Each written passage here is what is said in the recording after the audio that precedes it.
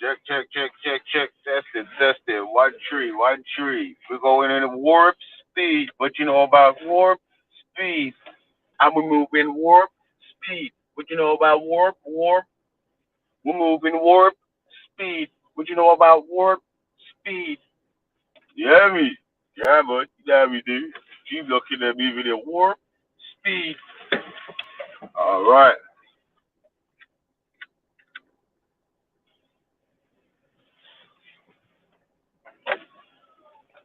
Yeah.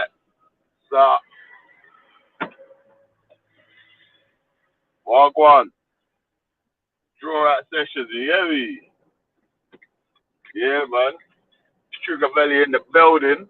You get me? Yeah. Walk one, walk one. How we move in warp speed? What you know about warp? Yeah, this was definitely a draw out for the Spirit and Souls Massive and the Scientific Dons as well.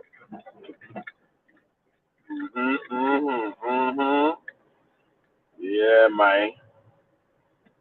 So the question's been asked, man, about what's more likely to be true. It's more likely to be true. Spirit, a soul, or a wormhole.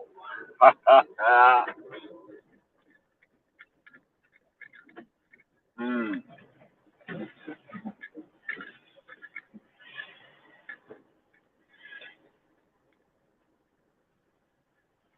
yeah. What's more likely, mate?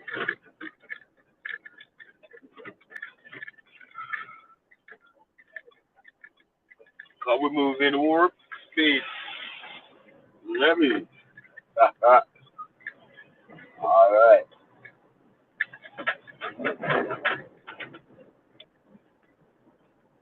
Mm. Yes, walk one though, man. Hey, you got me. We in the building. Is it? Is it?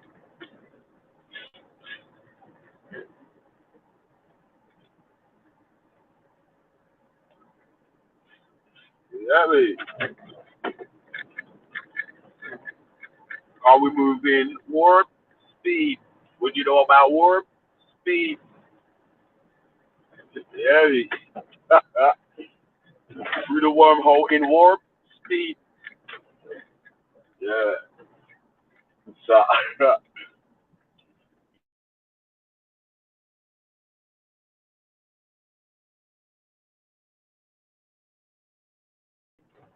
so yeah, we got the people them in the chat, man. Man said 100%. I've seen a W, you know, nothing, no, right? Then I'm going to give you a strike, let me like, then shit. I said I ain't seen God, but I seen spirit. Alright, say nothing, nothing. Yeah, we got we man, old type, ultra funky, old type push and smoke. You get me? Man, no, bruv, we moving in warp speed. Yeah. Yeah. Who else is in the building? Old type, Astro Inferno, big up yourself, G. Old type,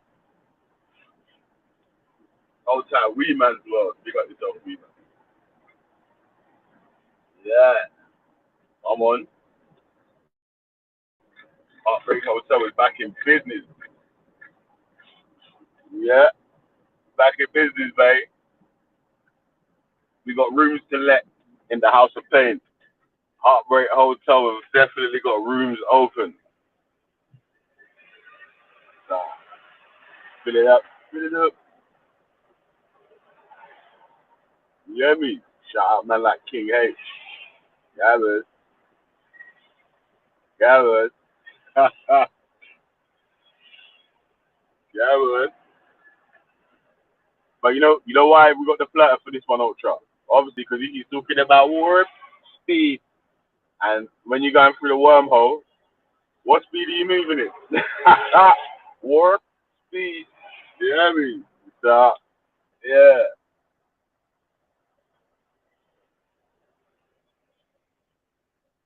Yeah, man.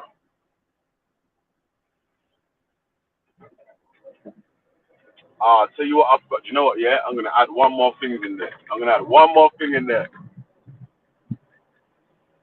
Super draw out session today. We have one more in there. Spirit.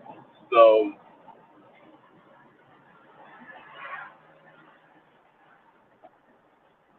what was my next one? Yeah, spirits. Poltergeist can go in spirits, isn't it? Yo, people them in the chat. Is a poltergeist a spirit? Can you count the poltergeist as a spirit? Yeah, yeah, it's how chill with the roasting match still. Come on, man. But you know the real roasters weren't out in force though. It would have been a barbecue, cuz. It would have been a house fire. Right? Electrical fire. You can't put it up. Man. Wow, word.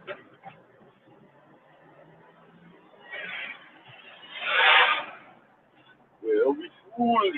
Yes, if people are fool. Yo. Trust me. Hey, man used to work on one building site, yeah?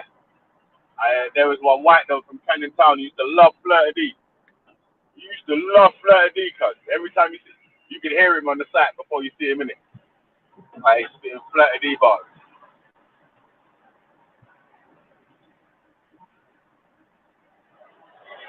I was a fundraiser, yeah? Yeah, recovered. Yeah, man. The roasted batch is a sick too. I don't mind getting involved in the peppering, like peppering.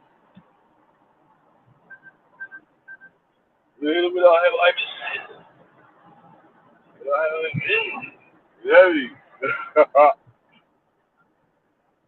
I didn't see that, man. What? Rambo versus Waleed, yeah? Yo, what? What? The roasted batch? That was really funny, yo. Uh,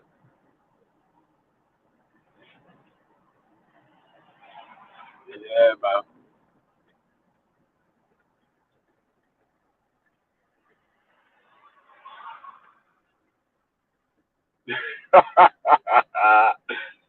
Yo, yeah, man. Yeah, man. So we need the people to come true. You get me? Yeah, yeah. Now. Do you know what? Yeah, Flirty did bite D double a bit still, but their styles were a little bit different. You get me? Yeah.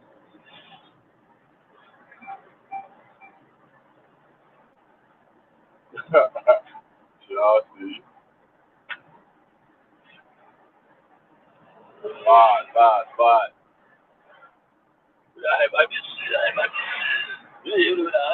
But when DWE comes in the race, all you need to do is say, ooh. Yeah, it's a shutdown, cuz. Come on, bro. Come on, man. You know what time it is, man. My man picks up the mic and goes, ooh. Yeah. You know the place is shut down. It's a pop up. You get me? Yeah. It's popping up more than it. Yo. If my man comes in with a ooh. Yeah, it's over, man. It's over. just, yeah. Flat is a G still. But that, yeah. It's who. But back. Yeah. When you hear that, back, it's mad still. Trust me. Beautiful. You telling me, man. Yeah, man.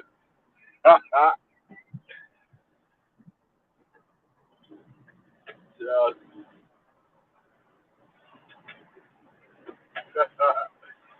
Hey, what you say, bear man, yeah? Yo, what's it?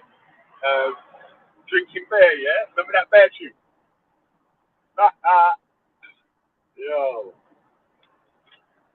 what's that? If you go down to the pub today, if you go down to the woods today, then you might see a bear. No, I can't remember the bars though. schooled out in the pub and we're drinking beer.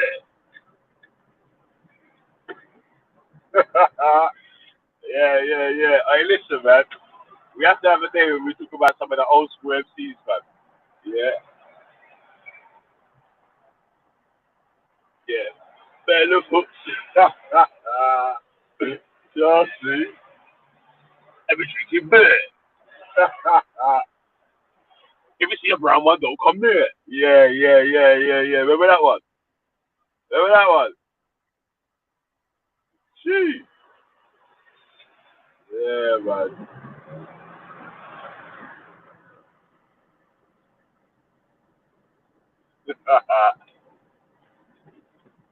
Yeah, man. Almost. Yeah, shout out Bear, man. Shout out Soft Soldiers and all them, man. Yeah. Yeah. How many uppercuts? Trust me. How many uppercuts? Trust me. If you see a brown one, don't come near. Trust me. Hey, mate. Yeah, man. Yeah, man. Grime is sick, man. If you weren't a fan of Grime, man, you're the fuck out of here, man. If you weren't a fan of Garage, you're like, get out of here, man. Even the Jungle MCs and all that, man. Trust me. The MC thing, that's UK, country. Yeah. Trust me. You mean? Yo. Hey, you mean? I like bad man, you know. And Cook Shot Drew for the old school. You remember L-Man? You remember L-Man? Used to be a big nasty back in the day. You remember L-Man? Nah, man. I'm trying to remember some of L-Man's bars. He had a ill little one liner. I can't remember it, man. Oh, man. Come on.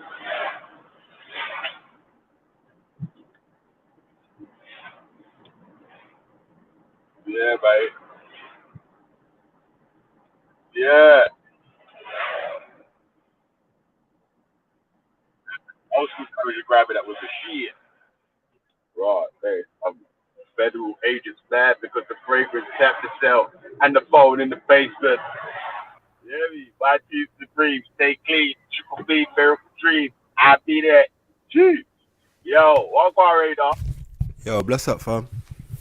You saying? You remember some of the old school MCs in garage and grime and that? Um, When they yeah, first started popping up. What? yeah, You know who Flirty D is? yeah. Just Yeah, you trying to know think of, Flirty, yeah? yeah, Dirty just trying to Flirt. think of old school producers. Mm. Do you remember Mr. Snowman? Mr. Woo? Snowman. Yeah, Mr. Snowman. What did he use to make beats? Yeah, he was top producer Yep, back in the day, yeah, innit? yeah, you have to sing one of the tunes, man. You have to make one of the, you get me? You have to make one of the tunes, man. I Do did. you remember Mad. do you remember, I don't know if you just listened to London Grime, innit? 'Cause I'm not from London, innit? But did you ever listen to, like, Yeah, Midlands Grime and all that? So, like, the Devilman verse, what was versus that crew? Skepta. Or Nah, E older Development. than that. Nah, yeah, Yeah, Mayhem and all that. Mayhem and all that. His crew, innit? okay. They had a big clash Yeah, still. Big I know clash. about Devilman and that too. I tell you what, I know about some more drum and bass MCs from Birmingham, all Bassman and Trigger, Spider, and all them. They some Okay. iron oh yeah, some old school drum and bass jungle, you know, you bad. I'll be Yeah, honest man, though. man. I didn't really listen to Uh, garage too much, but my older sister did, innit? So I know a lot about garage just from listening to my sister's music, innit? But I like garage. But I was more of a grime fan, innit? over crime head, yeah? Mm-hmm. What? When did you start getting into grime? Who was the top player when you started getting it? When Kano and them over there? Yeah. Like I was there listening to grime from LimeWire times, innit? Straight like oh, them You all know, day, yeah? you know, man had to download all the pirate copies of LimeWire and all that. Hey, one sec. Who remembers Bruiser? the British Bulldog. Hey, you mean?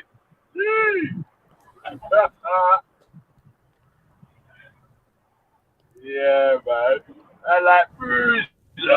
Channel you and all Get that. me. Yeah, man. I like get me. Get me, get Yee. me. Nah, get me, get me. Yeah, man. Yeah, yeah. Yeah, London was on, yeah. UK was on job, man. That's where TV drill and all them shits and other bits and pieces now. That's how them things got up there, man. The man them started doing their own thing. Mm. Man are screaming, get me! Who That's is the straight artist that made London, Bear in the bro. Woods? Yeah, I man, can't. that's Bear. Oh, Bear, man. Bear. Yeah, big MC. Yeah, And Al yeah, Dot Man Bear, and man. all They that. was with that mastermind. What are they called? Something mastermind. Mastermind troopers. Mastermind Diddy. troopers. Al Dot You Man. dig? It's L L dot Dot man. That's what Man. I was just talking about. Hey, what was L dot man's bar? It's L Dot Man. I can't remember. My memory's quite bad still, but it's one of my favorites still. Yeah, yeah. My So what's dick. this? L dot man. Oh yeah, that's what. Who's that white kid? L dot man. Who's that L dot man? It's L dot man. L dot It's man. L Dot That you was on. Man. Nah. That's Merkel, man. You're doing, man. You're Is doing it? jammers bars, bro. I swear Al Dot Yeah. Man's got a bar like Merkel, man. It's the Merkel, man. Yeah. Come with the green and purple, man.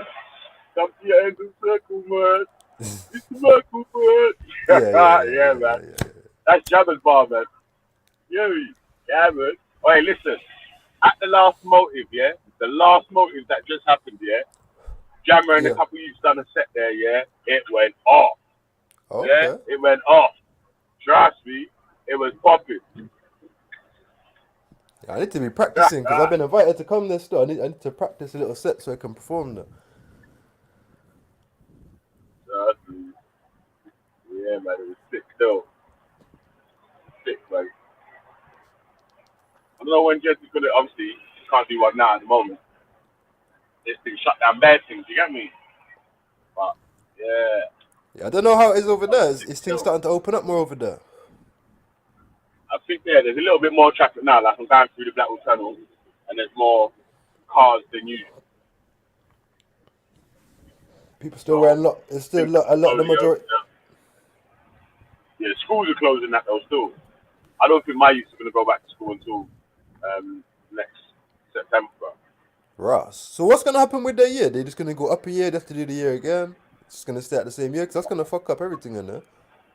Yeah, man. Or It's you more haven't been really told yet. the people that year 10 and year 11, you know what I'm saying? Or the last year in primary school where they need to do their SATs or something like that. Oh, yo, listen, I'm going for a tunnel, yeah? So hold out for me, radar, yeah? All right, cool. Same Go back family. and forth the comment section. Go back and forth with the Yo, comment big up Natty to Dread, section, yeah? King H. Yeah man, yeah man. Big up Booker. Big up King H. Ultra. Khan. The Orthodox Moor. NRP. Lottie. Me. How you all doing? What's the comments there? You was there, Funky, yeah? Ultra. Was it saying good vibes and that, yeah? 92 Judge says his favorite MC from back in the day was MCD. I'm nasty. Rest in peace, Stormin. Yo, Lottie says Scratchy was fun too. Scratchy was a top MC. I love this. His unique style still. Yeah, come on. I was talking about the clashes. The clashes were big. What was the best grime clash you in your opinions?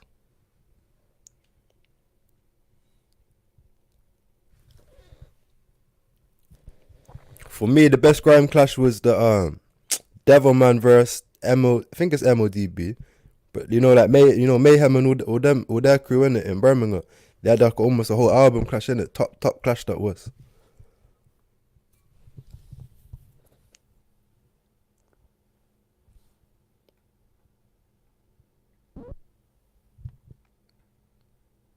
So what you were saying about today's topic? Anyone got any opinions? Got a question today, spirits, souls, or wormholes. Which one's more likely to be true?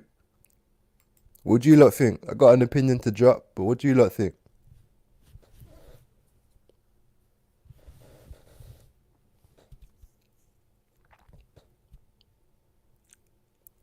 Like, it's gonna be an interesting conversation start. I don't know how wormholes kind of jumps into this with soul and spirit, and I know a lot of people confuse soul and spirit. Sorry, my phone's ringing. One sec.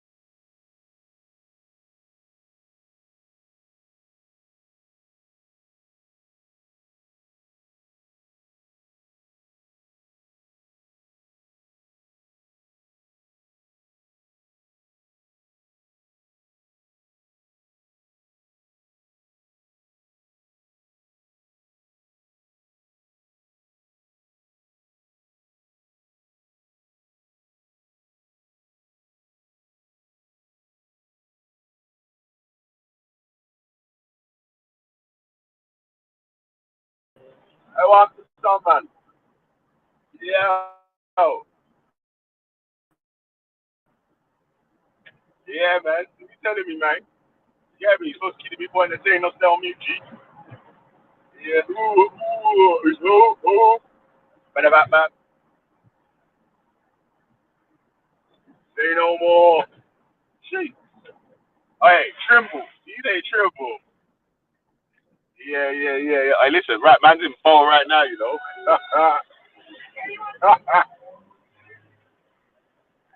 Yeah. Remember them those there. Roll deep, roll your boat, gently down the street. And if you don't want to hold your boat, don't roll in the road deep sea. Yeah, that's it. Hey, listen.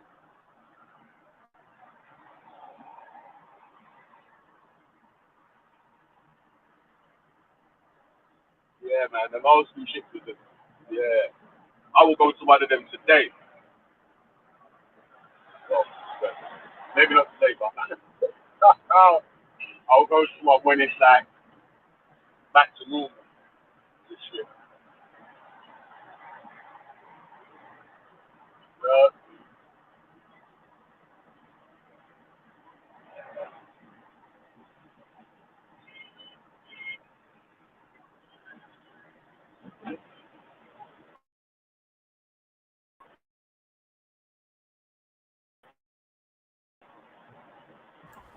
Yo, sorry, I was on the yeah, phone. man.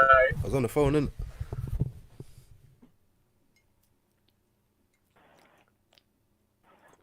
I'm gonna get a call back in a minute though, so I'm still not fully here. Just jumping It's in. about it. Your mic's cutting out, bro. You know, she wants to see my feet. Your mic's That's choppy, my fam. feet. Come back. Yeah. Yeah.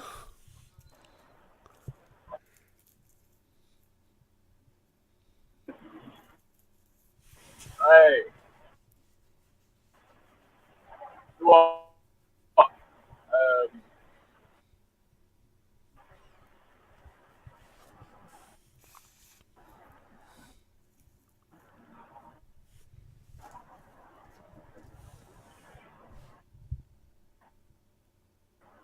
Yo, looking like that, bro. Well, my thing as well. My man. Yeah, I think it's your mic, bro.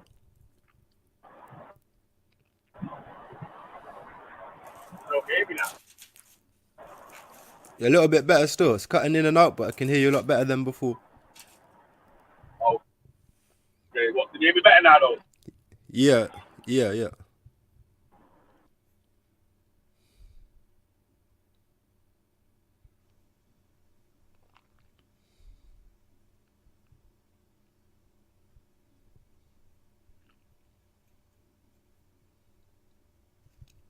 Crazy got a new sing along. If you want, you can sing along. That's a classic, King H. Classic.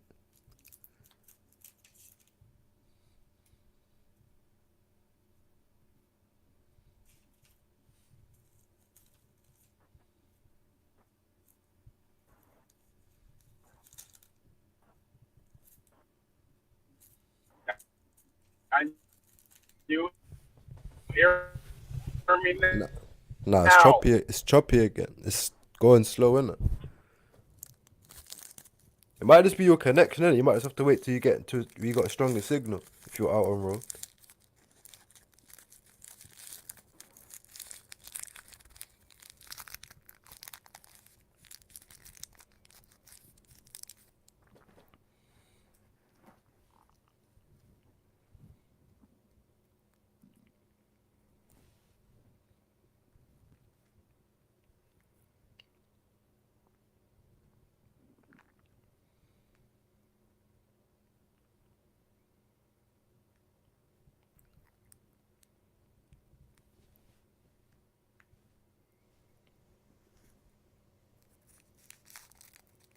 Mama told me, please don't buy no gun.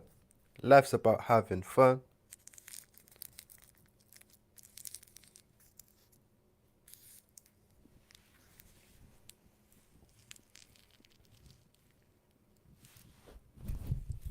What, do you not remember Ice Kid in that? Can't remember when Chipmunk broke True, innit? Ice Kid was there at the same time, innit? But man didn't bust True out as much, innit? But he's still active on the scene. I mean, big up Ice Kid. Top, top, top grime MC.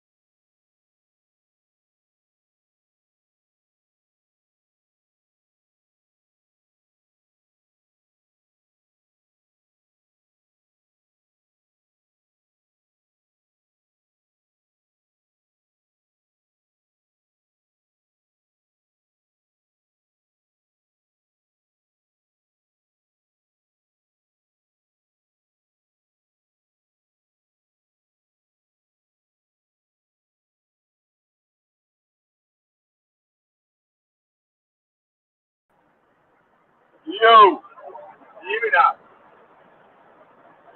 I can restart my phone now. Yeah, yeah. Yeah, yeah. All right. Let me know in the chat if you can hear me, man. Let me know. It's about to heat up, you know. We're not gonna get beat up. The girl she wants to sleep up. Yeah, can you hear me, yeah?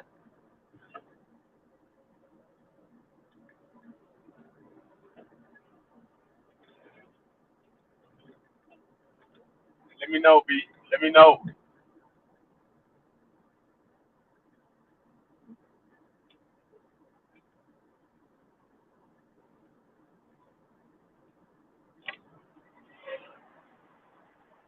Yo, yo, yo.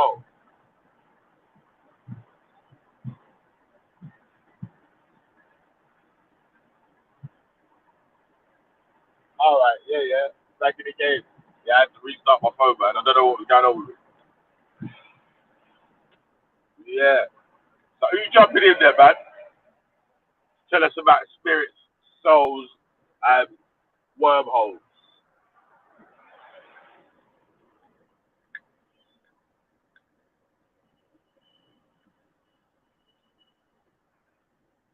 Yeah, man.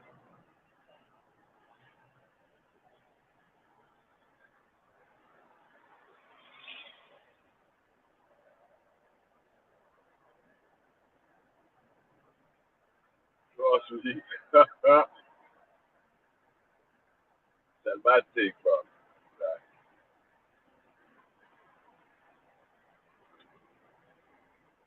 Yeah. So,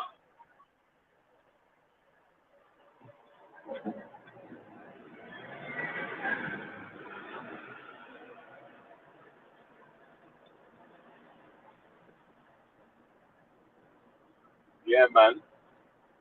I remember I went to what's that place called again? I went Fabric when he was there. Brody was there. Getz was there. There was bare different MC dons there still. All the East London ones.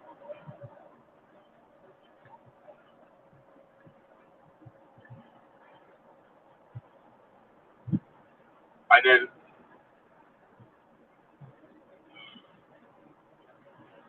some of the ones from South started coming through. You get me? Like P Money and all them man there. Step Zero and a couple other guys. You get me?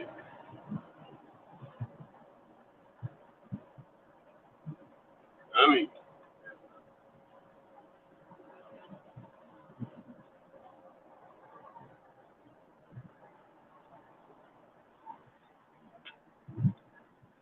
yeah, trust me.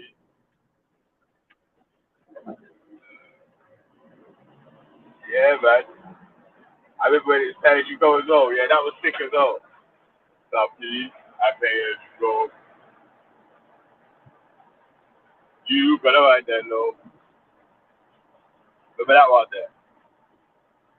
And obviously, no we. No we. They're fucking on them, no we.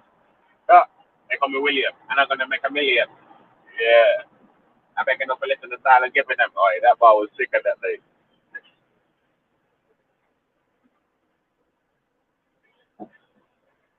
Jeez. Yeah, yeah, yeah, yeah. That was awesome, though.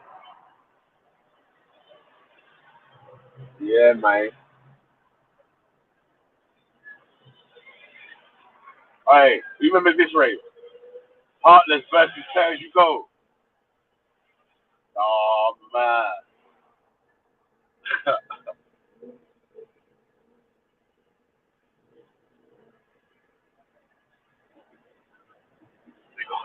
they got no dough, no weed.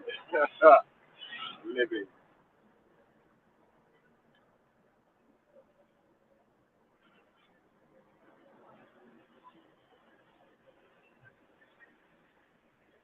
Man. where's the people them at, mate? Yo, gonna come true, you know.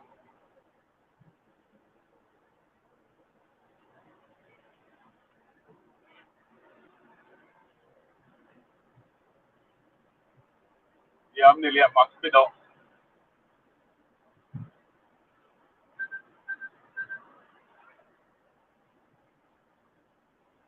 Radars are so big, fam. They're fucking all in the doorway.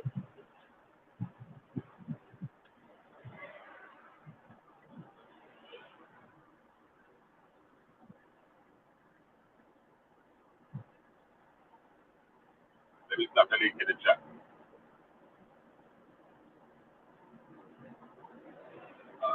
Let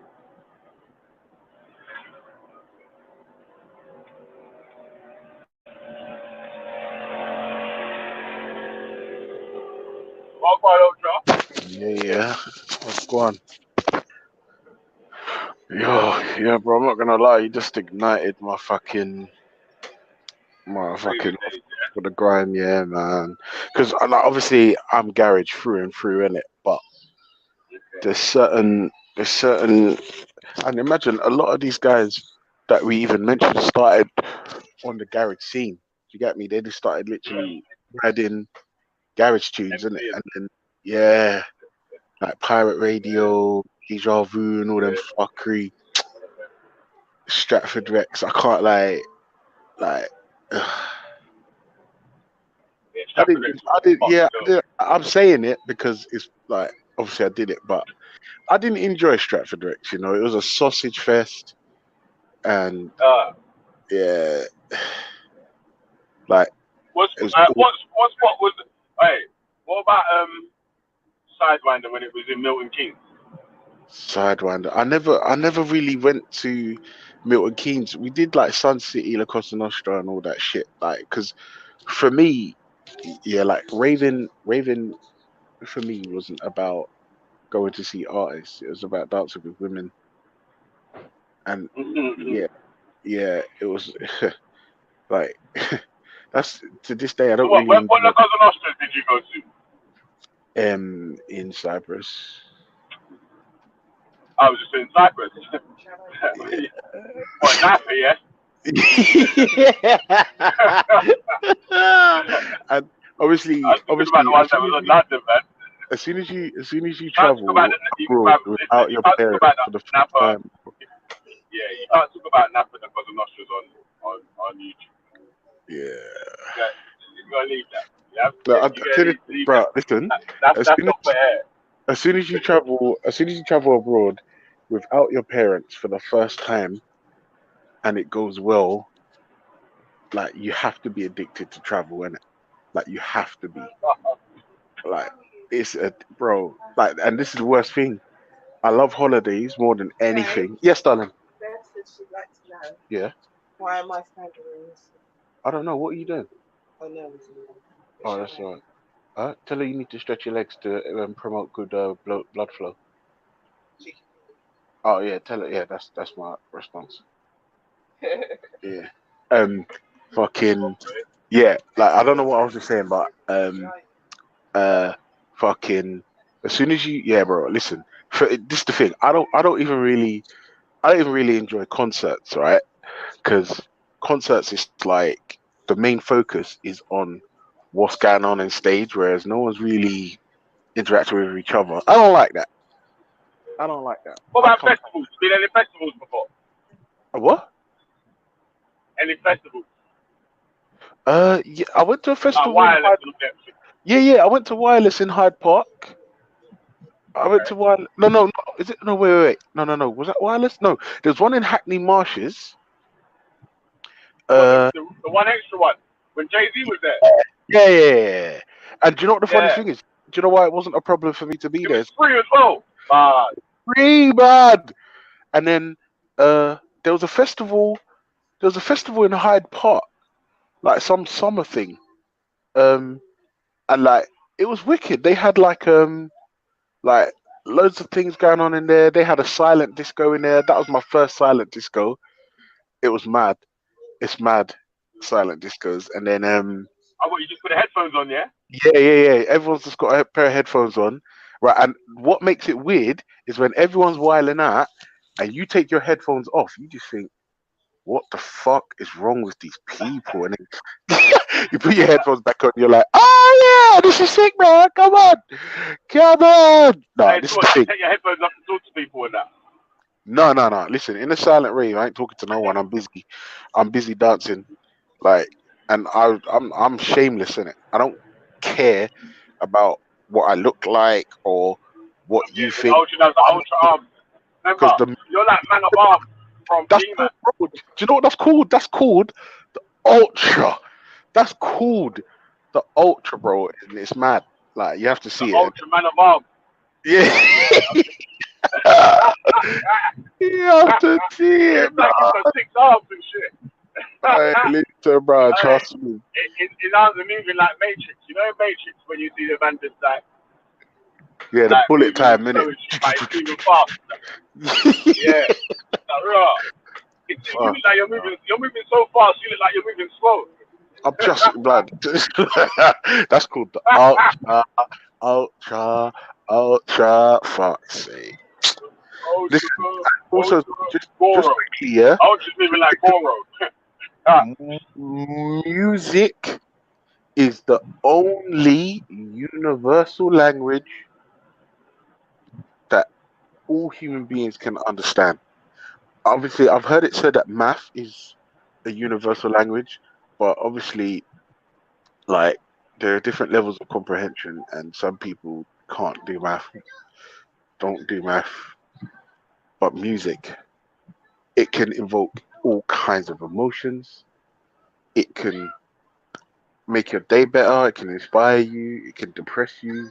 Well, again, these are emotions, but music is heavily emotive and it's imperative uh, for human life. Just think about all the fucking good memories we've invoked this morning just by mentioning a fucking genre. That's let's be honest, it's past now. Like, and even though it's hard for me to admit, garage is past. Right, I won't now, obviously you know what I won't Ultra, say yeah? old, but it's a different time now. Do you know what I mean? Next year, yeah. Next Mm. year, at one of the festivals, yeah, where they're bringing out some of the old school, where there's an old school garage tent and all that sort of stuff, yeah. We're Mm. gonna advertise it. We're gonna roll in it, yeah. We're gonna Yeah, roll up. come on, You get me? come Yeah, on, we're gonna roll up. Nah, yeah, come yeah, on, man. come on. We're doing live. We're doing live stream in the rave with that. You get me? Yeah, Yeah, yeah. the best. Bullets will cave your whole face in. Jeez. Hey, do you know what the funny thing? I'll tell you the truth, yeah. Like music is just, it's really. I think the only word to accurately describe music is wonderful. You see, like how some people read holy scriptures and feel like they're getting close to their God and all this stuff. I believe God, like music can invoke similar feelings and or experiences, which is really profound if you humble yourself and think about it for like a second. Do you know what I mean? It's mad. Like there's a tune that I don't like to listen to. what Uh, is it? I don't know who sings it to this day. I don't know. Well, I do. I just can't remember his name. And I know it's gonna be a lovely day, Love lovely day. you, love you, Yeah. See, the love reason why I you. don't like listening to that tune is because it reminds me of my nan. I love you, day. How Yeah. long can you do the day for? See if you can do the day for long. See how long you can do the day for. It's a lovely day.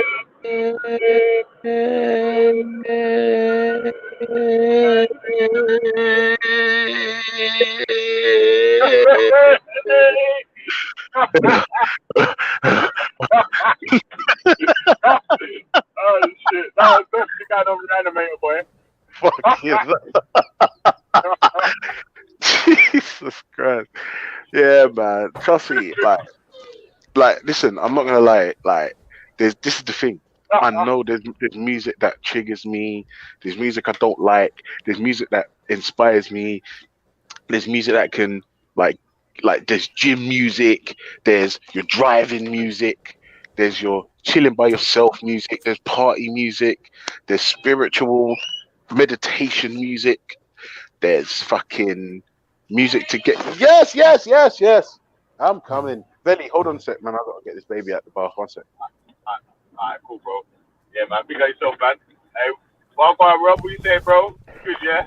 Morning, gentlemen. How are you? I thought you was gonna join in, man, with the Bill Weathers. You know what I mean? It's lovely good. Yeah, I thought you was gonna join in with it, man. It is a pretty good day out here, but I can't sing for shit, so I'm not going to try that. You're not looking to join me in Ultron X Factor next year, yeah? I'll just mouth the words, shall I?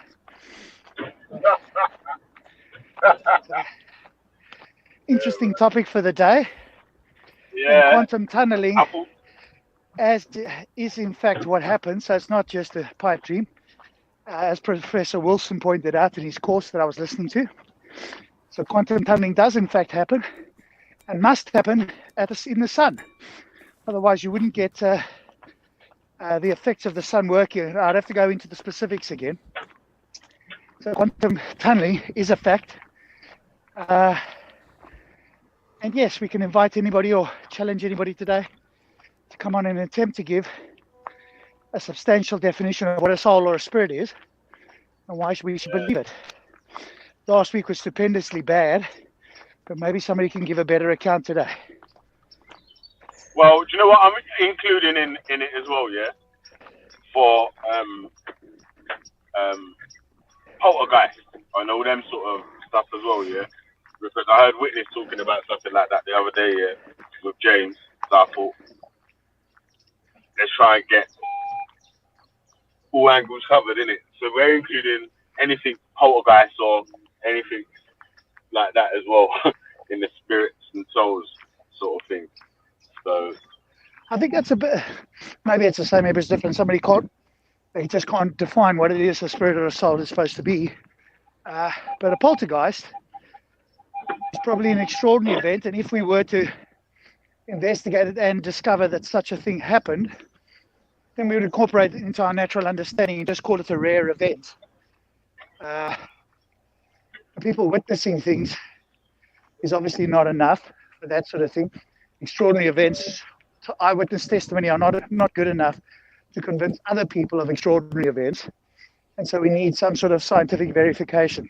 And if it can interact in this world, i.e. be observed or somehow affect this world, then of course science can be brought to bear on it. So the poltergeist is probably more likely, in my view, in the whole scheme of likelihoods, than a spirit or soul, which can't be defined and which we don't have any good reasons and evidence, and we don't require it. It's unnecessary, as far as we can tell. So still, I mean, a poltergeist is very unlikely, but more so than a spirit or a soul, I would suggest. Yeah, man. So hopefully we get some of the. I was gonna set my phones again. Yeah, sure. Can you hear me? Yes, good morning. We can hear you. Yeah, Rob, listen, you know when people say music affects me to my soul, right? Do you think that what they mean is it's affected me profoundly? Yeah, it's just an emotional response, right? You have an emotional response to certain sound waves, effectively. I mean, I know that sounds kind of reductionist, but that's essentially what's happening. And that's the accurate account of what people mean when they say that. Yeah? Is there any music, Rob, that can make you happy? Yeah, or sad? Definitely. Absolutely. Is there any music that can get you to go out and maybe feed someone that's homeless? Yeah, probably. It would what's the word? It would encourage one to do, so you'll get a feeling. I mean, the feeling could be anything, right? The feeling would be, hey, I'm feeling positive. I'm feeling like I want to go and take on the world or whatever. And then you could decide based on that emotion how you want to exercise that. It could be feeding the homeless. It could be, finishing a project, coming first in a race, taking care of the family when sometimes you don't feel like it, whatever it is, right? Well, do you think that's a great response, by the way? Do you think that there's music you could listen to that would make you want to punch someone in the face? No, not universally. I think there would be music you could listen to from which you could then choose, or illusory choose to want to do that. But I don't think there's an objective music that would get all human beings to do that. But I certainly think there's music that would give you an emotion which you could then say, hey, one of the things that I want to do is find somebody. Hopefully you want to stay clear of that music if that's the case. Unless, of course, your life's in danger, then you want to turn it up full blast, right? Or if you're going into an MMA match or a boxing match, you want to listen to things like "fuck the nigger up," you know, that kind of thing. Yeah, That helps. yeah. There was a guy actually that helped one of the boxers. It wasn't Ricky Hatton. It was one of these other guys. I think it was Joe Kozalvi. I don't pronounce his name. And he helped this guy win a world title. What he's also done, and again, we have to test it under scientific conditions, he's helped patients who have had operations and not had an anesthetic. We're not talking pure hypnosis here. I mean, hypnosis is probably part of it, but there's more to it. So these patients are awake, and he's going through a process. Again, we'd have to bring science to bear to see what is in fact going on there. Is it purely psychological, or is there more to it? But they show videos, and again, one has to put a question mark: is it authentic? But he's sort of speaking to them, etc. He lives in Scotland, etc. Not Scotland, Ireland, I think. And so he's speaking to these people, and they're having an operation done. So you can see the operation being done, and there's no anesthetic. Well, it's claimed that there's no anesthetic. Let's put it that way. So I think there are, things that we can do, especially with psychology. To what degree? I don't know. We have to test it. I won't lie to you, right? I actually like your response. Now, just to put this out there, it's a little bit random, but if I was about to get into a physical confrontation, I would listen to the montage from the first Karate Kid movie from the 80s, which goes, you're the best around. Nothing's going to ever keep you down. Yeah. See, I remember that. If I was going to get into a physical confrontation, like I don't like violence, because somebody always gets hurt and you feel bad after you fuck someone up, and right. But if everybody thinks they're the hero, right? Until they're coming to. I would want to think that yes, I'm the best around, and there's nothing that's going to ever keep me down. Until you get boxed on the nose and you're lying on your back. And then you get hit in the nose. I just didn't see the one coming. And I'm going to stand up, and then you're down again. And you're like, fuck me, man. This guy's playing. But remember, if you pay proper attention to the song's lyrics, even if you get punched in the nose, that shouldn't be enough to keep you down. I mean, you'll be crying and probably bleeding a lot, and you might even drown in your own blood. But as long as hey, Ultra, would you sing it? Huh? When you're saying that, would you actually sing it? Yeah, you're the best. Like if he was in a fight or whatever, and he was about to have a fight, or whatever, would you sing it? I would sing it. No, do you know what I would do? I would sing it to the guy, and hopefully he'd think that I'm some kind of nut, and then think, "Oh, fuck this."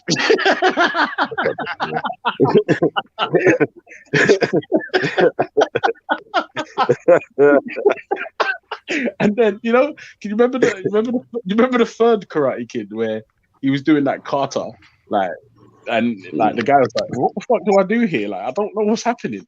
Yeah, I'll try and win a fight like that, but then obviously if you punch me in the nose, then I'm gonna have to change strategies. I mean, try another song.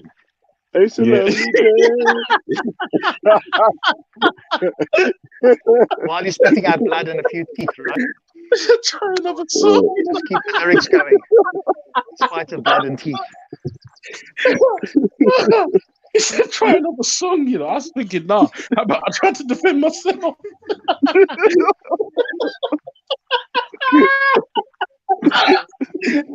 And the karaoke machine start punching you in the jaw, and you start singing song after song.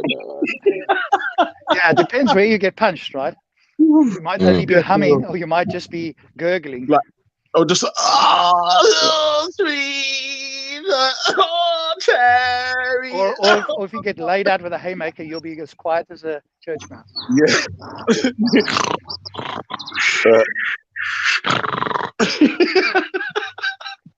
Fuck me. Yeah, But just so you know, if we do get into a physical confrontation, my first approach will be to sing to you. And if that doesn't disarm you, then you're probably a massive arsehole. And then we'll have to fight. And then I'm going to go straight for your eyes. I'm going to give you a big dab in the balls. Right. And if that doesn't work, I can't run because like my stamina level is on like 3 out of 10. So I have to hurt you. I have to hurt you. I have to hurt you. And then I'll leave the scene patiently and quietly. And I'll apologize as well while I'm hurting you. I'll apologize. I'm nice like that. You're too kind. Yeah. Because I don't enjoy it. I don't enjoy physical violence. I just don't enjoy it. It's not great. Yeah, me neither. I mean, when you're young, right, you think you can take on the world. And we often hear panelists coming on here telling us how tough they are until they find out that somebody's tougher than them. But there's a lot of big talk on here, isn't there? Behind a keyboard or behind a, a phone about how tough they are. And yeah, you hopefully, you grow out of that, but some people don't, clearly. I think it's more when you're young and you have testosterone and you want to sort of prove yourself or, whatever the case is. But then you mature like we have, hopefully, and you see that that's not particularly useful.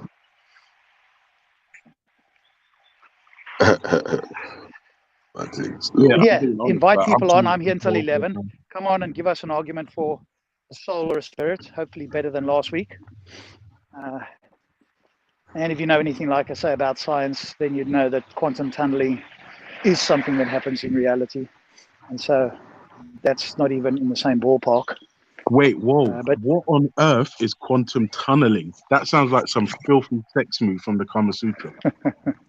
Well, it's basically the quantum levels. So particles can, quote, tunnel through. In other words, go from one place to another effectively without, without intersecting other particles along the way. So, I mean, you've heard of the tunneling effect, the right? magnetic like wormhole. Star Trek and all that. But, it's not quite like that as I understand it.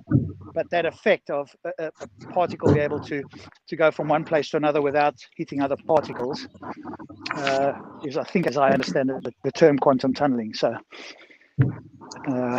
that does happen, and it happens. I didn't know this, but it happens in the sun, which is interesting.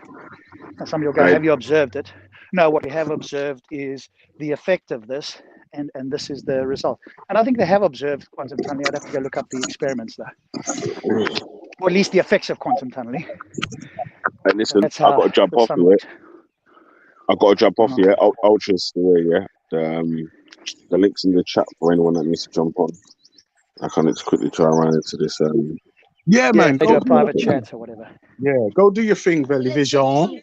And listen, when you get to the client's house, don't sing to them. Yeah, just tell them you're here to fix the boiler, and then yeah, don't sing to them. That's like some Flirta D bars. Yeah, no, some of them are, some of them your boiler fix now. Warp speed.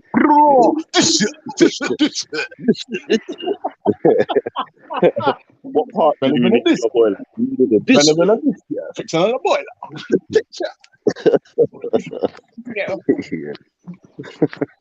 All right, see you in a bit. All right. Okay, thanks. I definitely want to bring now, Rob, those who are listening.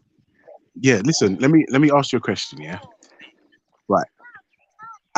Let's use you as an example, right? Your brain is pretty functional from the sounds of it, right?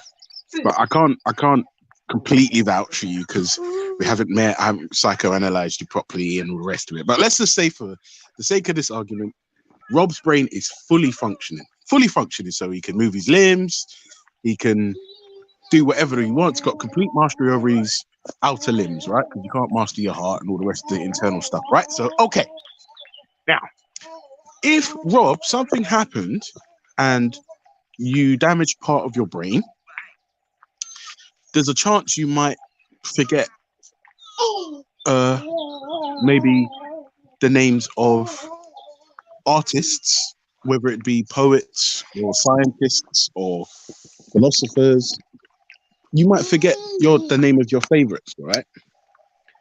Now, that's part and parcel of brain damage, right? And there's a chance that you might heal. There's a chance. It's unlikely, right? But let's say you damaged your brain further. And now Uh-huh. you can't even use your left arm, right? Because of the Mhm. damage that's been done to your brain, right? And then let's just say, Rob, something else happens. Oh my god, it's just incredible bout of bad luck. And I know how you feel about luck, but there's no other words I can use, right? So you damage your brain again.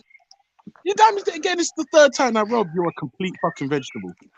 Can't talk, can't remember anything, can't move your arms, limbs. You need care constantly, 24 hours a day. You can't even speak. You need to shit into a bag. You need someone to wipe your ass, someone to bath you. To just like it's just mental. Just because your brain has been damaged, right? Yeah.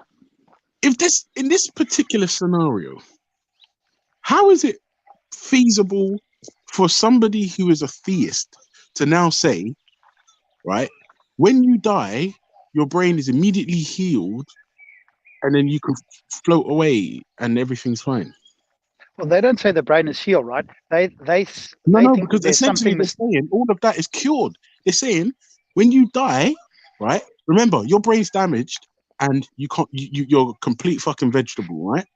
What they're saying then essentially is when you die and your brain is completely fucked up, damaged, broken, not on, it heals itself and you're back to normal and you float off to another dimension. Yeah, but That they're not to me, saying that. Ultra, they're not saying that. They're saying that your consciousness floats free of the brain in some way. And if this consciousness is attached to a soul or a spirit, whatever the hell that's supposed to be, then that's what floats away. The brain is still damaged. But what results, the emergent property of consciousness, the phenomenology of consciousness, floats free and presumably is encased by something that you might call a spirit or a soul.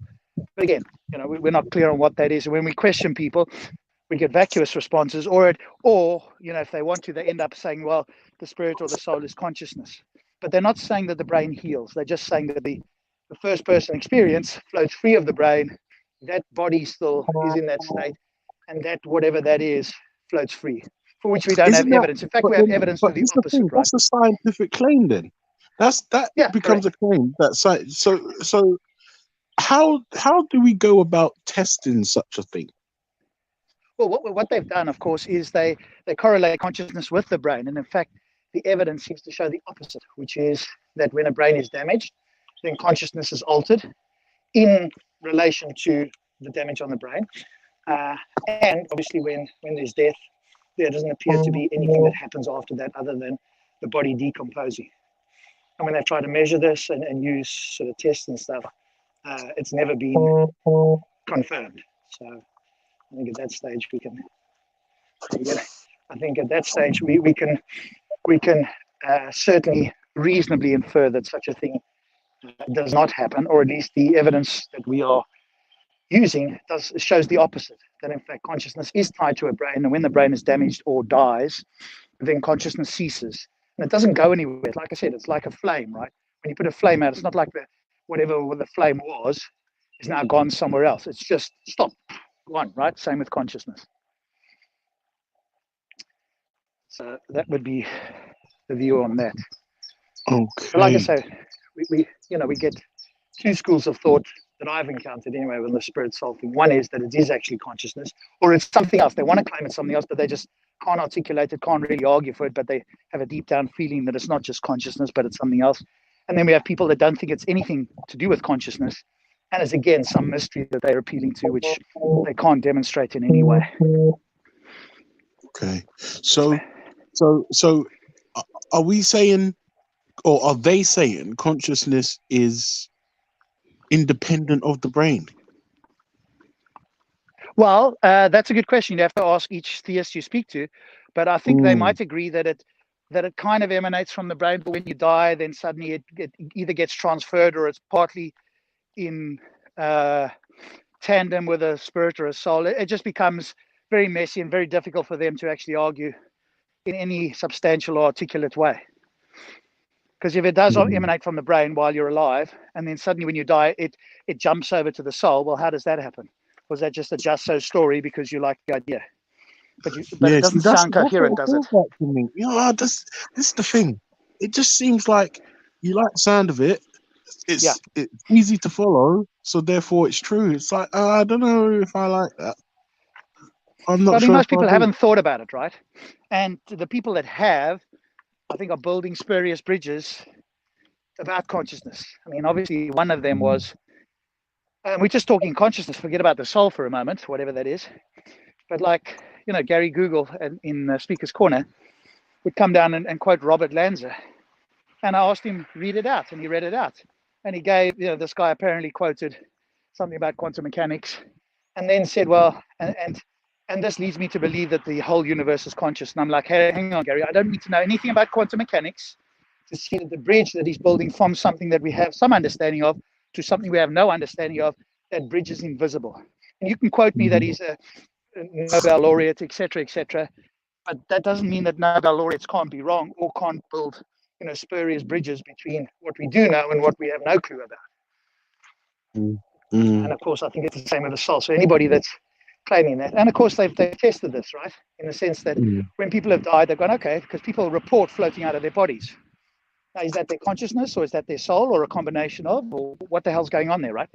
Or maybe it's just more likely just something that's going on in the brain that gives them the idea that they're floating free, like when you dream, right? When your brain is under stress or when something's happening, you have what might be an hallucination. And so they've put, numbers, and they've put things on top of counters that nobody knows about.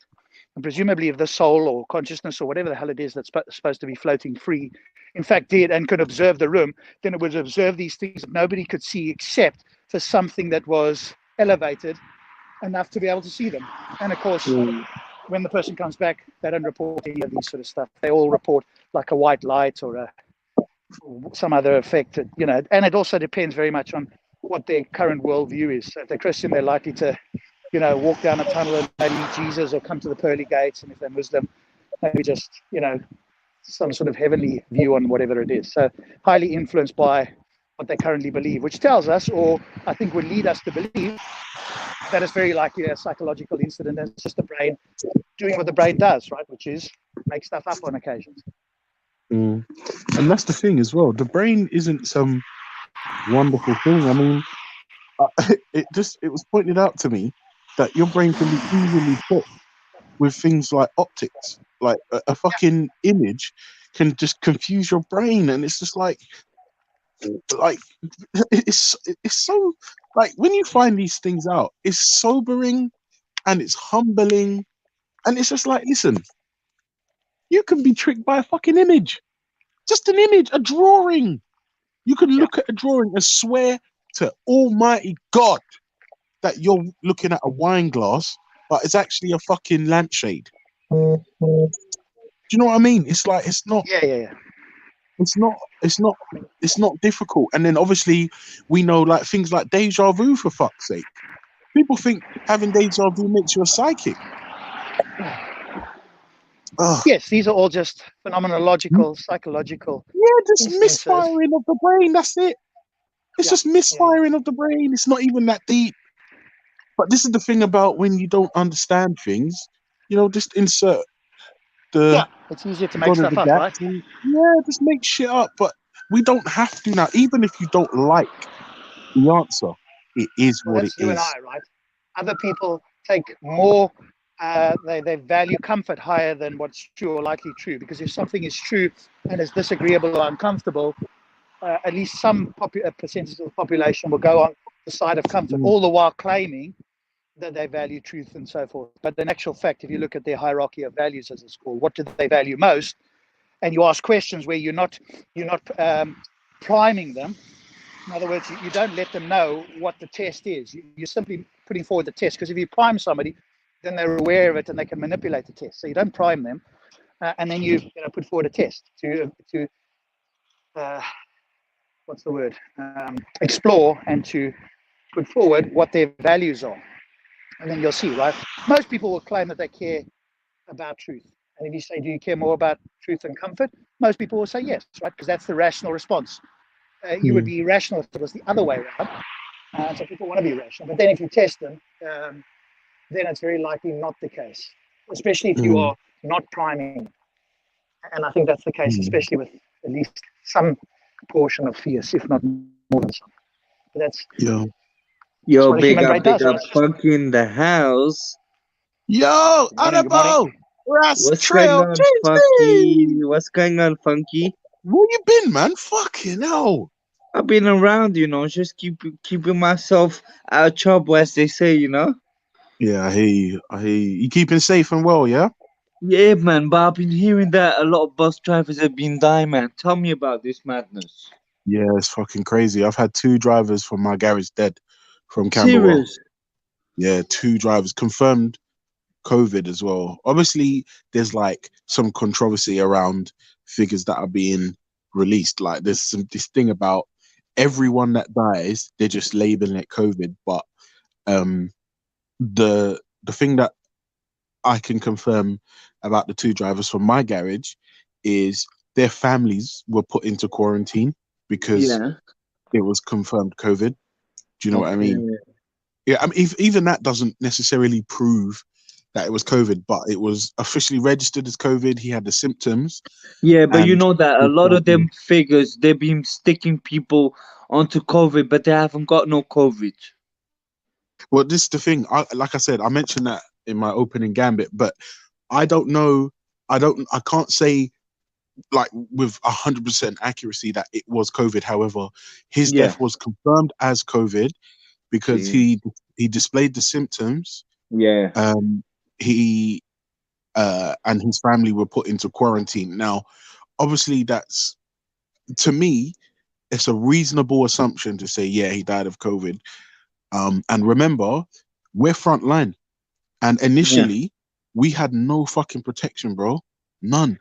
Yeah. Like they weren't like initially when this COVID thing kicked off, people were still getting on the front door, talking to us through the holes in the cab and all Yeah. the rest of it. And then there was no social distancing. Like even now, Annabelle, I'm off work now, and I'm furloughed, but I'm in a WhatsApp group with my union, and they're showing videos of bosses that are fucking packed to the brim today. So what? Are you man Today, still getting paid though? Are you still getting paid? yeah. Okay, so you're alright then. You're alright. Yeah, but don't forget, it ain't even about me because obviously I'm a humanist, innit? So I'm worried about everyone else. Yes, I'm fine as is, right? But my colleagues have been putting their lives at risk for since this whole thing started. In fact, buses haven't stopped. The Not only NHS, that, you gotta I've been analyzing the whole situation, yeah, and you gotta yeah, think of this, yeah. Bus drivers have got a very unhealthy lifestyle it's true. because It's they're true. sitting down for 8 hours a day, yeah, sitting down and eating junk food as well. Do you Mm, hear me?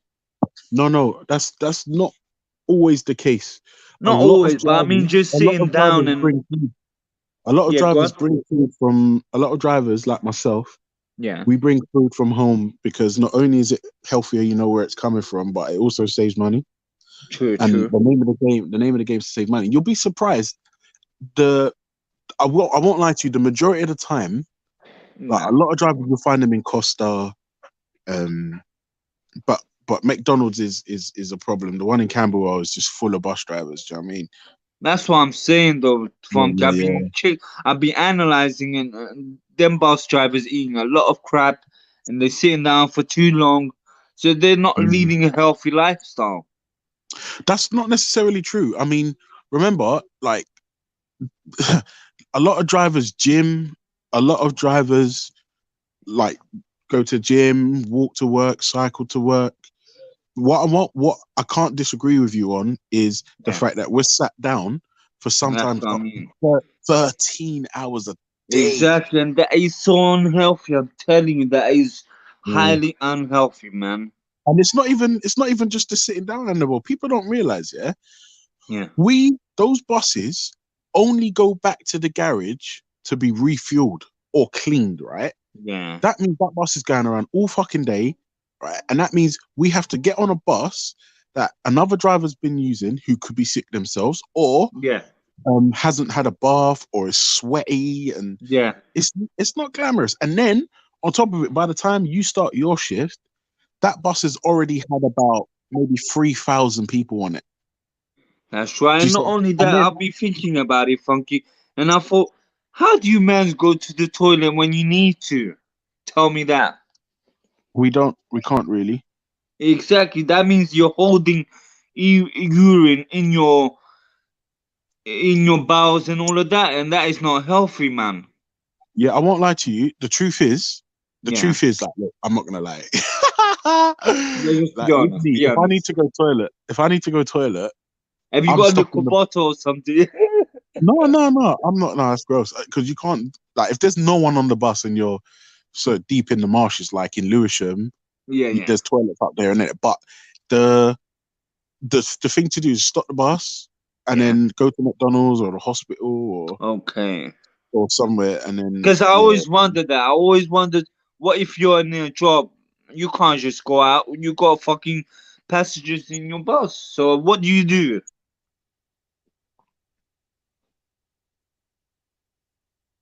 Hmm? Can you hear me? Yeah. Sorry. What did you say, Annabelle? Sorry, bro. I missed it. Yeah, I said, what if you got passengers in your bus and you're in a Yeah. job? What do you do if you need to go toilet? It depends. If it's number one, I'll say this bus has to hold for like 3 minutes. Apologies for the delay, and Yeah, then go restaurant or shop or yeah, run into the hospital or whatever.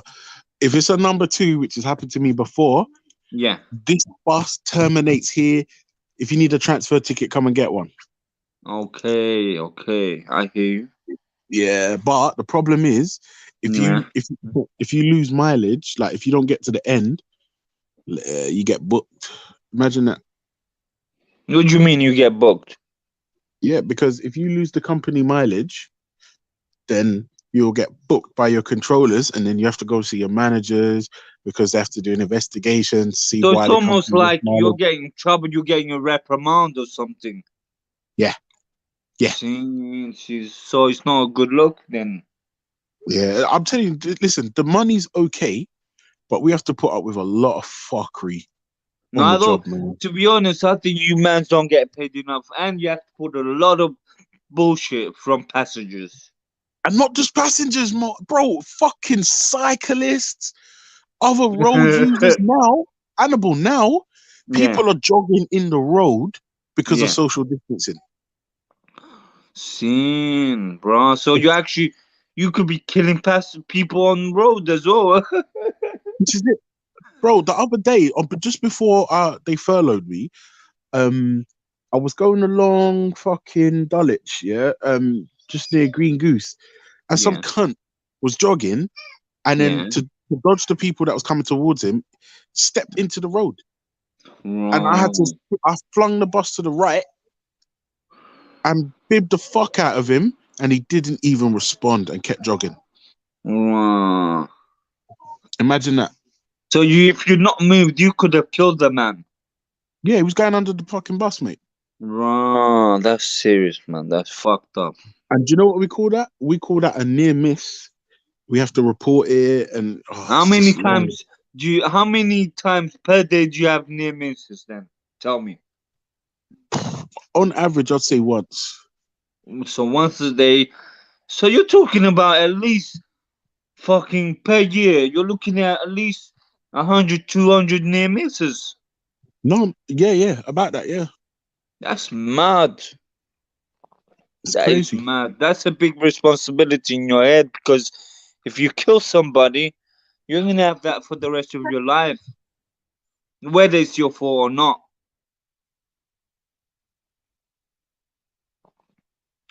You know what And I'm this is the saying? thing. This is the thing, Annabelle. Imagine if I'm driving along, someone steps out in front of me, Yeah. um, and you hit them, even if it's not your fault, you've just killed someone. That's what I'm saying. Staying with you forever, man. And then I'm not gonna lie, when about 4 years ago, Yeah. some Polish guy jumped out. Like he was on the cut. I was coming along the road. He saw me, jumped into the road. I swerved him, like I swerved to the right again, but he stuck his arm out, and I whacked him on like the right side of his back and his right arm, and Mm. he flew up in the air and spun around. Now, Mm. when I got back, like it was a long thing because I had to stop the bus, Like, I was in shock. I was So angry. what? You actually hit him then? Yeah. Yeah, yeah, fucked him up, bro. Fucked him up. But then listen to this. Yeah. Got up, and then he got up, and I was like, motherfucker, I could have killed you. You probably cost me my job. I was in shock, innit? Like, and you know what he said? Don't Yeah. worry, I'm okay. And I was like, What? no, yeah. I was like, nah, you motherfucker, you wait there, blah blah blah. I had to call the police. The police didn't even attend the scene because he got up and didn't need medical assistance, right? But because it was a bus on pedestrian accident, they called somebody from the garage to drive the bus back. Then I had to do alcohol, drugs tests, blah blah blah, and all the rest of it. And then I had to go police station. It's just Uh, fucking long, bruh. It's long. It's fucking long, man. that's why I think you man's got a massive responsibility, and you don't get paid enough. Yeah, no, we don't. And you and you got a very unhealthy lifestyle because you're sitting down for most of the day. That Mm, doesn't help. yeah, yeah. Hey, the truth So is as that's why I well. You know think, what? It's not even just the sitting down. The seats that we use, yeah, they fuck up your back. They're not even the seats are not even great. Like imagine yeah. sitting down in a chair for 8, 9, 10, 11, 12, 13 hours a day, and the backrest isn't properly supporting you. But Imagine I that. think I think that's unacceptable. In nowadays, I think that's unacceptable.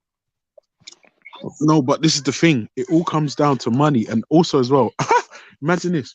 I just went to a CPC course, yeah, Yeah, and they were using like VR headsets and all this stuff and giving us scenarios, and then they were telling us the the problem the problem with accidents is the human error. yeah, Any yeah. Of accident. course, yeah, yeah. So what? That's Yeah, always gonna happen. That's always yeah, gonna no, happen. no, Annabelle, it won't. Do you know why? Because now Why? they're investing in driverless buses. That's even worse, brother. No, because what they're saying is Yeah, they're gonna. You see how the front of buses are flat, yeah. yeah, They're gonna make them more like a train, so it's like a scoop, yeah. So if you yeah, do get hit by a bus, you won't go under the bus to be murdered. You'll be sort of pushed aside. yeah. I think that's a good thing though, because at least you're Yeah, not gonna go under the bus. exactly. Now, also as well, because what they'll do is the buses will be speed limited to whatever the speed of the road is, and Yeah, then um and then they'll have like you know what brand new cars have with all the highest grade tech where it can detect people in your path, it can detect people breaking and all that stupid shit. They're investing yeah. in that kind of tech for the buses. See, I think one of the really good things in London is the fact that we have got bus lanes. I think that avoids a lot of accidents. No, it doesn't, bro, because of the No? cyclists. Because of the cyclists, they're the That's because number the one cyclists problem. should have their own lane, though. They should have their own road for cycling. Yeah, but London's not big enough. I If it was know, I know. In Amsterdam, in Germany, like in Germany, they've got a cycle path on the pavement. The That's what cycle we path should have is in London, man. there, That's what we should have here. but London's not big enough. I hear you. I hear you.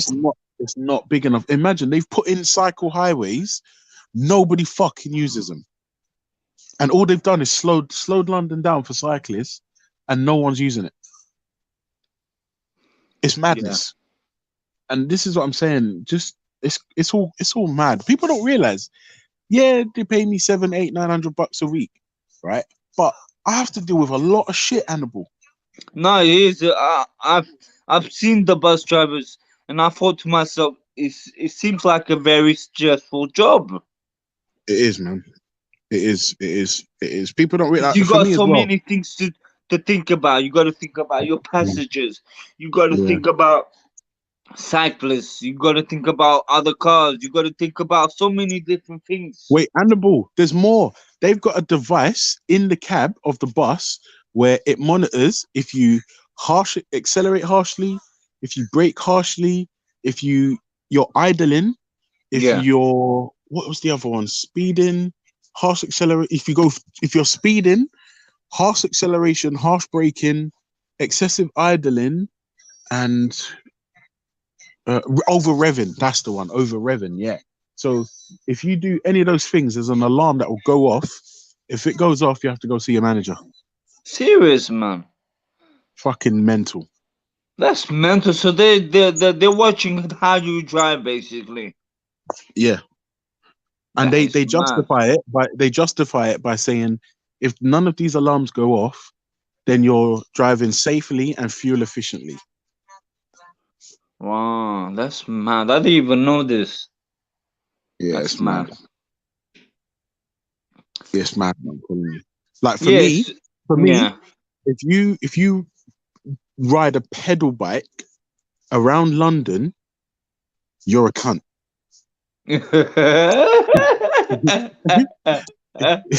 Yeah, I'm telling you, like it's mental.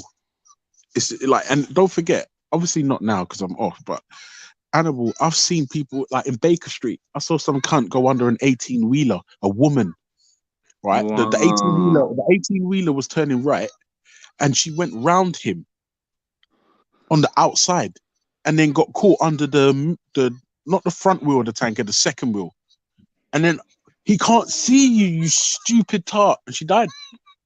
Wow, that's I had to go police station. I had to go court. They gave me 2 weeks off. It's serious. fucking Fucking no. bro. I see it all the time. I see it all the time. Like, and this is the thing. These people are allowed to vote. Figure that out. So I'm saying, these people. No, I'm sorry, man. It's too much. It's too much. Like, imagine these people have. Depending on how you feel about politics, but these people have the ability to influence policy essentially because they can vote. No, it's not a taco. It's not a taco. It's similar to a taco. We don't have tacos because we're domestic roots, man. It's fucking crazy, man. So tell me that Mm. how you man's getting paid now that there's free bus rides. Tell me about that. Well, remember the money that well, anytime we Who's don't take paying? money. Who's paying for the bus rides right now? Well, this is the thing. Remember, Yeah. when you scan your Oyster card or your contactless card on the bus, Yeah. that money goes directly to TFL. It has nothing to do See. with us. It has nothing to do with us. It never Plus, has. I Now listen, reckon TFL they're making millions every day. You know, they're making millions every single fucking day. Now every this is day. why Yeah. this is the thing. It's mental, right? Because think about it. If you take into account all the fares daily, all the weekly bus passes and travel cards, Oh, it's monthly, hundreds of millions in monthly, it probably per week.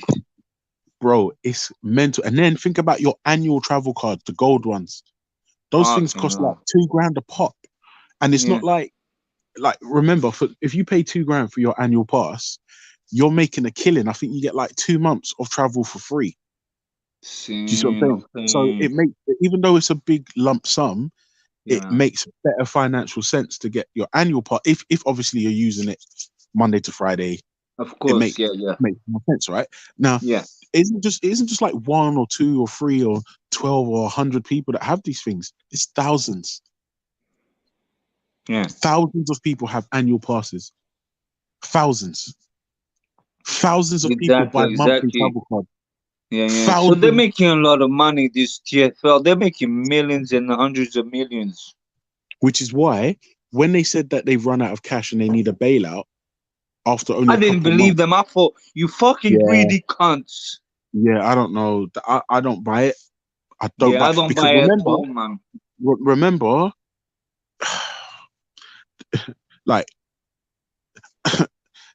TFL isn't like a company for profit. Everything that they make in once they've paid their staff and that, it goes back into like road improvements and So they all haven't the rest got of it. no shares, nobody that owns the company. I don't believe so. No, it's not. I don't believe it's a company for profit. I don't believe it is. I think it's a non-profit company where everything that they get, even, like everything that they get, Yeah, I think I'm not sure. It may have changed, but everything they get goes back into London. So once they've paid their staff and all their debts and yeah, and fines or whatever the fuck, goes back into um like building bus shelters and countdown timers and that kind of stupid shit, posters and all yeah. this shit. Yeah, it's mental though.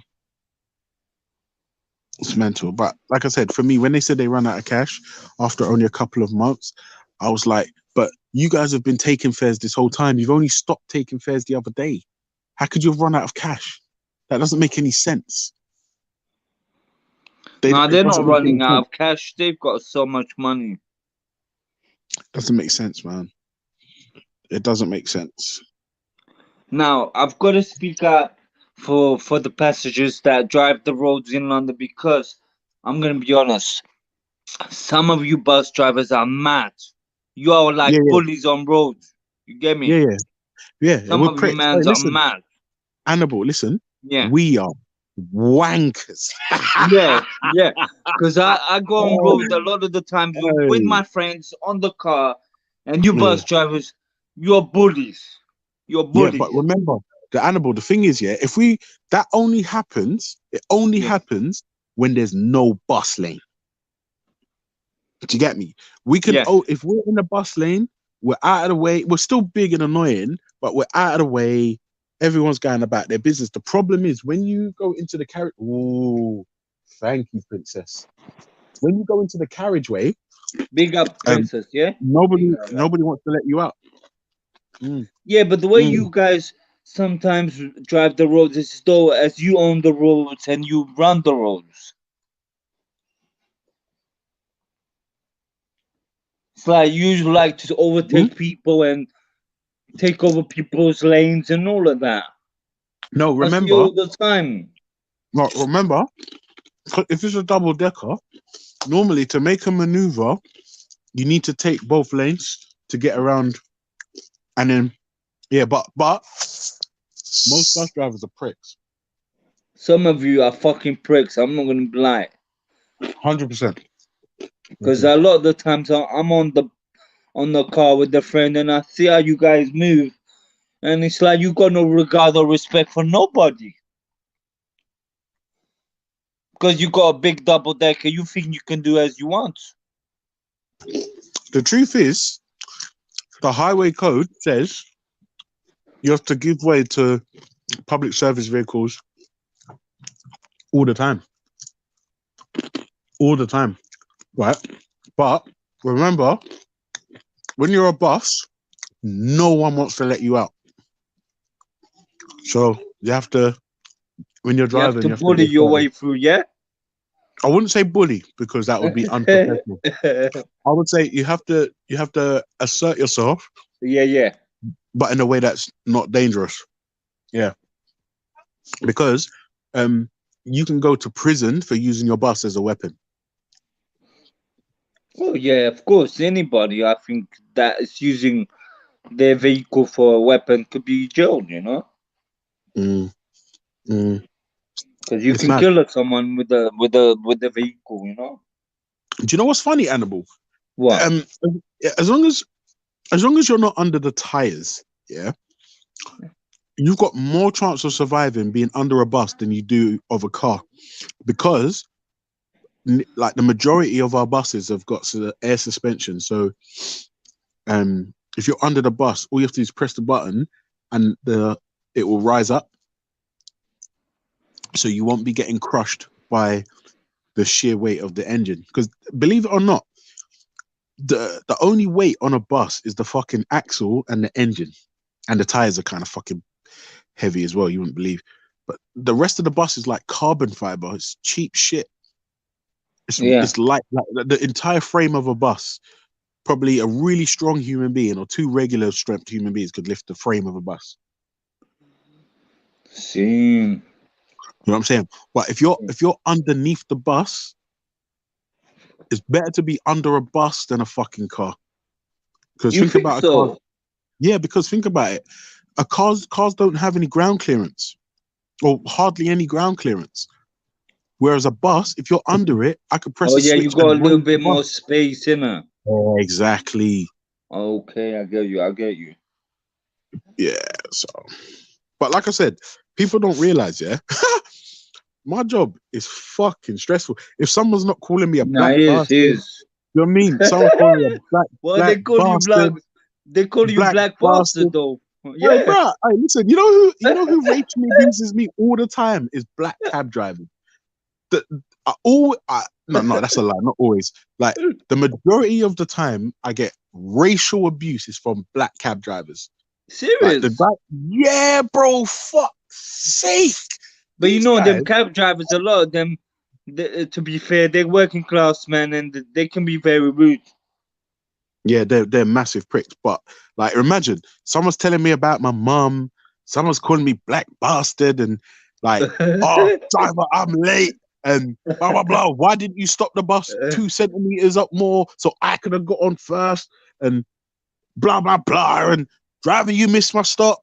But you didn't press the bell and you didn't stand up. So I let you off here. No, I wanted to get off at the bus stop. Yeah, but the bus stop's just like 3 steps behind us. Like it's not that thing. No, I hate you, bus drivers. And then cyclists, and then fucking they're monitoring your driving. So if you do anything fucked up, and then you've got people who ride around with helmet cams and everyone's recording everything, and then you got fucking people walking and jogging in the road. Then you've got fucking obstacles. Then you've got other vehicles. Then when you get into your bus, the guy who was driving before you, who you're taking over from, is a sweaty, nasty cunt who ain't washed his clothes for like a week. And then the guy who had the bus before him was sneezing all over the place.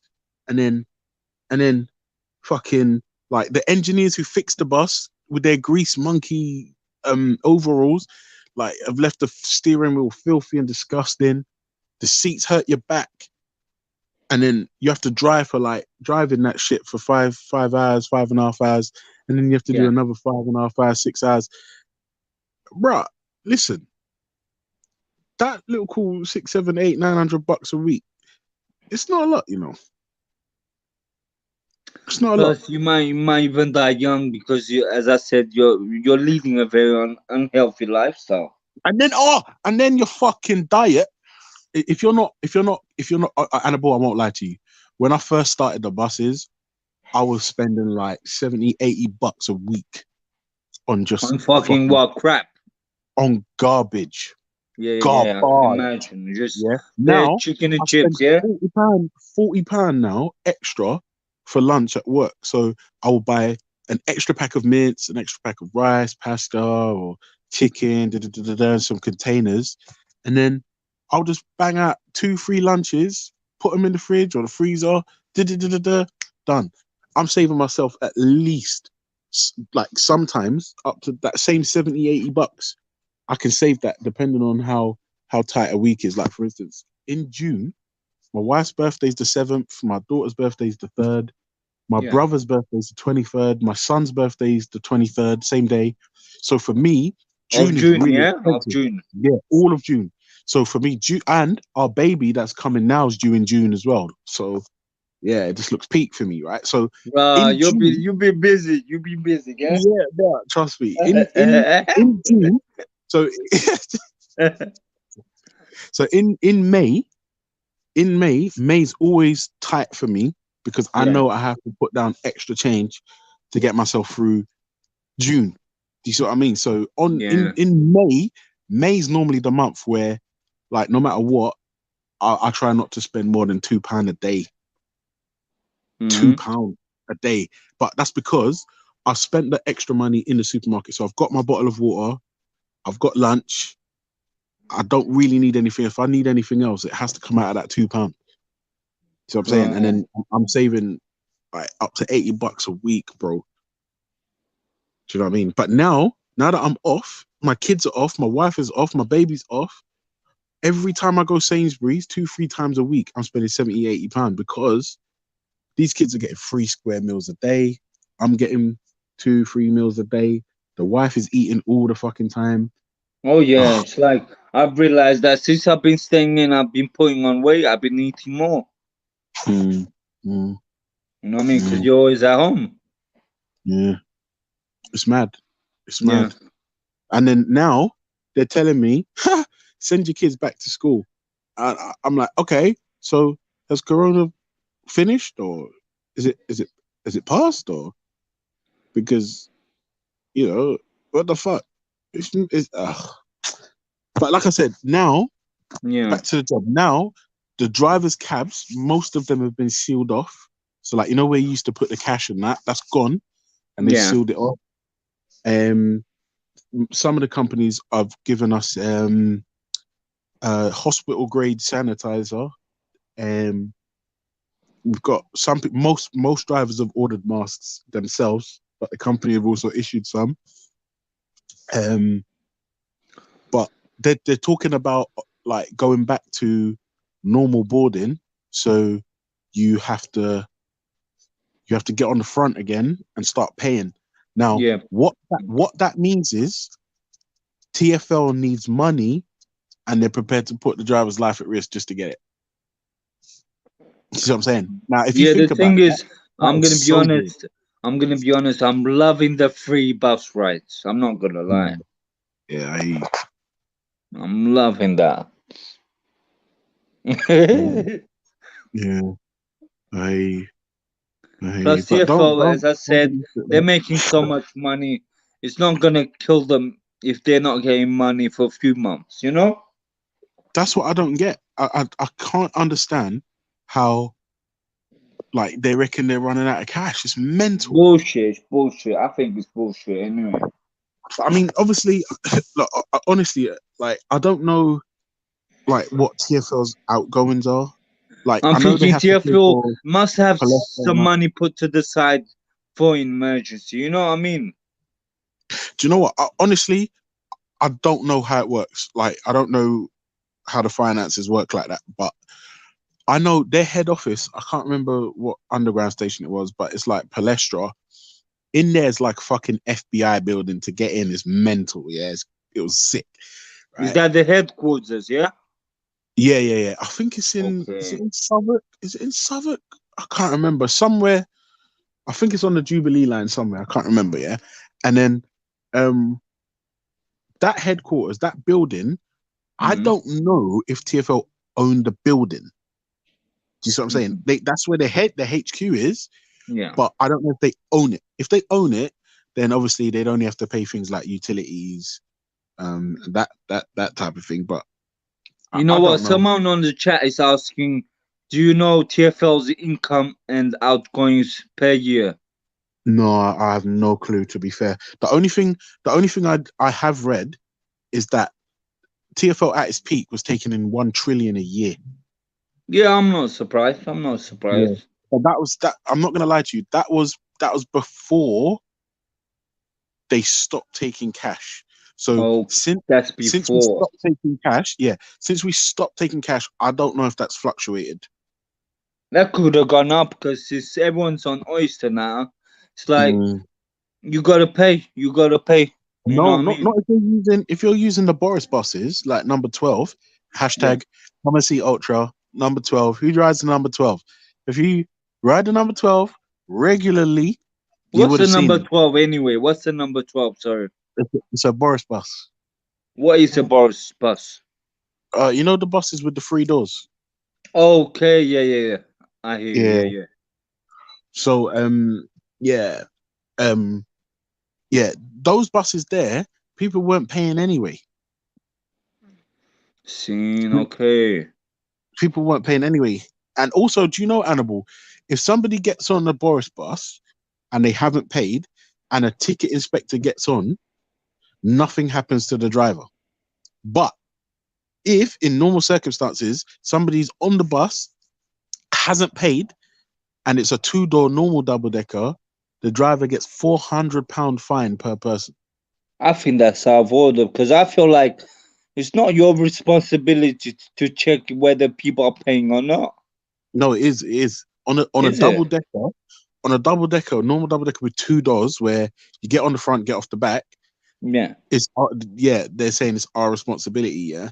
But It's not on though, because what if someone just comes in, pushes their way in, and goes inside? yeah, then I'm supposed to challenge them and all this shit and get acid thrown in my face That's and all what I'm this saying. shit. It's not your job, man. No, it is. It literally is, bro. It's part of the job. Revenue protection is part of my job within reason. Do you get me? Bro, I didn't even know. I thought your main responsibility was to drive the bus and to keep everyone safe. Yeah, no, no. That I'm not gonna lie to you. This is another thing, Annabelle. Do you know the amount of fucking training I've done, right? Like for emergency services, emergency situations. Like for instance, like if there's a terrorist attack, Yeah, I kind of have to go down with the ship. Like I have to get you guys. I have to make an obvious escape route for you guys. But yeah. until that's done, I can't leave. So And you're the last and man standing, listen, sort of thing. yeah, and they're saying like with the training I had, if you don't make a clear and obvious exit for the majority of the people on your bus, I Yeah. could face jail. Well, serious. Fuck's sake. Hello, princess. You're Wow, right. that's mad. But to be fair, you have got a lot of responsibility. Huh? You're not just a normal conventional driver, are you? No, bro, this is the thing. I'm a counselor. I'm a fucking um I'm a fucking babysitter. I'm Yeah. like, if a woman's being assaulted or abused, I have to be a white knight and step in. If there's a Wow. fuel leak, if there's an argument, if there's traffic, if there's a roadworks, if there's a fire in a building, if there's been an accident, bro, bro, like there's a special way you have to check your bus for fucking terrorists, and they teach you how You to look check your out buses for bombs as well. every time you get to the each end, like Yeah, from Opera Circus to Dulwich. When you get yeah, to Dulwich, you get once everyone's gone, close the doors. You have to check the bus thoroughly for obvious and or hidden packages, lost property, and dead bodies. Because the reason why you have to check for dead bodies is because there was an incident in New Cross where the bus driver finished his run, went back to the garage, parked the bus up in the back of the yard, and didn't check it. And because the bus didn't go out over the weekend and no one cleaned it, when the bus went out on the Monday, the bus driver didn't check it. He got to the other end. Imagine Friday, the bus has come back out on Monday. No one's checked it. When the driver took the bus and went to his first run, a passenger came upstairs and said somebody's sleeping. yeah, When they checked, he was dead. When they checked the CCTV, yeah. he What was there happened? from fucking Friday. They saw he was there from Friday. Wow, so All the he's there for drivers, days. days, bro. He was But what? decomposing for Nobody days. smelled nothing. No, because the bus was parked up at the back. Okay. Because he finished his run on Friday, took the bus to the garage, didn't check it, and Yeah, then but you gotta no, think about it. After fucking 8 hour shift, the last thing you wanna do is to be checking the bus for no, bombs you and have that. to, Annabelle, no. See why you have to now? It's for Yeah, this type of reason. If it wasn't a dead body and it was a fucking terrorist, like who left a package on the bus, and then your family was on the bus, whose fault is it if something happens? It's the drivers, all the people that didn't check the bus. Also, as well, the cleaners got done as well because buses that are parked up for the weekend are supposed to be clean. Nobody cleaned yeah. them. Nobody See, cleaned them. okay. Mad, mad. Imagine that from Friday to Monday, dead body upstairs at the back. That's mad. Yeah, I'm not sure if it made I'm not sure if it made the papers, but yeah, check it out. Dead body, New Cross Garage. Mad, Seeing, bro.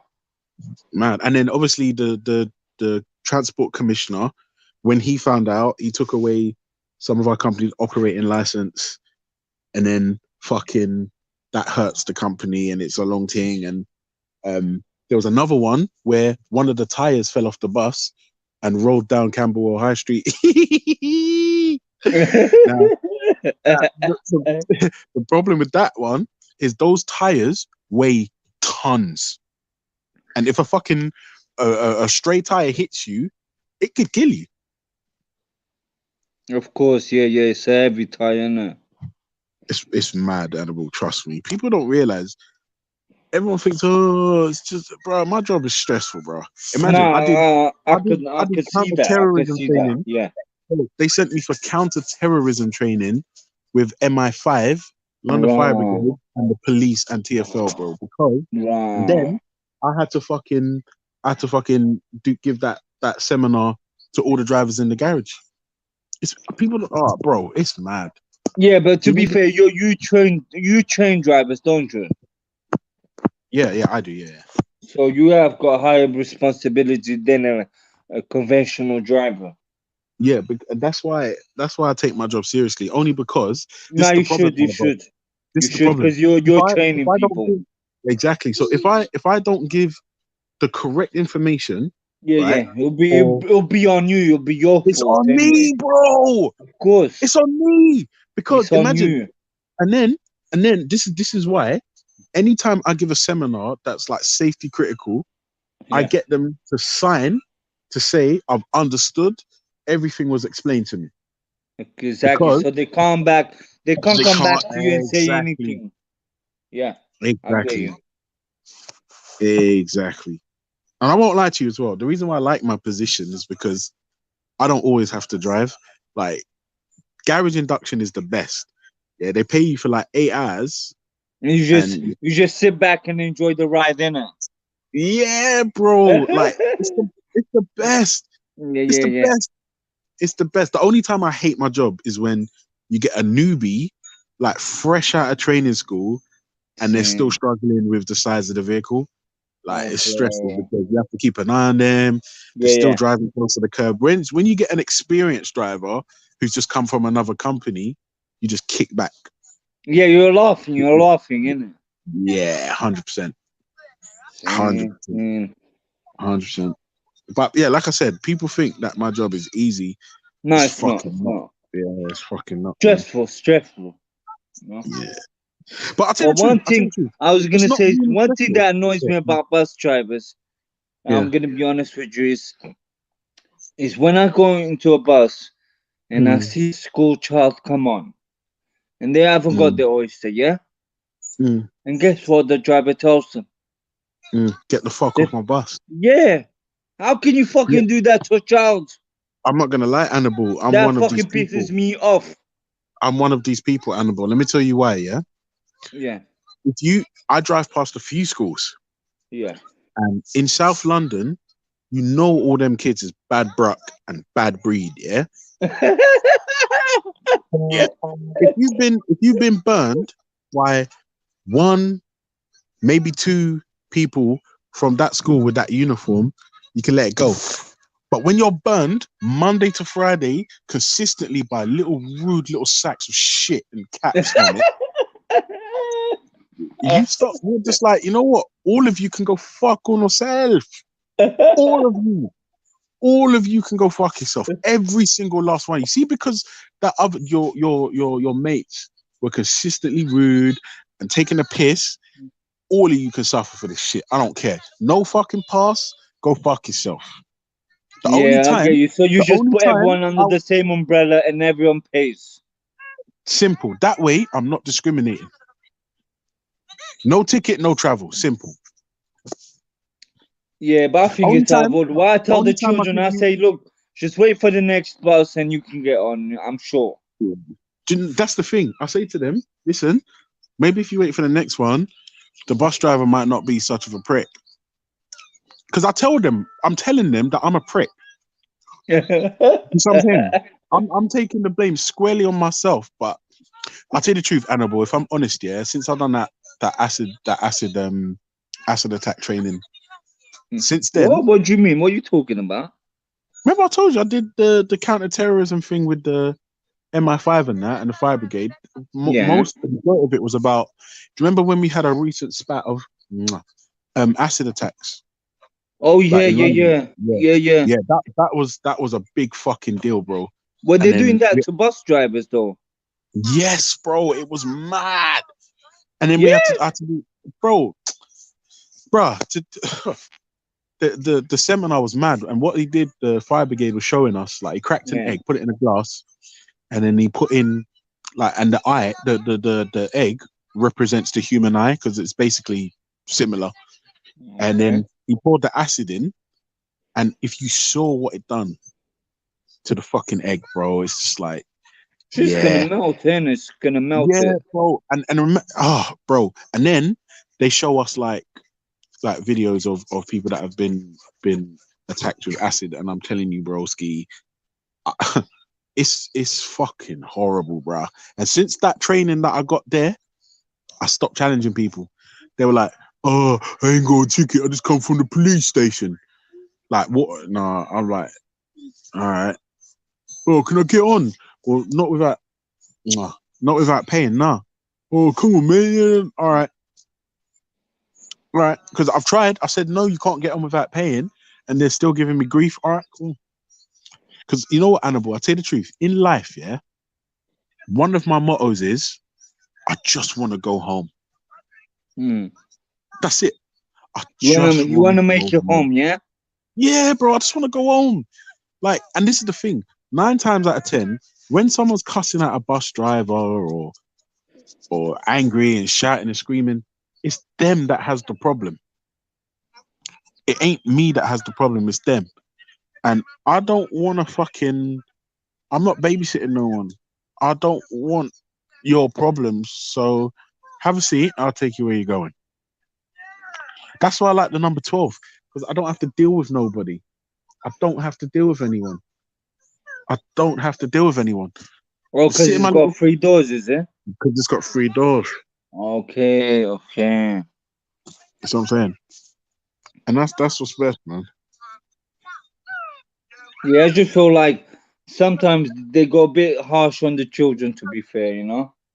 Yeah, but Annabelle, listen, how many Mm. times can you be burned by these same kids before you just start to think, you know what, fuck off? Yeah, I hear you. I hear you. Because a lot of them are rude, but not all of them. There's some really nice children out there, man. No. There's nice ones. And the truth is, I Yeah. tell you the truth, Annabelle, for me, it's all about your approach. Yeah. To be honest with you, Annabelle, like I said, I don't even care anymore. I just want to go home. Even if I've just started my shift. I just want to go home. That's all Mm. I care about. So if you come up to me, oh, drive, you know what, bro, I ain't got my pass. I'm really sorry. Please help me out. All right, cool, go sit down. But if you come on acting the big man, then you're immediately annoying me. Oh, drive, you know what, man? I got my pot. Yeah, I'm going to sit down. I was like, all right, pussy. Hear what I'm saying? You ain't Yeah. badder than me. You ain't badder than me. First and foremost, I'm locked away in my cab, and I will go on the tannoy and say, ladies and gents, because of the guy over there in the black jacket with the yellow stripes and the t-shirt, the ripped up vest with the stupid haircut, who sat on the back seat on the left, I'm no longer in a mental condition to drive. This bus terminates here. Mm. Bam. I mean, obviously, like it ain't terminating, but I'm just letting him know I've identified who it is. And remember, because I've told the passengers who and why we stopped, the passengers every single time will get onto the guy. And that's enough pressure to get him off the bus. Okay.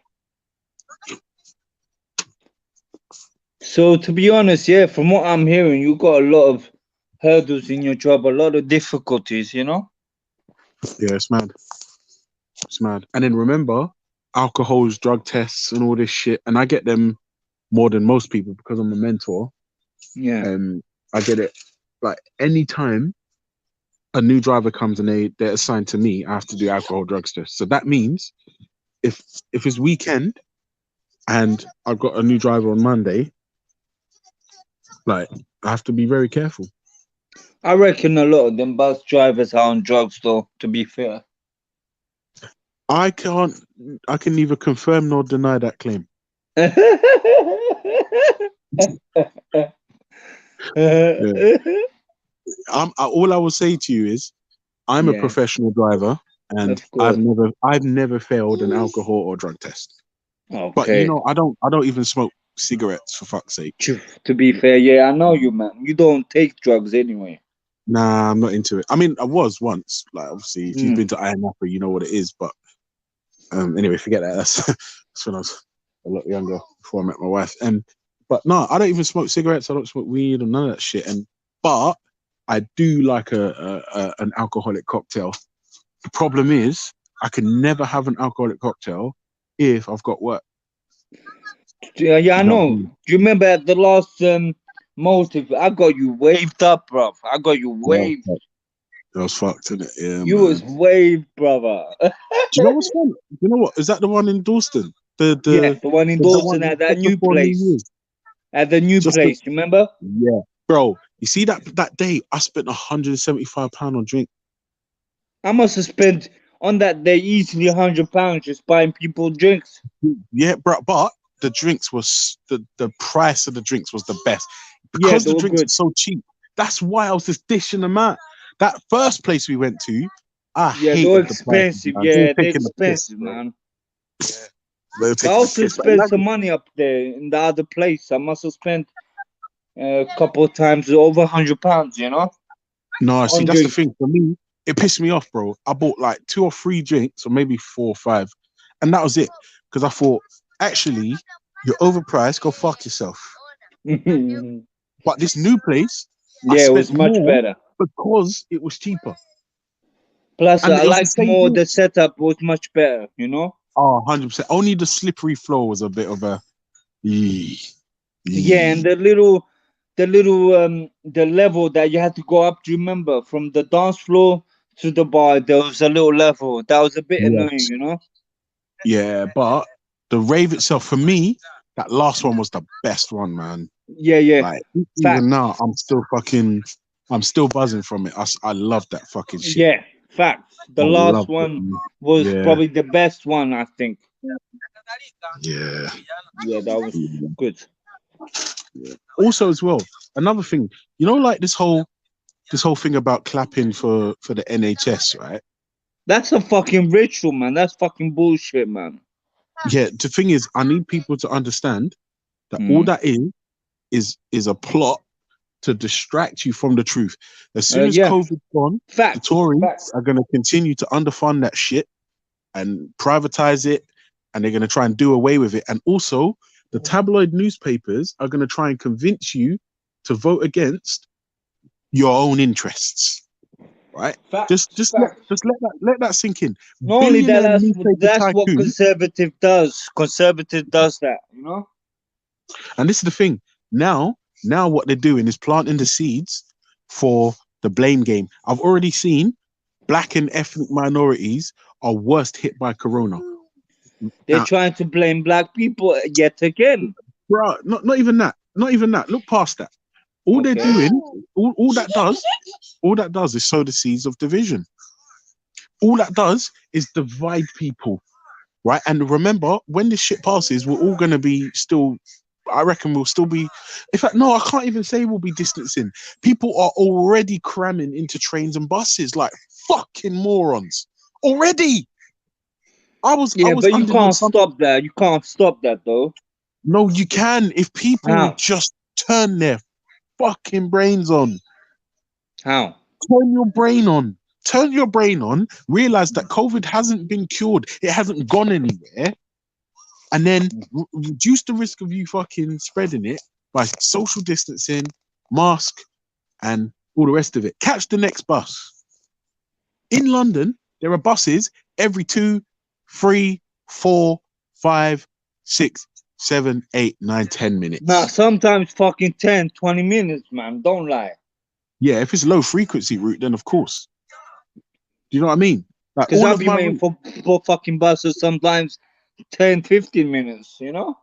Yeah, but then don't forget traffic, roadworks, da da da da da, and then a bus breaks down. Do you know what the funny thing is? Buses are meant to run in a continuous loop, right? But it's the variables that fuck up people's journeys. Like for instance, there's supposed to be 4 buses an hour, yeah? So Yeah. one bus every 15 minutes, right? So the first one comes 15. 15 minutes later, the next one comes 15 minutes later, the next one 15 minutes, the next one, yeah? And then 15 minutes later, the next one comes again, right? And then you're Yeah. expecting the next one in 15 minutes, but there's roadworks and traffic, or the bus driver's hit someone. Mm. That bus is now out of sync and is gone. And then the next bus has come along, but because there was no gap, there was a gap in between. You've had to wait 30 minutes. Yeah. You get it? That's why bus journeys get fucked up. It's because of the variables. Well, right now there's no fucking traffic, so everyone's on time, you know. Yes, man. But remember, buses are crammed to the brim.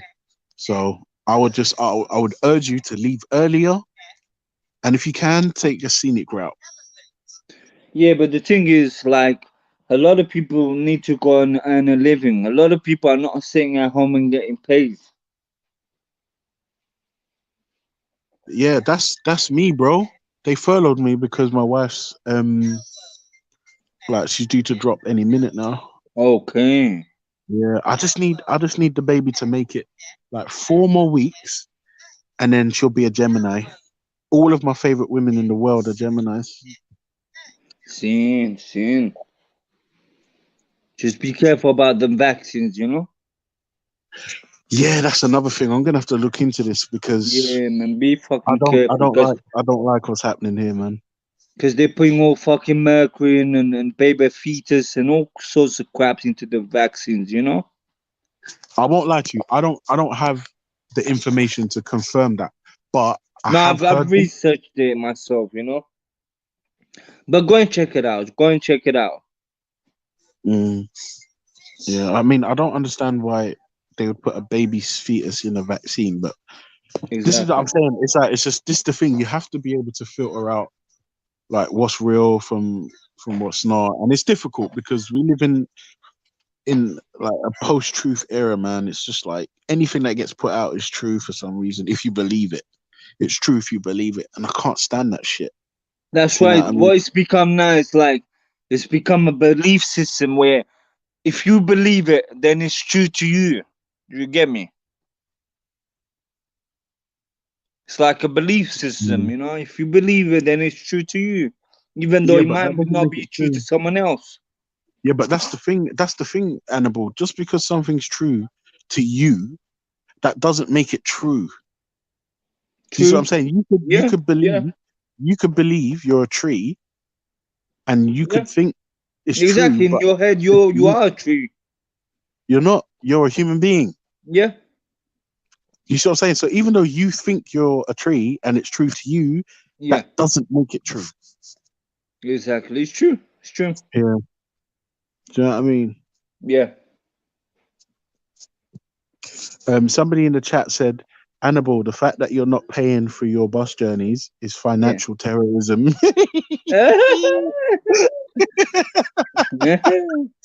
Oh, fuck's sake. Oh, Annabelle, listen, you're gonna have to hold down the G block, man. My battery's on 3% and StreamYard is a All battery right, killer. I'll hold it for a bit. You know what I mean? I'll hold it, man. I'm here. All right, look at this, Annabelle. Yeah. I put it up yesterday. Well, let me see. Let me see. Hold on. Hold on. What is that? Oh, you got the baby crib ready, man. You're not playing. Yeah. Yeah. It's good, man. It's good. You're fully ready now. So when Yeah, is it due then? When is it due? baby is due in 4 weeks. 4 weeks, man. So not long to Yeah. go then. No, not long. Not long. Not And long. this is what, your third one or fourth? Fourth. Right, man's not And playing final. around.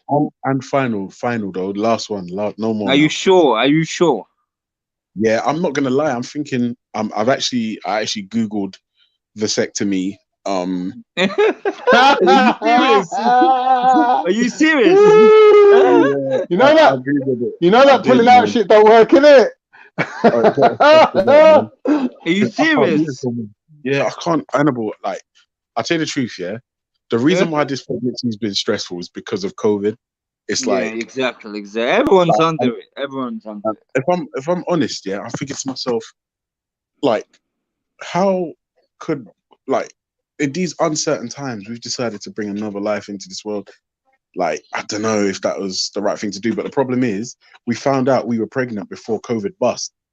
Do you get me? So you could have had a couple of weeks, you know, Yeah, yeah, build up. yeah. But I'll tell you the truth, though. One thing Yeah. I want to say, I think the pregnancy has made us adjust our behavior, and we've actually been, like, I'd say, a lot more hygienic. And I think obviously that's a good thing, but But I'm this just ain't your like, first time, innit? This like you lot should know no, how it goes. no, this is number 4. But remember, there was no fucking, there weren't, the only virus I can remember was swine flu. And like, our kids were like, we could keep them home. It wasn't really a problem. But this COVID is like, I don't know, it just feels different this time. I don't know. Maybe it's just because I'm older and anxiety. I don't know what the fuck I'm doing, but No, it's but just to be weird. fair, like the information that we've been given is it's like designed to kind of like create some fear. And I think it's a good thing because motherfuckers were having barbecues and shit at the beginning. Like they Yeah, needed that that's fear really of fucking mental. God put into them. Do you know what I mean? Yeah, yeah, I agree with that 100%. One of my friends did it. One of my friends did it. I was just like, Joe, what the fucking hell are you doing, bro? Mm. Yeah, but I think they've gone too far. Because imagine somebody telling you you can't come out of your house, that you can be killed and you can kill other people. I feel like that's terrorism. You know what I mean? That Yeah, is but not it's, good. if you're a normal human being, yeah, you're going to Yeah. be able to kind of balance off your individual pleasure or your individual liberty against the greater good. If you can't do that, then you know what I mean. Like, how are you different from an animal? Yeah, but not everyone You is know what I balanced. mean? Not everyone is so balanced like you and I. Do you know what I'm saying? No, but everyone's balanced, but we just got different set points of when we flip from being an individual to thinking about a society aspect. Like we got different points at which we got a tipping point in it. So everyone's got a different. It's like a spectrum. We're all on there, but we tip at a different point. Did you get me, Mm. Annabelle? Yeah. There's no human. There's no human that doesn't have a idea of society to a certain extent. That's what makes us human, isn't it? Get Yeah, me? we're social creatures, you know what I mean? So we gotta live with Mm. other The people. reason why I jumped on, bro, because I think like I'm not saying you let him off the hook, but really for a second there, you had him up with this. You believe what you choose to believe, and if it's too horrible, you just saying that it's not true. But the fact is, they do use fetuses and the DNA that they get I from there know and the that because cells that they get from there. I Like, know and he's because saying I've that done it's my not true. research, you know? But yeah, obviously you know, innit? But you didn't want to really push the subject Yeah, because it's a bit of a exactly. horrible one, isn't it? Like, you get me? Exactly. I Like, I didn't want to respect go you too still. hard in the morning, you know? Yeah. But you know, it's a fact, bro. It's a fact, and a lot of people will say, "What's wrong with that?" You know. So it is down to your idea of ethics and morals as well. So all these talk about what defines your ethics, what defines your morals, is important. You know, like it's not just academic. It's not just on paper. It's actually things that's going on in real life. Now, some people might say, you know, if you're creating medications and that for the greater good, then it's what's it called? It's a useful way of doing it, or it's the only way of doing it. So it's got to be done. Yeah, like there's a lot of ethics involved in these medical questions. The thing is, if you're going to use fetuses, yeah, to make a medication, and then you're going to make money out of that medication. Big up, Nikki. You're going to make money out of that. Then that becomes highly unethical. You get me? No, Like if Yeah, you're but saying that yeah. we're doing this, yo. If you're saying we're doing this for humanity, and these are aborted fetuses that we're making, that we're testing medicines on, yeah, what they're doing basically is that they're getting human cells in an thingy environment, in the outside of a body environment, like on a petri dish, and they're basically exposing medications to it. Now, that doesn't tell you how it would react within the human body when the cells are part of a great, a whole organism. Yeah. So it's not really giving them that much of a clue of how the body reacts with this medication that they're testing. but they're saying it's better to do it than not do it. You get me? Now, I don't agree with that myself. I don't agree with that. I'm saying even if it took you an extra year to work out the, you know, the little complications, take an extra year. You get me? Like, to be testing on fetuses, yeah, to me is highly unethical. Highly unethical. Like, it's just ridiculous. Not So, only like, that, it's Calm, I would say, mind-bogglingly unethical. You know, it's so disgusting that even when someone like Ultra hears about it, it's so disgusting to him that immediately his brain's telling him, this ain't real, this ain't happening, this ain't real. But in actual fact, it is real. You get me?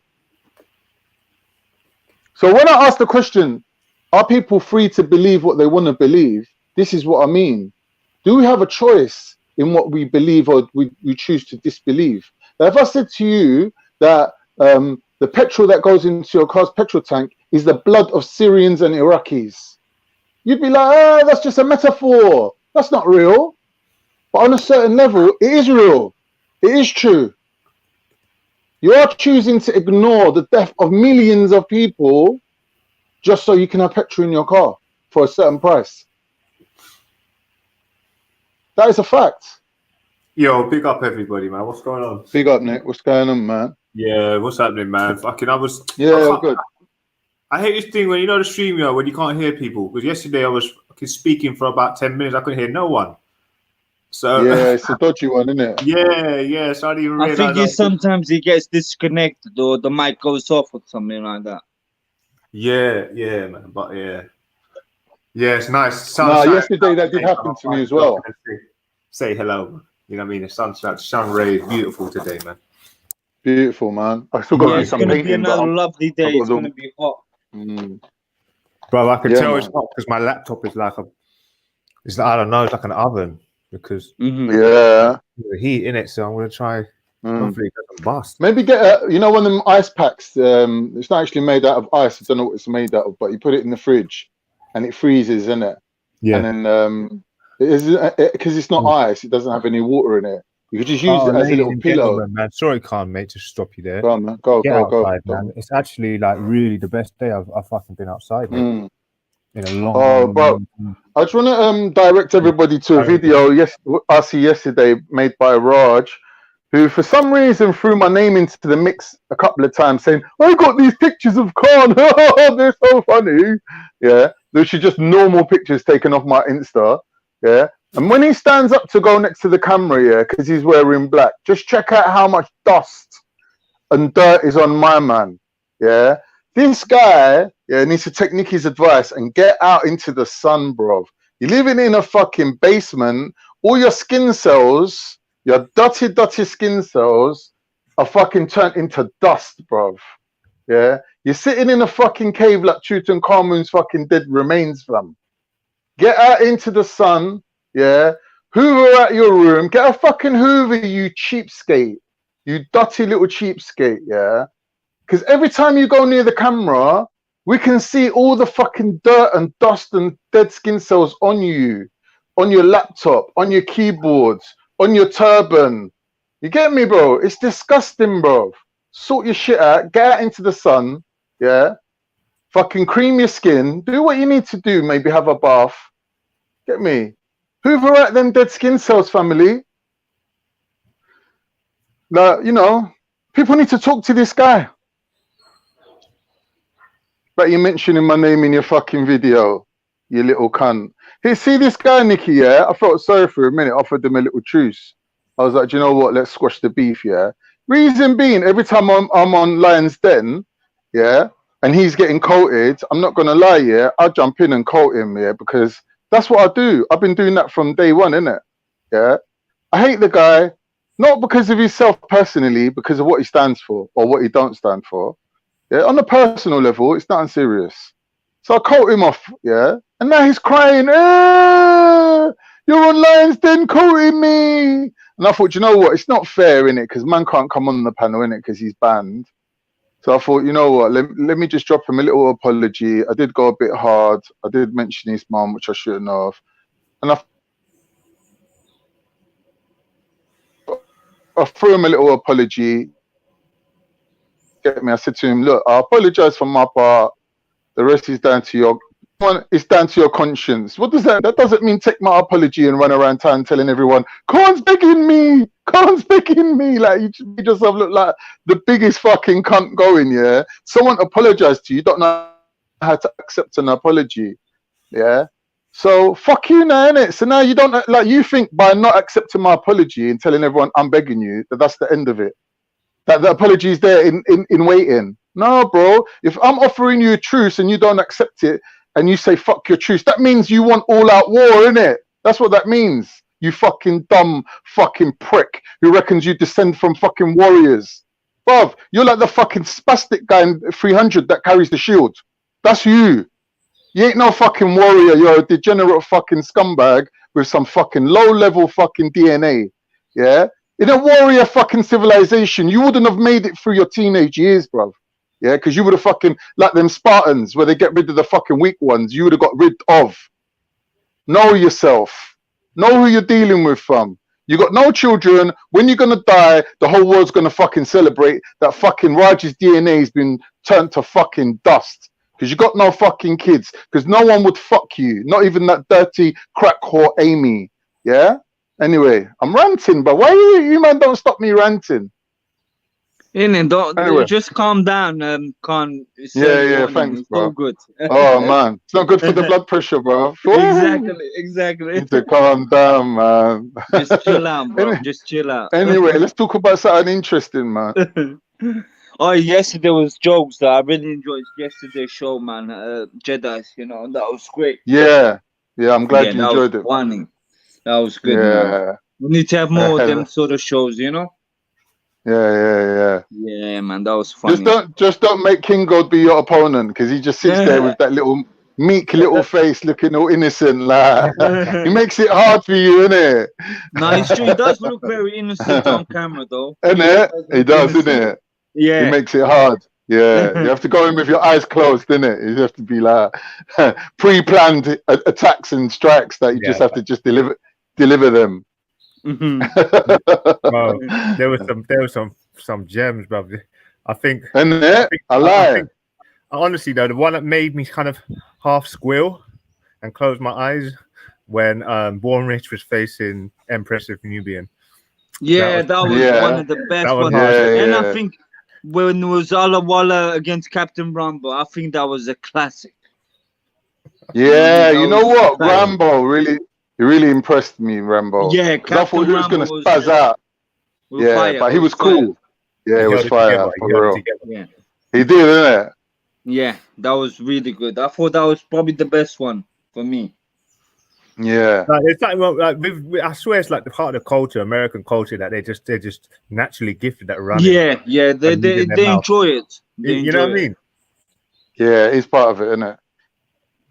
Plus, they got the smooth delivery when they drop bars, man. It's like with the rap tunes, even, isn't it? Like, it's like, why is they got an advantage? They got an unfair advantage. You said, why is your hair like you ugly ass? Ugly girl. You ugly ass girl. Yeah. He has an unfair advantage, man. But bless him, man. He needs the money, innit? Let him win. Tornado ripped the roof off of his house. The fucking tree fell on his car. You need to still sort out what the runners-up were, mate. Nah, we ain't getting a penny. There's no point. Yeah. What? It's only the winner that gets money, yeah? Well, the runner-up was supposed to get something, but I said I was going to donate mine to a good cause. So whatever, innit? Like, I'm not fussed. Them boys, they earned like if they just had a little drink up with that money, even like, I think they deserved it. They put it together nicely. They counted up the votes properly. They didn't cheat. Do you know what I mean? They didn't rig it. So they deserved it, man. If they did get a little drink out of it, I think they deserved it. And I think anyway. Do you know what I can just not see? Saying they did do that, but I can see this thing like spilling out in the near future, where it's like G Block versus, G Block versus Children, Lions. Then oh no, I don't know. Like, there's too many potential victims on G Block, isn't there? you know what I mean? So all we Like, need to do is get the Rat Pack on deck, and that would be I think good. James Jones could hold his Raj, own. Raj I think and Veli Jupiter. could hold his own. No, I want to see Raj Mm. and Jupiter get roasted, man, live. You want to see Raj Yeah, and Jupiter in a get roast roasted? setting. Definitely, I want to see definitely, it in a roast setting definitely. as well, bro. Everybody's fucking face, Yeah, yeah. unmade up That'd be face. so good. Yeah, no pictures. Yeah, and I like to see a few innocent people get bun as well. I think that's the, you know what I mean? Like all these people that deserve it. Yeah, that's all well and good, but sometimes you got to throw a few innocent people in there as well, just to make it that more like bit cutthroat, you know. Like so, someone maybe like 9 for who ain't really done anything to anyone. Like I think, you know what I mean? I'd like to see her get roasted on camera. That would be funny. I heard you say something interesting without going back to a negative subject, but you touched on gene pool and how loads of people can be happy not to see Roger's gene pool multiply. Yeah.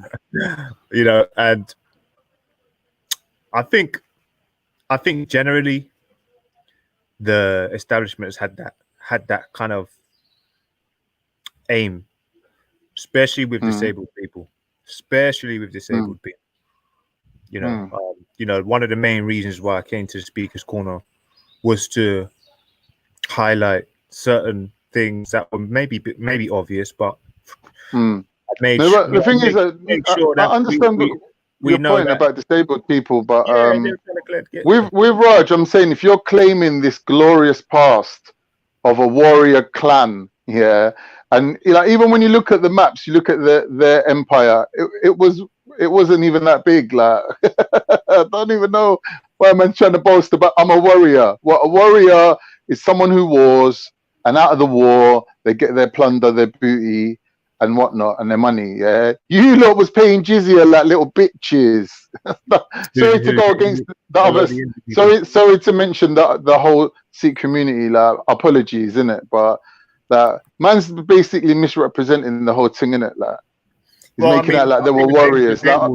Without being a bit, disrespectful, I think the Bengals were known for. Yeah, I don't want to be disrespectful. For being really against the oppressor. I think they were known as the Bengal Tigers or Bengal Warriors or something like that. But they were known for being problems for the English. Yeah.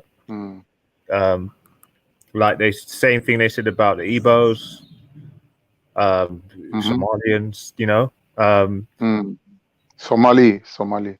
Yeah, so Somalis. So what they say is gospel. But Raj Somali are warrior people as well, bro. Like they've had empires going from Africa to fucking China, bro. Like they're not. You can't like you know what I mean.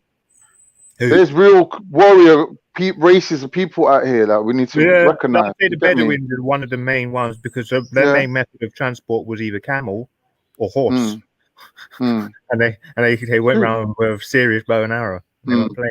But even with Jamaicans, yeah, they got that Arawak, Carib genetic in them that makes them like they're more like us. They're more like Turks. They're more like fucking. They're ready to have it. You get me? Like it's in their DNA. That fire's in their blood. Like if you look at Africans in general, Africans are much more civilized and calm people. Like, look at Ghanaians, like how calm they are. Like they're some of the best people. You get me? Like they're not like you get me. You know what I'm saying? You got to recognize like like what we're saying is evident, bro. It's like plain to see. Like we're not making it up. Like when you look at Raj, like no one can convince you that this guy's DNA is the product of generations of warriorhood. It's not, bro. You get me? It's not. Don't lie to yourself, Raj. Yeah, you ain't no warrior. Warrior in the sense of they've been involved in a couple of wars. I would say the Asians against who? Their own people. Well, like, the only people they fought was their own people. They got attacked by Alexander the Great as well. He got taken out by the Asians. Everyone had their glory days, brother. Like you know what I mean. But to say Raj is a product of that is a joking matter. You get me? Yeah, I mean, clearly, there's warrior parts of the race. Well, He's, Man's arms are so thin, bruv. He looks like, you know, like them frogs, them bullfrogs with the thin little arms. I mean, That's what it looks like, bro. Every time he lifts up his arm, I'm like, bro, your forearm's thicker than your bicep, bro. You're just a fucking, you're a mess. You're a mess. And then he's like, Khan's fat. Bro, I could bench press you, your sister, and your brother. So What are you hold on talking now. about? So the dynamics of it now was look at it like this. That guy used to get bullied in school. We could say, you could say that. I don't care, bro. Everyone's got issues, innit? Everyone's got things they need to overcome. The point I'm trying to make is he got bullied in school, but now the government's pushing back on bullies and talking about more inclusiveness, liberate the stop bullying, liberate the. Now man's liberated. What's he gone and done? He's starting to bully fucking people because he knows he's got the protection. Yeah, you're right. You're right. You're right. Tell me I'm wrong on any of them. Yeah, you are right. No, you're right. You're right. So we go back to, you know, it's almost like they're trying to water down humanity. Because don't forget, when they were going to countries, there was 3 things that they had as their main priorities: breed the weak, kill the strong, and enslave the smart. Do you see that there? So the strong's always been. So they don't care if we're walking around and we're 5 for fucking nothing. That's what I'm saying. He's a reject because he's not strong, he's not intelligent, and he's not even obedient to be like a good little worker. No offense to short people, but he's none of them things. So he's an outcast. He's on his own. Get me? And this is real talk. This ain't no victim talk or me. Fuck him. Trying to complain or cry. This is real talk. They're trying to water down the people.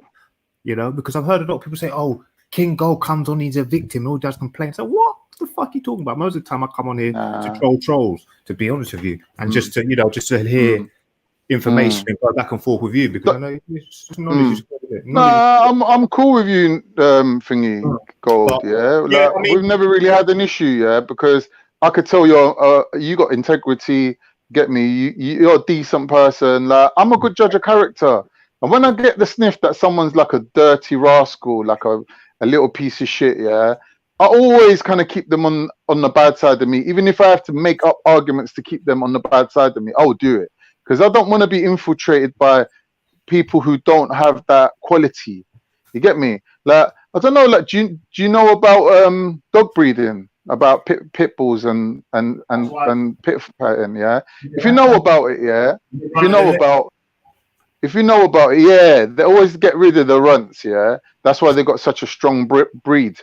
And if you know about them dogs, they're the most noble, loyal, strong dogs. So to me, in my psychology, strong people and decency goes together.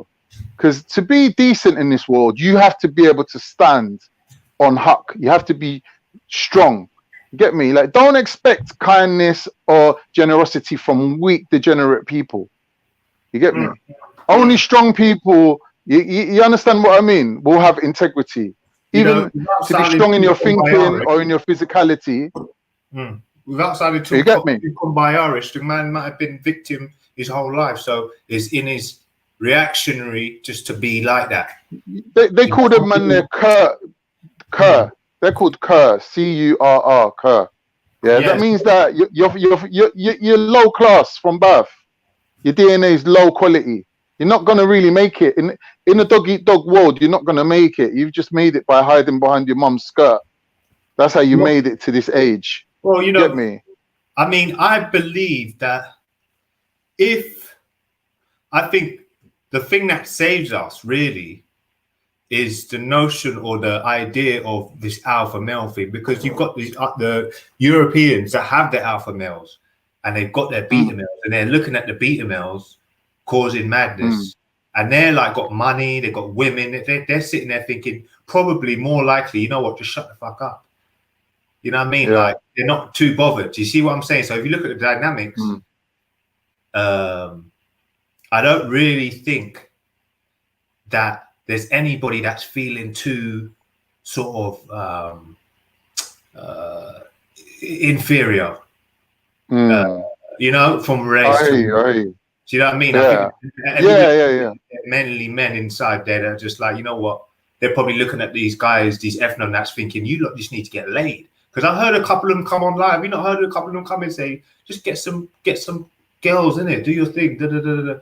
So I've heard the reaction from the white counterparts, just saying, look, that's no one's standing on that from any other race.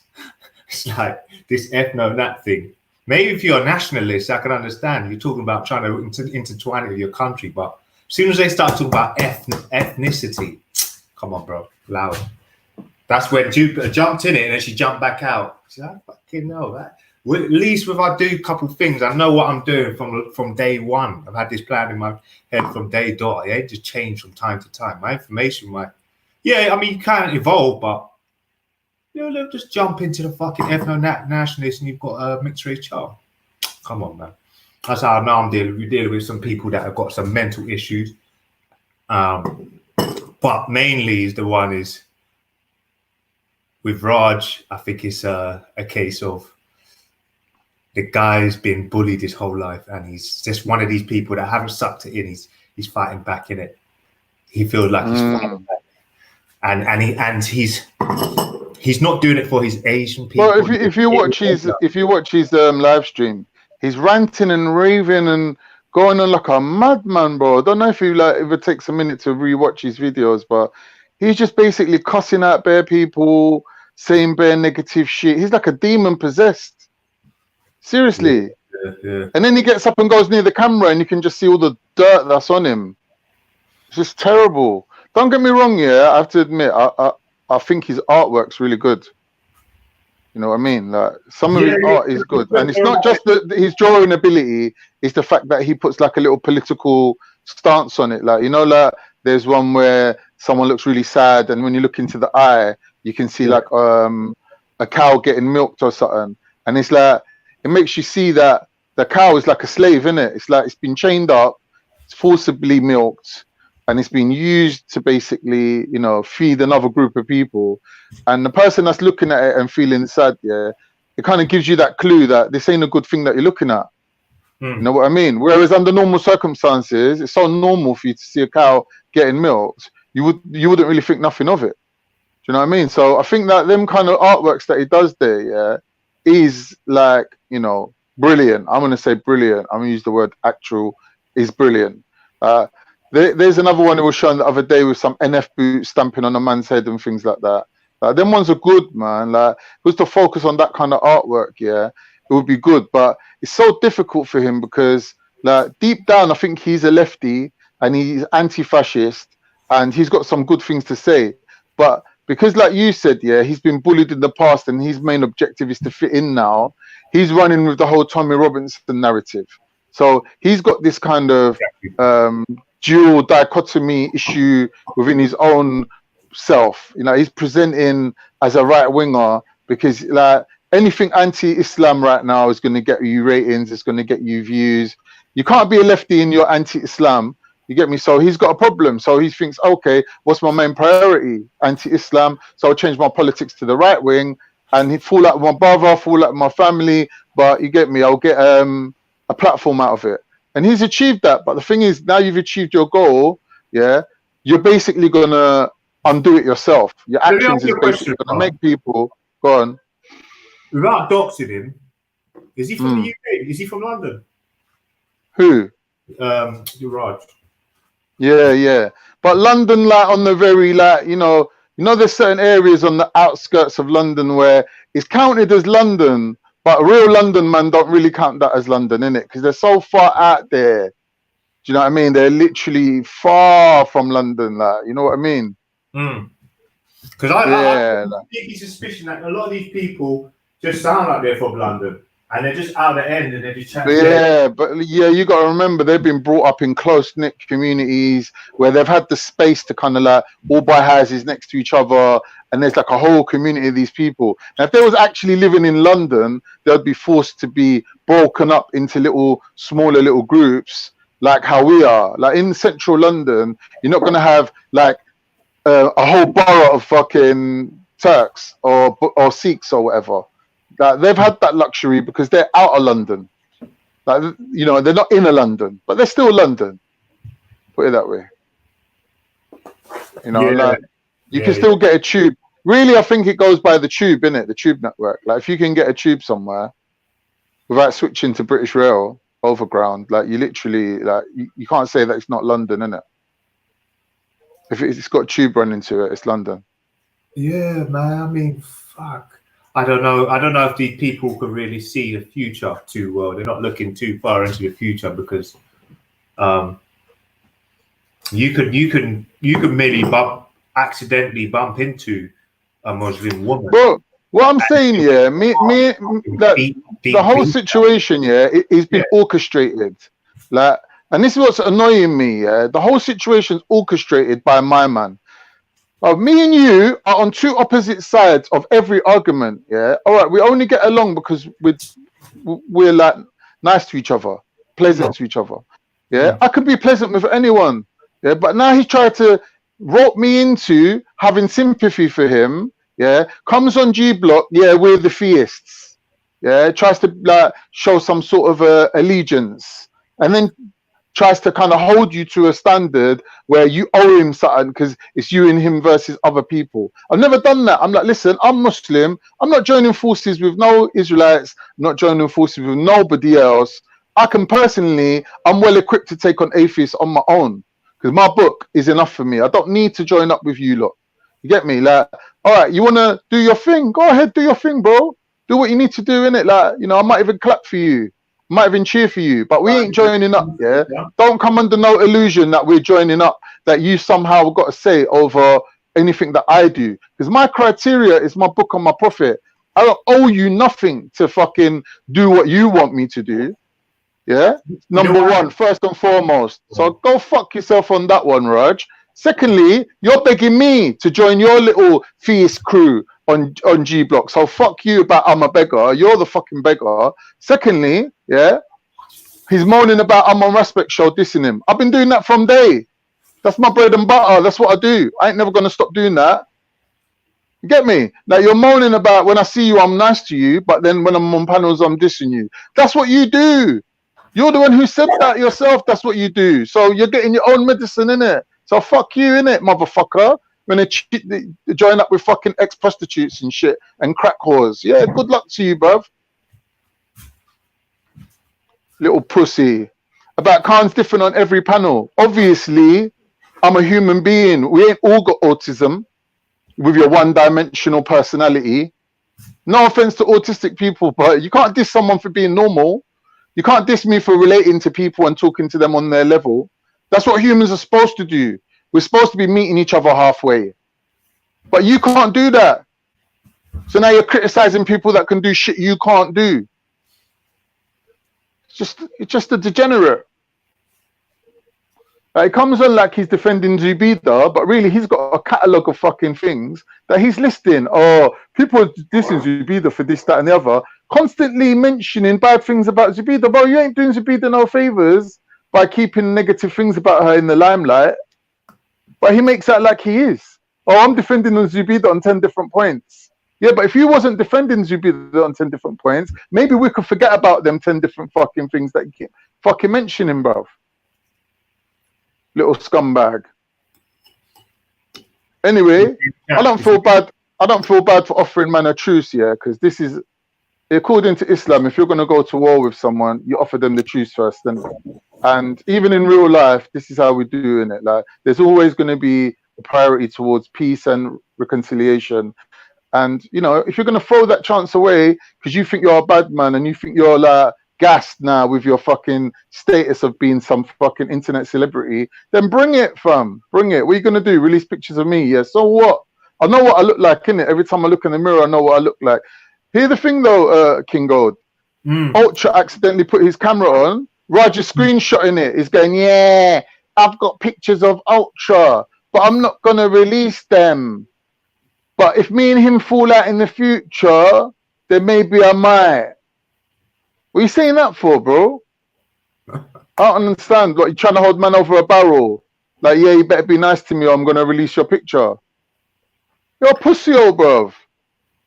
Like, anyone gives a shit, bruv. Like, he thinks we're all hiding. Like, he's so brave for revealing his face. Yeah, with a face like that, you ugly cunt. You are brave to reveal your face. The guy's backed down so quickly, so many times in his life, that he's escaped a beat and he hasn't really. Yeah, he's spineless. Yeah, he's spineless. all right, spineless. or your nose kicked in, or you know what I mean, or your face bleeding, Mm. or rushed, because he knows he's such a coward that he has to be That's in what a I'm position saying. where it's a regular thing and it's popular, and he's seen other nerds do it, like Twan and all them brothers there, and all the other guys that come sort of just before him at the same time. So he feels it's cool, it's comfortable. But I mean, we all know what it's like anyway. So just pray for the brother gets his mind together, soon, because you learn in school, man. As soon as you went up to someone and started trying to chat shit, even little kids at the age that they're at would give you a slap. Let alone a person who's you're talking about someone's mum or something that's very personal to them. So that's But bro, there's a difference. Like if we're cussing each other and I'm like, yeah, fuck you, fuck your mum's a bitch. I don't know your mum, I've never met her. You can't assume that I'm actually talking about your real mum. You know what I mean? It's like if a complete stranger walks up to me on the street and goes, you know what, fuck you and your mum. I'm like, but you don't know my mum, so why am I going to take that personal against, oh, you dissed my mum. But you don't know my mum. You're just dissing me, that means. You're being a cunt to me. So I can retaliate to you, innit? So it's like when Captain Rambo, someone said to him, go suck your mother, and he's like, go suck your father. Yeah, that's just the standard thing, innit? There ain't nothing to start going on and harping on about, oh, man, them diss my mum. Bruv, you're a little pussy, oh. Know yourself. Get me? He never went. Thing is, Nikki, he never went through the stages of development that we went through, innit? Get me? Running with the pack, being with the lads. He never had that in his life, innit? He's never been with the man them. Get me? He's never been involved in the things that we've been involved with. Like he's never had to then grow into them things and then grow out of them things as well. To say, you know what, I'm my own person. I'm an individual. I don't need to be part of a group or a gang. Like I'm gonna do my own thing. Like he ain't been through the same upbringing that we've been through. You get me? Them rites of passage that makes us who we are. You know what I'm saying? That we, like, regardless of who we are, we can all relate on that level. But he's just been behind his mummy's little skirts. You get me? At home, like, you know what I'm saying? He probably didn't even have a telly in his room. That's probably why he's so good at drawing. Well, the main thing is that we had TVs and PlayStations and that growing up. My man, we probably didn't have electricity in that fucking basement. They gave him one light bulb and a little fucking fan heater, and they were like, "Go on then, mate. Off you go. Can't get on with your brother and sister. Fuck off in the basement, you weirdo." You know what I'm saying? That's all it is, bro. You know what I'm saying? Like, I'm offering you peace. I'm offering you truces. You know what I mean? You're showing me evidence. Oh, this Chinese dude showed me a file on you, and I've been holding on to it all this time, and I haven't released it. You get me? I'm like, all right, you know what? You get credit for that. I feel sorry for you now. Like, I've got compassion towards you now. So I'm prepared to cut you a deal. You're saying you're a believer. You're saying you're righteous. Okay, so here's your deal then, isn't it? Take it now that you can. But no, he's like, big up the kuffar. I'm a kuffar. All right, well, I'm going to treat you like a kuffar now, innit? Same how I treat Amy, the little fucking dog. The little godless heathen bitch. A lot of people talk about some little cracked out, bruv. Some little cracked out whore. Okay. Barter's little fucking skaghead. I try not to pay attention, brother. Just lick man down when he comes. Trust me, like don't degrade your fucking level, bruv. Even now, I try not to respond. I try to just ignore. Bruv, I know girls I went to school with, yeah, that I seen on TV saying I'm an ex-prostitute, and I was shocked, yeah, and they were like, I'm an ex-prostitute who now works in a women's shelter, helping other women so they don't fall into them same traps. And I've got respect for women like that. Do you know what I'm saying? Like, all right, you're forcing the issue to where you have to expose your own past, yeah. But respect to you, innit? You're basically helping people. And if you can help one person, that's a fucking big thing in life. So if you're helping more than one person, yeah, then somehow your pain and suffering might even be not worth it, but justifiable. Isn't it? Like, you can die happy knowing you help people. But this one's going around going, I'm an ex-prostitute, yeah, and what though?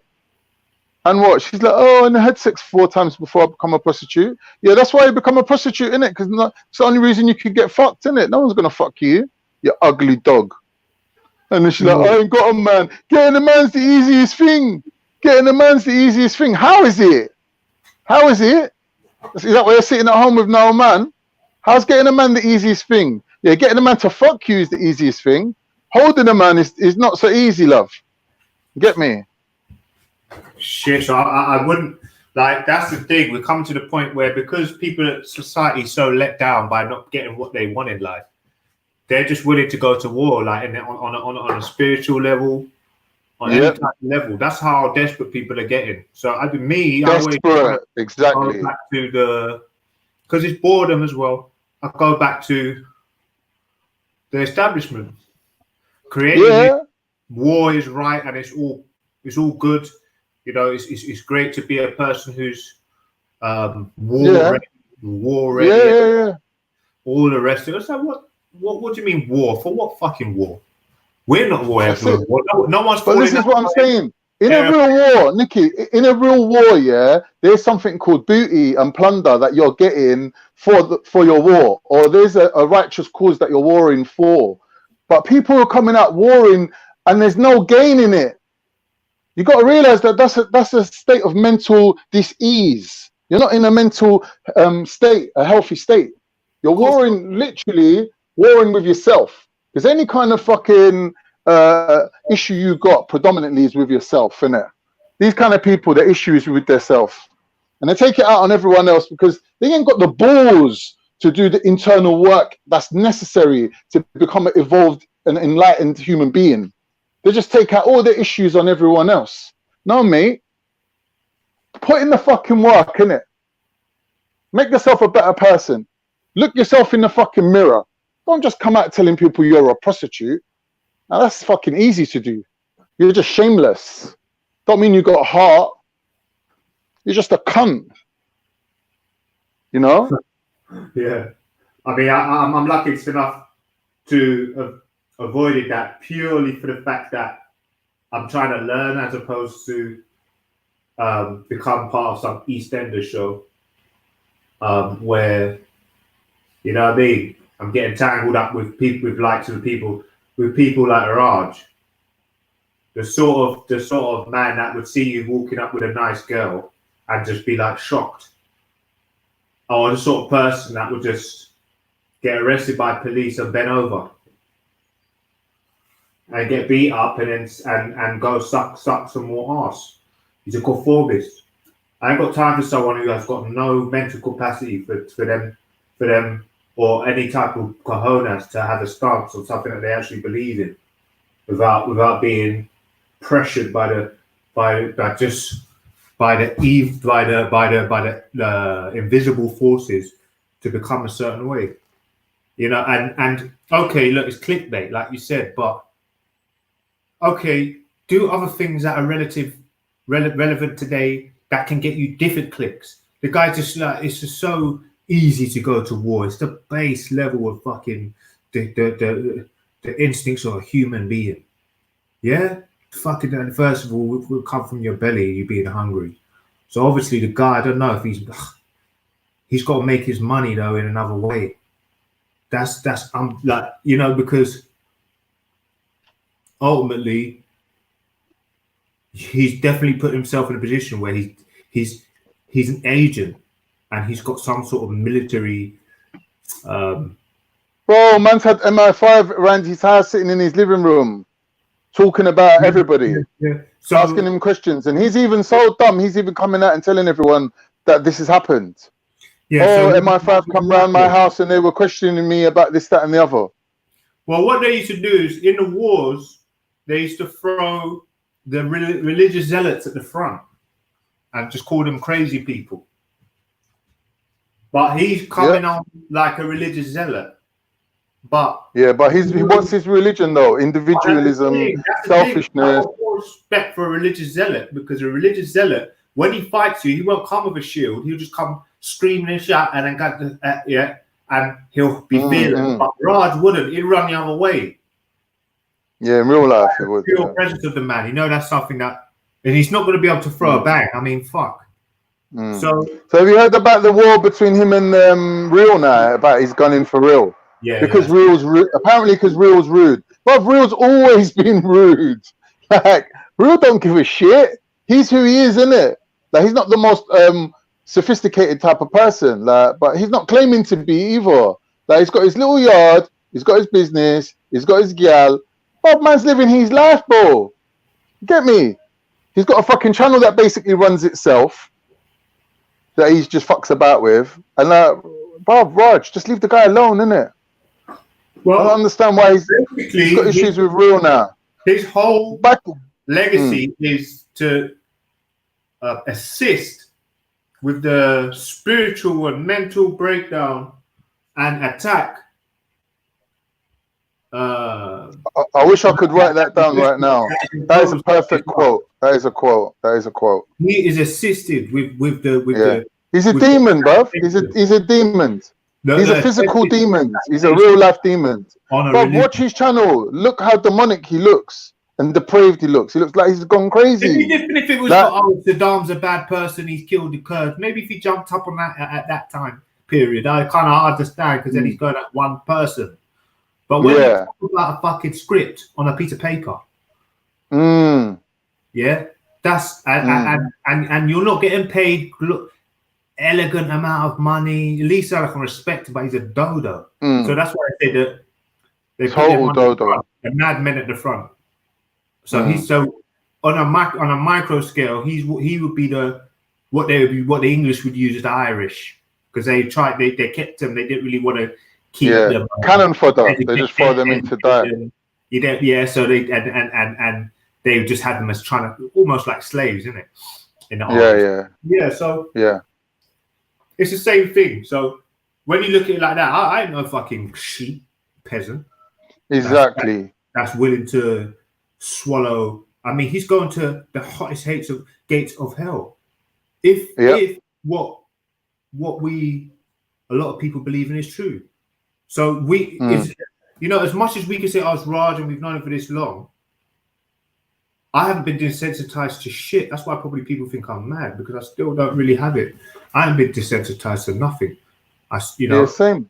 So I'm not going to let myself get desensitized. I have to admit, though, I did let myself get thingy to him, sympathetic, and he was playing me for a little while there. Like, yeah, Khan, there's similarities between Turkish words and Sikh words. Like, it was like really getting round me, like slowly, innit? Like, I could see it.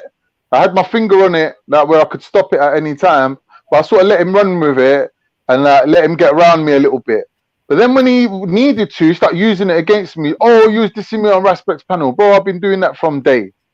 It's not my fault you're not allowed on the panel because you talk over people and you come on and do your little rants and whatever, and people had enough of you. Get me? But even now, I swear he's allowed back on. You know what it is? Like, a lot of these people, Khan. But a lot of these people that hate me, they hate me because of really they hate Raspect. A lot of them. No, I was going to say that you're catching the after effect, the aftershock. But I'm happy though. I'm happy for that. You get me? Because I'll do the same for anyone, not just him. For anyone that I fucking believe in, or I feel is a righteous person or a good person, or even a bad person that's on the right path. Yeah, get me? That. I always differentiate. Like what's it saying in the Bible? Keep your goats and your sheep separate. That's how you do, bro. You keep the good people and the bad people in your life separate. You don't let them get on both sides of you. Keep the bad people on one side, the good people on the other, and put yourself in the middle. Get me? That's how you do. Know what I'm saying? That you got to be able to differentiate between them. And Raj, to me, he's a weak person. Like, to me, goodness comes from strength. Strong people are good people. I might not agree with you. You get me? But I can see you got integrity. Like Veli, for example. So much things I don't agree with Veli. So many times we've had like little joking, cussing matches in the fucking thing, in the chat. But as a human being who stands on his square and he's got integrity, I've got respect for the guy. Otherwise, I won't come on his channel. He's told me to fuck off bare times. You get me? But I don't really need you to like me. I just need you to be a strong person, that can stand up for what you think is right. We might disagree, but you got integrity and I respect that. You get me? But with Raj, it's the opposite. He's just a snake. He's a piece of shit snake. I don't really give a fuck what happens to him, whether it's Asif or Afghan or whoever. Afghan cussed my mom. Asif put a dick on my mom's head. Skits done a t-shirt of my mom. Yeah, no one gives a shit from. You're fair game. You done worse things to people. Pussy, oh. Yeah, man. It's been trolling season though, Nikki. Like these trolls have been going mad in the fucking chat. It's been a couple of weeks now. Have you noticed? Like these trolls are well getting out of hand, boy. Well, he said it the other day, didn't he? Born Rich said it. Well, yesterday. I'm saying, what did he say? Because I played it back. He said, I've seen a lot. It's changed the whole. What do they call it? Something in the air. The whole mood has changed. It's swung, bro. It's swung. Yeah. It's swung. Yeah. From but people at home marinating in their own juices. That's what it is. Yeah. They're marinating in their own negativity. Get me? So even look at people who are so happy-go-lucky. Someone like Ultra. Ultra's always happy, bubbly. You get me? Even him, you can see the difference in him. Like people are like, wow, what's happened to Ultra? My man's going through some depression thing. Like, exactly. You know what I mean? Yeah. This whole lockdown, it's not been easy, bro. You get me? It's not been easy. So these people that vomit out negativity, yeah, you can see. It's more apparent when you look at them. You can see that whenever they're under pressure, yeah, you can see the negativity around them grows. Yeah, certain people who can digest that negativity, turn it to positive energy, or like not become consumed by it. Yeah, they're always going to be in a better situation like this, in a negative situation. You're going to be able to survive it. You get me? Like I'm not going to come on here and start fucking like being anything other than who I actually am. I've always been real, innit? I've always been me. You can like me or hate me. If anything, if you hate me, I'm happy. You get me? Because you know what I'm saying? You can't get nowhere in life making everyone happy. Never. Never. The day you woke up and realized that you're not obliged to make no one happier is the liberation of your life. Get me? Like, as children, we're all like told, yeah, you're a good boy. Yeah, you're good. You're good. You're good. Sometimes you got to be bad. Sometimes you got to break some eggs to make some fucking omelets, bro. Sometimes you got to get shit done. There ain't no time for being nice all the time. Sometimes you got to be an asshole. You get me? Yeah, but this whole thing where learn that these trolls, bro, like coming on online, they wake up, and you know what happens? When you just get that blank period in your mind, and then you skip to what you need to do. You're registering your thoughts. Yeah. And I'm going to start to watch more of Phil Valentine stuff, because he starts talking about your thoughts and your passive thoughts and your all this present mind, all this stuff. But what is like the pulse in their brain, bro, to give them that opium. Do you know what? It's not when they do it. It's when they realize that that's what they've got on their list of the day of the tick off list, and because it excites them so much. They just come online, bro, to look for you, bro. To fucking just to leave a message that they know. Now here's the funny thing, though. You got 2 or 3 trolls. Let's say you worked out that there's 2 or 3 trolls that hate you. Yeah, they're just your haters, then, innit? Like you're not really bothered. The weird thing is that it'll team up and try to have like a relationship with each other, where the thing they got in common is that they hate you. Yeah, but the thing. How desperate is that? Let me tell you something. Get a life, man. The thing with me is, if I wake up and I engage someone on a manner where I want to go at them, and we're not joking like how it was another day, I'll sit here and I'd be wanting to break their face in. So so that's the thing. Like I don't want to engage someone in that level where I want to be trolling them and get up and because if I do, then instantly when I get up to know that I've got an enemy that I want to go at, it gets me in a more of a negative state. So that's right. Me, it's depression. That's not you. That's depression, and people, you may get a bit of a boost out of it, but I'm telling you what, it's more. No, they do, because they're narcissists. They do. Narcissists do. Normal people don't. Do you know what I mean? Like, this is the thing. What I'm saying, like, really and truly, this element of thing that we're talking about, this personal development, it's been taken out of most religions. Yeah, most people who need to get self-help, they can like go to things like Buddhism, yeah. But apart from that, really, no religions really offer that self-help, personal development, achieving enlightenment type of teaching, and it's not taught in schools either. So really, as long as we are good little workers and we go work and we come home, our mental state, no one really gives a shit about it. You could be a neurotic, you could be a narcissist, you could be a fucking sociopath. No one gives a shit. As long as you go work and you come home and you're, you know, a good little worker and you're an obedient little member of society, no one really gives a shit. And that's the problem. Get me? Like, these things should be taught in school, not for the betterment of society, but for each and every person to achieve a level of liberation within their own life. These things should be taught in school, nothing to do with religion, but just personal development as a human being, how the human psyche works. You know what I mean? How can you spot if you have got neuroses or fucking tendencies to be depressed or whatever? Like, depression's through the roof, male suicide's through the roof. Like, these things they should teach in schools, but they don't. You get me? Same with finances. No one teaches you about finances at school, how to pay your taxes, how to do this, how to do that, how to make investments. No one teaches you nothing about money. You get me? Like, the most important things in life are not taught in school. This is the ridiculous thing about it. And you're in school for how many years of your life, the most important years, where you're like a sponge, you're soaking up information. They don't fucking teach you nothing worth knowing, bro. They're like glorified babysitters, basically. Do you know like, what? To be the honest with school you, system that I went through, Nikki, yeah, the school system I went through, they didn't even teach me study skills. You get me? Like, study skills, the framework to actually learn.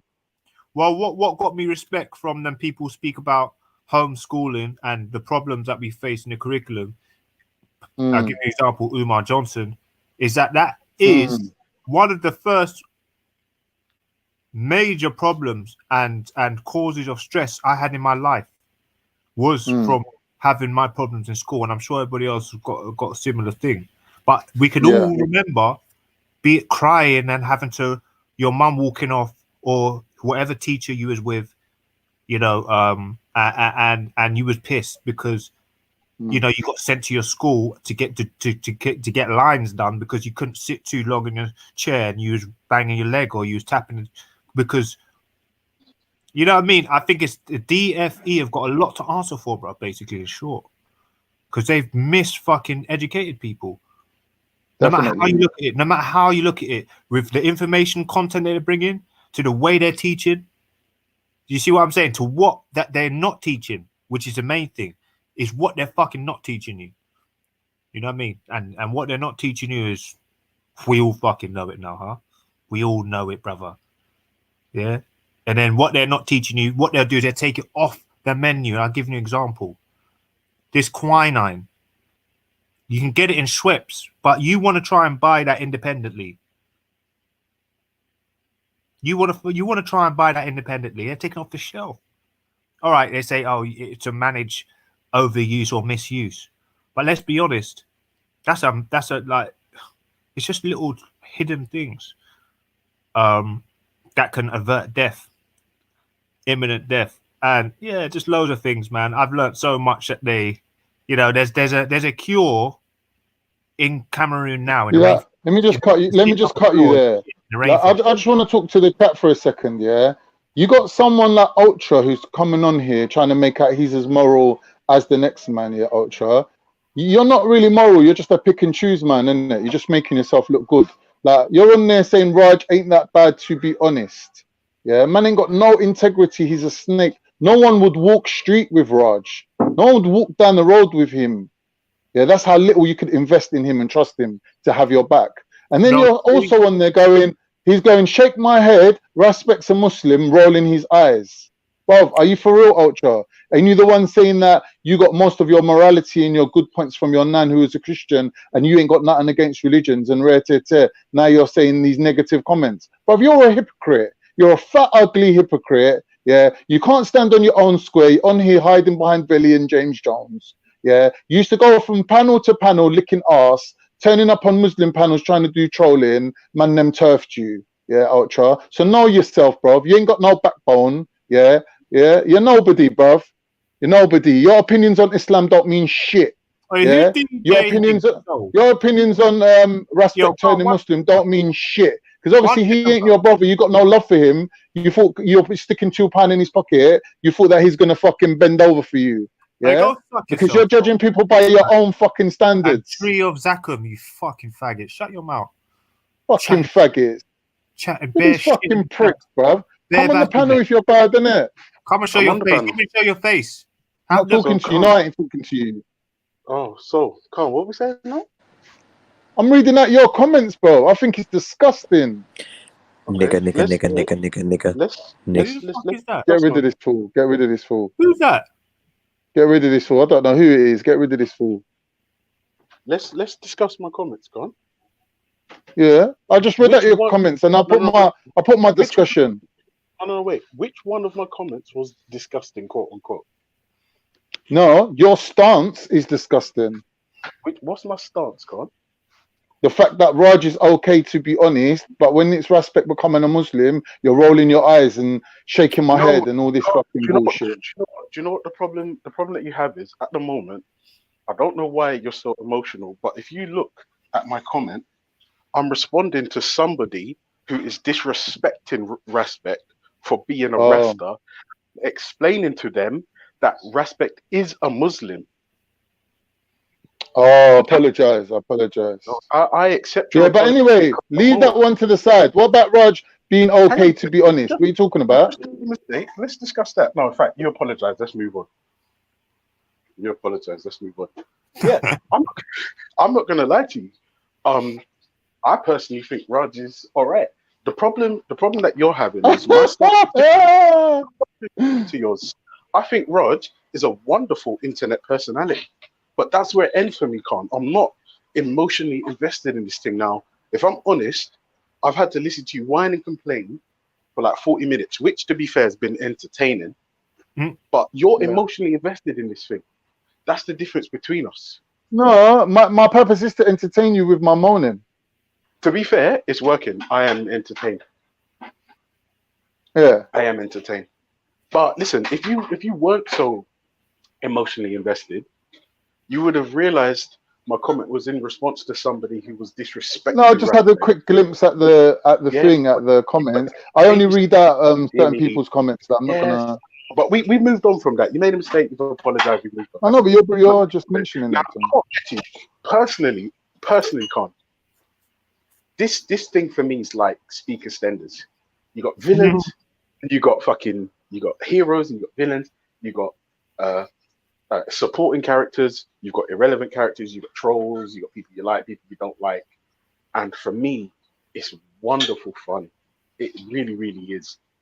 Now, the problem is, I don't know. There's obviously some tension between you and Raj, right? The problem is because I don't feel the way you do. You can't expect me to feel the same way you do.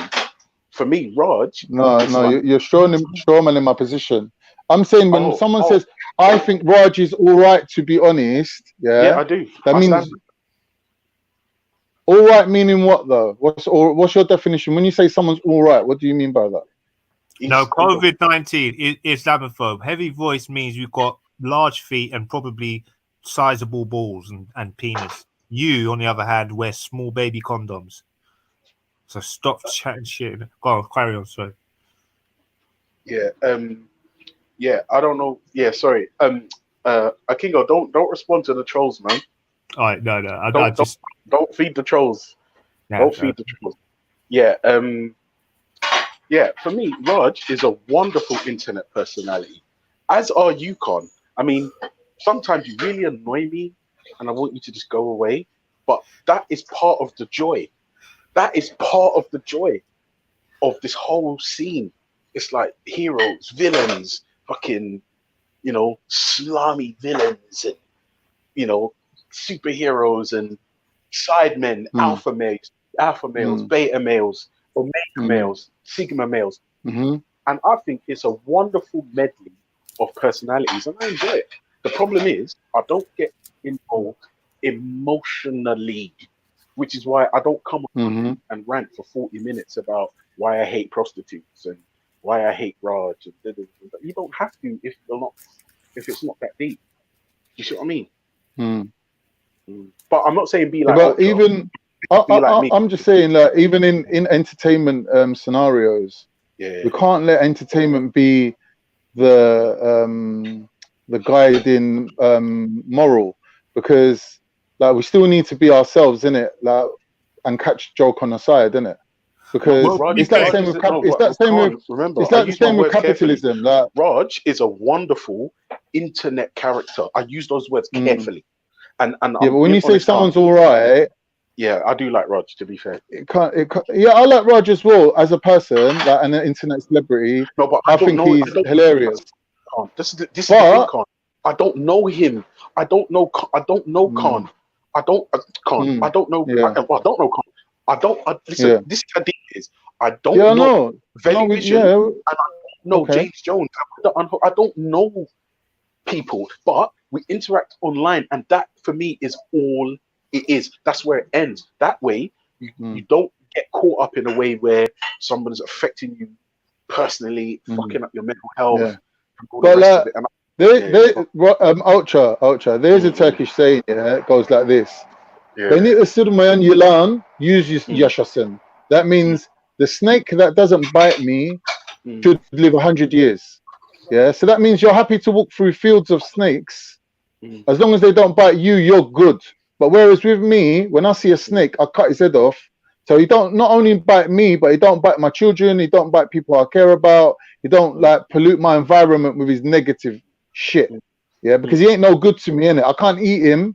He ain't tasty. He's just a fucking bottom feeder that has a potential of causing harm. So as a moral individual, I see it as my obligation to draw a distinction between people of integrity and people who lack that integrity, no matter what field or realm that I'm in. That's my main division. I divide. I pick and choose between the goats and the sheep. That makes sense, Khan. But the thing is, the difference between your stance and mine is, it does matter what realm I'm in. For me, it does matter. If I'm online interacting with people I don't know, Khan, who I haven't invested in emotionally, then I don't need to tell you I hate you because da da da da da. And remember, you're on the internet, so essentially you're in a vibe. You've willingly made the choice to go into a viper's pit. Yeah. So if you're complaining about being bitten after getting into a viper's pit, then that's on you, bro. I don't agree with that, bro. I agree with be the change you want to see. Yeah? Link up with people who agree with you and make the world a better place. Like, don't be saying the world's a fucking shithole, the devil runs the world, and we got no option, and we have to get down and dirty with it. No, we don't. We don't have to do that. No, just take the whole ball. Bitch take the ball. Yeah. I'll just put one more in the fridge. Yeah, where it's cold, isn't it? Why did that say this? I don't type this Labophobia. Can't. I hear you. Believe me, I do. But this is the problem. At the moment, like, remember, for almost an hour now, you've been stressing out over Raj. And I'll be honest. I haven't been stressing out, man. I've been keeping the show going. Oh, okay. It felt like you stressing out. Like, I don't know what Raj has done. I know, but I always sound like that, innit? And no, not always. Like, I ain't heard you stress out about anybody. And Amy, I don't know what she's done to you, but like, you're stressing out about her as well. And I'm just like, okay. Like, at the end of the day, no one can tell Khan to behave. I don't know, like, you've been on G Block, maybe you're not aware of like what these people are doing, you know? But they were calling Ashley P a N-word. And Amy, I think Amy and Wendy Wu were doing it, and they're not even apologetic for it. They're like, yeah, you can't tell us what we can say. You get me? Like, all right, wait, Con, when I went on there. Wait, Con, hold on. So Wendy Wu calling people niggas, Amy walking around calling people niggas. All right, okay. I think she didn't say nigger. I think she said, "What's up, my nigger?" All right, whatever the case may be. Like, let me ask you a question. Is anything you or me personally, is anything we say going to change these people's behavior in any way, shape, or form? But you can't have that. That's a wrong ideology, bro. It's like, it don't make sense to me that people have the ideology, because this is how we're in this mess. Because people like BBC Question Time were saying, oh, we're on here dissing fascists. Let's get at least one fascist on to defend the fascist point of view. And they got someone like fucking Nick Griffin on, thinking that they were going to make him look like a fool. And what happens? The opposite. So I don't agree with this free speech and giving wankers a platform and hearing the other side of the argument and rare. No, when you got your foot on the neck, you keep it there. Yeah. So these people that are going around saying the N-word on the internet like it's cool, like it's normal, yeah, it's gonna have a knock-on effect. Do you understand? It's not a situation where it's isolated. Like you got this ideology that internet's isolated from reality. That's not the case at all. They can't. Yeah, but can't. No, but can't. This is If that was the case, Tommy Robinson, these Vinny, all these people wouldn't be on the internet if it was isolated. No, but this is the thing, Khan. These people that have views that you find abhorrent have been communicating like since however fucking long. Discord, Hangouts, what was that other? There was another couple other internet forums like that I stumbled into on. But this is YouTube. That's the difference between YouTube and Discord. Wait! Breaking information. The first animal people who had animal sex were atheists. All of you lot in the chat, that's you. Yeah, that was a great point. Hey, that's a great point. Back to what you were saying. Can you explain what if you don't mind, if it's not snitching, yeah? Can you explain what she was getting onto you about, the Amy girl? Amy reckons that AC told her that I was working driving escorts around. So she's got no evidence apart from AC told her. But how does she know that? I'm saying to her that you can't come around accusing people of things when you actually got no evidence. No, but so she's bringing out WhatsApp chats. Huh? How does she know AC the ghost? How does she know AC the ghost? Because she reckons that, according to her, that this particular person called AC, which I've never met in real life, she reckons he's literally my best mate. And she reckons that she's kind of like in a relationship with him. She reckons, of sorts. Basically, she reckons he hit it twice. According to her own testimony, he paid for her to come to London twice. Wait, Jack the Pat, you're chatting shit about me and you're saying you're an intelligent dude. Why do you utilize such rhetoric?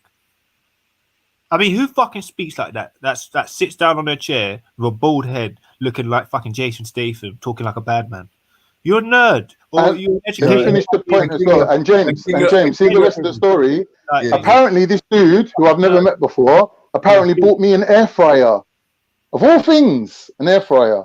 So I don't know what kind of little hangout they were in, what kind of mad conversations they were having, but somehow my name got put into the mix, and this is the end result of it. Oh, you're saying she's saying that AC paid for her services? That's what she's trying to say. I don't know, bro. I don't know. I've never talked to AC on this subject. He's just someone I know of hangouts, innit? We've had like a couple of conversations. I know. I chat to AC. For all I know, she's lying on him. For all I know, she's just a sick psychopath. I can't believe that until AC says that.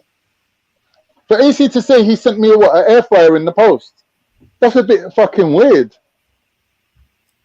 I don't know. Was it maybe like for your birthday or something? But the thing is, the argument that she's coming with, she's like, right, I'm gonna get him to send me his account details. I'm like, what? So you know, man, well enough to go through his bank details, yeah?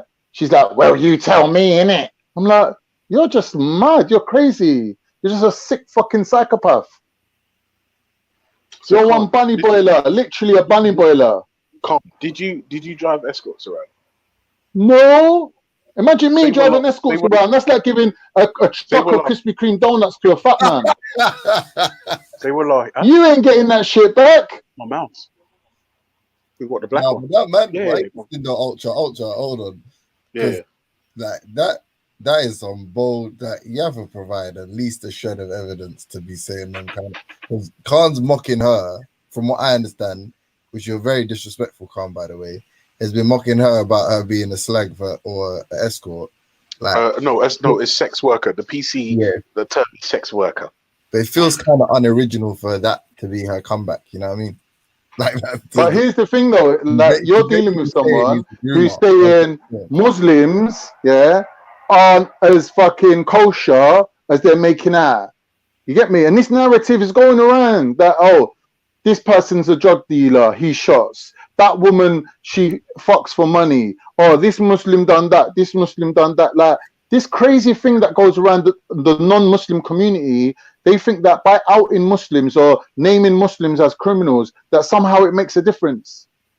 As if Muslims are going around with this narrative of we're holier than thou. No, nobody ain't saying that. Just because you ain't got God, you ain't got a fucking moral framework to live by, you ain't a fucking normal person. I'm not saying you need God to be a normal person, but I'm saying these degenerates, yeah, who are a result of the culture that we're living in and we all have to tolerate, somehow are butthurt that people want to live to a standard. Can I ask a question quickly? Yeah, Ultra. Yeah. Do you reckon someone that drives around prostitutes is immoral? I'm not gonna lie to you. If somebody's driving prostitutes around and ensuring that they're escorted from premises to premises to make sure they're safe and clean and kept secure for a small fee, will probably be, as long as they're paying the correct amount of tax. I don't necessarily see something wrong with it, provided it's legal and above board. Then yeah, it's probably they're probably doing the ladies a favor. This is just blowing. Well, I'm not even getting into that, like whether it's true or whether. Think about this, yeah. An escort. A prostitute, basically. Yeah, an escort. Oh, an escort. Yeah. An escort. Yeah. People will think you made an error on your. People on your CV. I'm an escort. No, but this is the thing. Yeah. Like, I don't understand why this whole escort thing is upsetting Khan, because it's not true. Khan, people talk shit. It's the internet. Like, that's literally what it's for. Talking shit. No. That's not what's upsetting me. What's upsetting me is people without a correct framework of thinking is coming out into the open with their dumb shit, thinking that no one's going to pull them up on it. Like, people thinking they can accuse people that without evidence, to me, is an insult. People think that they can say shit without getting pulled up on it. Is a laughing stock. Like, the subject matter is irrelevant. If somebody said, sorry, I was going to say sorry. Big up everybody anyway, man. Does that matter? Yeah. Yo, big up to everybody in the chat. Apart from take care, God. The idiot. And yeah, man, just hope God's got a very hot iron in your fucking sticks one up your ass and gets a pack of niggas to go rape all of you little batty men in there. Wow, you went too far. You went too far, bro. Have a good day. You went too far. Have a good day. Yeah, take it easy, bro. That was insane. That was TMI, man. That was TMI. Yeah, that was too much, bro. Why is it always like why in these hypothetical scenarios, is it always a pack of black people doing the raping? I don't know, bro. It's a fetishization, isn't it? It's a fetishisms. Yeah, it shouldn't really. Like, people shouldn't really be associating skin colors with sexual behavior. Like, it's just not right. But there you go. If we looked at groups of sodomites, it's more likely to be white people than black people. Just saying, like, if there were to be a group engaging in sodomy. Jeez. Well, historically speaking, the evidence has proved you right there, James. Yes, I'm just talking fact. I'm not saying it's an innate thing. I'm just what's more likely to happen. I mean, you'd listen. You'd have a far easier time soliciting a group of white people to do that job for you than a group of black people, in my opinion. Again, I haven't tested the theory. That was awkward. Anyway, thanks for that, Kingo. Yeah, cheers, thank you. The image of that. Good job. Yeah, it's real dump. Graphic. Real graphic. Yeah, man. So, who missed the fucking cussing battle last night? You lot all missed it. No, I got banned on the channel. I got hidden on the channel. Oh, is it? Yeah, and then I never realised. To be honest, I barely ever. Was that because you voted? Because you was voting twice, innit? I seen you a couple of times voting twice. That. Basically, I said no, but they said if anyone gets caught voted twice, they're gonna get kicked out of the channel. So it must have been that. No, everyone was voting twice. But no, Ultra. Okay. How could I don't know? You weren't paying attention to the chat, but like fucking the whole chat I imagine the majority of them were Caribbean in origin, because the people were people kept calling me a batty fish, a batty mouth fish, a batty fish mouth, bare other weird. I don't even know what that is. Yeah, I know. Bare other weird like inflections and iterations of batty fish or batty mouth, all of those two. Because So you're getting some general hate. I was getting a lot of hate, man. The best one was like 3 people were like, "Who is James Jones?" It's like, bro, I'm you don't know me in real life. It's like I'm one of the people commenting, like, unless it's like, you know, just attention-seeking motherfuckers. Like, who is James Jones? I'm gonna go, bro, I'm me, bro. I'm me, and then we're gonna argue back and forth. Like, bro, chill out, yeah. I just said anyone who didn't have a vagina who voted for that chick, yeah, was a bish.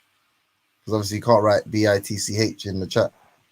And yeah, I guess everyone that voted for the woman took offense to it, and then she jumped in the chat, started calling me a faggot, a bitch, a this one, and that one. Because Empress, Empress, that's the it. girl that was that scheme was cold from Born Rich.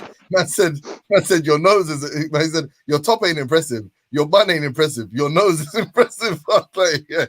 No, there were some gems. I'm not lying. There were some real gems. But she dropped a few bars on him though, and that's not easy to do because Bourne's got the energy, bro.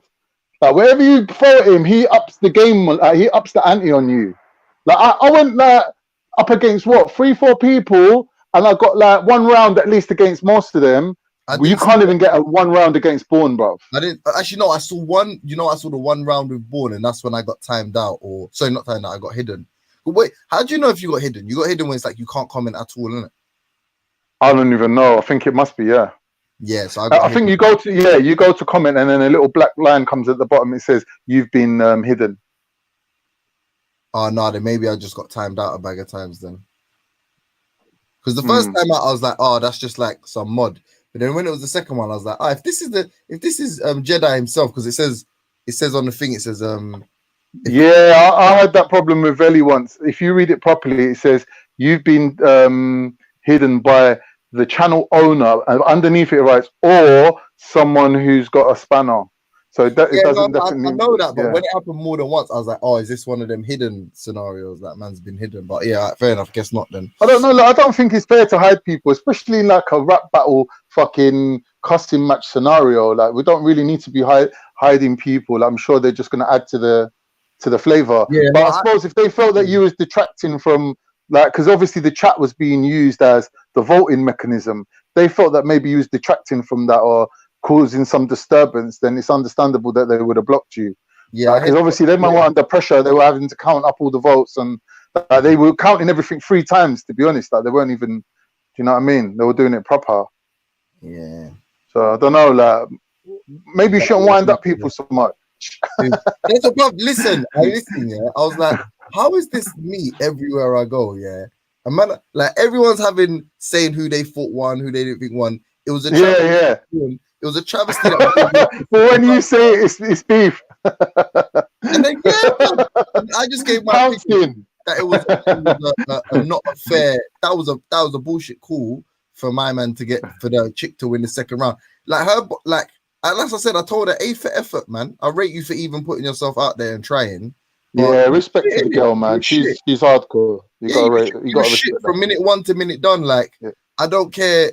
I don't care about your. No, she dropped. She had her first round was lame. I'm not gonna lie, but the second round she fucking kicked the shit out of Bourne. She did all right in is when Bourne fucked up and said something about his pubic hairs, and she was like, "What? You dye your?" Oh yeah. That was a turning point. And even that, it wasn't funny. Yeah.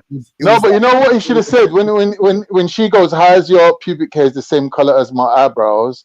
Yeah, like there was an easy layup. Like he could have just been like, yeah, because last time you was giving me head.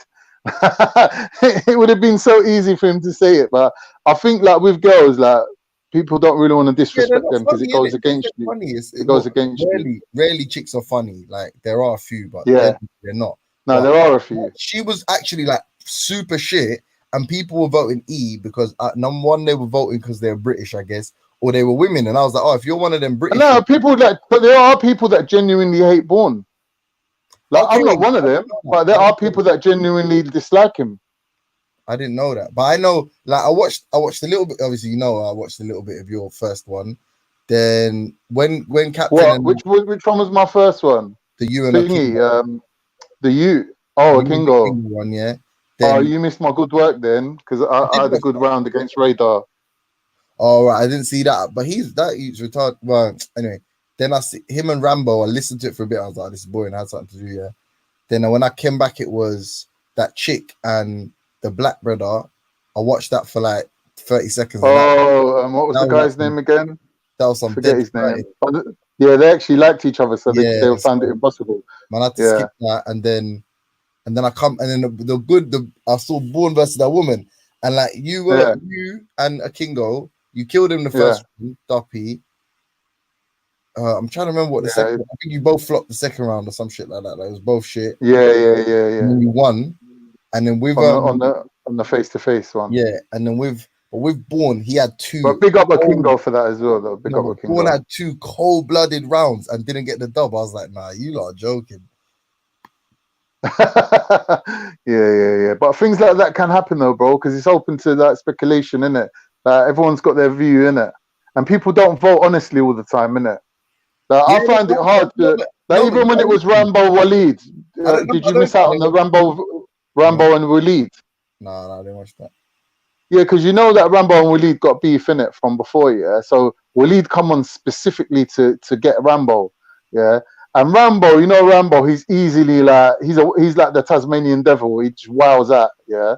But he held his shit together, and he actually won based on merit, not even the fact that of anything else. That he just smashed it, and I could have easily just been sitting there going, yeah, Waleed's my Muslim brother. I'm gonna vote for Waleed, yeah. But I got my judge cap on, innit? So I'm judging impartially. And I had to give it to Rambo. You get me? And I don't think everyone votes that way. Sometimes people are like, yeah, I'll vote for who I like, or I'll vote against who I don't like. I'm political voting and whatever. Rambo, you talking about? I don't like Rambo more than Waleed. You get me? Like, I equally like both of them. Do you really rank how you like them, bro? You just like both of them, or you just like? No, I'm just saying that one of them don't stand out for me like more than the other. For me to say, I like this person more than the other person. I voted for the first round I saw. I can't remember what your jokes were, but I voted for Born against you, and I don't really know Born at all. I spoke with Born. That's what I mean. Like, it's impartial voting, isn't it? Like, yeah, but that's what I'm saying. Anyone that voted for that chick against Born, she literally said absolutely nothing. He said a fucking bag of hilarious shit. He said you look like he was hilarious. Like your head looks like the shape of a teardrop. Born's a sick motherfucker, you know. Born is a sick. Bro, he's got the fucking comedy gene, innit? Yeah, he's got the comedy stuff, gene. Yeah, he was saying stuff that I was thinking, and like, you know what? Like, the way I think about insulting people, I can lie, that format would be hard for me. She goes to him, "You ain't gonna last too long." He goes, "I don't think that top's gonna last too long." You're so. He looks like he's struggling. Yeah, no, Born's funny, man. Born is man. Like, I'm not gonna lie, he smashed me twice. Like, the first time I thought, you know what, I'll let him have that one. I'll come back harder. But I'll come back harder, and he come back even harder. And I was like, bro, it's like he's got extra gears, man. He's got extra gears. He said you got one brown. I've seen you eat a chocolate in 12 seconds. No, he said you got one brown tooth. Yeah, he's like your tooth. I got one brown. Because no one can accuse your teeth of being racist. They got one brown friend. I was like, yes, man. He killed it because his delivery is good as well, man. His timing's good. He's got the imagination to dream up things like on the spot. But them Americans, they got that thing got it all. With your bitch ass. You're broke, and they could just go like Bob. And it's like if one doesn't hit, you see when you charge up a bar and then try and land it, if it doesn't hit, it's almost like you're out of breath, you're winded now, because it took you a lot to it's true. With him, he's just going, it's just machine gunning, like, so if one is funny, it makes the whole thing sound funny. It's like that's the American roasting. He was the worthy champion. He at first he was having a joke, but then when he actually won, he started getting worried, going, "Is there any money actually coming through?" I started laughing. I was like, "Boy, there ain't no money coming, bro. That's why I let you in. I actually let you in." But really, I never. Obviously, I never. They not get paid. No, he did. Of course, he did. Yeah. And then he was like, "Oh, thank you, Jedi. Thank you, lot. Like, thank you to everyone." Do you know what I mean? But like, he started panicking, innit? As soon as he won, he realized he was the champ.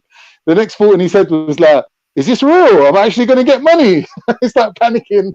You know what? Start hassling people. You know, Maury. He started pulling the Maury from fucking Goodfellas. Where's my money? Where's my money?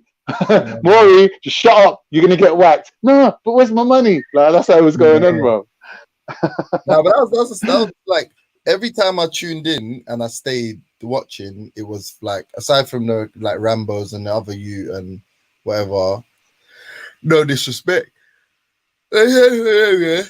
Aside from them, it was a sick show, bro. That was a really good watch, man. Like I said, I ain't gonna lie. It was. I didn't realize, people always complain like, "Oh, this one hit me on this channel, this one did this," and I'm always like, it's frustrating. Watch the channel, shut up and watch the fucking show and just don't comment. But you realize how this YouTube thing is so interactive that when you don't have the ability to comment, it's like it makes it not fun anymore. It's like it's frustrating. Yeah, no, frustrating. It's just like, it's not like when you and Bourne were going at it and I couldn't comment. I don't know, my mind just drifted to something else. I think you know what I mean. I was like, oh yeah, I can just go do this, innit?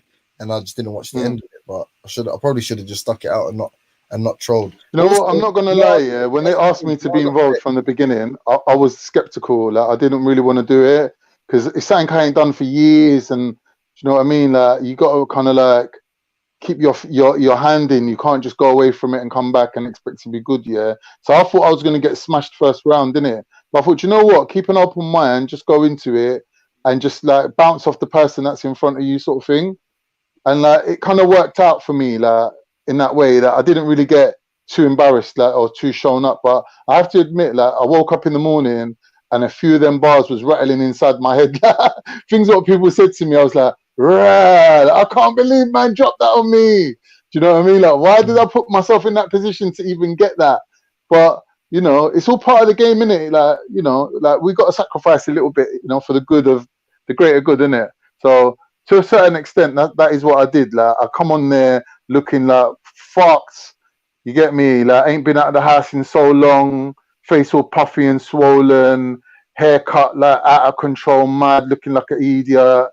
Yeah, put the glasses on because I couldn't see the screen. Like, it was bad. Like, I just gave them so much ammunition to even start with that I just thought people were gonna. Like, I thought Nicky even would, like, what's his name, Kingo, would have like dropped some hardcore bars on me. What's his name? You get me? But Nicky, yeah. So I think he was actually a little bit thingy. One second. I'm back to him. Yeah, cool. I think like with some people, sometimes they get not starstruck. What's the word? Like, you know, like when you get stage fright. I think that's the biggest killer, and that's what I tried to avoid, was that stage fright scenario, because you start umming and ahhing. Like, you're always better off like reeling off like shots, even if, like, you know, they're not good ones, because you always come across as confident and aggressive. And I think even with Rambo, that was like his saving grace, that he didn't start umming and ahhing and stuttering, and he was just machine gunning, like, lick after lick after lick after. You get me? Like, just firing off them shots. Like, that's what you got to do, because don't forget, something you don't find funny, someone else might find funny, innit? So you're better off firing that shot rather than not. You know what I'm saying? Unless it's a clanger, which really, like, very rarely you would drop a clanger. You know what I'm saying? There was a couple through the night, but really, out of all the jokes that got dropped, like, there was one or two. So that's nothing. That's minimal. Like, you can't even count that. But respect to everyone, innit? Like, everyone put their selves on the line. Like, people won't even come on panels, let alone put a fucking camera on. You get me? Like, you got to give these people respect, man. You know what I'm saying? Like, entertaining you lot, and you lot just sitting in the fucking comments trolling. Like, you're jokers, bro. You got to understand, bruv. Like, we ain't compelled to do this shit. Like, we ain't fucking victims out here, like, putting ourselves on the line to get dissed. Do you know what I'm saying? Like, it's just entertainment purposes, isn't it? You know what I'm saying? So, you know what I mean? Here's what it is, man. I hope everyone enjoyed it. Like, I hope a good money was raised. I don't know how much Bourne got. I don't even know. Didn't find out. Like, it must have got 100 and something though. I think like they managed to raise up 170 at the last count, but I think that was going to be split between the first and second prize. I don't know actually how much Bourne got, to be honest. But like, I come runner up. I didn't get nothing. So like, if there is a little runner up prize floating around there unclaimed, yeah, like put my name on that shit, man. Yeah, man. Bourne was the worthy champion. Big up Bourne. He was worthy. Now I'm sure he's going to hold on to that title. I'm sure men are going to be gunning for him. They're going to be coming out of the woodwork now trying to get that title from Bourne. Know what I mean? I think even we might even see man like Veli making an appearance because I heard that he's got some bars, bro. People have been bigging him up like he can spit bars. So maybe we'll see a few extra people, a few high class celebrity, high status individuals might turn up now. You know what I mean? Which will be good for it. It'll be good for the whole thing. Obviously, next time round, everyone's gonna have his hair cut, shaved, looking smart, fresh gums. You get me? Nice background to the fucking. You know what I mean, innit? Like, last night was a little bit savage. Nicky was in his kitchen, I think. I was like in the fucking bedroom. Yeah, we done what we done, innit? Ain't no big deal. Like I said, man, it's just like primary school. Well, sorry, secondary school. In the lunchtime thing, we used to all cuss each other and the maths lessons and shit. It's just culture, innit? It's like growing up around West Indian people, like Caribbean people, Jamaicans. They got that culture of roasting each other, and it's just something that, if you're a comedy-minded person, if you love comedy, it's a beautiful thing, man. It's like rap battles as well. Like it's a beautiful concept. You know what I'm saying? That we need to give people recognition that this is their culture and we're enjoying it. So, you know what I'm saying, got to respect that. You know what I'm saying, like some cultures, like my culture, where I come from, we don't have things like this, man. Like you say the wrong thing to someone and it's like an instant fucking murder. You know what I'm saying? So I appreciate the culture. That's what I'm saying.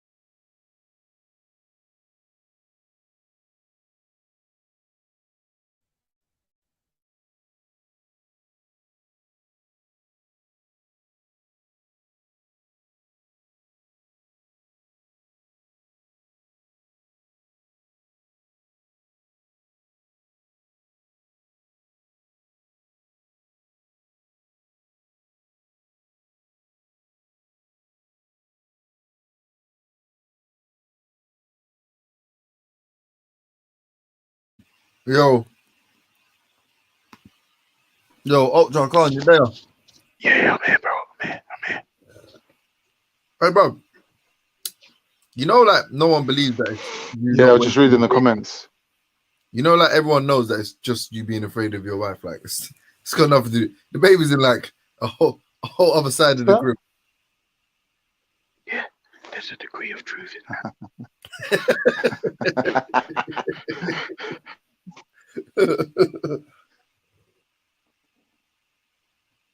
I was just maybe she's looking at me right. She's looking at me now.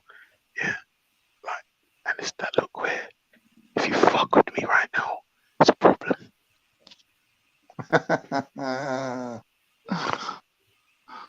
Yeah. We got Mrs. Ultra. But yeah, man. I never.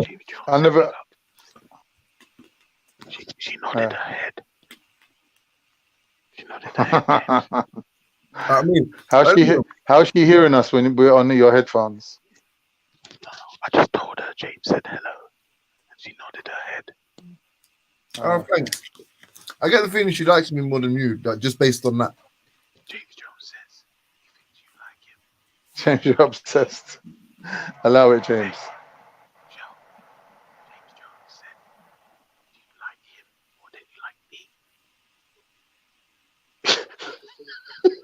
Say based on the Hey, knowledge. is DC Bud still in the back there? Is DC Bud waiting to come on? I'm watching my shows. James, Fuck, Yeah. is DC Bud waiting to come on? Oh, hey, Bell, hey, Belly, DC Brad there. And also melanated, yeah?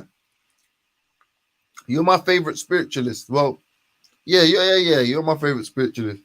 So the fact that I'm not your favorite atheist means now Shaka's gonna be my favorite. I moved you. You've been demoted, and now Shaka is my James, favorite. you're making me hungry, man. Let's go and eat some food. You know what I'm having for my breakfast? What are you having? Some almonds, yeah, Mmm. and the best protein shake on the roads, yeah. Which is what? Now, I'm talking about gluten-free oats, yeah, strawberry, banana, and oat milk with a pea protein isolate. Stop it. Just You're a fucking legend. everyone has to just stop, bro, because this is bro, fucking milkshake. It's stupid. Lady. I can't lie, without the banana, it would be disgusting, right? The banana brings all the real sugar, but it's banging.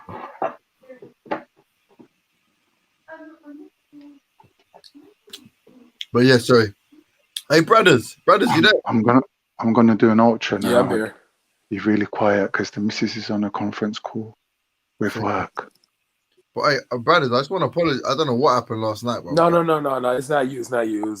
It was like too much shit was going on. I got like, okay, so first I'm listening to Melanated and Lived It, and they were giving me some really good advice. So that's why was my major focus was listening to them. But then like I was still riled up from how like Big Arms was just being so fucking racist. And then I'm thinking like every black man in the chat's gonna be popping off on this dude, right? But no, we got jokes for each other. I just got mad. So, but then like my driver calls me and tells me he won't be able to make a delivery on time. And I'm just like, what do I pay you for? So I just did what Ultra said, dude. If you get upset on the internet, get off. So I just had to get off because I was just too mad. It's just too much going on at one time, you know. To be But honest, nothing to do with you. To be honest with you, yeah. Well, either way, yeah. Oh, then Getty too. Yeah, I forgot. Getty too was in the chat. Just being But an my utter man pussy. all the time, though. Don't take him seriously. That's why people are just bored of it. No one even cares. That's why no one really, especially someone like you. Yo, James, big up yourself, bro. No, one thing that pissed me off, though. One thing that really got to me was how he called Melanated a bitch, and I'm like, it's like she's a veteran, she's a mother. Who the fuck are you to? You know what I mean? Like, get your little packy drunk ass off. Yeah, he called her a bitch. Yeah, he was like, look here, you look like he was like, Melanated, you a bitch, and I'm just like, whoa. And I'm trying to address this, but then Lived It is just yelling. I'm like, bro, gracious. Like I was so mad. I was just like, are we going to address the fact he called her a bitch? And I'm just like, I was done with that. And then Getty's I just felt like two people that I was like low key rating showed their true colors. You know, I always like to think I'm a good judgment of character. That's why I keep coming around here. Like, see, like James with you, I'm used to because you're like a BCC, so I'm cool with you. You know, so it's all right. Yeah, man. Yeah, that's not okay. I mean, well, who called Mel a bitch? Big Arms. Really?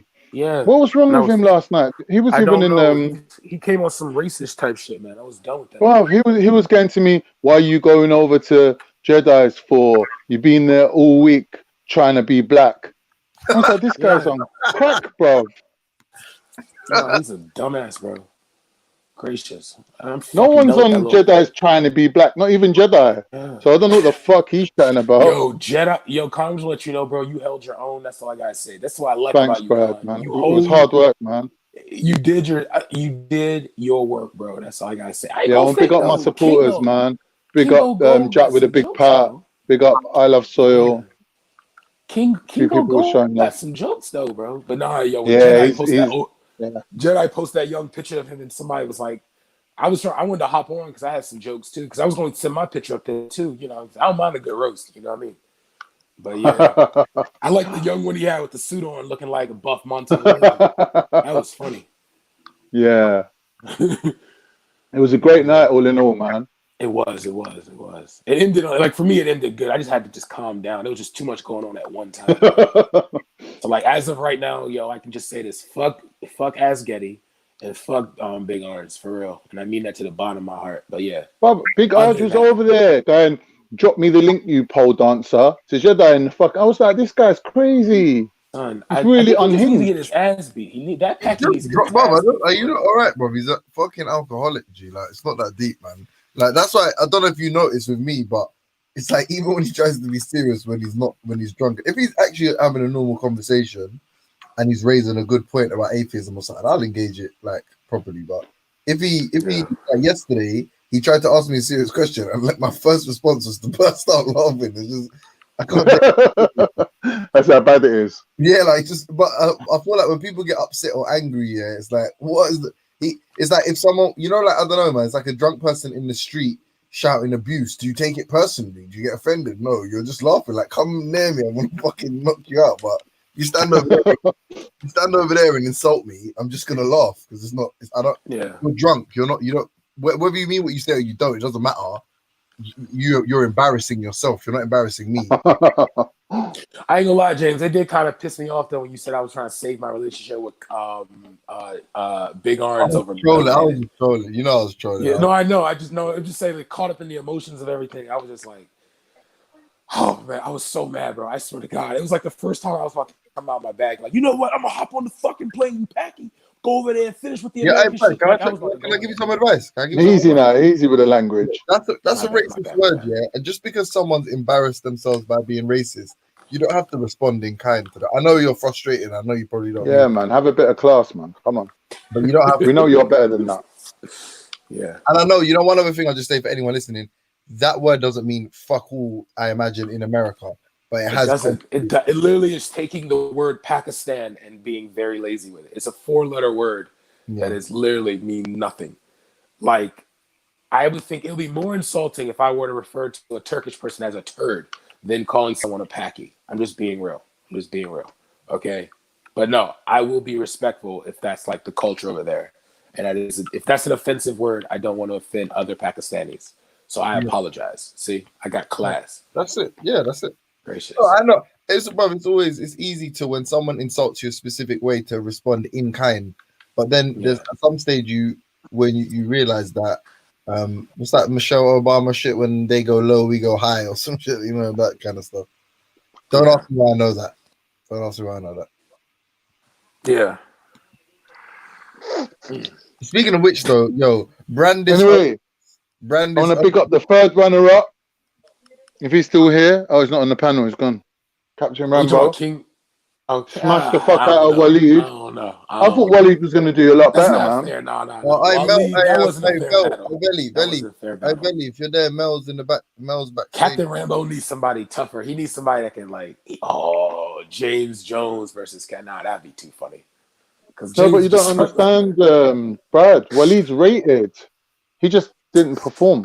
What is that rated? Don't be serious. Yeah, Waleed's not even funny. I think his accent makes stuff funny, and I think really it's just how your first round. When you said like you're the kind of guy to get COVID and put on weight. Like there was only you and Born Rich that actually had notable bars. The other ones were just like, you're gay, stick dick up your ass, it's up your ass. Yeah. Yo, King of Gold though, yo, big surprise. King of Gold actually sounds like like he just sounds too educated to make fun of people, because it was like he was so like, no, I'm not gonna say his jokes weren't funny, but there were some periods where you thought like, yo, you took a lot of intellect to say that, bro. Just let it flow. Dude, Kingo. Yeah.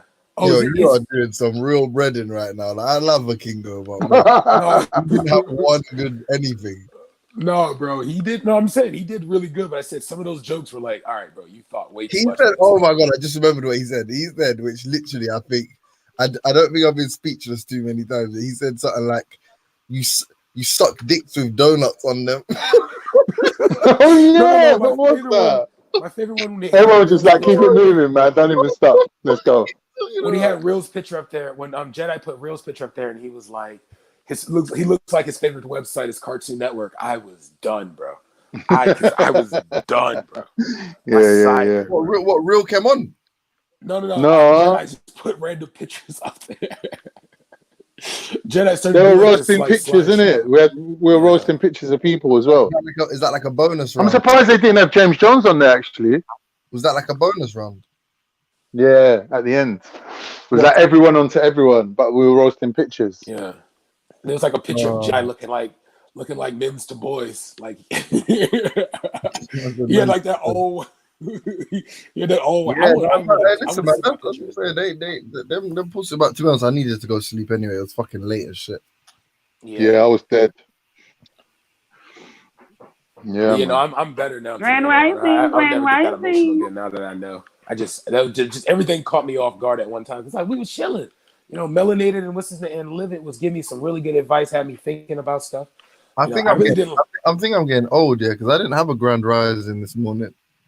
Me neither. Oh, my shoulder hurts. I don't think you got what I was saying, bro. I do. I'm not gonna encourage your disrespect of my sisters. So how is it? Wow, you're a whole grown man making fun of just a simple 2 words, James. You should be really proud of yourself. Really proud of yourself, bro. James, you didn't see. I picked you up as the eagle. I'm sorry, I'm gonna call this morning. Yes, I gave you the eagle shout out. Thank you. Number one, but number two, didn't we not agree on me being a snake? I don't like the snake. Why do you want to be a snake? Because I want to be the black mamba in. I mean, I don't know what a mamba is. What is that? Mamba. A mamba. What is a mamba? Sounds like a dance. Isn't that a dance? I think it is as well. Yeah. But hold on. I want to be the black mamba. You want to wind up, huh? That's what you want to do. No. Black mambas live in the savannah, the rocky hills of the southern and eastern Africa. They are Africa's longest venomous snake, reaching up to 14. Oh my goodness! Reaching up to 14 feet in length. Although 8.2 feet is more than average, they are also among the fastest snakes in the world, slithering up speeds up to 12.5 miles a fucking hour. And also, yeah, it's a homage to Kobe Bryant because he was called the Black Mamba. Doesn't your little one watch basketball at all? I guess so. Let me ask him. Son, you know who the Black Mamba is? Look here. He's gonna be that chick out of Kill Bill.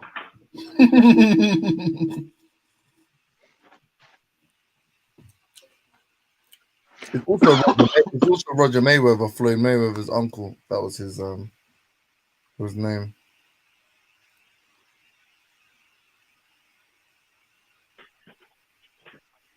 I don't know where this child went. He's such not a morning person.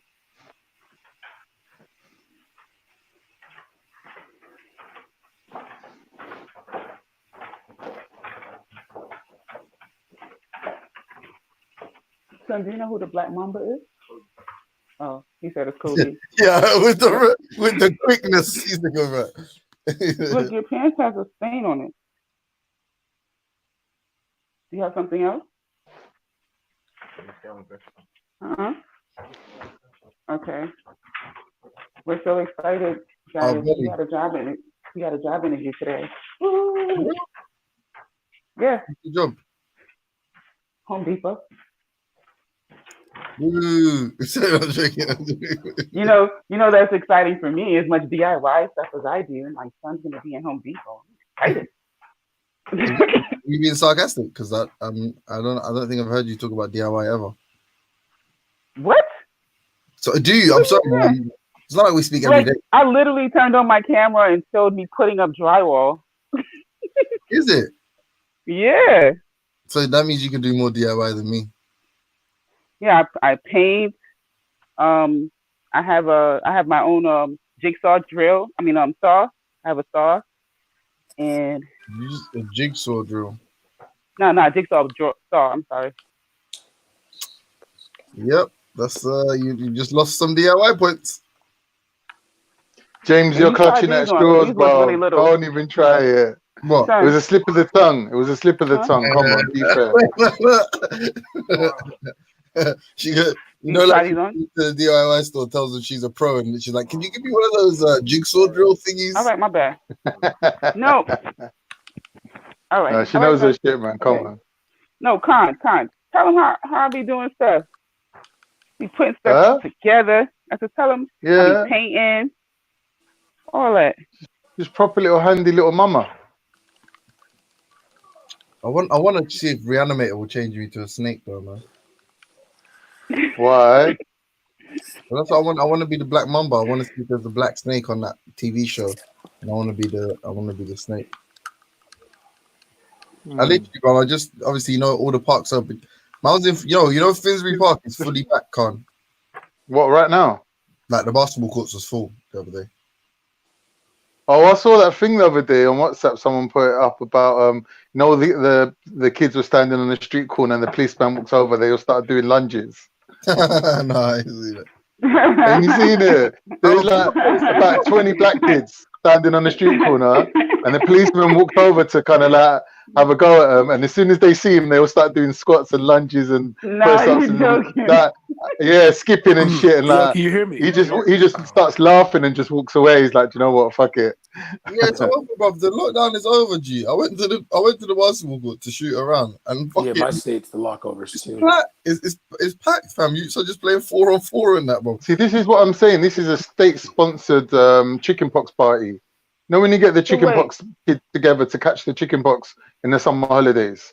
This is what we got now. The government's basically trying to make you catch corona. What did you say, sis? I'm sorry. So are we really getting a second stimulus check? Because like I got some home improvements I'm trying to do. I don't even know. I know that like our states, we probably so apparently DC's reopening on June 8th, and then Maryland, because Maryland has achieved the 14 days no new cases, so we can like go out now. All we have to do is keep wearing our mask. 14 days no new cases? Yeah. That ain't so miraculously just out of nowhere. Whatever, so we're gonna be most likely everything's be getting back to normal, which I'm okay with. Wait, so what does that mean? June 8th, everything's gonna be open. What? DC's they already supposed closed. to be opening. They already closed schools. The last day of school in DC is on the 29th. So yeah, I think that's what's gonna. And but then again, it's also the best thing is because DC is a transit city, and because all the colleges being empty, that will definitely empty the population. That's definitely a huge portion of the population. So I don't think London could ever reach the status of having 14 days no new cases because being the capital city, like, people's gonna always be passing through here, innit, from other places. So I don't know when to really let my guard down. Because if I did have a 14-day no new cases scenario, I'm sure I'd be running through the streets right now. You said it though. I think the smartest goal for everyone right now is to do, because Khan brought this up. It's like, don't go into big crowds, but like have that like your 10 people within your circle. Because that's what I've been doing. Is like I had like. But DC, but Maryland really had like a lockdown, and some other states did not. Yeah. You know what I'm saying? Like Maryland, you could not go any freaking where without that damn mask on your face. Like they would be like. Although you still have to wear the mask out. You still have to wear the mask in stores. You don't have to wear it like in the car or something like that no more. But yeah. I've seen people wearing their masks driving around in their car. I'm like, are you protecting yourself from No, but here's the thing, Mel. Like the thing is, once you're at your house, you can't then put the mask on while you're out, and you can't take it off either, because let's say, for example, I walk through a big crowd of people with a mask on, all the bacteria is stuck on the outside of the mask. So if I go to take it off, I'm gonna end up touching the worst thing I could possibly touch. The concentrated breath of 1,000 people.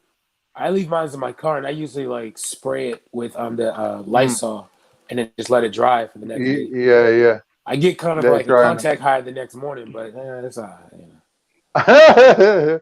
Now I put mine in the machine, man. I just wash it as soon as I get in, strip off my clothes, take off my mask, put it in the machine, man. Done. Yeah, because those disposable ones, man. I brought a big pack of them, but it's just. I heard that like, okay, so there's like a test. You take a lighter and you breathe and you like blow as hard as you can through the mask. If you can blow out that flame, then that's not a really good mask. But it was my Yeah. fault. I got one made in China, so you know. I wouldn't try that because I'd end up setting fire to the mask and just singeing up my whole face. Hey, sorry, really, real quick break away from this. Ultra, you there, bro? Ultra. Yeah, bro. Hey, listen, yeah. This weekend, yeah, for one of my cheat meals, yeah. Would you know about macaroni and cheese, but substituting the macaroni for gnocchi? Talk to me. No, that sounds disgusting. What's a gnocchi? What's that? Yeah, Potato. Little potato meatballs. No, they're not potato. No, they're potato. It's potato. Gnocchi's potato, man. Potato meatballs. Is that pasta though? Nah, it's not pasta. Is that potato pasta? Potato pasta. Yeah, potato What do you mean pasta. potato pasta? The pasta's made with potatoes? No, it's like in balls. It's like little balls of potato. But they don't have to be ball shapes. They're like little cylinder shapes, tiny little cylinder shapes. I can't lie that. But why would you go with the gnocchi over real pasta?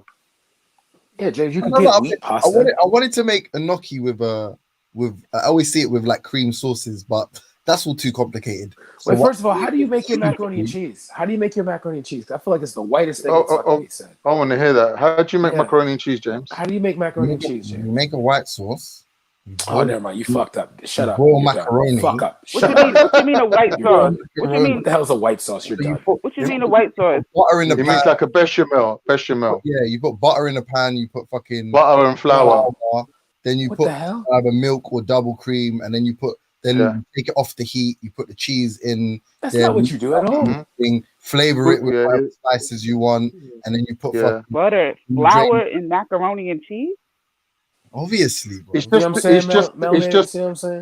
cook the butter. It's just to cook the butter.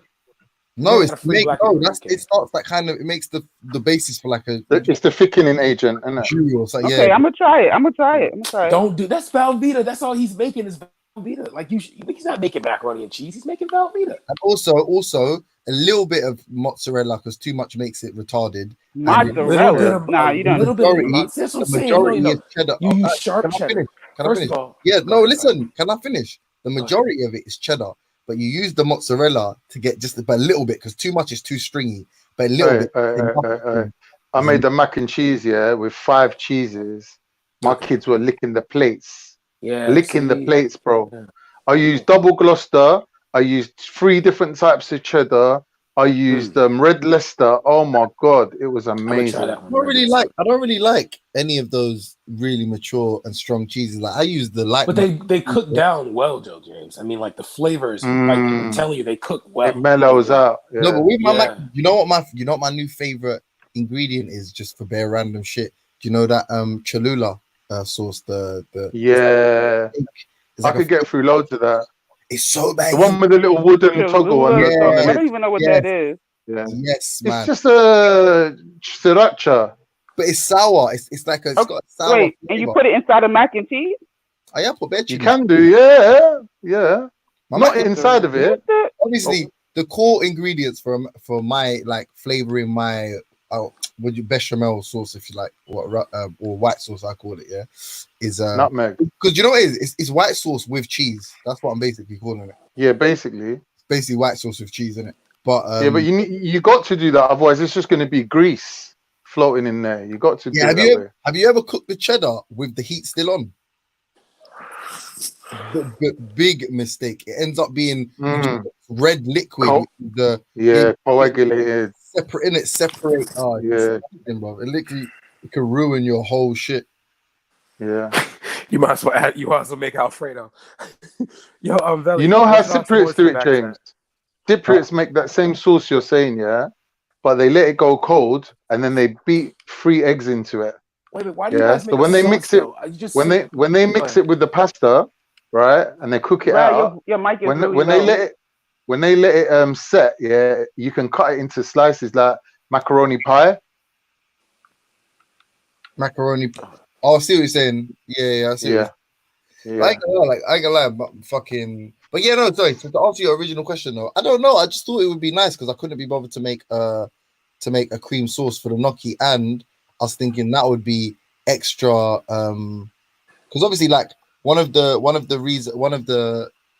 only thing in my opinion that once you get the taste right, the difference between a good mac and cheese and not a good mac and cheese, I guess, is the macaroni you use. So I was thinking maybe that would be a way to Yeah, use Turkish. Use Turkish when you're going pasta, especially white pasta. Get the Turkish one, piale. You don't think that would be It's called nice? piale. You don't think that would It's be banging? extra quality. Trust me. You don't think that would be banging? A mac and cheese, like imagine a reheated mac and cheese. So like it's after you put it in the fridge after that first time eating it, and you come out and the mac is knocky. You don't think that would be nice? Now, do you know what would be nice? If you got mac and cheese, yeah, let it go cold. They made it This into like dude little said, balls and the and mac is fried it. gnocchi. Fried mac and cheese. You know, like they do in Burger King. No, Have you ever had that? You just destroyed my fucking. No, I had that in Burger King. It was sick. No, I'm saying you just little mac and cheese balls. Yeah, no, everyone's got mac and cheese balls. Everyone, fucking. Yeah, but make it at home, innit? Like the big ones. Make big fucking fuck off sized ones. Yeah, that's some fuck off tennis ball size ones. Fuck off size one.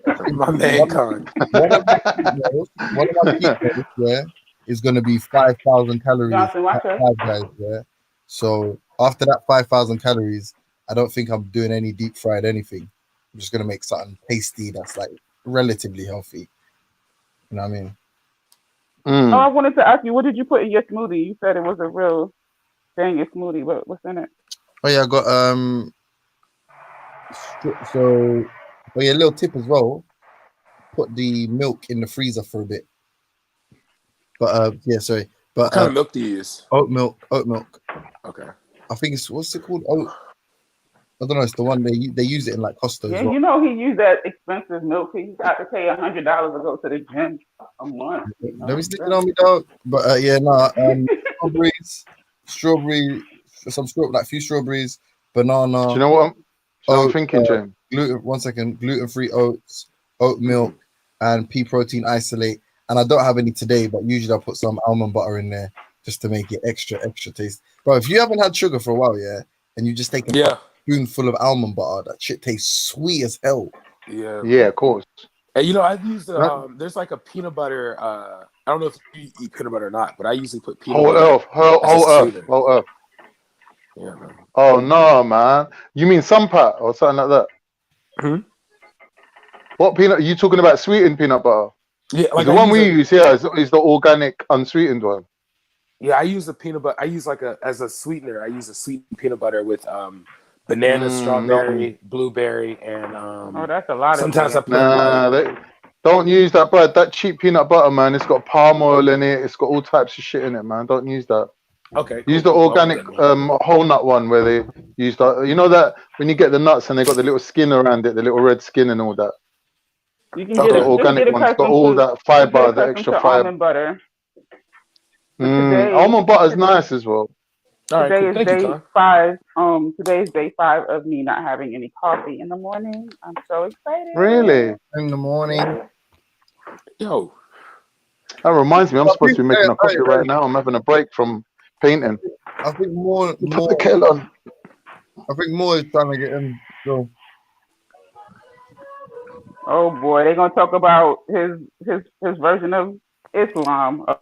Oh boy, here we go. No, Morgan has. I just want to know how much Shaka pays you people. That's what I'm interested in. What? How is it? What did he pay? Does he pay you in spiritual yoga classes? What does he pay you? I wish. Believe me, I wish. I'll be one freaking yogi out this mug. Hey, Con. Out this mug. Out this mug. Yo, it's Con. What you saying? Yo, Con, can I ask you a nutrition question? Yeah, man, go for it. Yeah, go for it. What are some foods that help with inflammation? Inflammation. You want to look up the FODMAP diet. Yeah, the FODMAP diet basically reduces the thing in your body. I don't know what you're saying. FODMAP. What do you? FODMAP. Well, hey, listen. Hey, turmeric. Incorporate turmeric into your diet. Incorporate moringa, like because it's called by inflammation. So it's an anti-inflammatory type diet. Okay, anti-inflammatory. All right, I'm gonna look. Thank you, Con. Thank you. I think I have if I look Turmeric. at, if I have like tennis Turmeric. elbow, because I've been doing like weight, because melanated and what's his name lived it, got me thinking about maybe I need to up my push-up count. And so that's why I've been trying to get my I'm just push-ups saying. better. Listen, Yeah. you can do push-ups Maybe use with my different son, hand and then you can positions, see. right? Then you can see. Hmm? You can see if you Different on hand point. positions, you know, like wide Look at young press up. boy. Yeah, Hey, I'm gonna try that. Yeah, apparently I've been doing them hey, wrong. hey, Brad, you just not listening to me intentionally or something? Who? I'm sorry. Go ahead. I apologize. That's No, I'm fair. sorry. Turmeric helps fight arthritis. Turmeric. A condo, but I want to I say think I added too much turmeric to my green tea today. Mm. Doesn't taste Hey, yo, so Con, let me ask you tasty. this though, bro. Is Go on. is the whole like what's this called Atkins diet? Like, I'm sorry, keto. Is that shit Atkins, like yeah, even? Atkins. Is that shit even Keto, real, yeah. bro? Like, Of does course that it shit is. even Yeah, help? keto. Does it help? Of course Yeah, it is. keto is the Yeah, bomb. keto. I'm about to get back Yeah. on the keto. I can get my big Yeah, fatted, Yo, my big you know, fatted. if you do keto, Yeah. Brad, it actually increase your brain capacity, your intelligence level, your cognitive function. Yeah. yeah, Okay. you might like if you start the keto diet, you might even get into double digits. James, What do you mean by that? James told he's talking about your Like IQ. So we're IQ, he trying means your IQ will to. increase Well, actually, my IQ, into to the be hundred. honest, James, Well, my last time I did my IQ guys, test. that was evidence that I was right. No. I didn't That was the understand. evidence. Brad, Oh my God! Brad. All right. Yeah. Take my You guys advice are here. funny. Don't just jump straight into the Atkins or keto dieting. Yeah, do the old thingy style diet. What was it called? Forgot what it's Gradual. called, Do it man. But it's gradually. based on red days and green days. So one day, for example, you eat meat. The next day you have a meat-free day, and then you have a day where you eat like a But keto, Atkins you can style eat meat day. still. Yeah, like on keto, you can eat like you have one day of keto where you're eating like just meat, yeah, or No, just that fat doesn't make based, sense. That don't make fat sense. and protein. For one day, you're having fat and protein, and the following day, you're having like Oh vegetables, my God! Listen to carbohydrates, James. Listen to keeping the James. fat low That don't though. make sense. So one day's a high fat day, followed by a Yeah. low fat day. No, but Yeah, if you're so no, protein day, whole followed point by a non-protein day. the whole point of a keto diet is that you enter ketosis and then you stay But in I said to him to not do that. I said to him to not do But that that. is the whole point of it. Why would you do it? Then you're just going to be. No, But he why would you said want him don't. not to He go into said don't. He ketosis? said don't rush into it. He said he's telling me not to rush into it. He's telling No, me to but start out. the quicker you get into ketosis, the quicker you start burning Hey, fat. James. He literally does this as his career. Like I would literally trust him. I know you are Google knowledge smart, but listen, he literally does this as No, a he's career. not Google Knowledge Smart. James is All the right. one that like he actually does it and has the results. What, you Like think of I the. ain't done it? Or you think I just read it and I I'm don't do not it? saying. I'm saying he's doing No, it right now. I'm not saying. Oh my God! Don't get James pays sensitive. melanated. James Hold pays on, melanated no. milkshakes. No, listen. You When see, it comes to James. keto, I don't do keto. You see how I get beat up if I try to defend you. Yeah, No, but You a listen. target, yo. You a target, Hold on, James. give me a second. With dieting or any change of lifestyle, the most important thing is your ability to adhere to it. So adherence is number one priority. Yeah, So but if you can't adhere to something, if hold on. it's too difficult or too much of a change in your lifestyle and you fail, that failure could potentially put you off for life. Hold on, So Carl. you I could be agree like with you. I would telling agree Brad, with you. try a keto diet. He doesn't know nothing about keto. He can't even do 24 hours without Don't carbs. do it. Bro. Don't do it. Yeah, it's not that you don't have to do the keto diet, bro. It's not the only way to lose weight. The reason people do it is because they. No, I'm not. I'm looking for a way to attack. No, but hold on. Like high intensity training is meant to burn carb stores and stuff. If you're someone I do that likes CrossFit. high intensity training, if that's what you like to do, then it makes much more sense for you to not be on a ketogenic diet and be on some kind of a balanced, relatively low carb. Glycolysis and metabolism. Yeah, carb. You guys see my tea? This is matcha green tea That's with tea? turmeric. Listen, matcha green tea with I ain't gonna fake it. It cinnamon, looks like you're boiling turmeric, beer right now. and it's You really are a witch. and it's Melanated, made. you And gotta clean I'm that making pot it. in that corner. I'm making it. Shut up! I'm making it in coconut milk. She's trying to hide it. I know. Hide what? I ain't trying to hide nothing. That's yesterday's scrambled eggs. Oh no, that's what my son. That's my son. That's why I ain't watch it. I ain't gonna fake though, bro. I miss butter like a crazy. I miss Oh, butter man. like crazy though. I haven't had butter in like 4 months. We gotta wear these masks. Well, Butter, I'm gonna sit in the white car. sugar. Huh? Why? Okay. Because I was looking. Okay, so I don't know if I want to know. Yeah. I want to know your opinion because I was just joking with you, James. But I want to know your opinion on Dr. Sabi's like diet because I had like this. He had like no sugar, no dairy. No, you there? You know, he just said you missed. No, I didn't hear. Yo, Veli, Orthodox Morris in the back chat. What he said? Hey, Brad, ask Mel what you asked me just now. And I wanted to ask Dr. Sabi. Yeah, Dr. Sabi's diet. Oh Lord. You missed 3 days of yeah. of You missed a. Don't listen to Dr. Sabi. What do you mean? What do you mean? Since you gonna believe? I'm glad the black person said that. If I said that, they would have slaughtered me. Yeah. How dare you? Okay, okay. I'm gonna give you one example as to why I stopped following Dr. Sabi, like as far as like to the T. Yeah. So I was listening to Dr. Ali Muhammad and Minister Enki, right? And they were saying that Dr. Sabi believes in giving mushrooms, but they are against mushrooms because they said that how could you push a diet but the mushrooms do not grow in the sunlight, so how is it getting its nutrients? Like it's not. You should be pushing vegetables that grow from the sun because they have no idea what mushrooms are and what they do. So if you look in the back chat, I said, I mean, there's a lot of other things that like Dr. Sabi is against, like garlic, that also does positive things for you. So like to me, it's very like Dr. Sabi says don't take garlic, but garlic helps with your blood pressure. So like, you see what I'm saying? So to me, I just found out I was like very hangry, very hungry and angry all the time on that freaking Dr. Sabi diet, and I was fuck out of here. I was hangry. And wait, can I ask you guys a question then? On my cheat day, this is all I do. But keep focusing on the cheat day already. No. I was just. Yeah, people work out for the cheat day. I thought you knew what it was. No. I'm just saying. I only do instead of like doing like. Without cheat day, I would have hung myself already. Sorry. Yeah, I'm not gonna lie. But like, I don't like do like McDonald's like that. I usually like I was told to like do like instead of like have a whole meal, have like one part of your meal something that's like. It's like I had like a piece of chocolate cake I got from my neighbor last week, and then the week before last, I had a bean pie, which was so bean good. pie, my brother. Yeah, it was so good. It was so good. I had it with some butter pecan ice cream. It was so good. I think because like I'm done with like I think I got granulated sugar out of my like I don't really like white sugar anymore, and it's like I had a Twinkie one time, and it's almost like you could taste it tastes weird. Like it's like regular food. Brad, do you train? Do you work out? Yeah. Like normally, obviously not in COVID time, but normal. Now I'm doing it like 3 times a week, but I used to do CrossFit every day after work. Okay, that's good. You guys, I need Z Block support right now. Yeah. Wow, what's up, babe? You know, when your child is getting so big, right?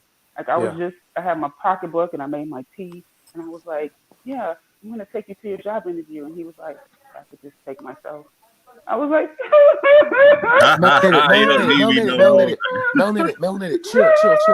Melanated, come here. I get it. You want a baby, and I, as a G-Rock, am prepared to assist you. I don't know. Whatever you do, don't let Brad. Don't let Brad be the one. Do not let Brad be the one. Back from Home Depot for you know what I'm saying? If I was you, out of every one of the suitors online, yeah, I would go for Brad. He's got a cinema room, and he lives in straight. He lives in your. He's got drivers that he pays. You know what I'm saying? You know what I'm trying to say? He's got a whole wardrobe full of Abercrombie and Fitch and Hollister. I do not wear. I don't know why you think he got a closet full of lacrosse gear. You know what I'm saying? That's the man. Shut up, yo, you want to see my house? I got my lacrosse. Son got a house on the Vinny. What you doing? Yeah. Listen. Brad's gonna say, hey, you want to go play racquetball, not handball. But racquetball. First of all, this is where you know you're on the outside looking in. Black people don't do any of the stuff you guys are talking about, okay? First of all, okay? We don't play racquetball. I think he's missing the joke. Yeah, that's the point. We don't play racquetball. Yo, what is this IQ, Brad? Tell him about our mac and cheese, first of all, bro. First of all, my IQ was a 130. So did your IQ 130? I did. You know, I did yeah. one time, yeah, and I beat the people we was competing against. I beat them by like 2 points, and I got like one. I don't think my IQ really is 130. I think it's just one of those online tests. You got 132? You know, I think I'm more close to like 250, something like that. One of those kind of numbers. Yeah, but I thought the score. I think was like 200. I think that test underrepresented my IQ, if I'm honest. Yeah.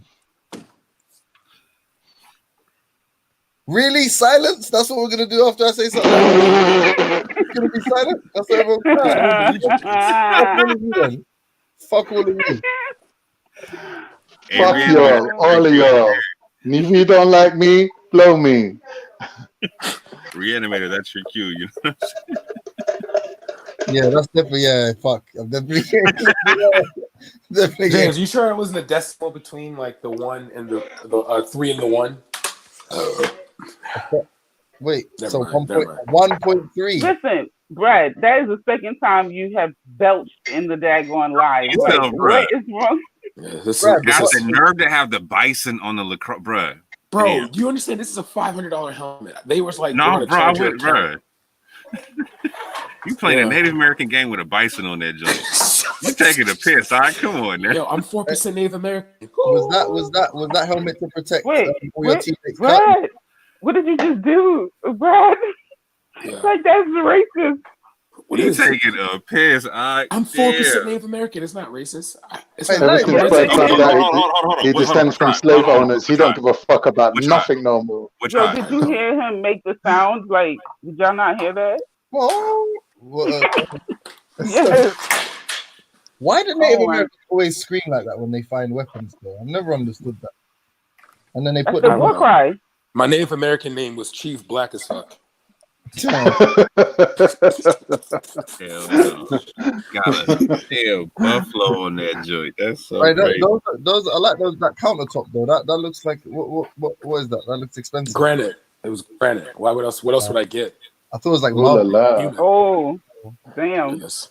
You can't do marble. I think you can get quartz. It's not quartz. It's one. Oh my goodness. You couldn't I do just marble? read this in the chat. Huh? You couldn't do marble? A marble? Why would I? Marble. What marble for a kitchen? What am I? Yeah. What am I? German? Gracious, the fuck out of here. Bro. That's what I would have guessed. I mean, had you not told me you were of the Negroid persuasion, I would have. He said of the Negroid persuasion. Let me stop talking because Orthodox Moore knows way too much about me. He knows way too much about me. And all you had to say was lacrosse, and it undid your whole shit. God. Yo, he literally said he's like, I dissected your whole life off of one word. We didn't have like a good build, and we were talking about Martha's Vineyard, and I was like, shit. Oh, I said that. I knew exactly where you're from, bro. The moment you said Maryland and lacrosse, I was like, damn, I know your whole life, bro. Oh, goodness. I don't know why people think lacrosse is like a white sport. Like the top lacrosse players. You said lacrosse in Maryland. That's a specific thing, bro. That's what I'm saying. But like the top lacrosse players, if you type in Kyle Harrison, Johnny Christmas, you type in Javon Miller, you type in you black said men. black lacrosse Maryland, bro. Yeah, we own that. We own it around here. It's like when you get to Florida, in a small segregated like area. Is all I'm saying. Is there a lacrosse team in Baltimore? Mm-hmm. the very first female college team was in Baltimore. The first black team to win a national championship. It was St. Morgan. Yeah, Morgan was the first black team to win a national championship in lacrosse. Oh, okay. It was 1975. Yeah. I want to say that one Brooklyn. Lacrosse is like hockey, and that's like a super white sport, isn't it? No, I mean, but you have to understand something about lacrosse, though. Like you're talking about playing. But I think that hockey was invented by black people. It was. So James don't even know his history when, our people in America. I'm not sure. Say, I thought it was I thought it was Canada or something like that. But I seen New Black Knowledge had dropped that information. So hold on, that's ice hockey, sorry. Yeah, I never play. I don't ice skate. That's weird. Hold on, beginning in Nova Scotia in the early 1800s, hockey began to evolve into the team sport we know today. Today, Canada remains the country most closely associated with hockey. The development of the modern organized version, the development of the modern version of organized ice hockey played as a team sport is often credited to James Creighton. But generally, so who are the black folk that are responsible, guys? I know I watched it on on New Black Knowledge at one point, but do I remember the people's names and the name of the team and all that kind of stuff? That feels like a bit of a biased source, if I'm honest. I'm sorry, James. I forget. We don't want to culture appropriate your people. I apologize. and you'd be wise to not do it. Yeah, again. I mean, I wouldn't be mad though. Y'all can have hockey. You'd be wise not to do it again. Oh man. Yeah, I ain't gonna be mad. You could have But people act like lacrosse is like a pussy sport. You actually will get hit with a full-on. Bro, I was not even trying to imply that in no way, shape, or form. No way, shape, or form. Steel, iron. I mean, God, I had to do that. I was just implying I could unravel your whole life based upon that. That's all I'm saying. Well, what pisses me off? I'm surprised they gave you a helmet though. Like I know why they'd give it to your white teammates, but I'm surprised they gave one to the black guy. I literally my whole team was all black. I've never played on a white team before. What about rugby? You played rugby before? Hell no. Rugby is just pickup football with just white guys. I reckon 70% of your team had what? Rugby is rough. It's That's like football with no equipment. Rugby is the only game where the whole point of the game is to have a shower after. Together. That's a good one. I like that. That's not nice. Hey, they be shaving your eyebrows too. Brad tried out. Sorry, go on, Brad. No, go ahead, man. I like how you eyebrows. Please make yourself feel big by making me feel small. Go ahead. Oh, come on. What I do? Go ahead, James. I don't want to blur your flow. We're calling people bullies. You sound like a bully. Go ahead, bro. Yeah. I wasn't calling you a bully. I was simply stating that this is how you usually boost your self-esteem by making me feel small. Now go. I want to hear it. Well, now you've just done that to me. Now you've just done that to me. So. James, I didn't do anything to you. Calm down. James, you're being emotional. You're being emotional right now. I want you to simply express yourself. James, okay? James, you're an eagle. You got to fly higher than this. Yeah, bro. Come on now. I'm actually a snake. I'm actually I have fast responses. I'm actually you're the turtle. I'm the black mamba. Listen, I'm the black mamba. That's actually. You're the turtle. No, I'm not. You're the turtle. No, I'm not. Yeah, I totally forgot. Never mind. Let me stop fussing. Hey! You know you're an ostrich. Wind your neck in. That's pretty. You'd have got. I was about to make fun of your character on Reanimator, but I'm literally a white cat in a cage. So let me just chill. Yo, that shit had me laughing way too hard, Brad. I apologize. I ain't gonna lie to you. Yo, that cat just looks so cute. It's just like got them sad eyes. Like it just looks like a little sad cat. Yeah, well, my man went from God to Jacob with like the hamster in the cage. You know what I'm saying? Like to flashing you right quick, just saying like one or two words, bro. I was dying. Son, why does he always make like M-stacks or someone? He always makes them like roaches or some shit. Because he's a fucking Islamophobe. Come on. Oh man. Why else is he like only using G Block content? He's just a fucking not afraid of Islam.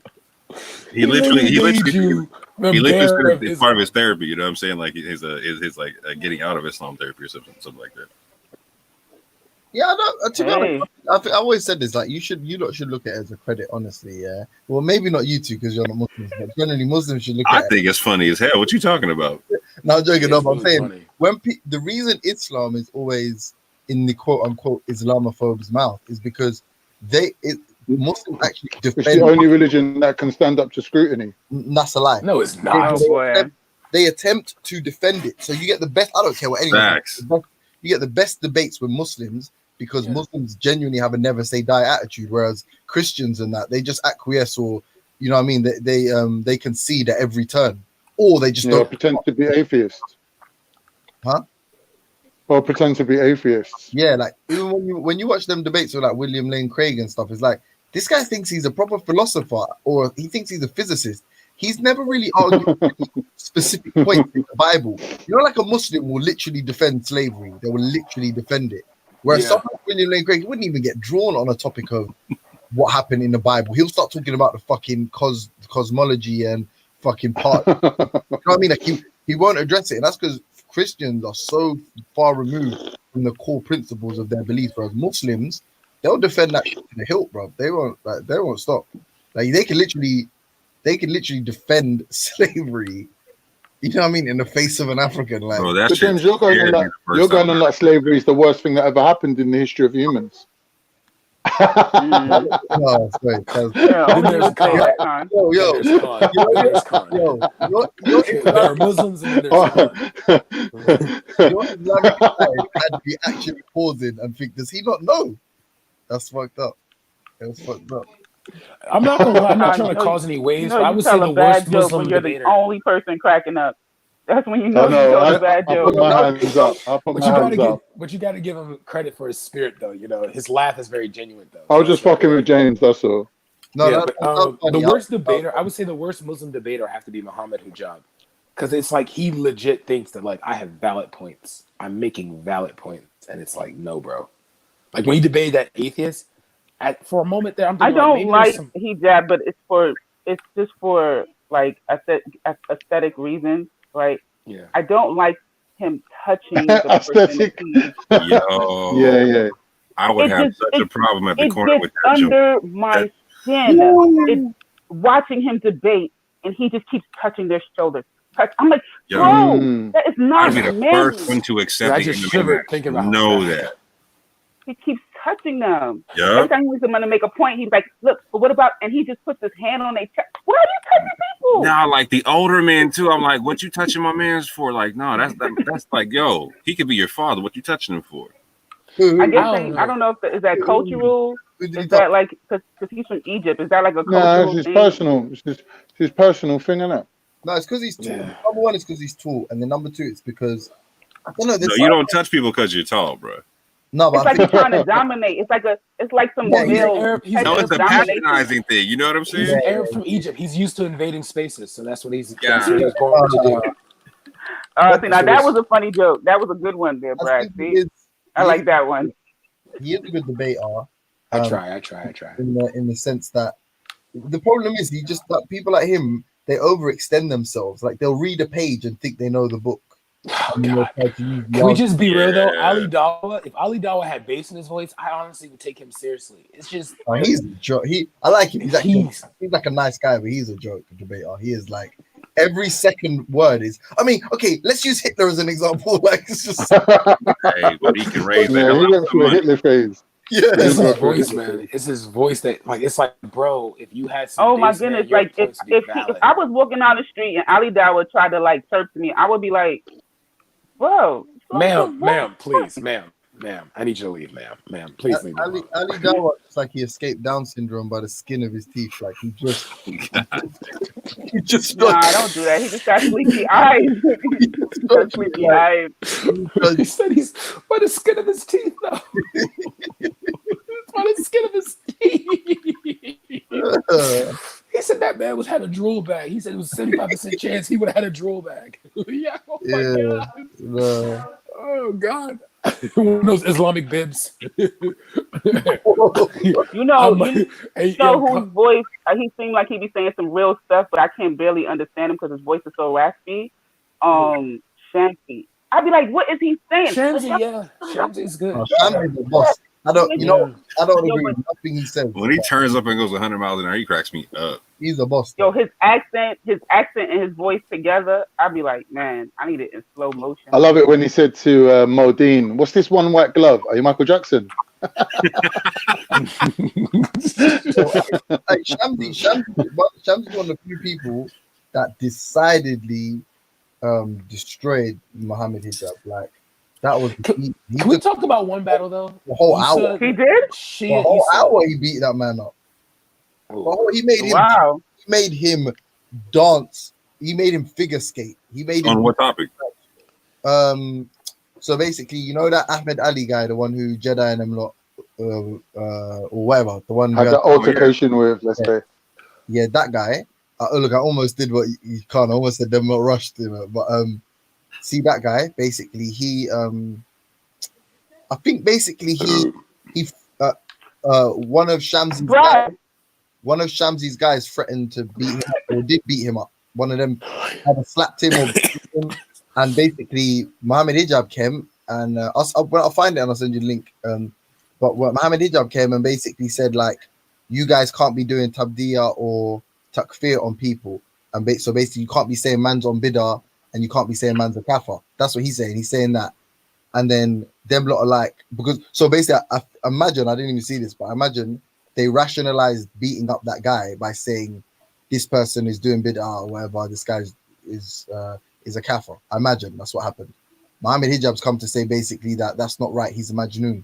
Like, we shouldn't be doing that. We should be helping our brothers. Basically trying to come basically, he's saying the pen, as the saying goes, the pen has been lifted.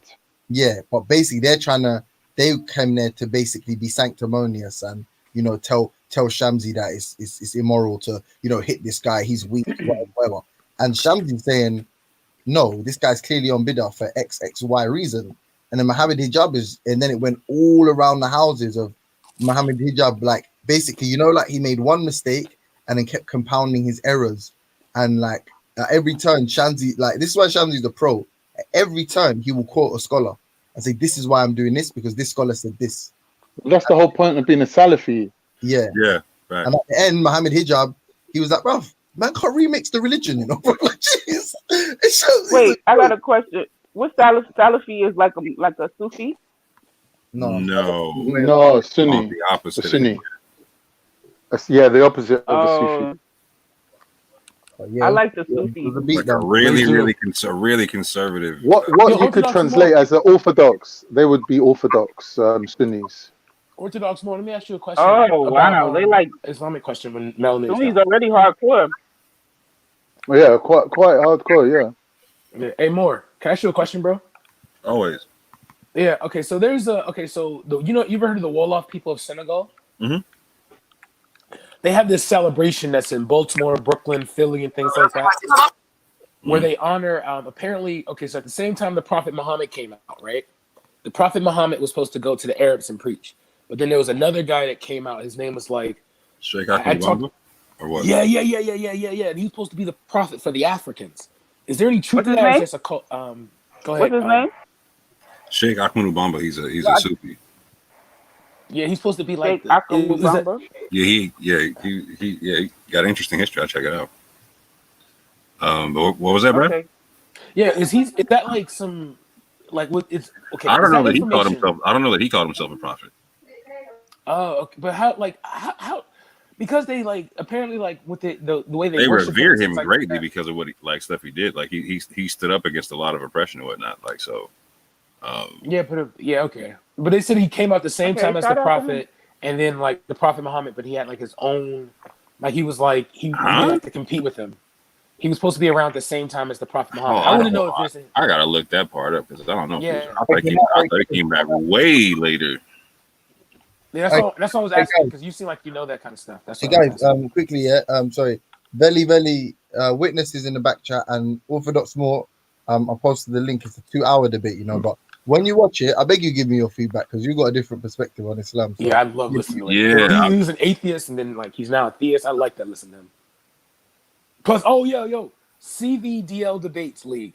Go there and watch Orthodox more on slaughter people with ad hominems. And God, it's so bad. I think it's unfair. It's like you're Michael Jordan playing in a kids league. It's so unfair, bro. Like I really hate it. I really do. I'd be like, yo, this is not fair. Because I'd be watching their side shows. Hey, the interrogation round, though, bro. Tell me it's not worth the price of admission just in and of itself, bro. Bro, my favorite thing. No, you have to like, because they kind of do like Sports Center with that thing, man. They like have like conversations like in the middle of the day. And I'll be tuning in sometimes when I'm driving. I'll be like, yo, every time they talk about Orthodox more, it'd be like, yeah, let's not get too much in him. He knows he's going to win the next one. It's no point. It's no point. The man was a Christian. The man was an atheist. You will literally get a panel full of people that have debates. Yeah, it's hilarious. Yeah, it's so funny because it's like people legit think they got you though. That's what cracks me up. It's like they believe that they got you. Yeah, every time. And it's like some dumbass that thinks like, He got a PowerPoint has misspelled words. Be having like Wikipedia like highlights and whatnot, and they like, come Oh on, my bro. God, talking about my sources tell me. I'm like, bro, he went to a Hebrew site to explain this bullshit. Yeah. Afternoon, Brad. Hey, Witness, how you doing, bro? Hey, man, like Witness on the panel. I only came on because I heard Witness. all of you talking about ice hockey and the black people of the Americas and hockey. So I did some research because I was interested in that. I was doing a lot of research and I came across something which was telling me that black Nova Scotians or African Nova Scotians are black Canadians whose ancestors primarily date back to the colored United States as slaves or free men and later arrived in Nova Scotia, Canada during the 18th and early 19th centuries. Then says, as of 2016 census of Canada, 21,915 black people live in Nova Scotia, most in Halifax. Since the 1950s, numerous black Nova Scotians migrated to Canada for larger range opportunities. Before the immigration reforms of the 1960s, black Nova Scotians formed 30% of the total black Canadian population. Then I came across this very interesting piece of information. It says, in 1894, an all-black ice hockey league known as the Colored Hockey League was founded in Nova Scotia. Black players from Canada's maritime provinces, Nova Scotia, New Brunswick, Prince Edward Island, participated in the competition. The league began to play 23 years before the National Hockey League was founded. And as such, it has been credited with some innovations which exist in the NHL today. Most notably, it is claimed that the first player to use the slap shot was Eddie Martin of the Halifax Speakers more than 100 years ago. The league remained in operation until 1930. I didn't know about the history of wow. Wow. Man, we did every goddamn thing, man. What, the slap what shot did we do, bro? Wow. Damn. They actually got black people to get on ice skates and go on ice. Damn. That's fucking shocking to me. I would have lost that bet for real, man. Like, Imagine an African turning up from Africa and seeing that. He would have been like, what the fuck is going on here? And what is ice? What is ice? God. Mad thing, isn't it? God, yo. God is the man, bro. God is so fucking funny, bro. Oh. Witness Can I with get the research, though. I like that, man. I swear to God, Witness needs to literally come to the U.S. and become an Afro Oh. student. It'll be like the equivalent of seeing a Turkish That's man probably the BMX. exact same thing that they said on MBK. Yeah. I knew I heard it. Damn, down to the slap shot. Damn, son. It didn't sound far-fetched when you were talking about it. I said, I bet you the black Americans or the black Canadians, they probably did do that. They were involved in a lot of things. So it didn't surprise me. But I had to do the research because it sounded very interesting. Came across that. Didn't know there were so many Nova Scotia, though, of all places in Canada. Nova Scotia. Yeah, a lot of people were taking it too, like from slave revolts and other type of stuff. They were expelled and sent there, stuff like that. What's the difference between Nova Scotia and Canada? I thought Canada was Nova Scotia. I don't know. No, Nova Scotia is in Canada. Yeah, it's a province of Canada. It's just that the province where it is, it's like out in the sticks. It's not like Toronto or Vancouver. Yeah. Mad East Coast. super East Coast. Okay, what cracks me up is they got massive places called Edmonton, things like that. Edmonton. But to us, Edmonton is just like one small little place up the road. Yeah, I was in BC. I had a tournament in BC, British Columbia, and that, man, wow. Right above me, you know what I'm saying? Yo, what going with the killer hornets out there, bro? You good, man? The murder hornets that they talking about, they out there, man. I heard that they came out here, you know what I'm saying? We'll see what's good, bro. Yo, you better put that. What's that shit they always have? That spray off shit, man. You better drench yourself in that, and you got to put disinfectant, man. No. Man, America's gonna fall, bro. Yeah, you know why America's gonna fall, bro? This had me down. I went to the dentist the other day, right? And I had to like sanitize when I went in, go in. You know what I'm saying? They gave me gloves, a mask, all that type of stuff. They were doing all kind of stuff like that, right? I'm sitting there laughing. I'm like, damn, like, because it was by Governor Inslee's directive or whatnot, right? I was like, it's a cold piece because like the fast food restaurants never shut down, and nobody in the restaurants are forced to wear a mask. You know what I'm saying? Mm-hmm. I'm like, it's hilarious. I got a mask of going to the dentist office, but like I don't got like the people making my food or touching my food don't got to wear a mask. Okay. Me out. Yeah. You know what also freaks me out, man? I was at Starbucks and I'm looking at these girls talking, right? And they're making drinks. And I'm like, ma'am, like literally, like, and not to be racist, but it was like one Chinese girl and two white girls, and I assume she's Chinese. But she was just in there. You see her like she elbow coughs. I'm like, yo, I don't want this anymore because I was getting a strawberry refresher just to brighten up my day. But yeah, she elbow coughs. I'm like, no disrespect, but can you remake that, please? Because I literally just saw you elbow cough, and she's trying to tell me, oh, don't worry, I didn't like cough right into your drink. Like, hell but no. the atmosphere, man. Like, you know what I mean?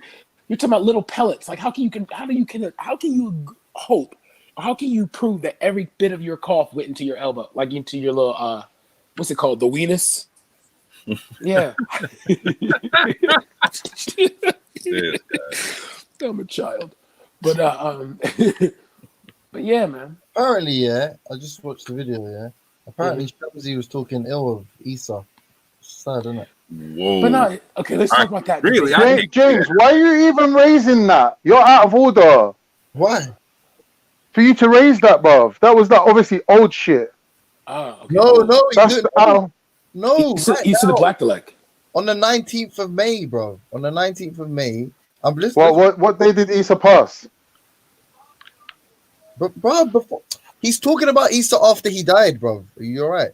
He's saying that he can't, but he's not saying anything. These lot in the chat were saying, my man made a video about Issa now, and then big up Kuchat, he posted the link for the channel. I went to it, and he's basically, from my understanding, what he's saying is, he's saying Shamsi speaks his truth about brother Issa, and the truth, from what I can tell, is what? Is it they talk about him switching from Salafi to like the Zahiri and whatnot? Probably. Shamsi's another fucking weirdo. Why even? If he what's the spoke point? about that Shamsi, after bruh, I swear. Nutter. Yeah, look, I'll put Man's a nutter, bro. Post in the back chat, man. Yeah, I'm not supposed to link, man. Wait, are we allowed to? Can we just play the audio? Can somebody just play the audio for us? Yeah, just play it, man. Yeah, what can you just play the audio? Yeah. Now fucking Tasmanian devil. Basically saying he was basically saying that I can't praise Issa for basically being on the truth. And basically, but no one asked him that. No, I know, bro. Literally, all the comments are onto my man. All the comments are like, bro, why didn't you just stay silent? Why'd you have to talk about a man's faults? Like, why? Man's so uncouth, bro. It's the so dumb, bro. Only Allah can judge. What is he doing, man? I'm so done with this. He's just crazy, bro. He's just got some axe to grind. Allow it, bro. The man died. For fuck's sake. That's why I say there's no such thing as there's no such thing as a united Ummah, bro. This Ummah is not united, bro. It won't be. He's just overzealous, bro. He's just overzealous. It's not necessary. You know, like you're supposed to be taking the Prophet Sallallahu Alaihi Wasallam as your guide. You know what I mean? In manners. Where's your manners now, man? That's James, is it on DUS now? Fuck up, right there. That's a fuck up. James, is it on DUS now or no? Yo, can you not hear me? Hold on. So I'll do it in bursts, innit? So then even like praise him. I said, if I make a video, you have to speak the truth, because the truth is above everyone. Yes, may Allah have mercy upon our brother Issa. May Allah forgive him. But there's some videos of his. There's many mistakes he made. May Allah forgive him. Okay, so you know. And so I'm just gonna keep doing it in bursts. So there's no reason for it. Yeah. You have to talk in between, that he said and shit. There wait. Shamsi's a fuckhead. No, next week. So right off the top, he's speaking about him being forgiven, etc., whatnot. That's interesting. He made a lot of mistakes. How long you wait to play it again? No, I was just starting again now. But okay. Mercy upon him, may Allah forgive him. But I'm not gonna, without clarifying the truth to the people, because it is amana. Some people maybe they look up to me. I'm no one, but you know, some people may Allah forgive us and forgive them. Allah musta'an. So they'll start listening to and watch some of his videos. Some of his videos, Allah musta'an. You have to speak the truth. I don't know what's musta'an mean. I don't know what is it. Listen, wait. Yeah, I'm thinking like Khan or Moore would most likely they'll know Arabic. I don't know, what was the word? I'm sitting there looking for the video itself. What was the word? Oh yeah, I'll give you the video if you want. Hold on 1 second. Yeah. I'll post it in. Can you get it from the real chat? Yeah, because other people. Yeah, I get it from the. Yeah, I don't know what's Musta'an. Musta'an. Don't know.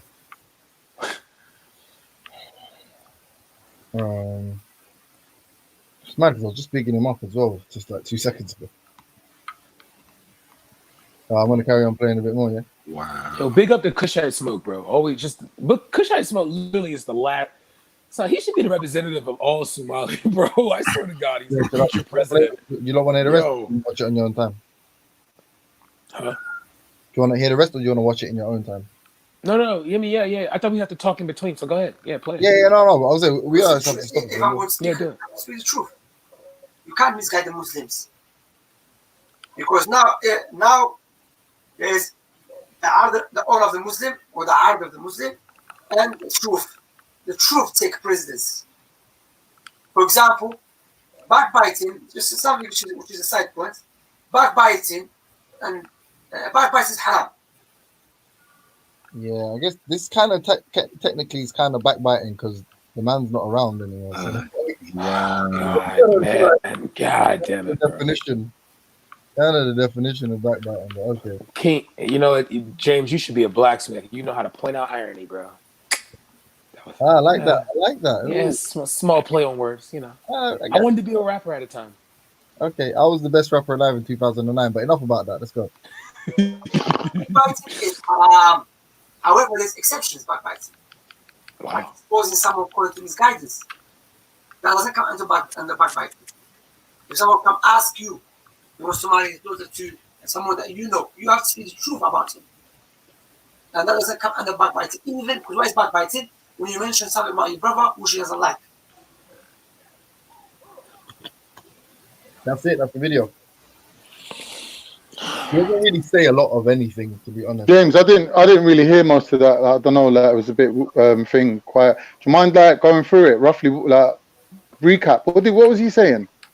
He's basically saying, like he likes may Allah forgive Isa, whatever, but he has to speak the truth on behalf of the Muslims, so Muslims don't get confused and basically think Brother Isa was on haq and Brother Isa misguides the other Muslims. And then he does a little bit at the end where basically saying what he's doing isn't backbiting. It's the same as if a man comes and asks another man about someone who's going to marry his daughter. The man has to tell the truth about the person that might marry the other man's daughter, not lie to not backbite. Yeah.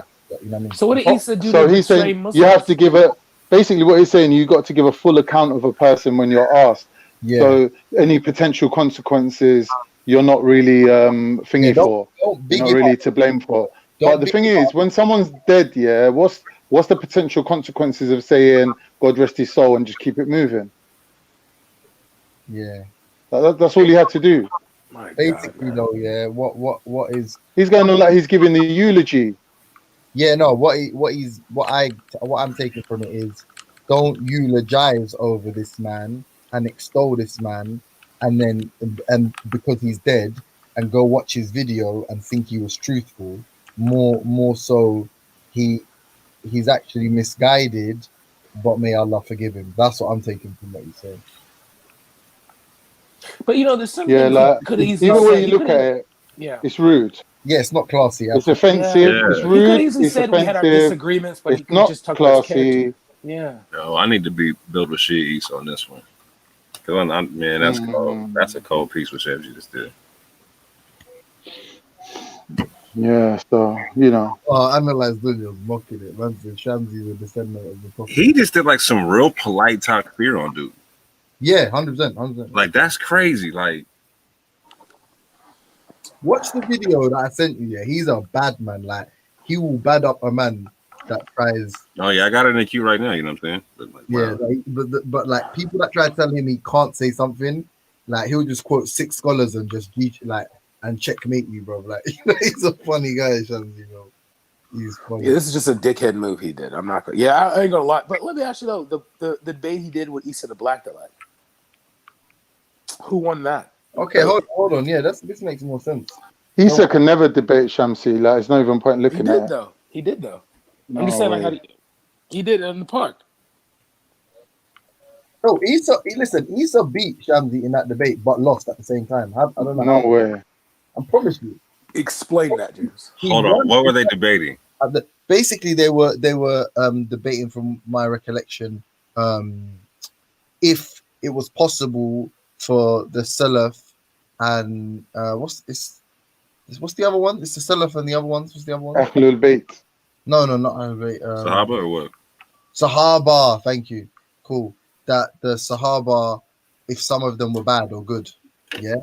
And basically, Isa was saying, Shamsi's final point was that Allah forgave them, but Isa's point was there is some good from among them, i.e., implying that there must be some bad if there was some good. If not all of them are good, and then no, but the thing is, the argument wasn't one on that. The argument was on the understanding of Arabic. Yes, yeah, but that is a real, like, a red herring, or there's another word. Yeah, because again, Ali Dawah not can't. Always. Ali Dawah don't know damn Arabic. Yeah, no, but you misunderstood. Like, as someone that's honestly objective, I fuck with Isa, but you know me, I'll criticize him. He lost because he didn't have the crowd on his side, and he didn't appeal to anyone. Yeah, Isa got the facts on his side on that one though. Yeah, exactly. And then No way. No, hold on. Yeah. No way. Hold on. Shamsi completely moved the goalpost at the end and said, but Allah forgave them, right? Allah forgave all of them, right? Therefore, no. He's not saying he forgave them. Literally eras of time called like. Wait, let's play the debate real quick. You know what I'm saying? Like first fitness, second fitness, all that type of stuff, right? There's a verse in the Quran that literally says fitness worse than, and I'll leave it alone. Like, bro, that's obvious, bro. All the fitness couldn't be righteous. Come on now. Yeah, but what I'm saying is Isa lost in the sense that Shamsi gets the crowd. He brings like the crowd dudes with him and whatnot, and then he like says, "Excuse my back," turns around and just dips off. Yeah.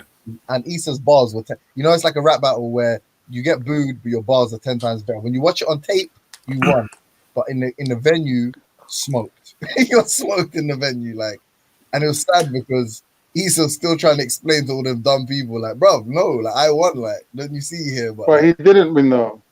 See, the cool part is Isa's like the only hard Shia out there. You know what I'm saying? Like the rest of them, like they don't. No. The facts are, whatever it says in the Quran, yeah, you can't go against it if you're a Muslim. You can't even try to change it and say, well, it wasn't all of them, it was some of them. No, it says all of them.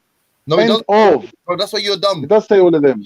No, it does say all of them. Shamsi sucked himself up because he had to support him. He didn't even realize it. So he's saying from among them. And he's like, if you have some green apples, that doesn't mean all of them are green apples, isn't it? I think that was a weird analogy that was given, something to do with apples. And it was like, if you're being honest, true to the, and then Shamsi smartly jumped to another verse and said, Allah, read this. And then Isa was like, yeah, Allah forgave them. And he's like, halas, and everyone went crazy, like, yeah, you smoked him. But the whole, if we were being fair, if it was the other way around, where Shamsi made Isa read an analogy, read something, and then say it was analogous to this thing, and got the analogy wrong, or proved Isa proved Shamsi's point with the analogy, they would have been fucking hissing like hyenas. But because Shamsi, I don't know about the shoulda, woulda, coulda, and all that. Like, that doesn't really come into my thinking, or were the crowd there or whatever. I'm basing it on what come out of their mouths, innit? I can put all the things that you're saying that help Shamsi win. I can put all that to the side, look at exactly what they said, and to me, Shamsi still won. You're not even arguing anything. You're just chatting shit to say that you like Shamsi. We get it. But I'm not chatting shit. I'm saying you're not equipped. You don't understand the methodology here. You literally can't make the. You can't judge between them. Hold on, real quick. You don't even know what's going on. What's going on? You can't. I watched the video the other day. What do you mean? So what? Explain it. Go on.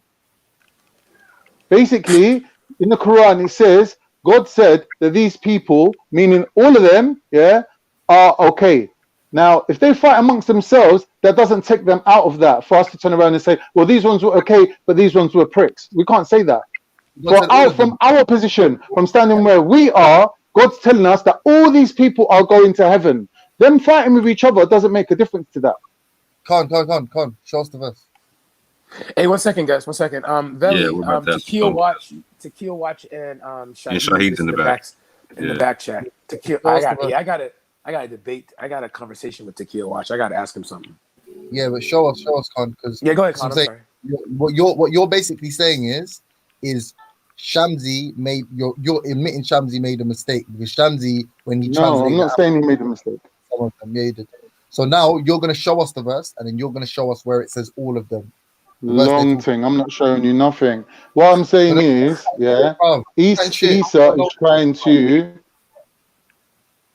is trying to give tafsir, an explanation of a verse, which just suits his narrative. Okay, so that's what he's doing. Because you're not gonna show anything, Whoa, I'm gonna show the actual verse that you're talking about. Come on, because let's you're quoting go. it wrong. Come on, let's And go. plus, even the tafsirs don't even say all of them, so I don't know where you get that from. Let's go to the verse. I got a bone to pick with you, bro. Come on, Shahid, bring it. If I'm wrong, I'm wrong, innit? Like, bring it, innit? We're gonna go to the verse. Don't worry, no problem. I'm not worrying, bro. Why am I worrying? Guys, let Shahid do his thing, man. Yeah, I swear, Shahid's mic is like the greatest thing. It's like he transforms from human to android. Veli, my screen's not being shared. No, don't share. Just you can read it to us. Just tell Yeah, us something. there's too many people on it, I think. Tell us, Shahid, innit? Alright, so the verse in question, Surah 9, verse 100, it states, "And the first forerunners among the Muhajirin and the Ansar, and those who followed them with good conduct, Allah is pleased with them, and they are pleased with Him, and He has prepared for them gardens beneath which rivers flow, wherein they will abide forever. That is the greatest attainment." So clearly, when you quote a verse, firstly, it is important that what you're saying is true. Now, you or Shamsi made a claim that he says all of them. When I read the verse, it doesn't say all of them. And also, Hold on. What does it say specifically? Hold on, highlight what it says. Let me continue, man. Let me continue. I'm not cutting you. The verse afterwards explains that it's some of them. Let us go to the verse afterwards. And among those around you of the people are hypocrites, and from the people of Medina they have become accustomed to hypocrisy. You, meaning O Muhammad, do not know them, but we know them. We will punish them twice in this world, then they will be returned to a great punishment. So where do you get all of them from? Okay, look. So I don't know if you know how to do a shopping list, but he says the Muhajirun, meaning all of them, the Ansar, meaning all of them, and those who followed them, meaning of the people around you. No, it doesn't. I don't know who told you that. You just read it out. Bro, I read it out. Does it mean all of them? According to who? Yeah. When I say to you, go and get me tomato ketchup, I'm not asking you for the bottle without the lid, innit? I'm asking you for the whole thing. Can you show me it says all of them? Are you stupid? What are you talking about? Like, what? Are you listening? You're not. Bro. Forget it. It's just silly. We're getting into arguments over stupidness now. James, I'm gonna ask you a question. Yeah, I know you're sincere in it. When I read that verse out, where did it James is sincere. Are you having a laugh? Yeah, James is a proper dickhead, bro. I ain't gonna fit. But no, go ahead. You're already lost. You're already lost. Listen, I don't like James, yeah, but sometimes he does talk a bit of things I agree with. So I'm asking James. Yeah. When I read that verse out, does it say all of them or not? Yes or no? It does. No, bro. It says the first. It does say all of them. I'll give you. Let me make it simple, yeah. Wait, Shahid, read it again. Shahid, read it again. All right, 1 minute, Brad. Before he reads it again, yeah, it's like me saying to you, go and get me a bottle of ketchup, a piece of fish, and a bag of chips. But from the bag of chips, pick out the bad ones and throw them away. Okay. That's what it's saying. Context is based off the first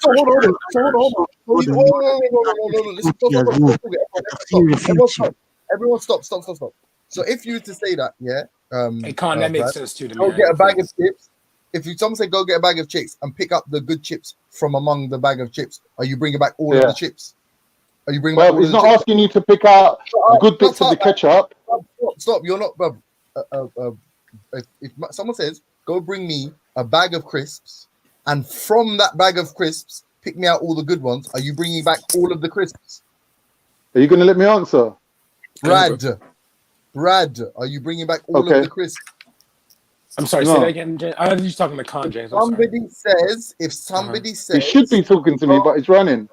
if somebody says, go get me a bag of crisps from the shop, and from the bag of crisps, bring me the good ones, are they bringing you back all of the bag of the crisps? No, they only bring you back the good ones. Fucking hell, Right. Jesus Christ! I'm not entertaining this conversation no more. That is literally a stupid. No. I'm having my reply. Yeah, it says Mahajaroon. I'm equating that with tomato ketchup. Answer. I'm equating that with fucking fish. And fucking people around you that you don't know are hypocrites or not. I'm equating that with chips. So when I'm saying to you, bring me 3 items, yeah, the 2 items that are listed first don't get fucking picked out. The last item that I'm putting gets picked out. Do you understand? Like, don't act dumb, because you know what I'm saying. No, Okay, so clearly you're just wrong. And one second. And the first 4 runners in faith among the I Mahajaroon posted and the verse in the back chat as well. among. It doesn't say that. It doesn't say that. Read it again. Read the 2 verses. Read them. Read them. Bob, do you think there's some Dawa team watching that's going to recruit you after this? Because Why do you keep trying to think what other people are thinking?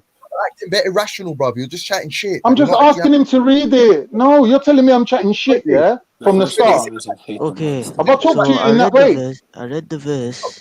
Yeah, and He you posted seem the to back getting chat too. emotional. You seem to You get don't know what you're emotional. talking about. Amongst those, Also, Right, leave it then. Leave it then. to add, yeah, the tafsir doesn't even explain that is all of them. I can quote the tafsir Bro, right now. It says some of either them. read the verse again or don't. So It's on the you're side telling me chat, you bro. go What you against your know? own Read it scholars? in the side chat, bro. Read it in the side chat.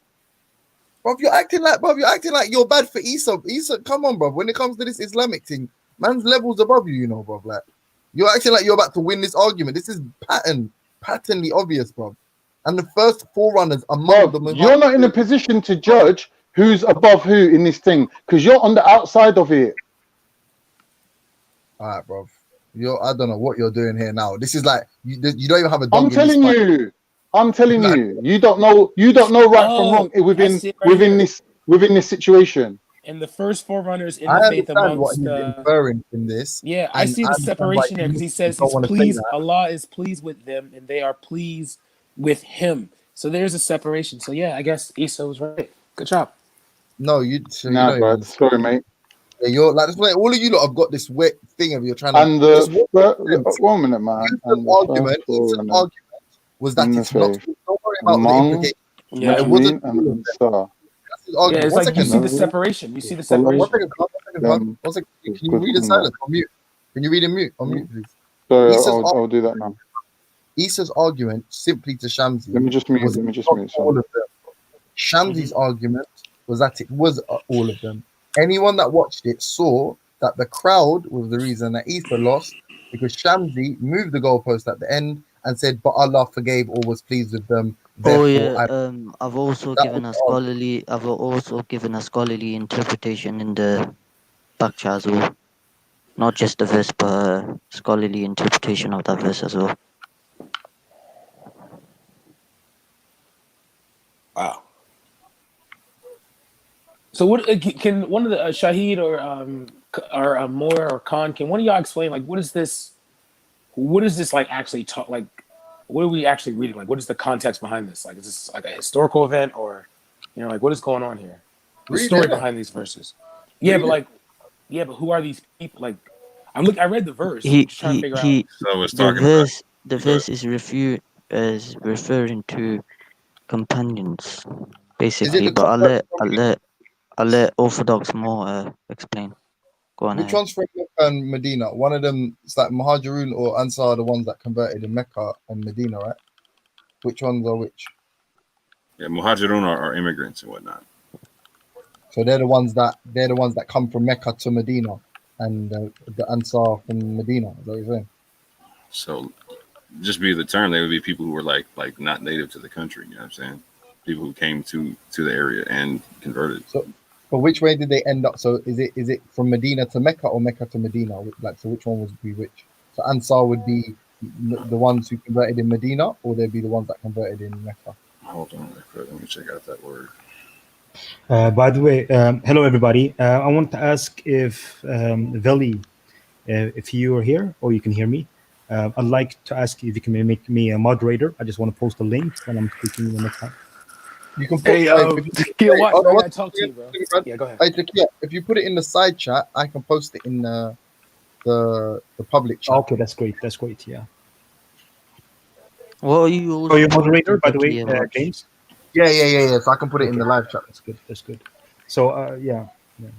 Yeah, to Kia, watch though, bro. Yeah, how you doing, D-Bed? I'm doing good, man. I'm doing good. I wanted to ask you something. Remember the last time I was looking at? I don't know if you want to analyze. I don't know if you saw the video of you want to analyze Dunya. Yeah, I saw it. Yeah. Which video are you talking about? The one when you talked about the Prophet Muhammad doing the invasions and stuff like that. Syria, Should we do it India. today? I mean, we just had like Etho just passed away today. Should we? No. I'm just want just one quick question. Okay. So I was looking at I forget the name of this scholar, but he was talking about the problem with the translation between English to Arabic to English is that the English translation makes it seem declarative, where the Arabic translation makes it a prophecy. So it wasn't like the prophet saying that we're going to grab swords and go conquer these areas. It was more like the theology, the ideology of Islam will conquer these areas. So I just wanted to know if because you study this too.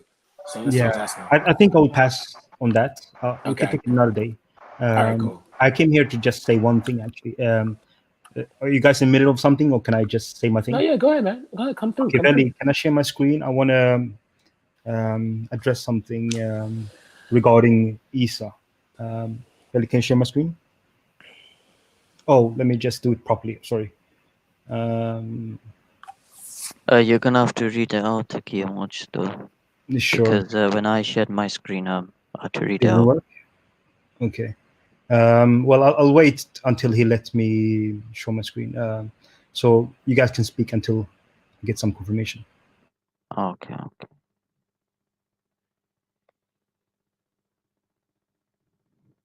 What was the topic before I spoke? No, we were basically doing a review on on a debate between Brother Isa and Brother Shamsi. But I think your screen is sharing, so go on ahead. So I'm just going to be here for like 15 minutes. So yeah, Isa, he has done great thing in contributing to Speaker's Corner. I don't think any of us disagree with that. But I do. I do. Okay, I mean the bigger picture, right? He might have flaws on points, but the bigger picture, yeah, I think we all have love for Isa, Frimponi. Which are you talking about? Shia Isa, yeah? No, the guy who just passed away. I beg your pardon. I thought we was carrying on the conversation from earlier. Okay, so we're not talking about the same person. Yeah, that's right. We're not. Okay, so one thing that I would want to tell everybody that's listening, especially those who are Muslims, I've seen that EF Dawa has collected money for the wife and the family, which I think is good. And then I've seen that Imam Hijab and Ali Dawa is that they are collecting money, and they call it sadaqat, which is an Islamic concept. I'd like you to be very careful. Here's a video from 2017 or 18, I think, by Titans TV, showing that Ali Dawa is collecting money in the big numbers. And just be aware that in 1 year, Ali Dawa, he collected 6 million pounds. Let me just play it. It's a short clip, like 30 seconds. Okay. So we're seeing unrestricted. Had to charge the fund. Okay. So 2017. 2017, you made 6 million pounds. Can you guys see this? I don't really think this is appropriate, to be honest. Well, this is public video, so I'm saying appropriate. Do you know what appropriate means? Yeah, if it's not. It doesn't. It doesn't. I'm not asking you if it's legal. I'm saying I personally don't think it's appropriate. Well, I mean, that's your opinion. I said that I have no problem with EF Dawa. No, I'm just stating my opinion. That's all. What's wrong with you guys on this platform? You don't have any self-control. Come on, I'm man. saying it's my opinion, and you're telling me it's my opinion. Bro, I'm telling you it's my opinion, and you're saying to me, but that's your opinion. I just told you that it's my opinion. Speak after me. It's fine. I'm not gonna speak for 5 minutes. I'm gonna do like a minute and a half or minutes. So this is Ali Dawa's organization getting 6.5 million of the Muslims' money. Be careful. That's what I'm saying. If Dawa, if they want to collect the money for the family, that's beautiful. But Ali Dawa and Muhammad Hijab, just so you know, that their income in 1 year, 2017. Can you see my screen? Yes. That's a lot of money. This Muslims' money. So be careful when you donate to these people. Do anybody want to comment? 6.5 million in 1 year. Do you want to comment on that? I just think it's extremely distasteful and inappropriate for you to name this subject right now when it's something that we're already aware of. We're all aware of this. We all know this. Okay, for you to bring it up now, I think it's distasteful. Okay, so do you want to finish your sentence and I'll speak after you? No, I'm finished. Okay, so we have around 60 people in the chat. I'm not sure if they are aware about this topic, so you might know about it. But here we see that 6.5 million of Muslims' money. It might be some from the Saudi Arabia, some be from Patreon and so on. But together it's 6.5 million. I'll be very careful because these people are asking for money. If Dawa, I haven't seen them like this kind of money, in 1 year, by the way. So if you want to help out, go for it. Cool. Can I finish my sentence? What's wrong with you? Can I say something when you're finished? Stop trying to fucking talk about me, you little prick. Wait. Do you have any self-control? Are you an academic, by the way? Are you an academic? Stop trying to talk to me about me. I'm not here for you to criticize me about how I speak. Shut up, man. You don't question me. Did you go to university?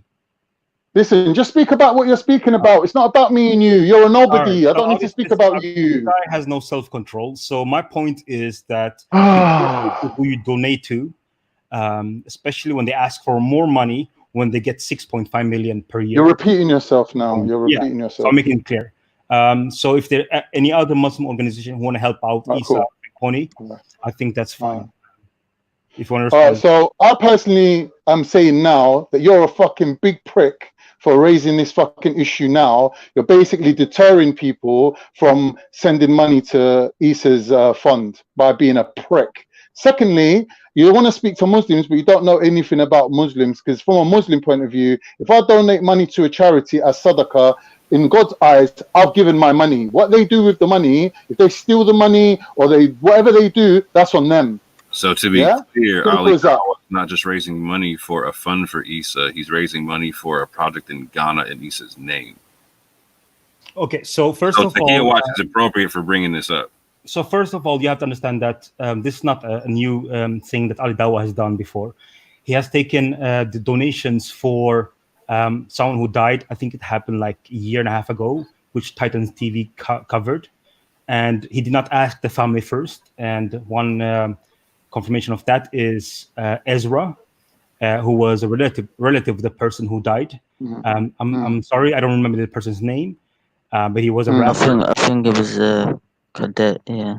Cadet, thank you. Yeah, he did not ask the family first, and the account that he gave that people can cannot finish my sentence. No, just letting Bell know that somebody's in the back, bro. Oh, okay, 20 seconds. And the account that you can donate that he gave regarding this rapper from UK that was a relative to Issa was the same account that he takes money from other donations, meaning he cannot differentiate which is from donation to someone's death and donations regarding other agendas. So this means that he's going to take money for someone's death and then implement it on buying a computer or what did you say, Orthodox, more building a well or anything else, So there's no distinction. So when he donates to these people, last 5 seconds, when you donate to these people, make sure that the source is good. And Ali Dawa and Muhammad Hijab, you cannot trust them on this point. 6.5 million in 1 year. Personally, your argument disproves your argument. You're saying that he didn't have permission from Cadet's family to raise money for Cadet. Okay, granted. But when it comes to Issa's family has given them permission, and they are the primary people who are collecting money for Issa. So for you to put people off is out of order. So there's two different things that he's raising money for that needs to be clarified. With the Cadet situation, I'll give them credit that they're right, that he didn't speak to the family. But as far as I heard it, he said that during their time of mourning, he didn't want to disturb them, and he had made contact with a girl, I forget which girl it was, who had been given permission, and he was working with her. So it weren't like as if he was doing it off his own back. He had contact with someone who had contact with the family. He just didn't go to the family directly. And his argument was he didn't want to disturb them in their time of mourning, especially as they weren't Muslim and they wouldn't really understand the Muslim concept of fundraising for a dead person. So he didn't want to impose his religious beliefs on others. Have you seen the video that Ali Dawa made about this shit, bro? Yeah, man, it was all a year ago. No, I'm talking about Issa, bro. Can you hear me? I can hear you now. Oh yeah. No, I was gonna say, just because I'm gonna leave in a sec. Yeah, I just want to play something really quickly for Khan. If you don't mind taking out. Oh yeah, James. Back to the subject that we was talking about. Can I just say something to you? I just want to play you something because and then we can just discuss it now. I need to clarify before we move on. Unless you're going back after him rather than forward. Go quickly, make it. Right, cool. So what it comes down to again is the wording and how the words are used and in what order. So when we say, I played it. Play this and then no, because this it will help you if you listen to this and then think, because this is what we discussed. What you agreed with that you didn't. No, but like I was just gonna say to you, like when I read it, yeah, but you just giving me permission to speak. You said I can speak. Now you're trying to cut me. What you're saying is going to be more beneficial after the video, isn't it? That's what I'm saying. Okay, cool. All right, cool. All right. And in Arabic language, in English. Men, there's these types of men. There is من التبعيض نوع البداية. Okay. والمن للجنس والمن للبيان. What is البيان? When as I mentioned to you, if you sell in different types of apples, and I say I don't know how long the you have to pause in between, but I know you have to stop in between playing video, so that was just a pause there.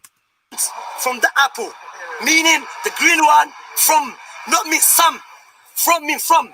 So when Allah said سابقون الأولون من المهاجر الأنصار, Allah speaking about muhajir ansar, which one? Those who believed before the conquest of Mecca. Before. Yes, again, it's another pause. For the conquest of Mecca, yeah? So Allah mentioned them, Allah praised them. The Sabiqun awal, mean from them. You see, the proof of that. It's not all of them. No? So it's not all of them. No, all of them. Yeah, all of them. Because why? You're right. Did you hear that? Yeah, come on. Right, can I try to explain it now? Obviously, I'm not Arabic speaker, but I can see how this. I heard it, but what? Are you gonna let me speak or not? Because it's long. Otherwise, right, cool. Do you want to go first? I'm just saying. Did you understand that? Did you understand? Yeah, I got it. But you got to remember, he's not an English speaker, and I'm not an Arabic speaker. But I'm just gonna try and explain. Don't do that. Oh, you're cutting me again. You're cutting me again. Do you understand what happened? Could you explain what just happened? Yes, I understand. Yeah, I'm gonna do that. It's part of my explanation. So it's one explanation for this whole thing. Yeah, right. I'm not going to deny that at the end of the video he pulls a fast move and then he escapes. Yeah, he does do that. He doesn't do the guy justice and like give a proper ending. Yeah, fair enough. Shamsi's known to do that anyway. But that's not what we're talking about. The point is, when you look at the wording, it's saying, and from the first believers. Yeah, and then if you're looking at that as a title of a list of all the people that were the first believers, yeah, it specifically gives the name of 2 particular tribes, and then it goes on to list the people around you. That can be also seen as saying, from this list of people, there are people among these people. So really, it's just a turn of phrase that's just been misunderstood. Now, as a non-Arabic speaker, I can't say which one's right and which one's wrong. All I know is Shamsi knows Arabic and Issa doesn't. Rather than waffle, literally, you can answer your own That's not question. waffle. What part of that was waffle? So No. rather than- What part of that was waffle? I'm going to tell you. Rather than waffle, you can say it's very specific. It's saying from the Muhajirun and Ansar. Do you know what could you define Muhajirun? No, but it doesn't say that. It says from the first believers. Listen. From Muhajirun and Ansar. Can you define the Muhajirun and Ansar right now? What do you mean? There were two tribes of people. You shouldn't be debating this then, because like your thing not serious. No, that's nothing to do with it. What are you on about? Bruv, you're literally like, this is a Sunni position. I'm gonna come here and argue and say that that Can you draw a parallel from this and make it understandable? I can do it easily. The Muhajirun and Ansar, what me and Moore were trying to establish. I think the Muhajirun, I'm gonna assume they were the ones that convert, because it was Mecca to Medina, if I remember correctly. Yeah, so I'm going to say they're the ones that converted in Mecca, and the Ansar, order, whichever in verse 1, are the ones that converted in Medina. So the ones that went from Mecca to Medina, or Medina to Mecca, and then the ones that converted in the place that they landed in. So it's the conquest of Mecca, isn't it? I'm not sure. Anyway, cool. The point is, those are the groups we're talking about. So the first set of believers, the one that and as more put it, the immigrants, yeah. Man saying from some of them. This guy just said, you heard him in the recording say, you know, like the word min. No, you've misunderstood min. Min's like I want one apple from those apples. Does that mean you want all the apples, bro? And then he said it. He literally said it himself. And then Isa was like, oh yeah, look, cool then. Yeah, then you agree with me. Then it's some of them. He said, no, all of them. No, all of them. Okay. If the crowd was honest, the same way they were honest for Shamsi, the same way they gassed up Shamsi for Isa, that would have been the opposite. That would have been the end of the discussion right there. Because you literally just said, let's just all right, cool. No, I'm not arguing against what you just said, yeah, at all, in any way, shape, or form. I'm just putting the point forward of, can you like meet me halfway and agree that when we're talking about from among them, we could be talking about from these groups of people, half of them is going to be good and half of them is going to be bad. So from among them, we're picking out the good ones.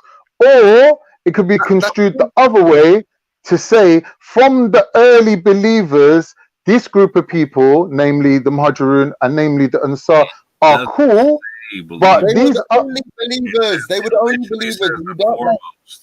Foremost is like the cream of the crop. You know what I'm saying? Do you not understand? No, don't understand. They were the only believers, Aki. That's it. The Muhajirun and Ansar are the first believers. What about the Bedouin? What about the Bedouin? What Bedouin? Bedouin. The Bedouin. Hold on, the second Arabs. actually addresses them. It says among them was the ones that was falling off. They're Arabs. The Bedouins are Arabs. They're not fucking Muslims. Right. So there's more than two groups of people being named throughout these two verses, aren't there? James Jones, can I jump in a quick one and then I'm going to leave? So you promised you that you post the link. Sorry, brother. I was watching the video. Let me do it. Yeah, I'll do it right now. Sorry, so the link is from Titans TV. It's probably a year and a half ago when a Muslim called Khadet, who died, and Ali Dawa took money from this person for his funeral without asking the family, and then he used the same. I don't think it was for his funeral. And I finished. It wasn't for his funeral. I'm allowed. Listen, I don't know if you know about debating, but I'm allowed to correct you if you're wrong. I'm allowed to correct you if you're wrong. Don't you understand? No one needs to wait for you. Drink camel urine like Muhammad told you to. Are you gonna drink camel urine? Wait. Bruv. So you correct me after me. You understand? Ask your dad why he didn't pull out. That's what you need to do. Moron. Okay. So it's called moron. Can't even speak English. Can anybody just kick him out or anything like that? No one can. No one can. No one's got authority over me. Don't you understand? You fucking prick. Belly. appealing to authority like a little beggar, little Belly. bitch. That's what you're doing. Handle this, or is this what you're welcoming people to? Belly. Suck my toe. Oh, Yeah, just let beautiful. British man, he's gonna leave in a sec. Beautiful. Please Get let him it out. out. Let it out. Go on, Something Takia, man. more. Say what you're gonna say then. Yeah, that's Okay. what your mum said to your dad all over her face. Yeah. Okay. So my point was that this was a video from Titans TV when he exposed Ali Dawa for taking money from a family that had a Muslim called Cadet who died without asking the family, and the account that he provided to people that can donate money to was the same account that that he takes donation from other causes, meaning he cannot differentiate between donations from one cause from another cause. So what Titan TV did, he went to their basically financial documents to see how much they took in 1 year in 2017, and that was 6.5 million pounds. Do you mind posting it one more time so people can find it themselves? And it's in timestamp 4452. James Jones, do you mind posting it? And then I'm gonna leave my spot to someone else. Yeah, I've already posted it, but I'll post it again. One more time. Did you second time? Yep. Okay. Yeah. So Veli takes someone else can take my spot. Alright, cool. Khan, yeah. Back to you, yeah. It's the reason. The reason So you're trying to dictate who should take his spot now as well? Yeah, the Okay, reason. no, the guy's a weirdo. Yeah, Vel But Shahid the in reason, the back. yeah, the reason it makes no sense your argument, yeah, is because, or that you don't really have an argument because it's not saying amongst. I'm just saying that. Listen, It sounds like there's more than two groups of people being listed to me. Are you smart? Are you, bro? I don't want to get upset. It literally is saying from amongst these two groups of people. It's not saying anything else. It's not saying amongst the Bedouin tribes. It's not saying amongst all the people in the But universe. I asked him to read it again. He didn't want to read it again. You said to me, go off and read it. I went off and read it. I'm coming back and you're telling me you don't understand it. So why didn't you read it with me then? Okay, what? And the first forerunners among the Muhajirun and Ansar. Muhajirin, sorry, and Ansar. What's the other groups of people it could be talking about? What other groups of people? One more time. And the first forerunners among the Muhajirun and Ansar. Who else could it be talking Keep about? reading. Keep reading. Keep reading. No, stop. Who else could it be talking about there? No, but it says and. So it's talking about a third group. And those who followed, righteous who followed them, right? So the righteous specifies like not everybody. They're right. The righteous people who followed them. Hold on. Let me Google my version because I don't know where he's got his from. I'm gonna go. But this is what I'm saying. Like the argument is over linguistics. It's not over anything else. No, it is. That's all I'm trying to say. Like I'm not trying to say one was right and one was wrong. I'm saying you know what, you don't. One spoke Arabic and one didn't. No, but you know why? Even that is a red herring because what he's saying is it's not all of the Muhajirun and Ansar. So even if he said so those from among the Muhajirun, the Ansar, the Bedouin Arab tribes, the neighboring Africans, the neighboring fucking Europeans, even if it said that, it still wouldn't mean all the Muhajirun and Ansar, would it? It still wouldn't mean the way that you're reading it. Yeah, I agree with you. The way you're reading it, but I'm saying there's another way of reading it. Even if you say the first of the believers, right? Even if they say it the way you say it, it's not all of the believers; it's the first of them. Do you know what I'm saying? Like there's like even the way you're talking about, there's a separation no matter how you slice it. It can't be all of the believers because it would be carrying on until today. Like obviously, he's talking about the first of believers. No, but okay, out of the group, like so, out of the group of believers that's there, right? It's no, but 1 minute. Let's look. I'm not Arabic speaker more, yeah, and I'm trying to break it down as best as I can. I've said to James that to me, there's more than two groups of people being listed here. Is there not? But then why would he say? He would say out of all of everybody. But let's go through it step. Like, I'm not invested. Listen, James, I'm not invested in the outcome. You know. I'm not invested in the outcome at all. I'm just trying to make sure that we've got the same methodology, the same understanding of working it out. That's all. Right. So he lists the Muhajirun, he lists the Ansar, he lists the righteous that follow them. Then he starts talking about the Bedouins and etc. who were not doing certain things, etc. Whatnot. You know what I'm saying? So like he differentiates 100%. But even in the first differentiation, it's not everybody amongst the first group. Like that's what I say. The foremost amongst them, right?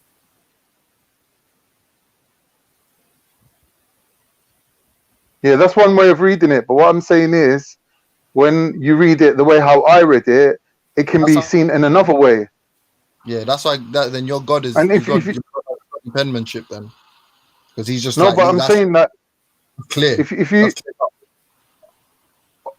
How obviously is it's going to someone? be clear to you because you're not How letting is me point out to you the other way of reading it.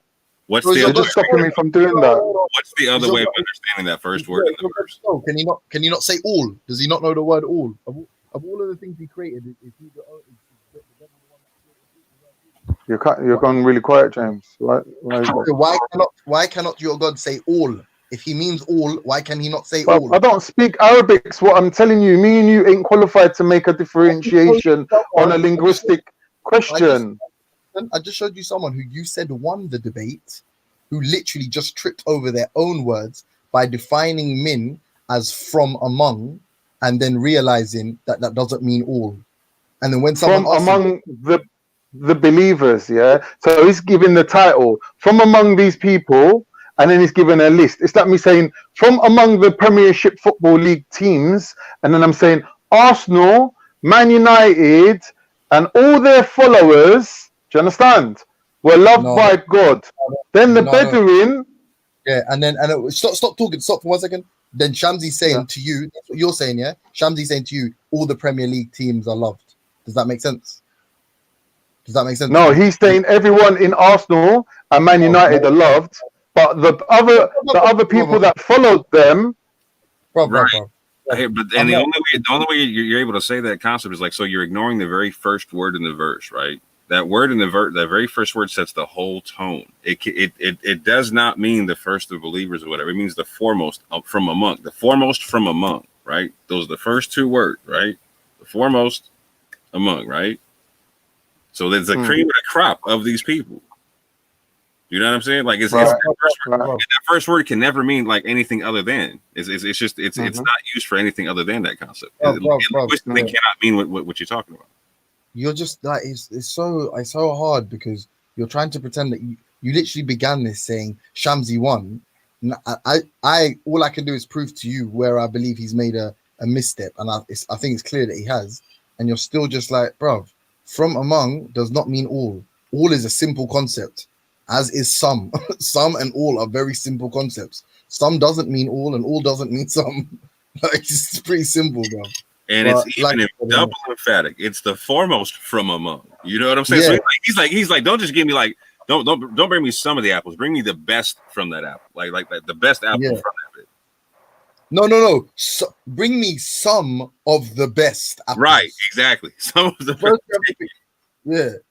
you have to pick the best apples. Then from that group, you must withdraw some. Damn, you got so that is definitely not and a Shia all agreeing on the same. No.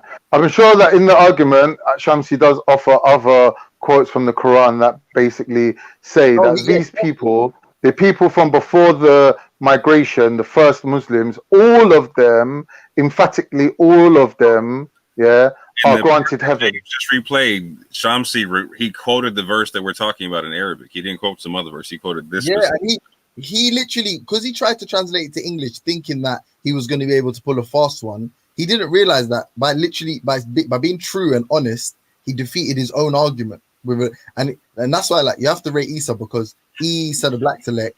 He's trying to translate it as honestly as possible. He's just translating it. Shamsi, because he is an Arabic speaker, when he did the same thing but did it in haste and didn't take time and ponder over the results and conclusions, he was like, oh, he literally said from, like if I take one apple from a group of apples, a man said, so ain't that some of them? And the man went, no, all of them. No, all of them. Like, that's a big L, That's a big L, man. I'm not denying that. I'm just talking about the verse. What Shamsi does and says, that's his own problem. But to me, it did seem that he won. He did win that. No, he at the end, he's proud. He didn't win that because based on he's talking about the You're cutting out, bro. Bro, linguistically, it literally cannot even. It's not even possible. It's a double emphatic. Do you understand? Like it's said in such a way to where you cannot get it wrong. Yeah. Yeah, literally. Like I don't know anything from a monk. You feel like like it's redundant at that juncture. Facts. And what Shamsi did to win at the end was basically say, I think someone's fiddling with the internet. but he said Allah forgave them. Allah accepted their repentance. All of them or something like that. I can't remember exactly It's how actually it was. too hot to paint. Paint? You say it's too hot to paint? But anyway, listen, man. I got a job, man. Maybe I'll be on later. Big up more. Big up Rob, Khan, Mr. Riggs. Get me on a bit. Bigger man like James, you're my second James, favorite. my internet was cutting out there, man. My internet was cutting out. I'm afraid I gotta hop off too. It's all right, Mo. You never chat to me anyway. You might as well go. I thought we were chatting. Afternoon, gentlemen. I'm joking. I'm just pulling your leg. Afternoon, Roberto. I'm sure there's people here that'll talk about the question of the day, right? Yep. Let's go to the question of the day.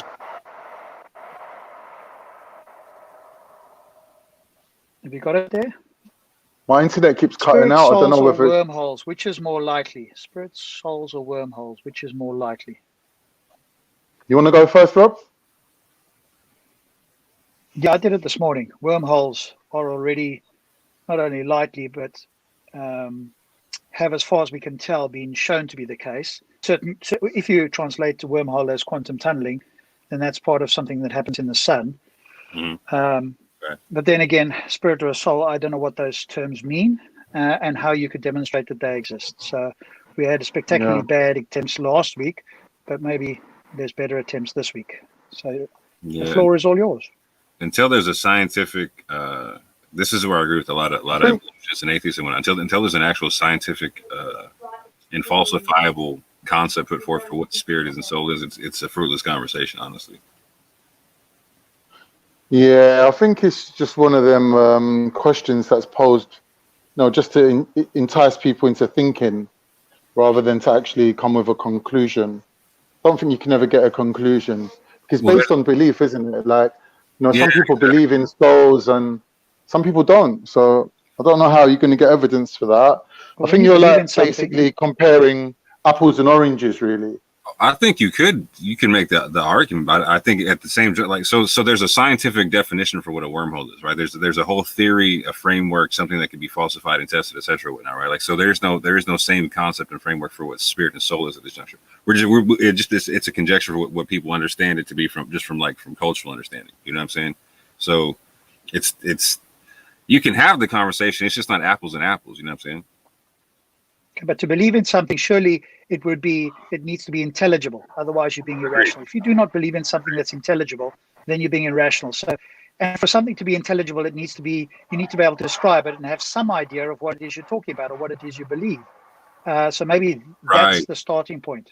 And that's why I was saying, like, there's no scientific definition of so if there was like a creationist or a theist that came out with an actual, like, that's who was a scientist that actually came out with a theory for what they think that the spirit and soul is and put like a definition to it, right? That they want scientists to then peer review, etc., whatnot. Then we're talking about something right there. You know what I'm saying? But there's no scientific definition to it. So it's like so I could say one thing, Shakara could say another thing, Melanated Goddess could say another thing, someone else would come on, like Tarak could go say another thing, like, you know what I mean? Like it's basically you're saying it's not a very good question. No, it's a great question. But we could still use it as a. I wish the theists would scientists to start talking about it. Look, but I guess the question at the moment is, what do you believe it is, and why do you believe that's the case? Presumably you believe that something that the label refers to exists. What is that in your lights, and why do you think it's the case? Well, I don't know anything about wormholes or how thingy they are. Yeah, don't worry about wormholes. Spirits and souls really is more what you guys talk about. I was looking at the whole question. I didn't realize we were just picking out the bit that disproves religion. If you take a wormhole to be Rob, then that's a scientific thing, right? So put aside the science and let's go to, at the moment, the non-science. Why do you believe that the concept of a spirit or a soul, what is it? why do you believe that it exists, rather than being agnostic or quote atheists towards that particular claim? Well, it's like you asking me, what do you think makes you a human? And I'm saying, well, as well as my physical self, I have my mental or psychological human side. Whereas I don't think animals have the same psyche as a human does. So therefore, to extrapolate from that position, I could say, also, I believe that I have a soul. And it's down to my direct experience of being a human and how I've experienced life that I believe that. Yeah, but what is it? When you say I have a soul, what is it that you are referring to? Well, when we use the word soul, we're using the same word, which has the same definition. Like we both agree on what a soul is. I think the argument is, why do you believe in it? I don't know what a soul is, so no, I don't agree on the definition. I don't know what it is. If you replace the word soul or spirit with woo, I would be in no better or worse position than if you use the word soul. Right. So maybe you can explain what you think it refers to in your view. Yeah. So, like I'm saying, if you're saying, I'm sure you could easily look up in a dictionary and see the explanation of the words and find out what it is. But if you're saying to me that you don't have any understanding of it based on your own experience, then I would have to just basically say that it would be like me trying to explain a color to a colorblind person. Like, how could I possibly be expected to take on such a task? That would be ridiculous to put that amount of pressure on me to say, explain the color green to someone who's never seen it. Like, you're asking me to explain how a soul feels to somebody who's saying, I've never had the experience of a soul. I don't understand that. I don't have to have the experience myself. What I'm asking you is, what do you believe it is? What does the word in your Khan's world refer to? What is it? Does it refer to something that exists in reality? Or is it just a conceptual thing that you like to throw around? Does it refer to something? And if it does, what is that something in your world? You don't have to look it up. What do you can't understand by it? Because somebody, if you look it up in the dictionary, somebody will tell you what they understand. But then it comes down to what more. I just want to know what you mean. I hear what you're saying, brother. But what I'm saying is, then it comes down to Moore's argument of we would all sort of have a different explanation based on our own understanding and to what level we understand it. So even if I did give you the full explanation of what I believe a soul to be, Moore and Shakara probably wouldn't agree with me in every iota of the explanation. So then scientifically, we wouldn't be able to compare. Shouldn't that give you pause for thought, though?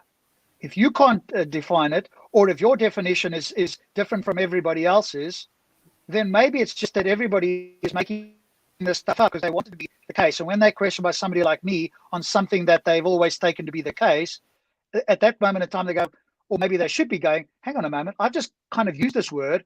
In my head, I've kind of vaguely had an idea, but I can't even express it. It's almost unintelligible, especially if everybody else believes something different from me. Is it not the likelihood that such a thing doesn't exist and it's just a human concept that people had before they knew anything more about the world? I think what you've raised is a possibility, but I wouldn't say it's anything to do with the likelihood of that possibility, because that would also be the same as me saying, how do we all know that we all see the same color green? So when I'm talking about green and you're talking about green, how do I know that you're not seeing blue or a type of green that's closer to blue? Because some people actually can't tell the difference between green and blue. And they might not never realize that. They could go through their whole life thinking that they see the same green that everyone else sees, when really they're not. Khan, afternoon, everyone. Khan, you asked the a main thing is very interesting at least question somebody last earlier, week Khan. tried You to have stuck with that question, Khan. put the You should have label stuck with with it. something. They wanted to claim vitalism, some vital, mysterious force out there that nobody's discovered and in fact doesn't seem to be necessary for anything. At least they tried to connect it with something. I'm asking, what do you connect it with, if anything? Is it a force? Is it matter? Is it dark matter? Is it something mysterious that you hope is there but you can't in any way demonstrate? What does this refer to? Maybe your life force. Just putting it out there. Yeah, the vitalists were definitely off on what they were talking about, because they were talking about like things that Really with you. I just don't think that. You're breaking up there. I've got like mobile data and they're both cutting out. Sorry. Can you hear me now? Yeah. Sorry, every time I dip the roller into the bucket, I seem to cut out. Sorry, guys. Maybe that's where the soul is in the bucket, huh? Khan. Maybe the spirit, it's blocking. Go on, witness. Go ahead. No, you asked a good question earlier, which was let's hear it. which was tied in with the question of the day. Spirit, Go ahead. souls, and wormholes. Which one is more likely to be true? And you asked the question of wormholes. Right. And it wasn't answered. There are scientists who believe in the possibility that wormholes do exist and are spending time and money researching it and writing theses on wormholes. We've never seen one. No astronaut has ever gone through one. Some of the theses of wormholes even talks about traversable wormholes, which can take you back in time.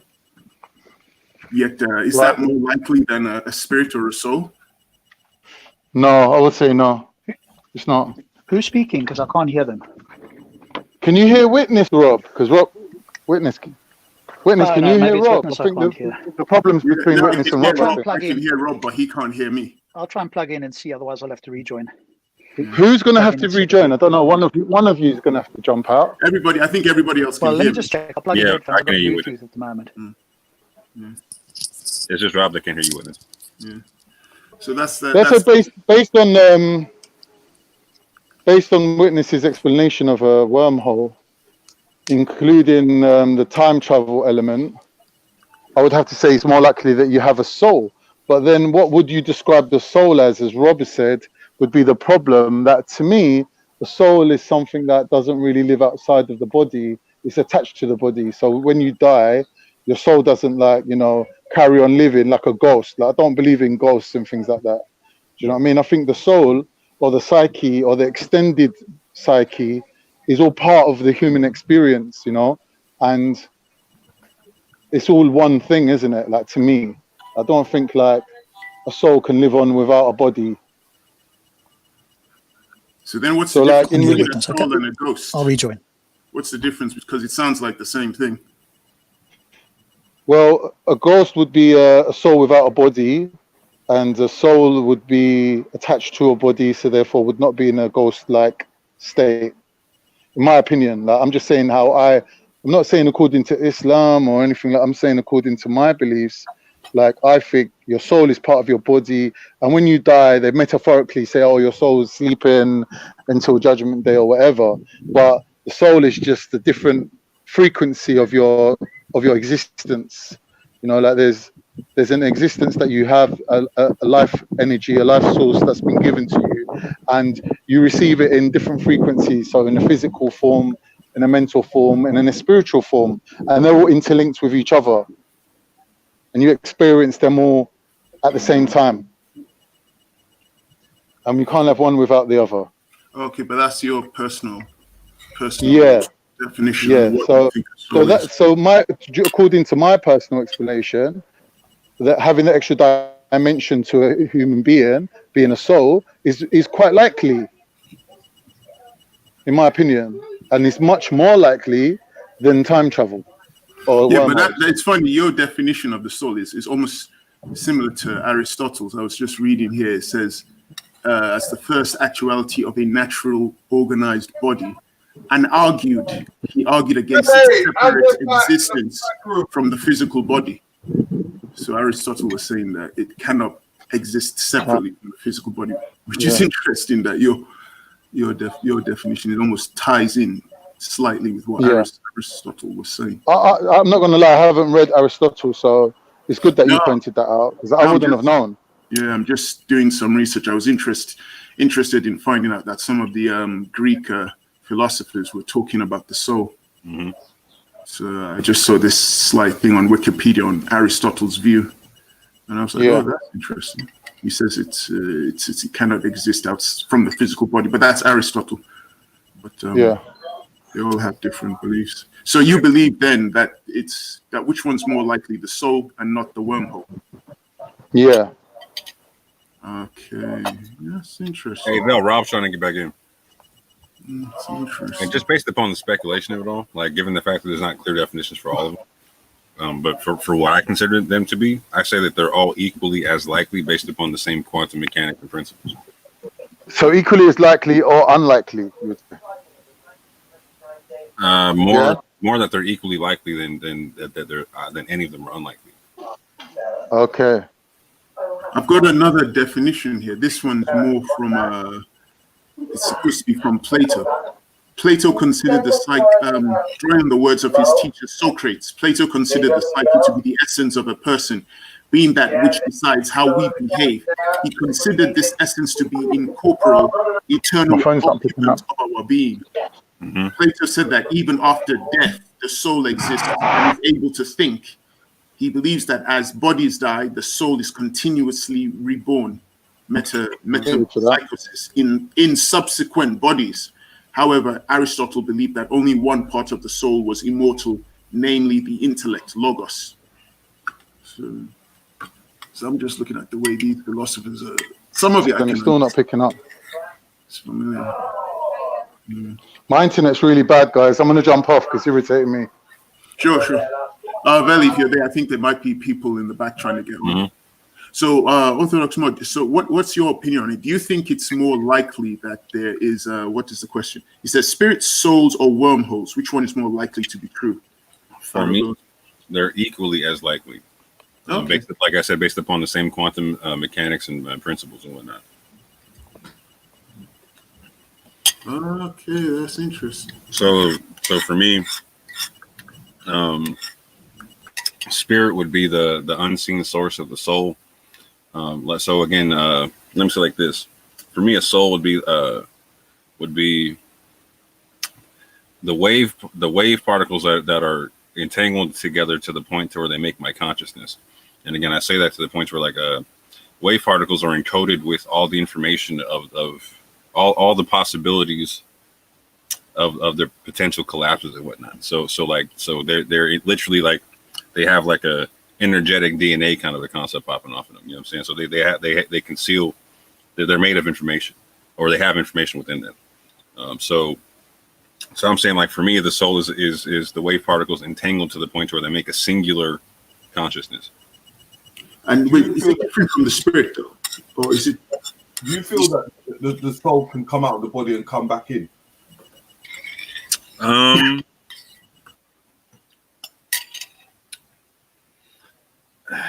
It's already in a place to where it's like it's already in and out of the body, like in a quantum way. It's there and not there. So, like, I could be in a trance sleep and come out and come back in. You're talking about astral projection. Not really astral projection, but I mean in forms of toxification.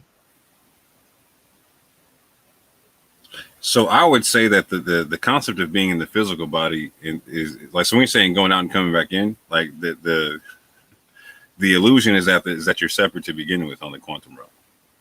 Mm-hmm. You know what I'm saying? Like on the quantum realm, like you're already there. So, yeah. But just to finish out what I was saying to witness or whatnot, like, so the spirit would be the unseen source of the wave particles. So like where they talk about like the wave particles that appear and disappear and whatnot. There's an unseen essence or unseen source of the wave particle and whatnot. And so for me, that is what that source is what I deem to be spirit.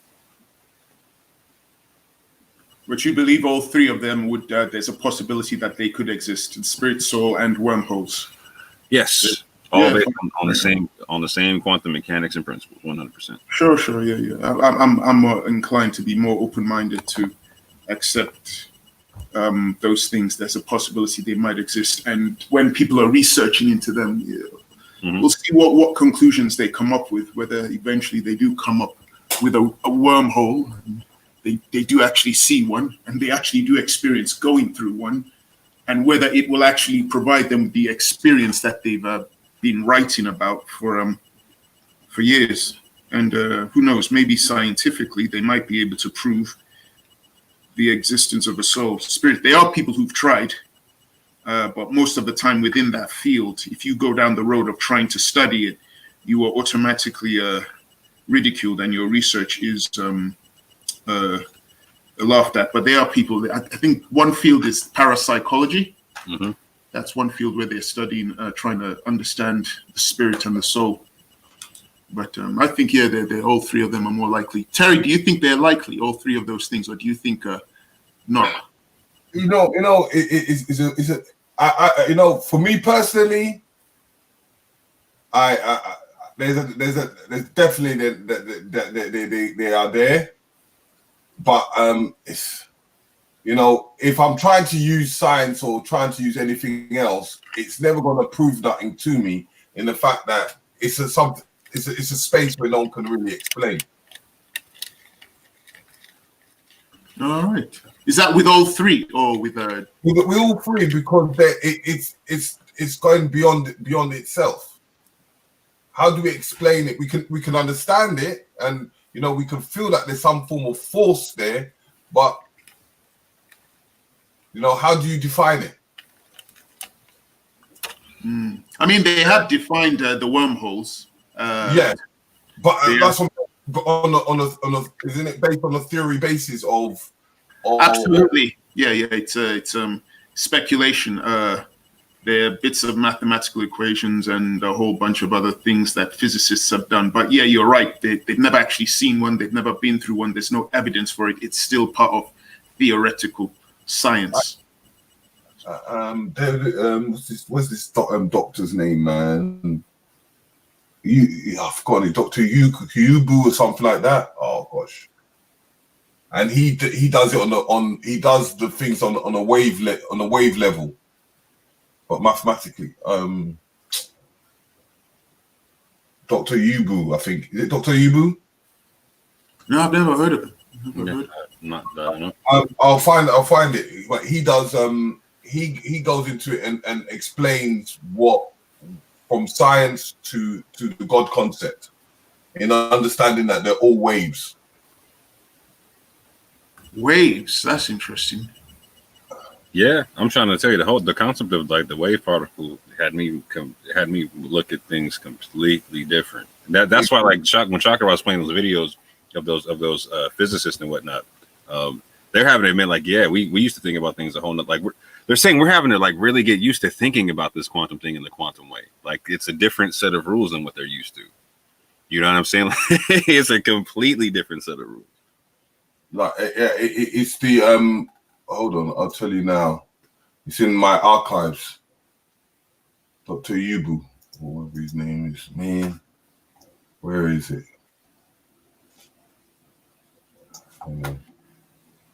I tell you what, though, I really wish that people like, I would like to see some scientists actually come out who believe in the concept of spirit and soul and actually try to put out actual proper theory for it and whatnot, proper tests for it and whatnot, and actually try to walk it out and whatnot. But I think a lot of people are just afraid to say, like, well, I believe this concept based upon what my book says, et cetera, et cetera, et cetera. You know what I'm saying? And don't know how to make the false, like, and if they put the falsifiable test on their book, like they could potentially prove their book wrong or something like that. You know what I'm saying? So I mean, there have been scientists who've tried, but of course, within that realm, if you go into that realm to try and test for the existence of a soul, you will be ridiculed. And I can give like historical examples of people who've tried, but it's the same. It just gets ridiculed and laughed at. So that's why I found it interesting with Veli's question. It says spirit souls or wormholes. So why is it more ridicule if you try to scientifically investigate spirit souls, but it's scientifically sound to go on about wormholes? Well, the question is, like, when the soul was being so-called scientifically investigated, what based upon what, and what was the definition of the soul? Like, what was the postulation of what the soul was? Let me see if I can get the information. Oh yeah, I think that's the key question. Go on. I found this one, the 21 grams experiment. This was one of the ones I found. The 21 grams experiment refers to a scientific study published in 1907 by Duncan McDougall, a physician from Haverhill, Massachusetts. McDougall hypothesized that souls have physical weight and attempted to measure the mass lost by a human when the soul departed the body. McDougall attempted to measure the mass change of 6 patients at the moment of death. One of the 6 subjects lost 3/4 of an ounce, 21.3 grams. McDougall stated his experiment would have to be repeated many times before any conclusion could be obtained. The experiment is widely regarded, though, as flawed and unscientific due to the small sample size, the methods used, as well as the fact only one of the 6 subjects met the hypotheses. The case has been cited as an example of selective reporting. Despite its rejection within the scientific community, McDougall's experiment popularized the concept that the soul has weight, and specifically that it weighs 21 grams. That's interesting. But yeah, that's an example of one person who was trying to conduct an experiment in regards to what you were saying more. There are others, but that's yeah, I'm aware of that one, but I never, like, in that experiment, I never got an understanding of what he was saying the soul was and why he was saying it would have weight. Like, so if he was saying that it was like, for instance, like connected, like it had like you could test its effects based upon its connection to like the fundamental forces of the universe, or like the way they can test form or something of that nature. I could kind of like, I can understand it, but he still wasn't saying what it, like, why you could do that, or what it was, or what, or it's, you know what I'm saying? Like, it was just like, okay, the body loses weight because you die and the energy shuts off. Like, is that the same thing as like, can you test the weight of a TV and turning it on and off and get the same result from the electricity shooting through the TV? Is that basically what he's saying? No, because I think that the TV is not a living. It's an, what's the word? Inanimate object. It's not a living thing like a human. Right. So that's what I'm saying. So what's the definition of the soul in that situation? That it's not clear. For him, his definition. Well, here's what I'm saying. Like, so even if his definition, let's say it's based off of something that's like biblical or religious based or something like that, right? Or even what you were talking about, Aristotle was talking about. Yeah. Why would weight leaving the body prove anything else of what they're talking about like the whole, like, the consciousness thing, or like it being eternal after you die, or, you know what I'm saying? Yeah, I guess he was trying to ascertain a change in the physical body, believing, but then it'd be a case of where did he get the notion that a soul would then leave that body? Why wouldn't the soul remain in that body if a soul did exist? So that part, it doesn't mention here where his origins of the soul was coming from. Right, exactly. And that's what I was saying. Like, I would like to see people who believe in the concept actually try to come at it from a testable and falsifiable concept. Like what they're trying to prove, like whatever they're testing actually proves what they're saying the soul is, or what does, or is capable of, etc. Yeah, I guess you need to know what it is, like you say, that it's being talked about. If it has weight, would we agree that to the best of our ability, it must contain matter? Matter is the only thing that has weight. Isn't that right? Whether it's visible matter or dark matter, in order to measure it, if it were now, obviously in 1907, this guy didn't know any of this stuff, right? But if we understand that today, that anything that has weight must be composed of matter. We don't know what it means to have weight and not be composed of matter. And if it is composed of matter, then what matter is it, and how does this interact with the body? And these are the questions that, of course, nobody can. So even if you postulate, let's be very charitable, and let's go with somebody who says, "Hey, I think a soul exists, and what I think a soul is dark matter." Okay, great. So you've postulated that it's some matter that has weight that we cannot verify in any way yet. What we do see as a result of it out there in the universe. But suppose somebody said, well, I think that's the same here. And they appeal to this guy's view, right? Obviously, this guy didn't know any of this stuff. So he was just postulating that it had weight. But then there's also, so it's dark matter. It's a small amount of dark matter that when you die, somebody would postulate, and they would use this experiment, which I agree with Witness, that that's not a good experiment to do anyway, because even if we granted, even if it happened with every single human being on earth, that 21 grams were the case, which again, good luck with that, but let's assume hypothetically that was the case. What conclusion can we actually draw? All we can draw is that something happens where the body becomes 21 grams lighter. What is that? Okay, and now we got to find out what that is. We can't go, okay, every single human being loses 21 grams, that's the soul. Well, what is the soul? All we know is that human beings lose 21 grams. Could that be the last breath of air? Could there be something within the physical body that happens that makes them that minuscule amount lighter? But if we're going to postulate that it's something like dark matter, well, then we've still got the interaction problem. How does this dark matter interact with this body? Because as far as we can tell with dark matter, it doesn't interact with particles, which is why we've got detectors 2 miles under the earth, the most sensitive detectors ever made, trying to detect, and they have to keep recalibrating them. And it's so sensitive that they're trying to get rid of or ensure they don't get noise like cosmic rays. And you have to be at least 2 kilometers under the ground for cosmic rays to get caught up and not get any further under the earth. Now, if it's a neutrino or something like that, right, how do you differentiate that between a neutrino and dark matter? Because they postulate neutrinos don't interact, or again, weakly interact. But let's assume that it did, and that we in fact found something that we might label dark matter, or something that interacts so weakly. Would it be viable to say that matter that interacts so weakly with in all experiments, you could label a soul? Well, if it does, how does that soul interact with our body, given that it interacts so weakly with every part, and we're made up of the same stuff as everything else, just in a different configuration? How is it that this can interact with human beings? And if so, what does that even mean? So you can see, once you start asking these questions, it becomes a rabbit hole, and somebody that's always liked the idea of taking it from a book has got a mountain, Everest, to climb, to demonstrate, firstly, to define it, and secondly, to show how it could possibly even interact with a human being in any way that we could test or measure or postulate, other than to just say it's something, I don't know what it is, but I believe it. That would be the trick that we'll wait to hear, right? Yeah. So even if you had a scientist, what are they gonna postulate? Some mysterious matter, dark matter?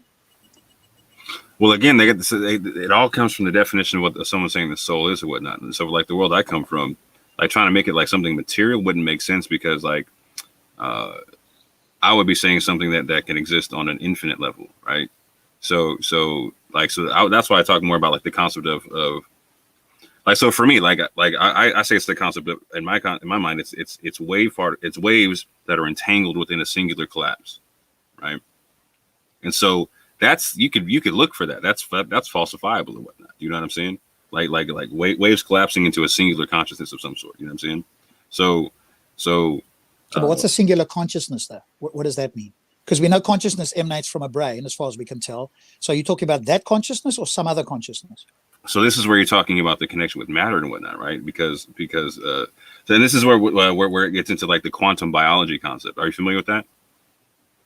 I've heard the term, but I'm not that familiar. Presumably they want to somehow link quantum mechanics with our biology. Well, if it's underlying, then in some level, links and whatnot, yeah.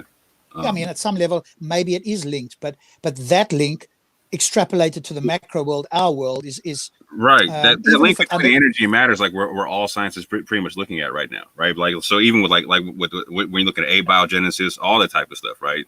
You're like quantum physicists and biologists are pretty much looking at the same concept right now. How does all this stuff interact? You know what I'm saying? Like, does it interact? If so, like how? If so, how? If it doesn't, why doesn't it? You know what I'm saying?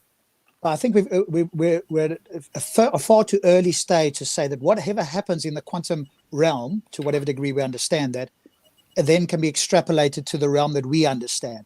And if in fact it only happens on the quantum but doesn't affect the macro world in any detectable way, then we can't appeal to the quantum realm and say, hey, well, because it happens there, it must happen in some detectable way outside of the quantum realm. I think that's an extra leap that nobody is even remotely close to doing. If you're going to be on hypothesis, obviously. And that's what I'm saying. Like I would like to see better hypotheses out there being tested, is what I'm saying. So in regards to the soul, trying to get a definition, I was looking, for some reason, I just find what these Greek philosophers were saying. So I'm looking here at Plato's theory of soul. It says Plato's theory of soul, drawing on the words of his teacher Socrates, considered the psyche, and we can go into that as well, the psyche to be the essence of a person, being which decides how people behave. He considers this essence to be an incorporeal, eternal occupant of our being. Plato said that even after death, the soul exists and is able to think. He believed that as bodies die, the soul is continually reborn, metempsychosis, which we can discuss that as well, in subsequent bodies. The Platonic soul consists of 3 parts: the logos, which it controls the logic, mind, nous, or reason, Thymos, which deals with emotion, spiritedness, or masculinity, and Eros, which deals with appetite, desire, or feminine. The parts are located in different regions of the body. Logos is located in the head, is related to reason, and regulates the other body part. Thymos is located near the chest region and is related to anger. Eros is located in the stomach and is related to one's desires. So that's an interesting basic discussion of what they believe, well, what he believed the soul was. But I was interested when they used things like considered the psyche and to be the essence of a person, because then I was like, well, what the hell is an essence? Well, what's he talking about? What does that mean? And then I was clicking on it. He goes, essence is the property or set of properties that make an entity or substance what it fundamentally is, and which it has by necessity, and without which it loses its identity. Essence is contrasted with accident, a property that the entity or substance has contingently, I can't pronounce that word, without the substance, without which the substance can still retain its identity. The concept originates rigorously with Aristotle, although it can also be found in Plato, who used the Greek expression literally meaning the what it was to be and corresponding to the scholastic term quiddity, or sometimes the shorter phrase literally meaning what it is, corresponding to the scholastic term. Flipping now, they go deep into this. But yeah, I was interested because they associated psyche and essence with the soul. Yeah, a lot of what they talk about there is based upon, like, so they dealt with sorry. This part is brilliant because it ties in with what you and Rob were talking about. You both brought this up because it says here, Plato's theory of soul, drawing on the words of his teacher Socrates, considered the psyche to be the essence of a person. So I thought, what's psyche? And when you click on it, psyche goes, in psychology, the psyche is the totality of the human mind, conscious and unconscious. So then it's going into the realm of consciousness, the psyche. So the consciousness is part of the soul, according to Plato and Socrates. Okay. Yeah, and that's often what you get, right? You get people who will either say it's a mysterious something that they can't explain at all, or you'll have people that will somehow try to equate consciousness with a soul. And maybe that's what he was doing. But I mean, that was 2,000 years old, right? They didn't have any understanding of physics and what we understand about the world today. So he was speculating about emotions and, your psychological, and then using those terms, presumably, to reference them. But I don't think anybody seriously takes that today, though. So they dealt with four physical elements and a fifth one, like the called ether, right? The quintessential element, right? The fifth element, right? So we're at the stage now where we can actually test what they were talking about in terms of, like, so they were speculating based upon what they couldn't test at the time, right? So just to further define what I was talking about, Rob, like, so to me, a consciousness is, again, waves entangled into a singular collapse, into a singular intelligent collapse. Let me say it like that. But what does that mean? That also have the ability to disentangle and go back in and go back into. I mean, that sounds good in the quantum realm. What does that mean for consciousness as human beings? So that means that it's your individual intelligence. So there's a difference between what goes on in my brain and what goes on in Rob's brain. Is that intelligence tied to a brain? It's tied to the whole physical the physical singular collapse of the body. Okay, but the body could. Half of the body could stop working. So yes, your intelligence is tied to your brain. Yeah. But tied to your body, and like a whole. I'm talking about just your singular collapse. Yeah, I mean, I understand what that means in the quantum, or at least I have a marginal understanding of it in the quantum. But that doesn't. But that, and to be fair, that sounds a bit like Deepak Chopra. Hey, if you're not looking at the moon, it's a sea of endless possibilities. Well, maybe that's what the quantum realm is, but the moon itself isn't that, and that was pointed out by Michael Shermer, Sam Harris, and others. Right? No, I'm with that. So here we're talking about. Presumably, you're not going down that route. Whatnot. And this is why I brought up the concept of quantum biology, because there's the rules of the atomic world, there's the rules of the quantum world, but there's some overlay in that, right? In the sense to where there's some interaction and whatnot. So I hear what you're saying. I hear what you're saying about the infinite. When you're not looking, everything's infinite. I'm not talking about that part. I'm talking about the fact that we're in when things are collapsed into singularity and whatnot. There's still a tie to that quantum world and whatnot. And I'm saying that tie is based upon is based upon the entangled collapse of the wave, of the multiple waves or whatnot. How does it help to talk about in quantum mechanical terms for consciousness if you agree that consciousness is tied to a brain is physical, and exactly how the physical Because gives it's the rise source to that of intelligence, right? Like, so again, phenomenological experience we don't this know. is But why how you does keep it hearing me help? talk about this is why you keep hearing me talk about the encoded aspect of the wave function, right? Like, so where does where does the information come from? Where does What do you mean intelligence by come information? from? Intelligence. You mean intelligence, which is comes So, for from? instance, in abiogenesis, for instance, like where does the code for DNA come from and the code for RNA come from? What do you mean? Where does it come from? It's encoded in the cells. You mean where do the cells come from? No. What's the source? Encoded? So at this juncture, they don't know where everything starts. They know. For instance, they don't know what the source code is. They don't know what the first code that was ever coded was. Right? They don't know what So, for instance, they know that there was inanimate objects. They know that some form of energy interacted with it, right? And then you start getting these reactions, right?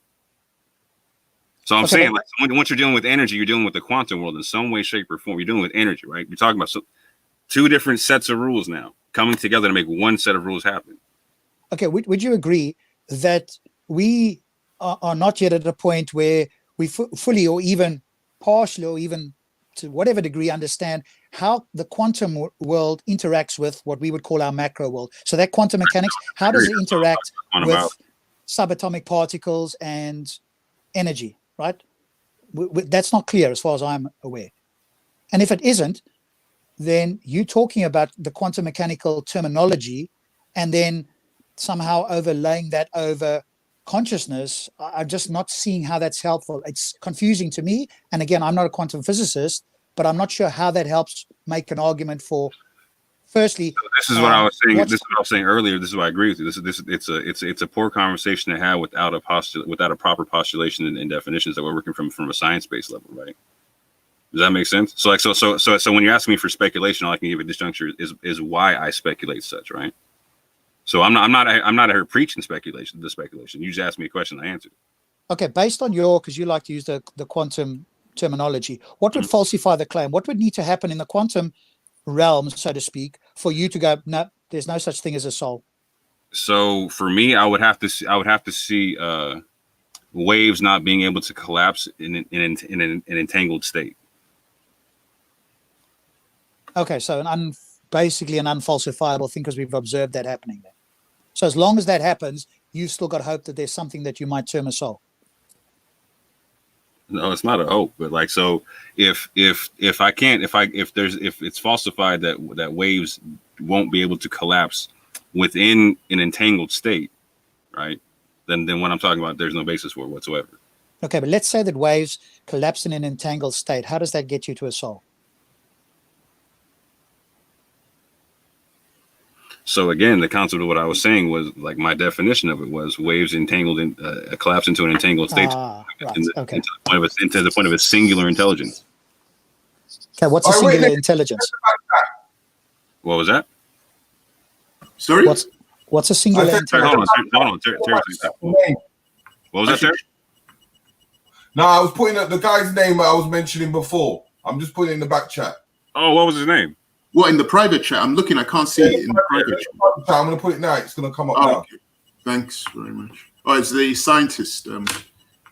Yeah, him. Have you heard of this guy? Okay. Dr. Gabriel Oyibo. No, never heard of him. No. The Grand Unified Theorem. Right. No. My G, that's what's up. I appreciate that. I'm going to have to do some research on him. Thanks very much for that. Oh, yeah. I know him, yeah. Mm-hmm. Okay. Yes, sir. What did he do? Yeah, he's talking about like the Grand Unified Council. Yeah, okay. Check it out. Yeah, definitely look into what it is, for real. He's worth a look. But yeah, Ralph, so I was saying a singular intelligence, right? Like, so just in the same fact, like, so let me say in a way you can get it in a finite form, like a singular expression of the infinite intelligence of the encoded wave that again is encoded with all the information of its potential collapses. So just like you have DNA that has all these potentials and ons and off switches or whatnot, right? When they're on, they express themselves in a certain kind of a way, right? So I'm saying that your intelligence, your specific quirks and your personality, etc., whatnot, could potentially come from this concept of however your the waves collapse into a singularity and an entangled state into a singular intelligence, right? Because again, the collapse is not the collapse in the collapse basically shows that there's a it's one of the possibilities, not all of the possibilities, right? Well, clearly we're doing it. So So- there is a collapse of the wave at every moment in time that by your lights makes us who we are. But my intelligence comes from my consciousness, which is tied to my brain. Which is powered by what? Synaptic firings. Which is powered by what? Matter and energy. Energy, right? At some base, there's energy, right? So that's why I'm talking. That's why I was bringing up the quantum biology concept, because there's energy interacting with the form, and so at one juncture they've understood how form works in the atomic world, right? With just physical weight measurement, all like what you can see, taste, touch, all that kind of stuff, right? Now in the quantum world, they're beginning to understand that how far down the rabbit hole it really goes. But now they're really starting to, again, the bridge is being studied as to how they interact, right? So we can't pretend like there's no interaction, because if your synapses don't fire with that energy, with that electricity, there's no more Rob. Instantaneously. Well, it depends what you mean by instantaneously. Rob, right? Well, that also depends what you mean by Rob, right? Because your whole singular collapse, your body will decay, your intelligence is no longer there, your consciousness is no longer present in any observable way. Yeah, so I mean that's an identity problem, right? That I think also goes down a rabbit hole. What does it mean to be Rob? Is it my consciousness? Is it my body? Because if it's my body, it's not the same body I had when I was a child. So the person that you label Rob as a child has almost nothing that is the same today as the person you label Rob today. So that 40 plus years, I am essentially you don't have the experience in virtually every way, completely different, apart from that maybe the DNA. That would be the only thing. And if that's what you're going to call Rob, then what? How much DNA is Rob? Is it just one? Is it like what, right? So you can see that when you get down to the identity thing, it's much more complicated with Theseus' ship than people give it credit for. Oh, I'm me, but are you? What is you? Right? Very complicated. So, but are you making the argument that you don't retain the memory, or you don't retain the experience from the previous years? When you say the previous years, you mean the younger version of me? Yeah, you were saying the younger version is not the same as old. I'm saying, so are you saying that you don't? And I'm not disagreeing, because you obviously aren't the same. And I'm saying almost nothing is the same. What do we mean by the same? Something that is identical.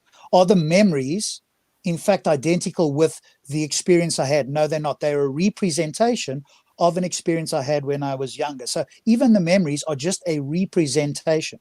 So the me that was 1 year old and the me that's over 40 now are, for all intents and purposes, not almost in no, apart from DNA or RNA encoding or whatever it is, apart from that, almost nothing about us is the same. So when somebody says, hey, you're the same person you are, what do they mean? They don't just mean, and again, that's why we have to discuss it, they don't just mean your DNA, because you could take a part of my DNA out of me now and go, well, there's Rob, that little thing in the beaker over there. That's not Rob, is it? That's not what people mean by Rob. And so the point being that it's very hard to identify what is you. And if it's consciousness, then when somebody dies, are they still that person, or are they no longer? So, with Brother Isa, rest his soul, if that's what he believes, is he still Isa in the grave or wherever he is, or is that no longer Isa because he doesn't have consciousness?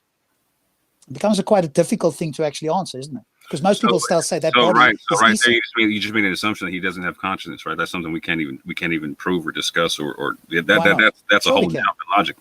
No, it's not. Okay, hold on. So what tests do you know of that have been done to test consciousness after death?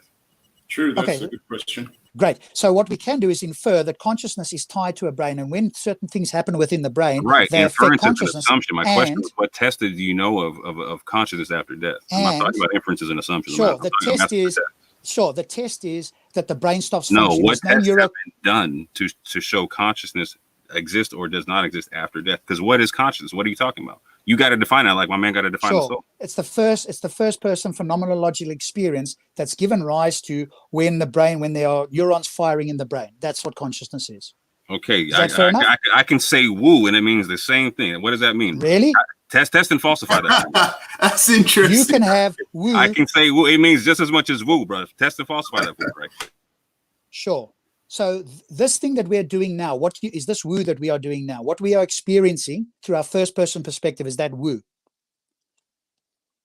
Define it for me. I know balls in your court, bro. I'm listening. I'm all ears right now. Okay, I'll say it again. This first person perspective that is given that comes What is the from, first person perspective? What is that? The sense that we're looking through our own eyes, that we are experiencing things around us. That phenomenological experience, which we call consciousness. Do you still think that is synonymous with woo?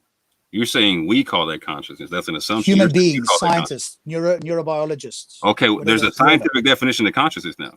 Can you supply it, please? What, there's a scientific definition for consciousness? Yeah, that's what I'm hearing right now. I'm surprised, because evolution doesn't really deal with how consciousness was even created in our process of evolution. So I'm surprised. Yeah, I'd love to hear this scientific definition and the source. I've never heard it before. Okay, so you want me to look up the scientific. You don't accept that when I define consciousness as the phenomenological first-person experience that comes from the neurobiological firings in our brain, you don't accept that as roughly scientific. No, it's the neurological firings. It's like, where did you get that from? Who said that? That's all I'm saying. It's that scientist, so I'm looking for the actual scientific definition right quick. So whenever you're ready, bro. Okay, so I'll look that up for you because you don't want to engage with the question I've just asked you, so no problem. I'll look up. No, it's like I was indulging your question. Like when we were talking about soul, I had to find out where I was getting my definition from, and I came up with Aristotle and Plato. Mm-hmm. So that I was just curious because I never heard that neurological part that you mentioned. That I was like, and it was interesting the questions more asked. I was like, yeah, I'd like to know the guys who did this because my limited knowledge, they're still trying to figure out how consciousness was even created through evolution. You know, it's like I think the best hypothesis is emergence, right? An emergent property of the complex interactions of our gray matter that gives rise to consciousness, and that only happens under certain unique circumstances, be it ours or certain animals. I suppose you could say almost all animals, or anything that's sentient, I guess, would by definition be conscious. Again, depends what you mean by conscious, because is an amoeba conscious? It's responding to its environment, but is that conscious? I think when most people talk about consciousness, there's more to it, and then maybe there are different levels of consciousness. So we're higher order conscious beings, but I'm describing a process of what might be called consciousness, which is that the brain needs to be able to fire. If there's no firings, neuro firings, which you can see in an MRI machine, if there's none of those, then I think it's reasonable to infer there is no consciousness. So what constitutes consciousness? That's what I need to know. Like, so a brain that is firing neurons. Is volition. So okay, so I can have a brain that's firing and be in a comatose state and have no volition over what's happening to my body physically, right? Like, so is that conscious? Like what's the limitations of consciousness and where does it begin? Yeah, I'm saying to you, it seems to me, at least in straightforwardly, consciousness is given rise to from these neuro firings. If there's none, in other words, when somebody is dead, when the brain is no longer firing, the brain is stopped. It's like a fire. When you blow out the fire, it's the same with the brain. When the neuro firings stop and there's decay in the brain, no more consciousness. It just evaporates like a flame does when it goes out. So what constitutes that being conscious and not the movement of an amoeba or a cell or whatever? Well, that would be what we would, I guess, call our higher level of consciousness, right? The ability to have this first-person perspective, to analyze things, etc., etc. I'm sure we can. So we can go into first-person perspective. So lower level of consciousness would be what then? Probably more like reactions, right? So that like an amoeba. If the amoeba was dead, it would just be bounced around. There'd be nothing else going on. But when it's quote unquote alive, in inverted commas, then it's reacting to its environment. But we do more than just react. At least at a basic level. So consciousness or low level consciousness would basically be like a programmed response that I'm not really like in charge of. But like higher level consciousness, I can choose. I'm assuming you're saying I can choose to do something, right? I'm just I won't go that far because obviously I'm a determinist, so it depends what you mean by choose. But all I'm suggesting is that consciousness seems to come about when a brain at a particular state in time, because obviously with a fetus. Let James in.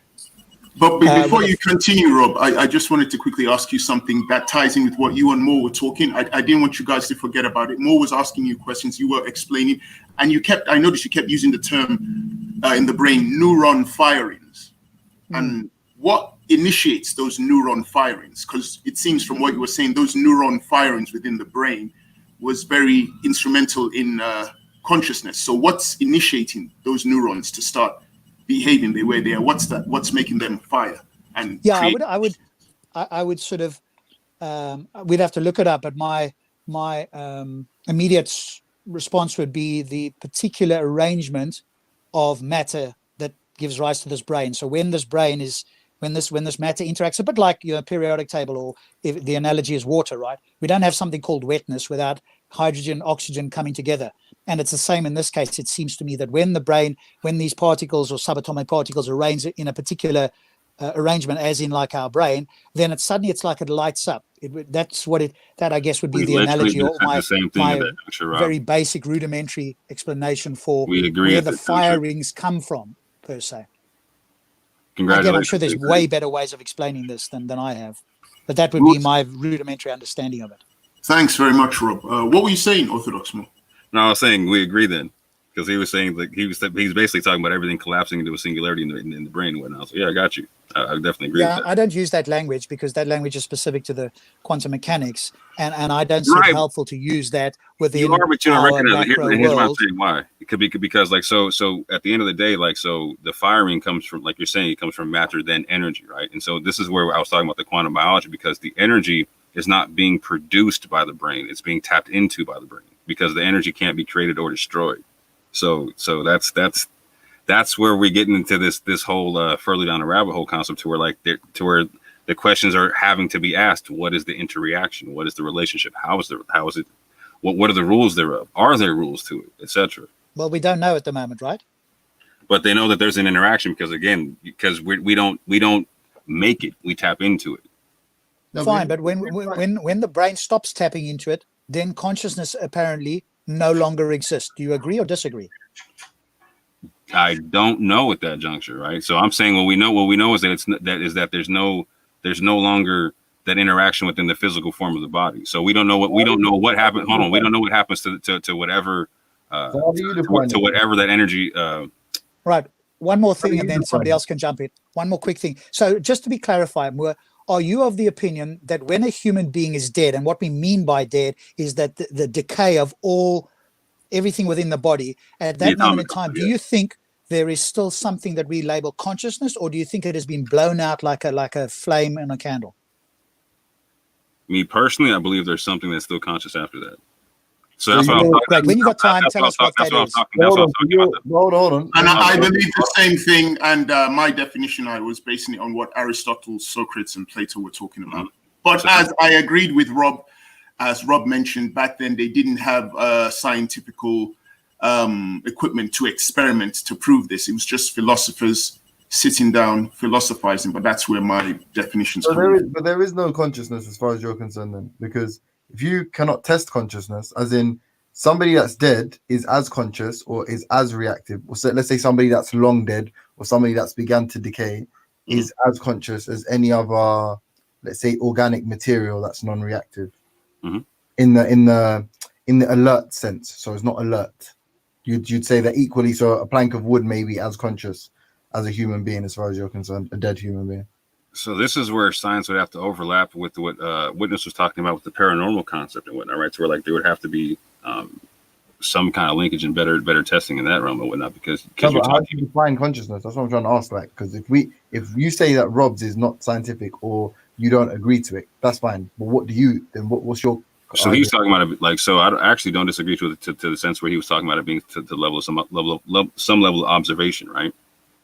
But then So things would be unconscious then. So like a dead human would be unconscious by Rob's definition.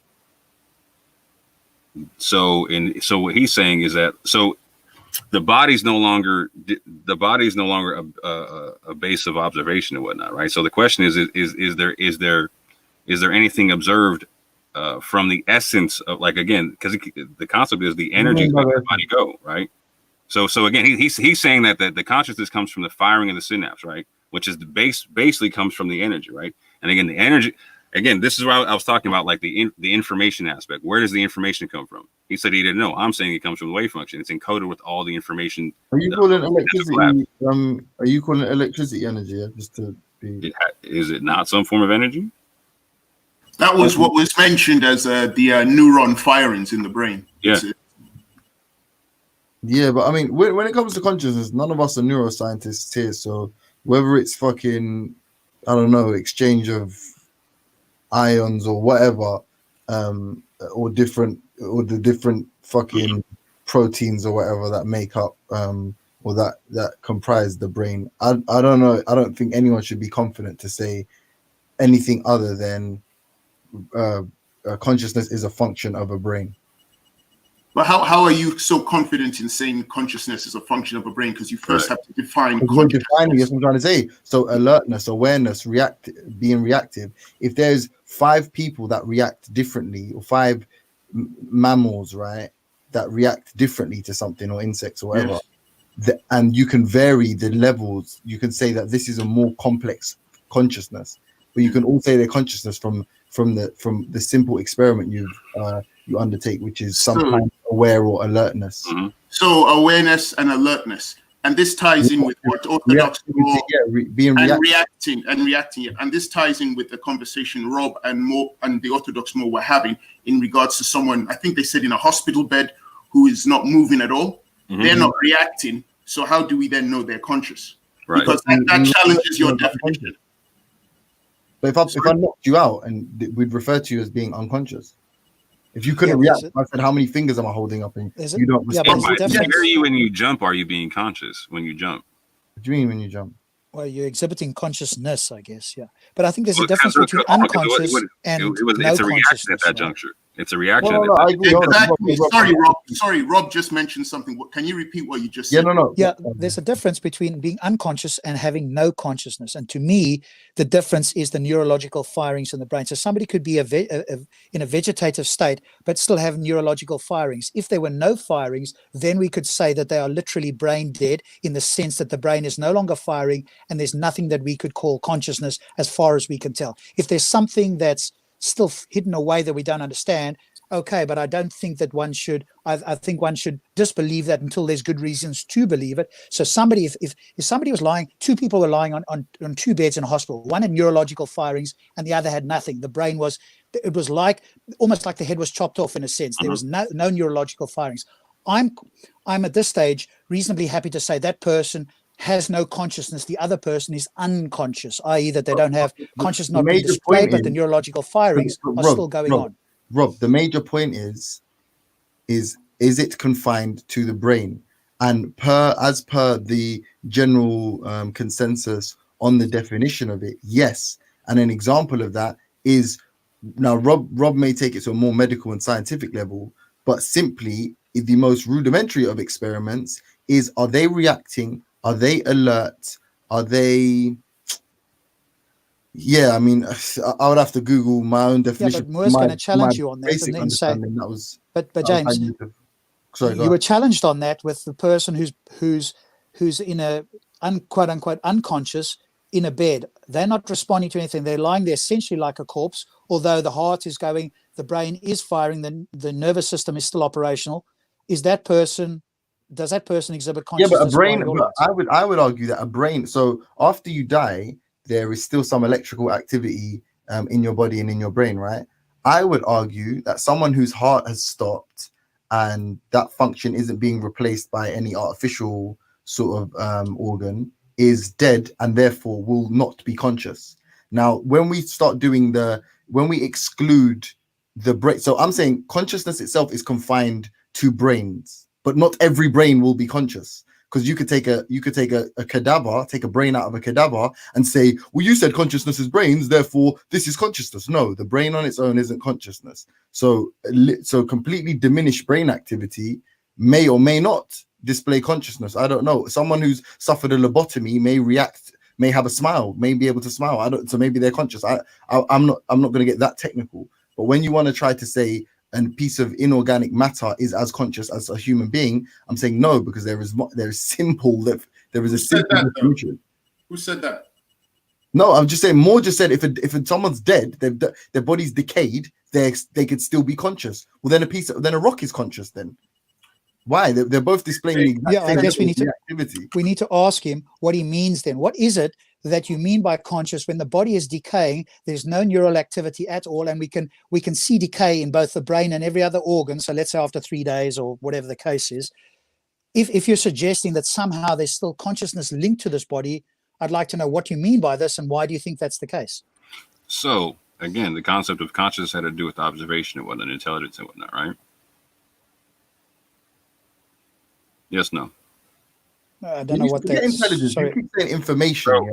You keep saying information is your because when you used intelligence and information interchangeably, that's when I jumped on. So you would need to do. So what your understanding of information is what precisely? Possibility. I don't think that's a good. I don't think that's accurate. Listen. I keep saying this over and over again. So the wave is the wave function is encoded with all the possibilities of its collapse, right? Do you know what, bro? Can you diversify your approach to this discussion, because you focus on the wave function a lot? So possibility is a standalone term. It doesn't really need to be conflated with information. Nah, you might have to learn the sequence. Where I'm at. You might have to. Information is like a recognition of a sequence or pattern or something like that. Facts, 100%. Right, cool. That's what information is, yeah? Right. So let's start from that. We agree on that. So then let's do what you're saying again with that as the term. So I'm saying, so the basis of it is a limitless sequence. That's the basis of it all, right? Okay.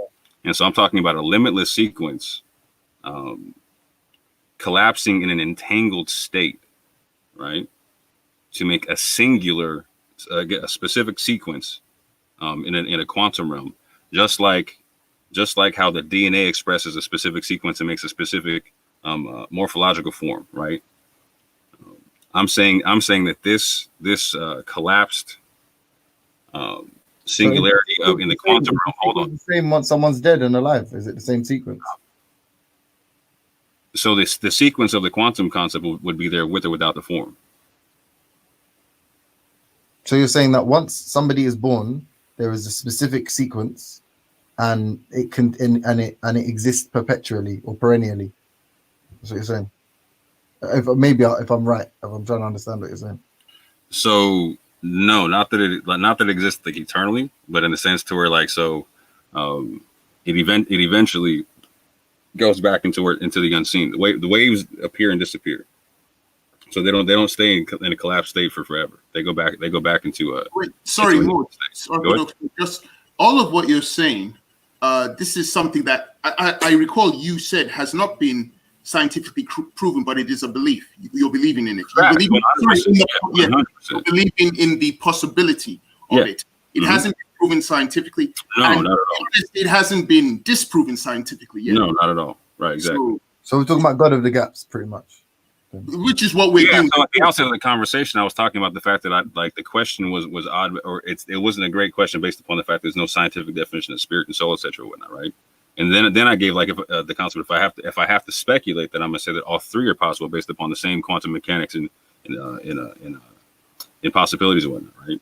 And so in further conversation and whatnot, when Rob was asking me what I believe on certain stuff, now we're talking about what belief. We're not talking about anything that's proven, because I was saying I wish that scientists who believed in such things would come out with better definitions and falsifiable tests, so we could actually have scientific conversations on the topic, right? At this juncture, it's all just speculation and whatnot, right? So he asked me the basis of he said, what would I need to disprove or to falsify what I believe? And I would say I would need to see that waves do not have the ability to collapse into a entangled singularity, right? And so again, what I was talking about is the consciousness. My definition of consciousness is the basis. Can you simplify that for me? So for you to believe that they don't exist, you would need, and then you would I need would waves to collapse. I would need to see that waves don't have the ability to collapse into an entangled singularity. I can't. I literally cannot simplify that. All right, let's break that into parts. Yeah. So superposition. There's an observation. The wave function collapse. One outcome is proven. Right. So waves entangled and then collapse would be like, it'll be multiple waves collapsing together. Yeah. Into the same collapse. All right, maybe this, because obviously I probably haven't eaten enough. So one more time I'm gonna try. No, because that was the whole base. Do you understand what you're saying, Witness? Can you explain it in layman's terms if you get it? Well, I already understood what he said, that it's not what's the word I'm looking for? It's not scientifically proven. It was something which is a belief. Right. Because we were addressing. Technically. Yeah, I understand what you're saying, because we were then trying to address spirit, souls, or wormholes. Which one is more likely to be true?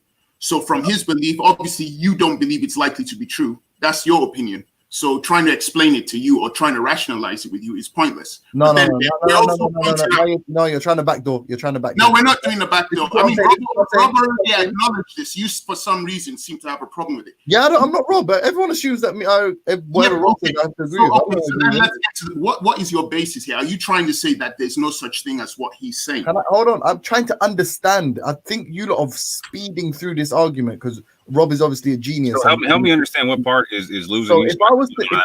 So the best way to explain superposition to somebody is something like Schrodinger's cat. It's really simple.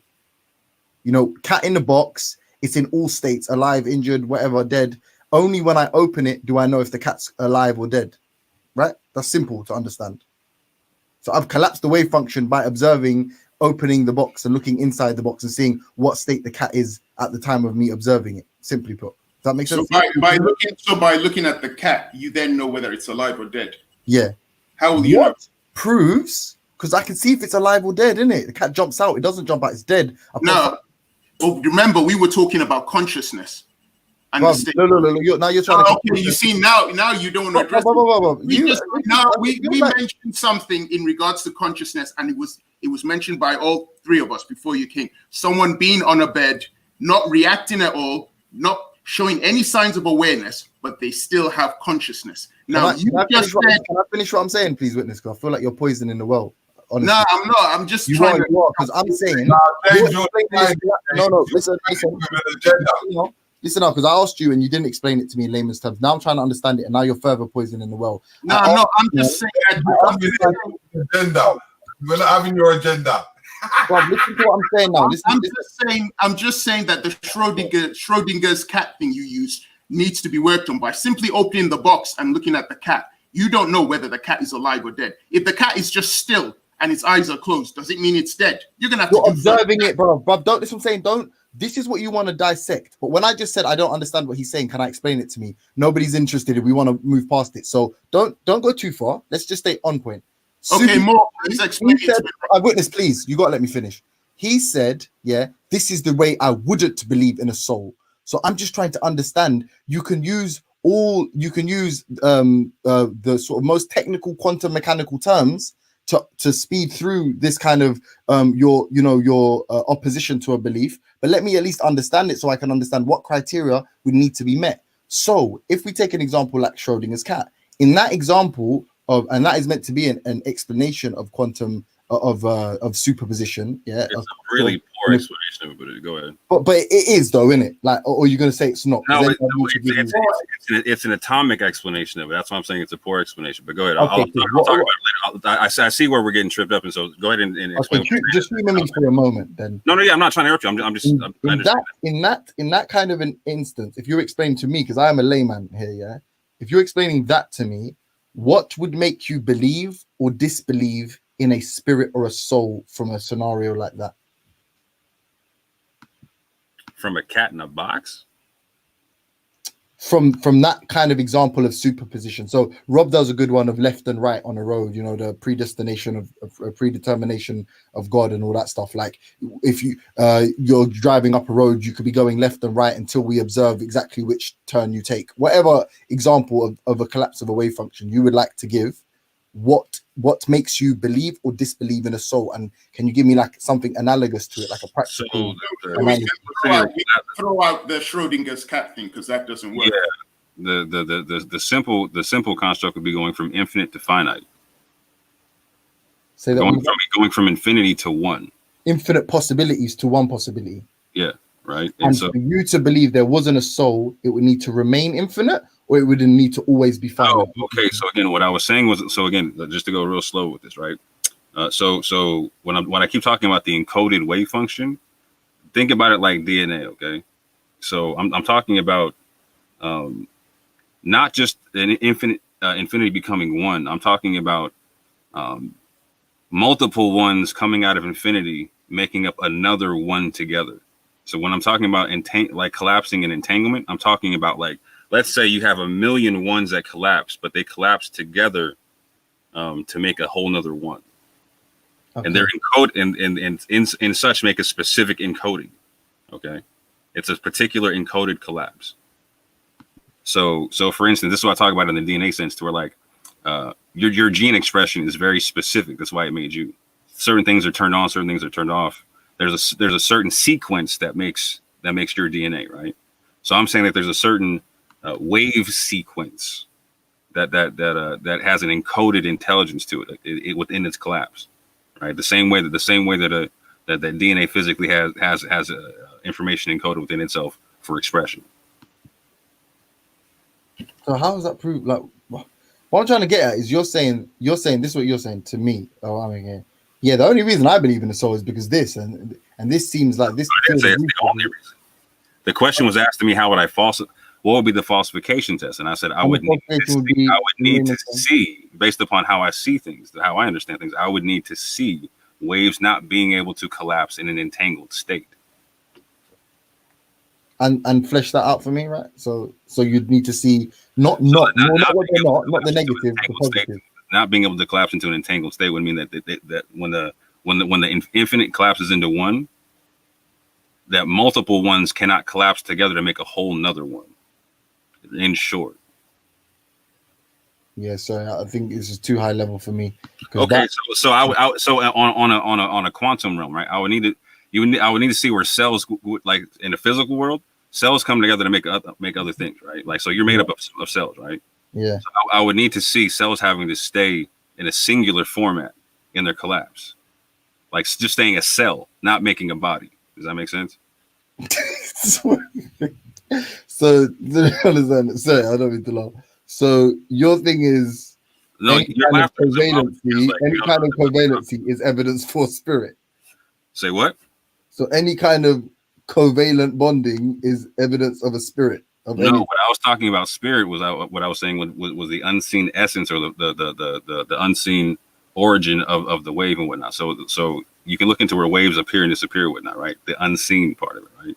So that where they disappear from, etc., and come from, or whatever I'm saying, what spirit is, right? So in my equation of it, right? Oh, was that full stop? Or I could go more into it, but there's hold on, because you know Rob has far more understanding of particle physics than I do. Hey, Rob, you still there? Yeah, we covered this part of the conversation before you jumped on. No, I'm not that. Skydive 4 would be more to this. No. Okay. I guess my But I was my clarifying, just to clarify with more. I just want to know: do you think that the spirit or the soul is this collapse of the waveform into a singular? What was the term you used? Singular something. So just to keep it real short, the soul would be a collapse. The spirit is the essence of what can collapse. That's not informative to me. I mean, maybe you understand what you're saying to yourself, but that's not informative to me in any way. Wait, more. Can I ask Rob Ronco a real question? You know what he just explained to me there? Because he, to be fair to him, he did try to reduce it as much as he could. I'm obviously not smart enough to understand that.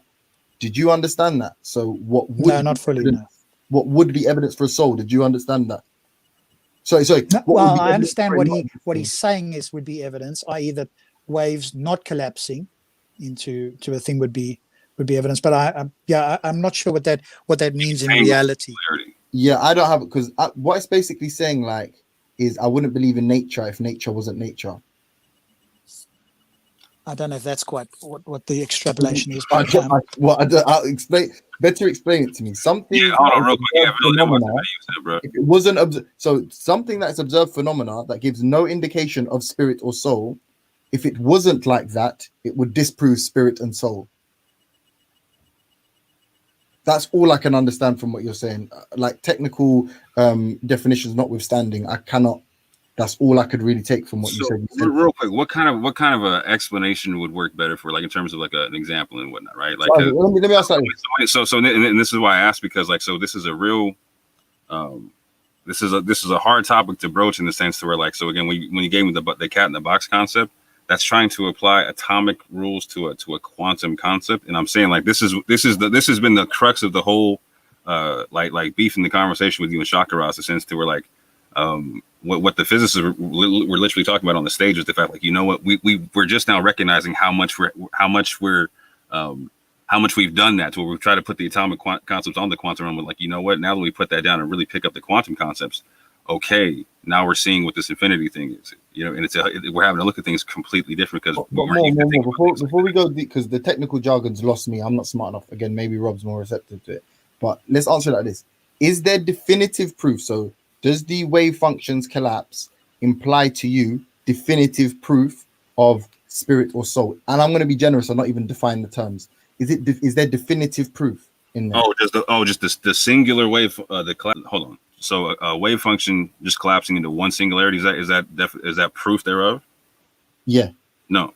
Okay. So this is like me saying, and please everybody stay with me here. This is like me saying nature is a proof of God. And I ask someone asks me, how would you not believe in God? And then I say, if nature wasn't nature, I wouldn't believe in God.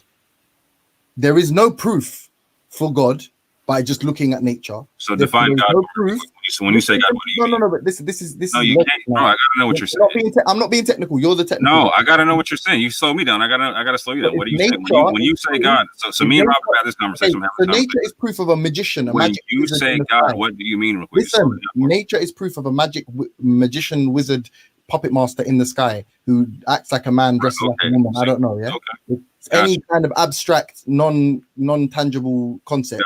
If I'm saying nature is proof of that, and I say, and someone says to me, "Well, how will you disbelieve in that?" And I say, "If nature wasn't nature, then I wouldn't believe in this God." That's essentially what you're saying. You're saying what we observe, the phenomena we observe, implies spirit. How would you not believe it was a spirit if the phenomena we observe wasn't the phenomena we observe? So the whole difference is, and I'm sorry you don't got this for me by now, is I don't believe in an external God concept. You guys do it.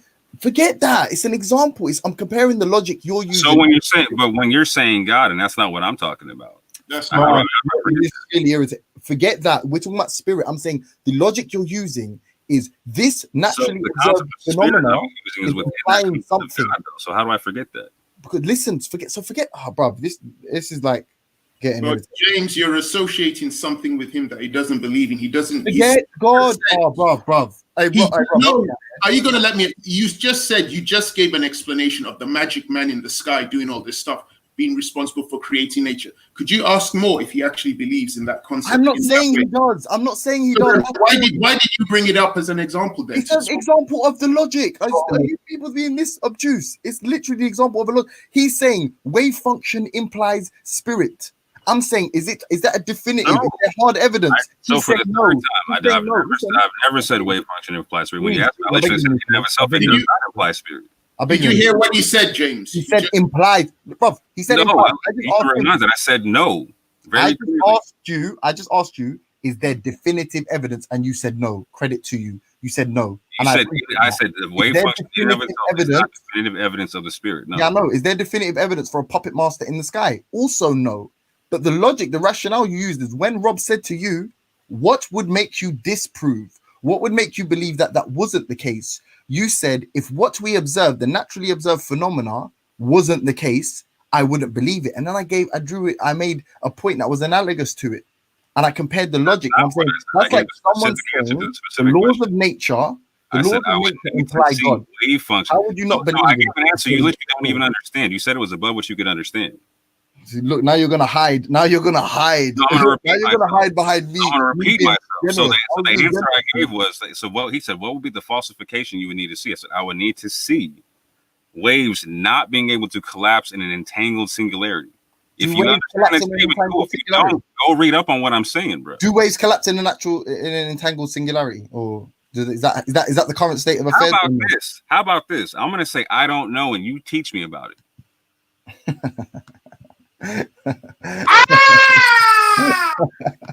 This is bro. This is not. This is what I'm not applying any technical knowledge. I'm just applying logic to how you've described it. You've literally said to Rob. Rob's asking you why you believe it. You're using technical quantum mechanical jargon. He's saying to you, okay, cool. Well, I don't fully understand that. I'm going to ask you. How would you not believe it? So maybe the opposite could shine some light on what you're saying. Then you literally said, if what we observe wasn't the case, but that's like saying if I associate magic. Hold on. When did I say what we observed was not the case? You keep inserting this statement in my mouth that I never said it. If the natural wasn't the case. You keep inserting a statement in my mouth I never said. Did you actually say that, Orthodox Mo? Or did I didn't. James is just trying to get a point. So if you didn't say that, James, can you ask him a question on what he did say? Can you repeat what you said to James? Why do you believe it? Why do you believe that there is such thing as a spirit and a soul? Again, so the soul, it's very simply, bro. The mechanics of the wave function break down what I believe the soul to be, right? And when I said spirit, I talked about the essence of where they come from or where they disappear so to. The mechanics of the wave function imply soul. Does it imply soul? Does the mechanics of a wave function imply soul? And how I believe in it, yeah, 100%. So then, witness, what are you doing? What are you saying? You don't. So when you ask me if the wave function, if the wave function is definite proof of the spirit, I said no. You asked me, and I agree. So let me say this. Is I might ask a Muslim, for example, and I might say to a Muslim, is there definitive proof for a God? And he might say no, or a Christian or whoever. Is there definitive? No, but there's a reason I believe it's faith. There's no definitive proof. I say, cool. Then if he says the proof for my God is nature, and I'm like, okay, that's interesting. How would you disprove this God? I mean, there's no hard evidence for it, but because of nature, you believe it. So what would disprove it? And he says, if nature wasn't nature. That's literally what you're saying, bro. You're having a conversation. I wouldn't believe it, but there's no hard evidence for it. So you're saying if I was to talk to a Muslim and they said this, and then no, I'm not saying what they're saying. I'm not saying what you're saying. I'm saying things that you literally said you don't understand. Your logic is flawed because the thing that you're saying is proof of it is your logic is flawed because you're trying to apply it to an external God, and I don't believe in one. You are just behind this God. I don't care about your belief in God. That absolutely doesn't interest me. So what are you talking about? Soul. What I do care about is your belief in a soul. And what I'm trying to ascertain. Why do you care about the question? And he's more generous than I am. Why do you care about the question about why do you not believe? And you said again, you went real esoteric with it. The quantum entanglement encoding. What would I need to see? Is that what you observed? You said yes. He said, what would I need to see? The laws of nature would have to change to not believe in a soul. That's what you're saying. He said, what would I need to see to disprove what I believe? A falsification test. And I gave it to him very specifically. Which is the laws of nature being altered, or the quantum mechanical rules that we observe being altered. And what I'm saying is if them as they are, explain to me wave functions collapsing into an entangled singularity for me right quick. Break that one down. I can't. I told you it's too high level for me. You know it way more. Do you know it to be a fact or fiction? No, I don't. I told you. So why are we talking about it, bro? Exactly, because he's trolling. Yeah, you look. Hey, do you know what's embarrassing about this? Yeah, the investment that people make in nonsense, like. Bruv, what's embarrassing? You're not addressing the question of today. Nonsense. Like, it's embarrassing. I just explained why his logic is flawed, but none of you will accept that. And every single one of the analogies I gave, you want to completely invest into that as if that's a literal recitation of his words. No, the God example. It's not literal. So you're making up stuff that he didn't say to win an argument. Wow. So that's analogy. That's what analogies are, yeah? They just make they're mischaracterizations and misquotes. That's what they are, yeah? Okay. Better luck next time, James. Really? Listen, if you didn't have cheerleaders, you wouldn't even know how much you've just embarrassed yourself. Nah, actually, we were all arguing from our own point of view. No. But this is why, hey, Rob, you see where you're flawed. This is where your argument is flawed. Because you've put wind in the sails of when he just starts going with random quantum mechanical jargon. You go, all right, fine. For the sake of argument, I'll allow you to say that. If you don't understand what I'm saying, why are we having this conversation? He thinks he's proved or he's rational in his belief for a soul, even though the only way to disprove it is the entire laws of nature being altered, even though the laws of nature do not precipitate the soul. They do not imply the soul, and yet you're allowed to say the only evidence against my claim is to defy the laws of nature. But laws of nature aren't soul. What did I define the soul to be? That is comical. That is comical. What was my given definition for the soul in our conversation? Say it again, sorry, one more time. What was my given definition for the soul in the conversation? Because I don't believe I gave one. I don't believe you gave one either. I'd agree. So when I said for what I believe the soul to be, yes. What are you tripping on? Brother, you listen. One more time. This is the last time, and I'm gonna. You don't know what soul is. I asked you to define these things for me. You defined them, and I said, you know what? This is just too high level for me. It's so complex. And the simple example I gave you said that's at an atomic scale. It's not a subatomic scale. So why don't we just change the topic, bro? Because I'm explaining to you what. Like, are you scared of me saying why you? Bro, I'm not scared at all. So let me finish then. Let me finish. We don't need to change it. Let me finish what I'm saying, and we can change it. So you gave your. So you hold on. So you gave So I referred then. At that point, I was like, you know what? It's true. It's quite difficult for me to understand. Let me try to inverse the process and see if I can understand it better from that perspective. So I said, Rob asked you a question earlier, and Rob said, how would we disprove this? How would we know that it wasn't the case? So right now, you don't have hard evidence to support it. So let's look at hard evidence reversed. So what hard evidence would make you say, oh, that was just a fleeting thought and it's wrong? And then you said, if it wasn't to be the case, then I asked you, I said, okay, but because you know far more in this field than I do, is this what they've observed as a quantum mechanical principle? You know, the collapsing of the wave functions into an encoded entanglement, or however you described it. Is that natural phenomena what we observe? You said yes. No, you did so not. I said, if there's no definitive proof, You did say yes, but okay, now you can change it. I asked you the specific question of is there observance of an entangled wave collapse into a singularity? You did not ask me that question nowhere anywhere in the conversation, bro. Okay, then I'm lying. Then if I lied, then I apologize. So you might not be lying. You just might be off, bro. I don't mind. I don't mind. What I'm trying to then. This is a very specific conversation. That's why I have to keep stopping and repeating things and being very technical about it. Right? Yeah. Then answer it again. Go on. Oh no, don't. I mean, he's already admitted that he misheard. Let's move on, please. Exactly. There's no answer. What you just said, you got your own issue. You are embarrassing. So you didn't say that. So answer the question then. What was the? You didn't answer it yet. So answer it. Right. So you literally just stated, right? You said like so there's not evidence for one thing that you're talking about. You saying you need to see evidence against it. Answer the question you just said you didn't get to answer. If you're being honest, if I'm happy to call myself a liar, wrong, did I say I didn't get to answer? I said, bruh, I didn't say that. What are you talking about right now? You just stopped me and said I'm lying that you didn't answer that question. So answer it then. Jay, you're boring me now. Answer it then. You just said you didn't answer it, so answer it then. What, brother? Am I slow or something? You just stopped me to tell me no, that was wrong. So now you're saying answer it? What you said about the quantum, I literally said you did not ask me the question anywhere in the conversation, and nor did I answer that question and say yes to it. Can you do it for me, please, brother, if you don't mind? How about you teach me on the subject? You're wasting my time. You're a coward. Yo, that's just so stupid. I'm a coward. Have you read that article yet, James? This is why, guys. Yeah, this is why. Don't think that you can just James, I literally answered and jargon your way through these discussions and use terms that people may not be familiar with. If you cannot explain them, you should not be using them as well. So you may know it. You may be a genius, but you don't know what you're talking about either. You don't know what you're talking, because I've asked many times for you to explain it. I've given examples that scientists with worth more of their salt than you are able to use as an example, and you're saying no, I reject all of these. Then we're asking you so if you can't really explain it, what's the reverse? For example, I give a reason why. I explain why. I give a better example. Then I gave my example. You said defying the laws of nature is my reason to not believe in it. Then the question is, the laws of nature, hard evidence of this thing being true? And defining the laws of nature. Did you say that, Orthodox Mo? No, I did not. So where did you hear that, James? Or is it somebody define? We still defining the laws of nature.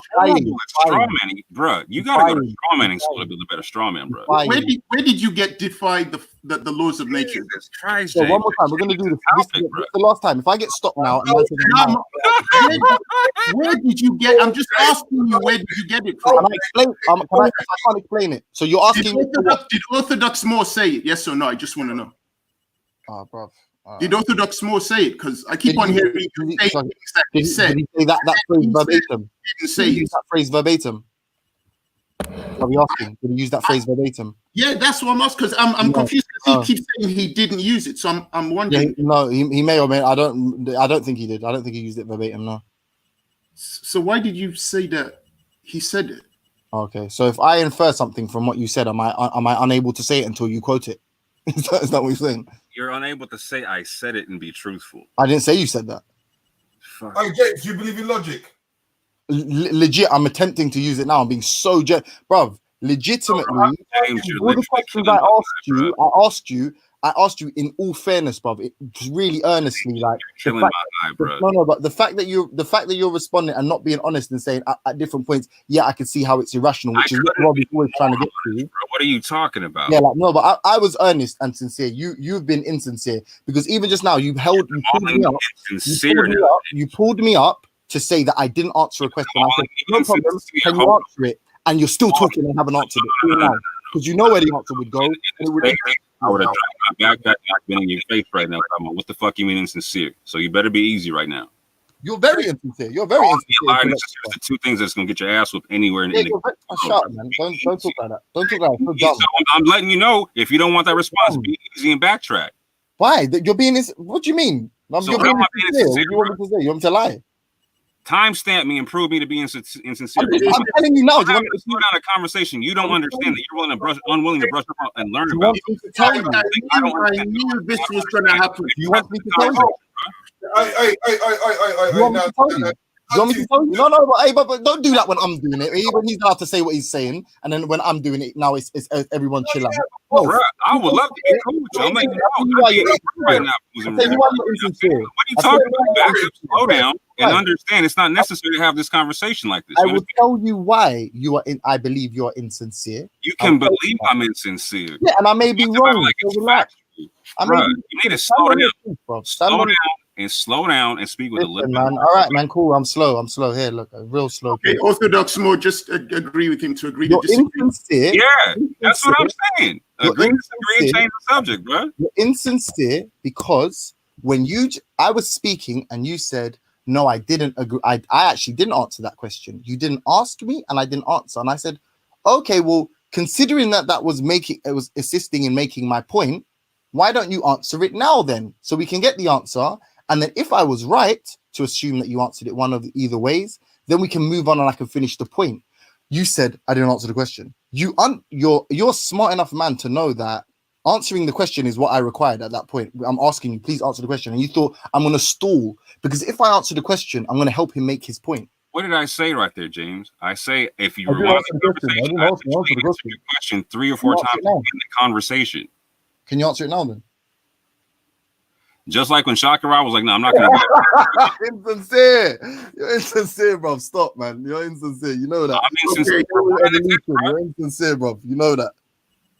You know that, bro. Be honest. That's your shit. You've come with a script. You've come with a script with this wave function. I've heard you use the wave function 10,000 times. Yeah, and you yourself are not a particle physicist. And you say you can't broach this, you don't understand it, but you can't explain it to a layman. You can't explain it at all.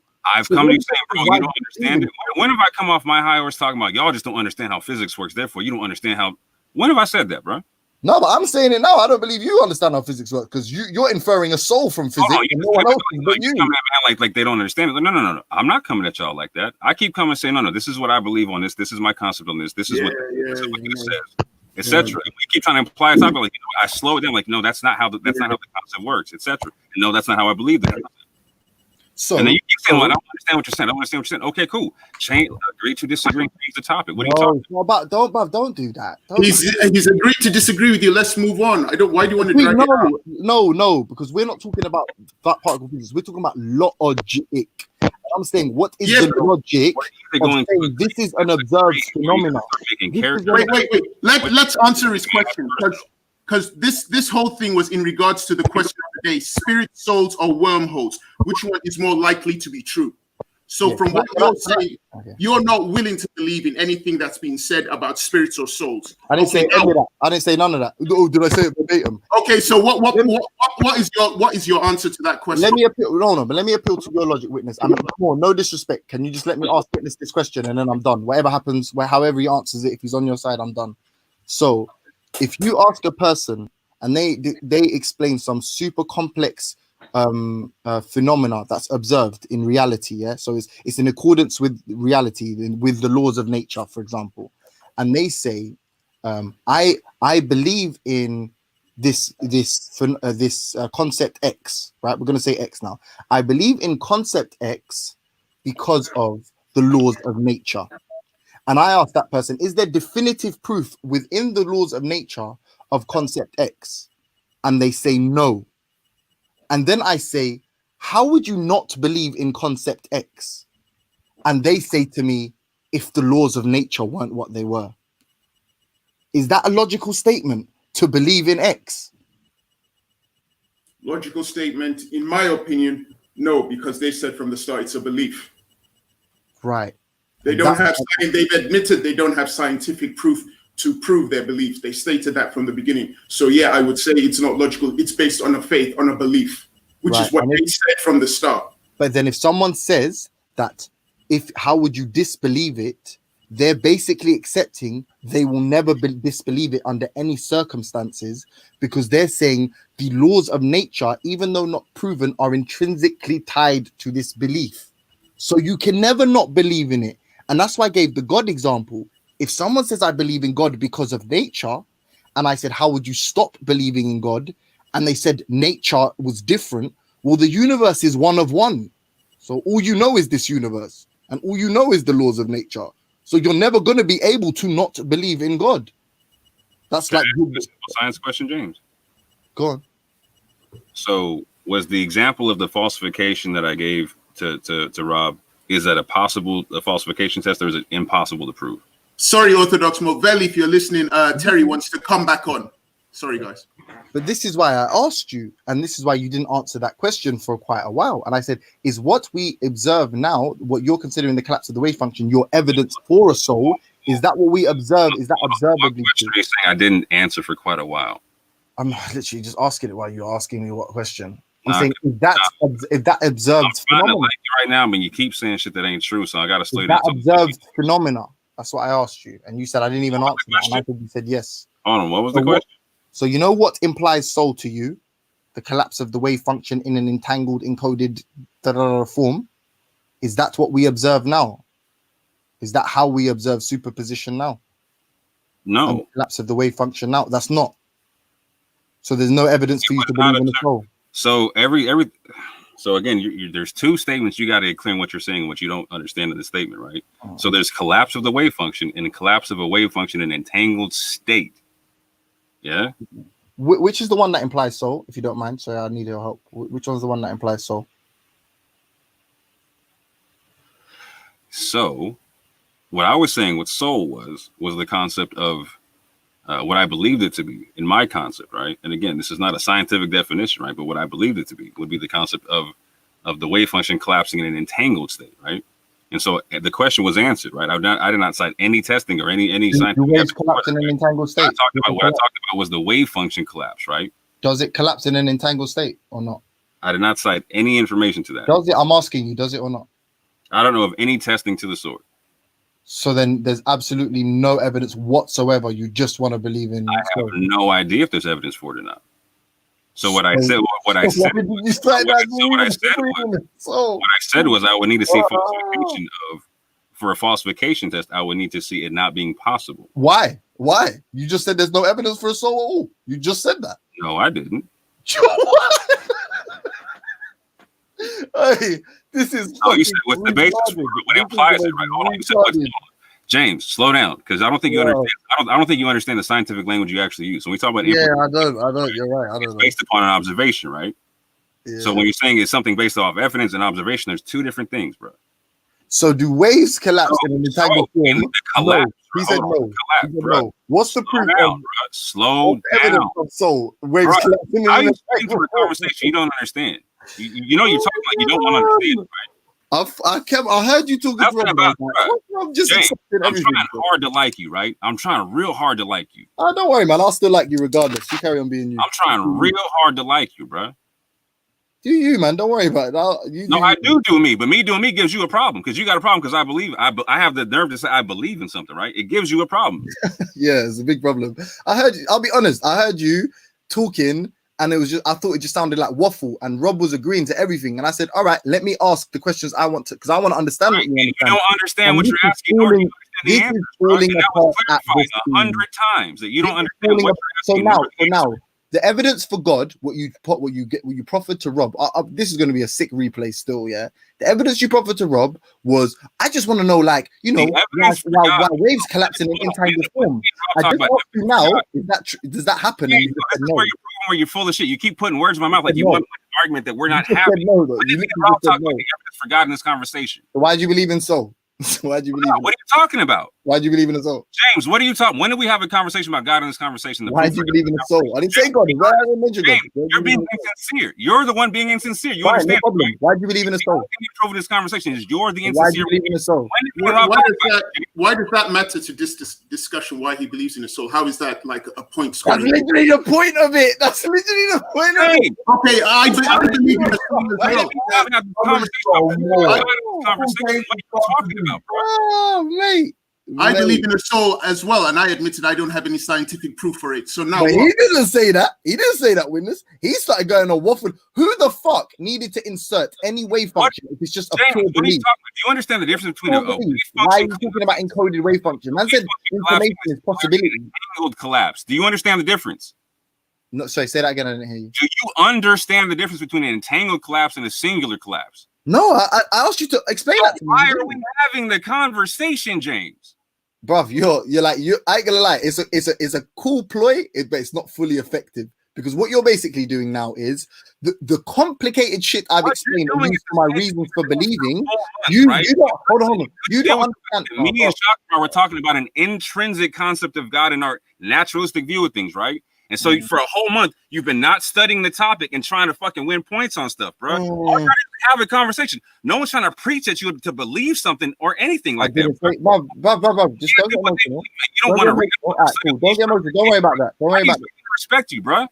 I don't mind. Don't worry. I respect you at all, bro. Okay, that's fine. That's not a problem. Playing games, bro. Okay, I don't care about a fucking relationship. Can we just finish the discussion? Yeah? What you're talking about? All right, fine. So you said what is the point of the conversation? All right. Help me understand that. Listen, someone's going to record this at some point. They'll make it abundantly clear to you where you've gone wrong. What is the goal? What did I go wrong on, James? I'm going to tell you. What did I go wrong on by saying there's a speculation with no scientific study behind it, bro? All right, you're just screaming now. Can I finish? Right. No, I'm not screaming at this juncture, bro. When you're finished, I'll go. Yeah. It's not to be sincere. That's the whole point of this conversation. Many people told you that in so many ways, bro. Oh, you're just trying to score points, bro. Many people begged you, hey, just change the conversation, bro. Just agree to disagree and change the conversation. Are you done? Thank you. Are you done, bro? I'm waiting to speak. I told you. What the fuck? Bro? Are we done? You can leave whenever you want. No one's forcing you to be here. No, I'm not trying to leave, bro. I was actually here. All right, so let me finish what I'm saying. For fuck's sake, bro. Why are you talking about speaking? I hate when people have these meta discussions. You're not sincere, bro. You don't even want to learn. I don't care. What you're saying. You've been had time. You've been had time to study up, and you've been given information. You're not trying to learn it, bro. You're saying the same thing over and over. You're saying the same thing over and over again, bro. Right. Why do you care if I believe in the soul? I don't give a shit what you believe. I'm saying why it's illogical. I'm showing you why it's illogical and why you've embarrassed yourself with the nonsense you've been talking. How? Because when someone's probed your idea of wave function and singularity, I have not said trying to arguments that I did not make, and you still and I lose. can explain James. to you How did I why. embarrass myself, James? I can explain to you why. How did I embarrass myself? When But you won't let me explain why. Because you know it's true. What's true? That you're Thank you. insincere? Can I say? Go ahead, bro. Tell me where I'm full of shit. Now, a minute ago, you just said there's absolutely no evidence. Prior to that, you said that that the reason you believe in this is because of the way waves collapse in an entangled state. That's your statement, and we could pull up that recording. I never said that, bro. All right. Thank you. Said that. Not once.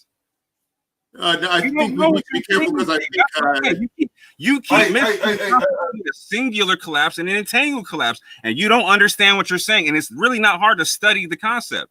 And you're wasting my time and everybody's time. You done killed my high. Bro, I beg you just go get a blowjob in a bag of weed and just fucking be cool for a minute, bro. Witness. Yes, I'm still here. Browsing the internet. I'm browsing Instagram, but I'm still here. Yeah. Go to I'm gonna put the link in the back chat for E equals YMC2. Is this in regards to Dr. Gabriel Oyibo? Yeah. Yeah, I've been reading that some people challenging his discoveries. Yeah. It's quite interesting. Fascinating what's been attributed to him. It's his PhD. Yeah. I put the link in there. Thanks very much.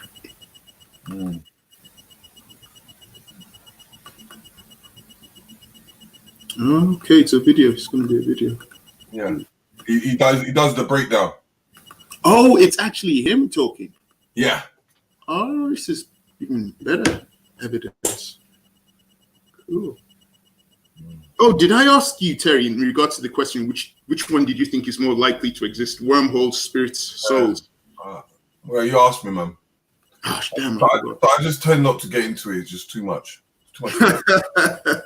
I just go around it because it becomes logic and rhetoric and the whole English language confusion. But the thing with the wormholes, though, which is what I didn't want us to escape from, that is there are many scientists who do believe it is logical to believe in wormholes and to believe that they exist and they do all these amazing things, even though we've never actually seen one or traveled through one. There's many Christian scientists. So yeah, but something swarmed to their belief. So of course, a lot of them are they're gonna find their formats of belief.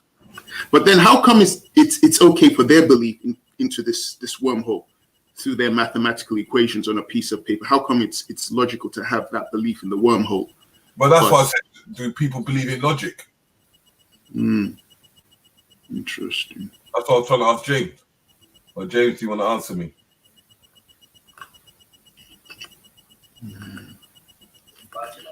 James, come out and play. I think he's looking for evidence. I think. I know he is. Yeah. I know what James is doing, but he came in a raging bull. He has an agenda.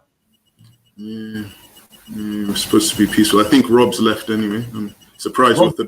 He's still here, but no. His account is here, but I think he's probably left to go do something else. The discussion went. I did listen in there. But I thought I told you Rob there. I know Rob too well. Sometimes I will step away, but I kind of listen to a bit of a back and forth there. So yeah. I was just curious. Do you think, in your opinion, because I've gotten Terry's and Orthodox Moors, with the spirit, the soul, or the wormhole, which one is more likely to be true, in your opinion? Yeah, if you take the wormhole to be quantum tunneling, then the wormhole. If you take the wormhole to be something else, then it depends what we mean by a wormhole. But I think that's something in reality that has got, hypothesis behind it, etc., which I don't take the spirit of the soul to have. So that would be more likely to me, however we define it. But especially if we define it as quantum tunneling, then yes, most definitely. But even if it wasn't, then I still think it's more likely than something that is not properly defined or can't really be verified. But it has, but they both have hypotheses behind them. The wormhole has its own hypothesis, which is a scientific hypothesis, and the soul has got its own hypothesis from various people. I gave the hypothesis from the Greek guys who, as we pointed out, didn't have any form of scientific instruments to actually test their hypothesis, but it was nonetheless their hypothesis. But with the wormhole, there's no scientific tests to prove of its existence. It's mainly just a scientific hypothesis based on the general theory of relativity. It's not actually... Yes, and quantum mechanics as well, yeah. But there was something, you might not have been on that day, there was something I read here from... Rob. Because I watched a video this morning on wormholes, and there was something like, they called it like a magnetic wormhole that they was able to produce, where the magnetic field was only traveling through the wormhole. So would that count as a theoretical version of a wormhole? Yeah, it depends how you define wormhole, I guess. Hey Rob, let me ask you a question. Rob, do you know about the grand unified theory? I've heard of the term in science where they want to have a theory that brings together quantum mechanics and general relativity. Is that what you're talking about? Yeah. Yeah. I mean, that's still the what do you call it?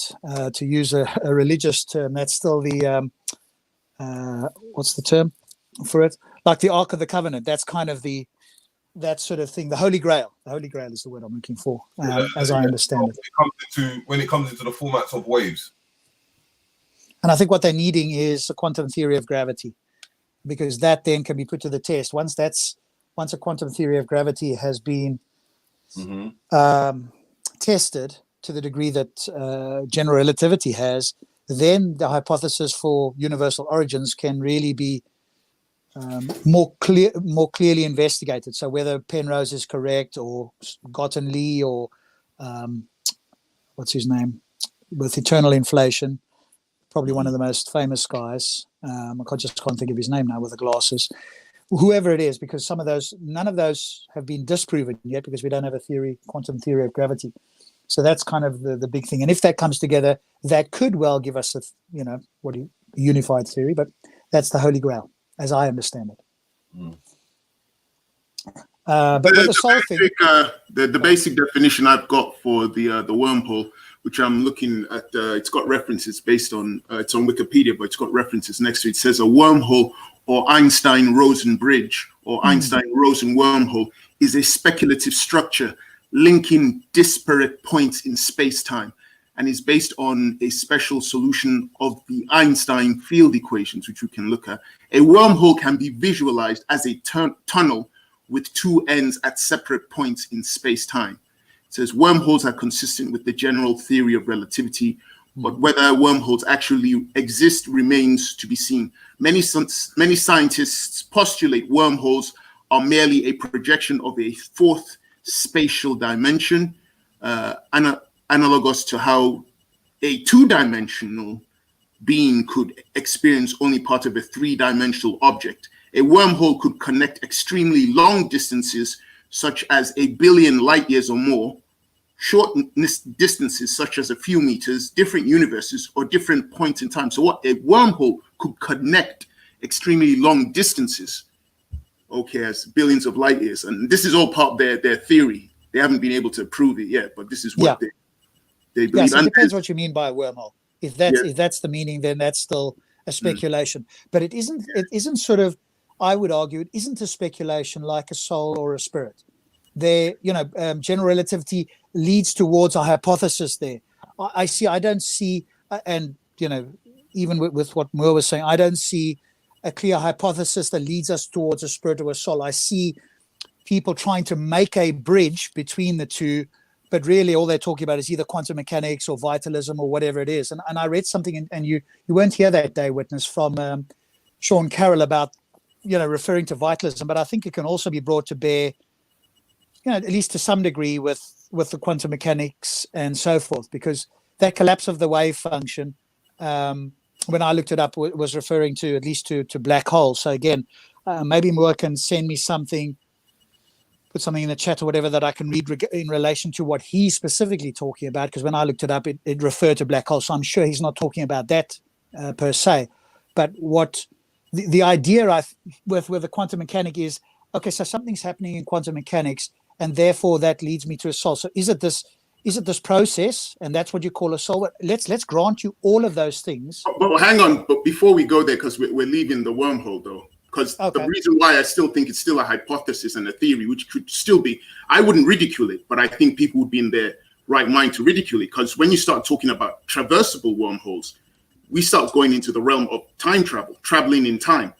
And some scientists are speculating that, okay, maybe traveling back in time might not be possible, but traveling forward in time is possible. And then you even go so far as to have physicists and scientists who then start writing theories on how to deal with the paradox of time travel. And based on this, on the wormholes, the assumptions of the wormholes, you've got people like this guy I found, Russian physicist Igor Dmitriev Novikov, in the mid-1980s, intended to solve the problem of paradoxes in time travel, which is theoretically permitted in certain solutions of general relativity that contain what are known as closed time-like curves. So all of this speculation is taken seriously to the extent that you even have some physicists who've started a school of thought dealing with the paradoxes of time travel going forward in time, or dealing with what they call the grandfather paradox. I mean, what happens if you go back in time and you kill your grandfather? I mean, does that mean that you will no longer exist? But they're taking it serious enough that they're actually going down that route. Now, me being open-minded, I'd be like, yeah, fine, you want to do that. But then I think another person who might be basing their idea of logic on logic might just ridicule them and say, I mean, if believing in a soul or scientifically researching a soul is stupid, why would you think up a wormhole being able to like implement time travel? And why would you then start researching on the paradoxes of time travel? It's all just science fiction. It's stupid. Yeah, okay, good question. So I think the difference for me, at least, and obviously this is debatable, is that there's hypothesis in science based on either observational data inferring something or what's the term? Theoretical physics pointing in that direction. So it's not as if somebody kind of watched Star Trek. I mean, you know what? I'm just going to make this up and see if I can put science around it. It was more a case of here's something that these equations and or inferences from observations lead us to, but we are still speculative. That I'm cool with. But if you then but you said something interesting. You said inferences in observation. So inferences in observation made them think it was the possibility of wormholes. Could inferences in observation be utilized to believing in a soul, a spirit? Well, only if you can define what this is and, in my view, overcome the interaction problem. So if you define what this is it made of matter or energy? And if it is, how does it interact with the body? Because if it's separate from the body and it's undetectable, then essentially we have no way to detect it, and it's speculative. Now, if in a million years' time we are then able to detect this, I would be wrong today, but I think I'd be entirely justified to say that A, we don't know what it is, and B, even if we could define it, how in fact does this thing interact with the body, and is it in any way necessary? And somebody last week tried to make the view that it is necessary by vitalism, and I read something as to why that's a terrible idea. I'm coming from a different point of view from them. Okay. The question that you've asked, which is legitimate, is how does it interact with the body? Yeah. That part I would stipulate is part of the speculative research that's going on. No definitive answer has yet to be, and evidence has yet to be provided, just like no definitive evidence has been provided for wormholes, time travel. That is still speculative research. That is what's going on with the soul. To answer that very question, one of those questions you're asking, how, if it does exist, how does it then interact with the body? Because the Greek philosophers I gave you were giving their claims about how the soul is divided up into various parts of the body. But of course, as we both agreed, they didn't have any scientific proof. So the speculative scientific research, part of its aim would be to prove how that thing links to to all these other parts of the body. That's where I'd be coming from. Can I? Okay, cool. Can I ask a real quick question to more? So the wave. Oh, sorry. Unless I'm interrupting, and I'll wait. Just give us 2 minutes. Just give us a couple of minutes, Jam. I won't be long, and then you can hop in. I just want to. I think that's an interesting point, and I think we need to define what it is. Right, that's the whole thing. And I think what to my ear, at least when I was listening to Moore, he's trying to define a feature, let's call it, of quantum mechanics as the soul. Now, I don't know whether you're on board with that or you have something that no, you want. In regards to that, my answer to that question is in regards to that part is still under investigation, because I'm looking at people who are then talking about quantum field theory, but again, they do not have any definitive proof. That is something that they are still looking in. I've even got some people here talking about quantum indeterminism, but again, there's no proof. That is part of the speculative research. So me personally, I would not say that has been done. That is part of the research to find out if there is a link, just like there's a research to find out the link with wormholes and time travel. It's all part of a speculative research. It hasn't been concluded yet. 100. Okay, so one thing that would help your case, it seems to me, is if you could show where this could be either necessary or useful. With God of the Gaps, for example, a theist could, I'm not saying that all of them do, at least a fair number do for me, say, okay, God is the necessary starting point for the universe because we don't know. Or God is necessary for consciousness because how else could consciousness come around, because that's still a mystery. Or God is what got life started, because we have those three, at least those three big mysteries. But with regards to the soul, and that was something that I pointed out last week, it doesn't seem to me that there's a mystery that the soul needs to answer. So if the soul is something additional that isn't necessary, then my initial point is there's Occam's razor that can deal with that. But if you're saying, hey, here's something, Rob, where we can't explain that a soul is either could or be or more likely the best explanation, and here's what I mean by soul, that's like then I think there's a point in your favor. If there isn't that, then it's like, well, why do we need this? What does it explain? If it doesn't explain anything that's necessary, then it's just something additional that doesn't necessarily help us. If that, but we don't know. That's the thing. We don't know. The whole point that sparked this whole discussion with man for centuries about soul, spirit, is one of the words you mentioned: observance. People claiming to have observed something, and it happened so many times that men were forced to try and analyze what the hell is this thing, even leading to ancient Greek philosophers philosophizing about it. So some observance, whether you want to accept it or not and say it's a load of rubbish, which is fine, I don't have a problem with that. But the interesting thing with when I look at it with the wormhole, that's never been observed. They've never actually seen a wormhole. So the question is, where did their idea to look into this wormhole come from? Because it was not observed, which is one of the fundamentals of our senses, using observation. They never observed it, yet we've gone down the road of creating theories to analyze it, and to even analyze time travel, and to analyze the paradoxes of time travel. And I think your question is a good one. Why did they do this, right? And I've got a separate paper, and I was lucky enough to interview Richard Gott.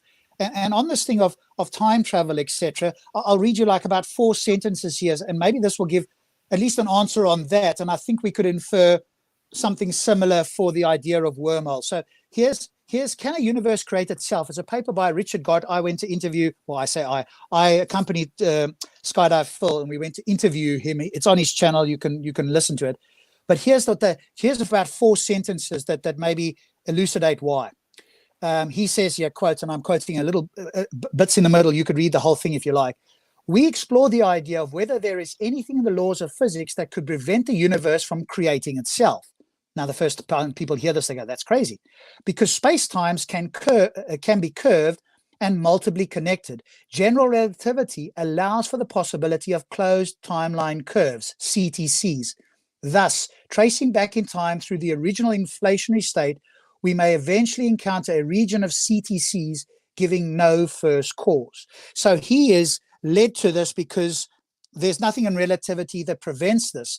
Now, I guess that there is reasons for people to explore this. I'm just not convinced there's, firstly, that people have defined what a soul is, and that there's reasons to explore it. Like I say, if there was something missing in life, which is what somebody else tried to argue, then we can say, but the soul is necessary for this, quote, missing bit of life. Then I go, okay, right, at least now you've got a reason to look for the soul. At the moment, it seems to me the only reason to look for a soul is because people used to use that language to kind of explain either consciousness or something else they didn't understand.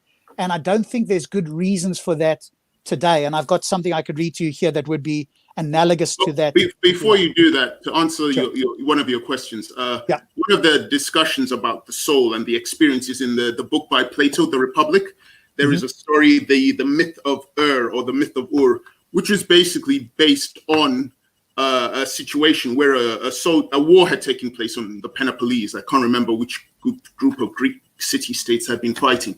Anyway, the carcasses, the bodies had been collected. This one body, for whatever reason, did not decompose at all. Now, eventually they started, a number of days had passed, they were deposing of these bodies. They came to this one body and they were about to put it on the funeral pyre. Then the person came back to life or woke up and they were like shocked. They were like, okay. And then this person began to talk of what we are now talking about, soul, spirit. So what we had were anecdotes by people and claims of observation, which sparked all this interest. And to then try and find an answer to your other question, what is its importance? Why do we need it? Which is what I claim they're still looking into, because they're still trying to find out why it's needed, why it interacts with the body, if it does interact with the body. But then you mentioned closed time-like curves, which is one thing I mentioned earlier. Can we genuinely say that we as human beings on planet Earth need to know about closed time-like curves? How does it affect us on our daily lives? Does it really affect us? From a theoretical point of view, it doesn't. So why do they need to waste time analyzing the closed time-like curves from a theoretical perspective and looking at relativity and why do they need to? I agree that, well, as far as we can tell, it doesn't affect us. But the reason they're doing that is to look into universal origins, because Richard Gott and his companion, because he's an expert in general relativity and his companion is an expert in quantum mechanics. Interestingly enough, just as a side note for you, I was fascinated, right? When we were interviewing him, he said he was gushing about Stephen Hawking. He says very few people are experts in general relativity and quantum mechanics, and Hawking was one. He said, my expertise is general relativity, and I had to get my collaborator in China, Lee, who's a quantum mechanics. So he was gushing about how, which I thought was amazing. I might still even have that pod, which I'm sure Phil hasn't got in, but it was amazing. That's just a side note. But the reason why is because he's looking into universal origins. And so he's put forward this theory along with his collaborator, Lee, and they're using quantum mechanics and general relativity and saying, hey, this is entirely possible. So if we're speculating, or if we are putting forward a hypothesis about the early universe or the origin, we're putting our hat on the table with this. And this doesn't violate general relativity or quantum mechanics. And we have put forward a model for our fellow collaborators to challenge. So I guess that's the reason why. But does it affect our day-to-day life? Not in the day-to-day as you and I would expect. But if there was some sort of thing, that would be, again, I guess you just add it to science. But would it help us in me doing what I'm doing, or you? No, probably not. But I guess it's just a quest for knowledge.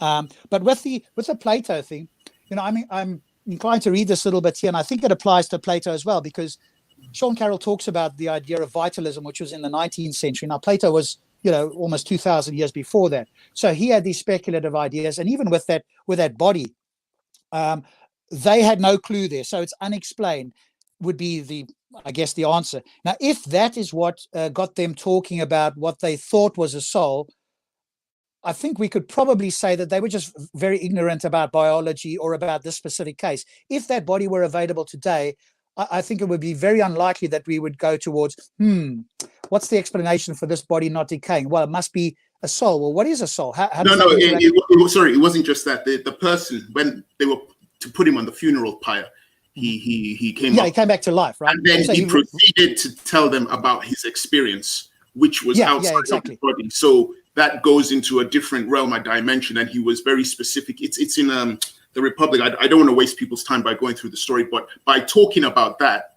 and it even touches on what you might think of as bliss and people being punished for what they've done, and almost spiritual reincarnation and all of this stuff. But the point is, this in itself was one of the things which would have sparked the interest, which ties in with what you mentioned, which was universal origins, trying to find out the universal origin. And I'm just going to ask this to you. The study of souls, spirits, could that be also utilized as an origin to find out about ourselves? Possibly, if we could define what it is and how we go about studying it. And to my ear, when people have put forward things, they've put forward scientific ideas, which in my mind, they're going, wait, here's what I see happening, right? Is, hey, there's all this experimentation. I don't know what a soul is, but as soon as something scientific gets verified, I'm going to then label that a soul. I think you've got to label something a soul before science comes up with something that you can then, not you personally, but people can then label post hoc. That's what I always meant by soul. I didn't know what it was, but science has now come up with this idea or this thing that we've shown that works. That's what I always meant by soul, and that's what human beings always meant. They just didn't know they meant it. And that wouldn't be acceptable to me. Now somebody's post hoc reasoning and labeling a soul something that they had no clue about after the fact that science has found something. I think that's the wrong way to do things. You have to be much more clear on what a soul is, so that science can then investigate it. So when it's in the business of investigating souls, what is it actually investigating? Is it investigating the collapse of the waveform in a particular way? If that's what you mean by soul, okay, but why should we accept that that is what a soul means when most humans seem to mean by a soul something that's part of life? And to me, I don't see that life requires that. It's superfluous to life unless we could demonstrate that it's necessary for life. Like I say, that would be a point in your favor.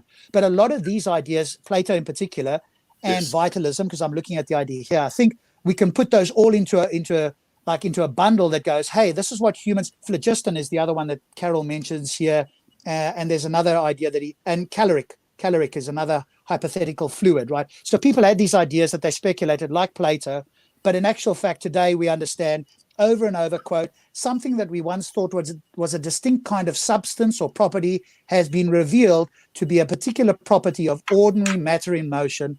Life is no different. So that's Carroll's view, which again, people can argue with. But basically what he's saying is all of these ideas, and I think I would include spirit or soul, is just people trying to label something that they didn't understand. And today this is just, the core theory, matter and energy being interacted in ways that were mysterious in the old days. So I guess that would be my sort of longer answer. That part I couldn't disagree. I mean, I'm not coming from that part. I'm not coming from an established religion, so I wouldn't be trying to basically hijack the work of scientists and say, hey, see, this proves that my God or my spirit or my soul interpretation is true. But I understand that there are people out there who would be that dishonest, and they would do that. They would reject science, but then when science stumbled or successfully discovered something, they would then try to incorporate it into their beliefs and say, see, we were right all the time. Yeah, exactly. I can't disagree with that. I mean, I can only say, me personally, that's not where I'm coming from. My belief, which is a belief, it's not a fact, is basically trying to find the truth. One of the terms you used was the universal origin.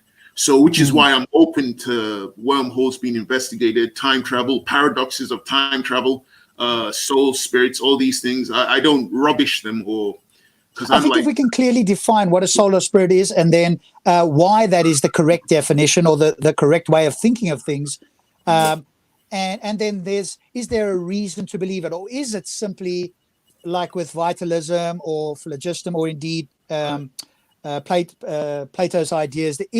Are we only investigate this because we had humans that were kind of ignorant of how the world worked, and so they gave something a label that they had no clue about, that we have a way better understanding? That wouldn't be a good reason, I would suggest. If there was some other reason, like you say, hey, maybe this shows us about the origin of the universe or our origins, that is necessary, then I'm all for it. But if it's something that talks about our origins that isn't necessary, it's like a nice to have, or it's like icing on the cake, but you could take it off and you still have the cake, aka life, then I'm going, okay, if you want to do it, cool, but I just don't see that it's necessary. And I suppose you could argue the same with a wormhole. I guess it's just that's something that the quantum mechanics or general relativity leads them towards, and I don't see the same being led towards a spirit or a soul analogous to the wormhole, if that makes sense. Well, you know, the thing that you mentioned earlier, how certain people from certain faiths would hijack the discoveries of scientists and try and incorporate it into their belief system.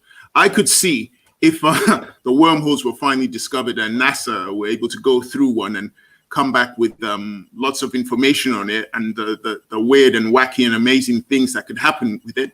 Don't you think that you probably get people from religion trying to incorporate the scientific discovery and say, because religion, well, certain Abrahamic religions are so broad that you could look in the Bible or the Quran and go, hey, this is the Bible or the Quran is pointing to this wormhole. They just didn't use that language, but actually here it is in the book. If you just look closely and have an open heart or an open mind and just have my interpretation, look, it's there, it's plain as day, right? I mean, go watch Contact if you haven't seen it, Witness. It's an interesting view on exactly this, the wormhole. Well, you might have seen it with Jodie Foster, Contact. That's kind of Carl Sagan's. I've seen that film. Yeah. But I'll yield the floor because I know James wanted to say something. So but thanks for that. You're talking about the purpose there, right? Like, so in previous conversations, I like this. This is what I said earlier in the conversation that without a proper scientific definition of spirit and soul, it's a fruitless conversation. You know what I'm saying? And that's what I was saying. Like, I would hope that scientists that believe in such concepts would actually put forth a better would put forth hypotheses and testable and falsifiable concepts that we could actually talk about versus just speculate, right? I just think that scientists, there doesn't seem to be any good reason for scientists to put this forward, and when they do, this is where I was going to jump into that, though. This is where I was going to jump into that concept. So put the two words aside, right? Like, so we were talking about like the concept of morality and whatnot, right? And so basically, we came to the understanding of like how at the end of the day, either morality is relative or there's some level of universal morality, right? And so I was making the argument a while ago that basically the only way that I've been able to see that you can get to some level of universal morality is through some level of empathy or interconnectedness or whatnot, right? And so that was one of the main things that had me looking at certain things with entanglement and whatnot, right? Because without concepts like entanglement or being interconnected on some different level, on some energetic level, I couldn't understand how you can arrive at a morality above every man for himself, right? Yeah, we can talk about universal morality as the term is used. I don't think there is such a thing, but we could talk about that. But I know James wanted to say something, so I mean, let him do that, and then we can talk about what universalism means or universal morality. Because I'm not of the view currently. I mean, I could be persuaded otherwise, but I'm not of the view currently that there is such a thing as universal, depending on what it means. So, but we can always come back. I got you. Like, go on, James. Long story short, something being right or wrong, whether a sociopath would agree with it or not. You know what I'm saying? Yeah, but I don't think that's necessarily universal. I think you could still have something that. Yeah, it was just a short talk. Like basically, we were talking once about like you were talking about like your morals being based off of empathy and whatnot, right? And the concept of doing to others, you'd have them doing to you kind of thing, right? And we were agreeing on that concept, and I was saying, yeah, like so the golden rule and the silver rule, to me, you would have to use some level of empathy to get to that concept, right? And empathy would imply some level of connection, right? And so I asked you what was your scientific basis for empathy, and I said my scientific basis for empathy was entanglement, right? And so yeah, I mean, to me that's just like saying that we're all made of the same, or put it another way, which is probably the way I would put it. That might just be a different way of saying that we're all made in these biological bodies that can feel pain and suffering. If we were made of rock or we were made like Colossus, then the term universal morality would be completely meaningless, because morality refers, at least as far as I can tell, to the well-being or the suffering of biological creatures such as us. And if we couldn't suffer or experience well-being, we just existed like a Terminator, for example, then the term morality, to me at least, there would be no universal. And that's why I don't think the term is there. If we were biologically different, that couldn't feel pain and suffering, then I think to talk about morality would be incoherent. So it's only coherent by the fact that we are the way we are and we can feel pain and suffering. It wouldn't be if we were, the T-800 to say, hey, you hurt me, or hey, that was wrong. That just wouldn't make sense. That would just be entities that cannot feel pain and suffering in any way. And therefore, what does it mean to be wrong? Just to have a different action? But the point is this, like, so what does the pain and suffering matter if I can't empathize and understand it? So again, like, so for me, like the concept of empathy is the only reason why there's a counter narrative to every man for himself, right? To where people would tend to live in a society where every man for himself is not, or the survival of the fittest is not necessarily the way things go. You know what I'm saying? Yeah, I think reason is the underlying view of that, right? Because you can reason this, plus also you can then demonstrate it when you experiment. You can go, okay, let's see what happened with societies where it was every man for himself. Let's see what happened where societies interacted where they didn't think, hey, I'm going to do everything and screw everybody else.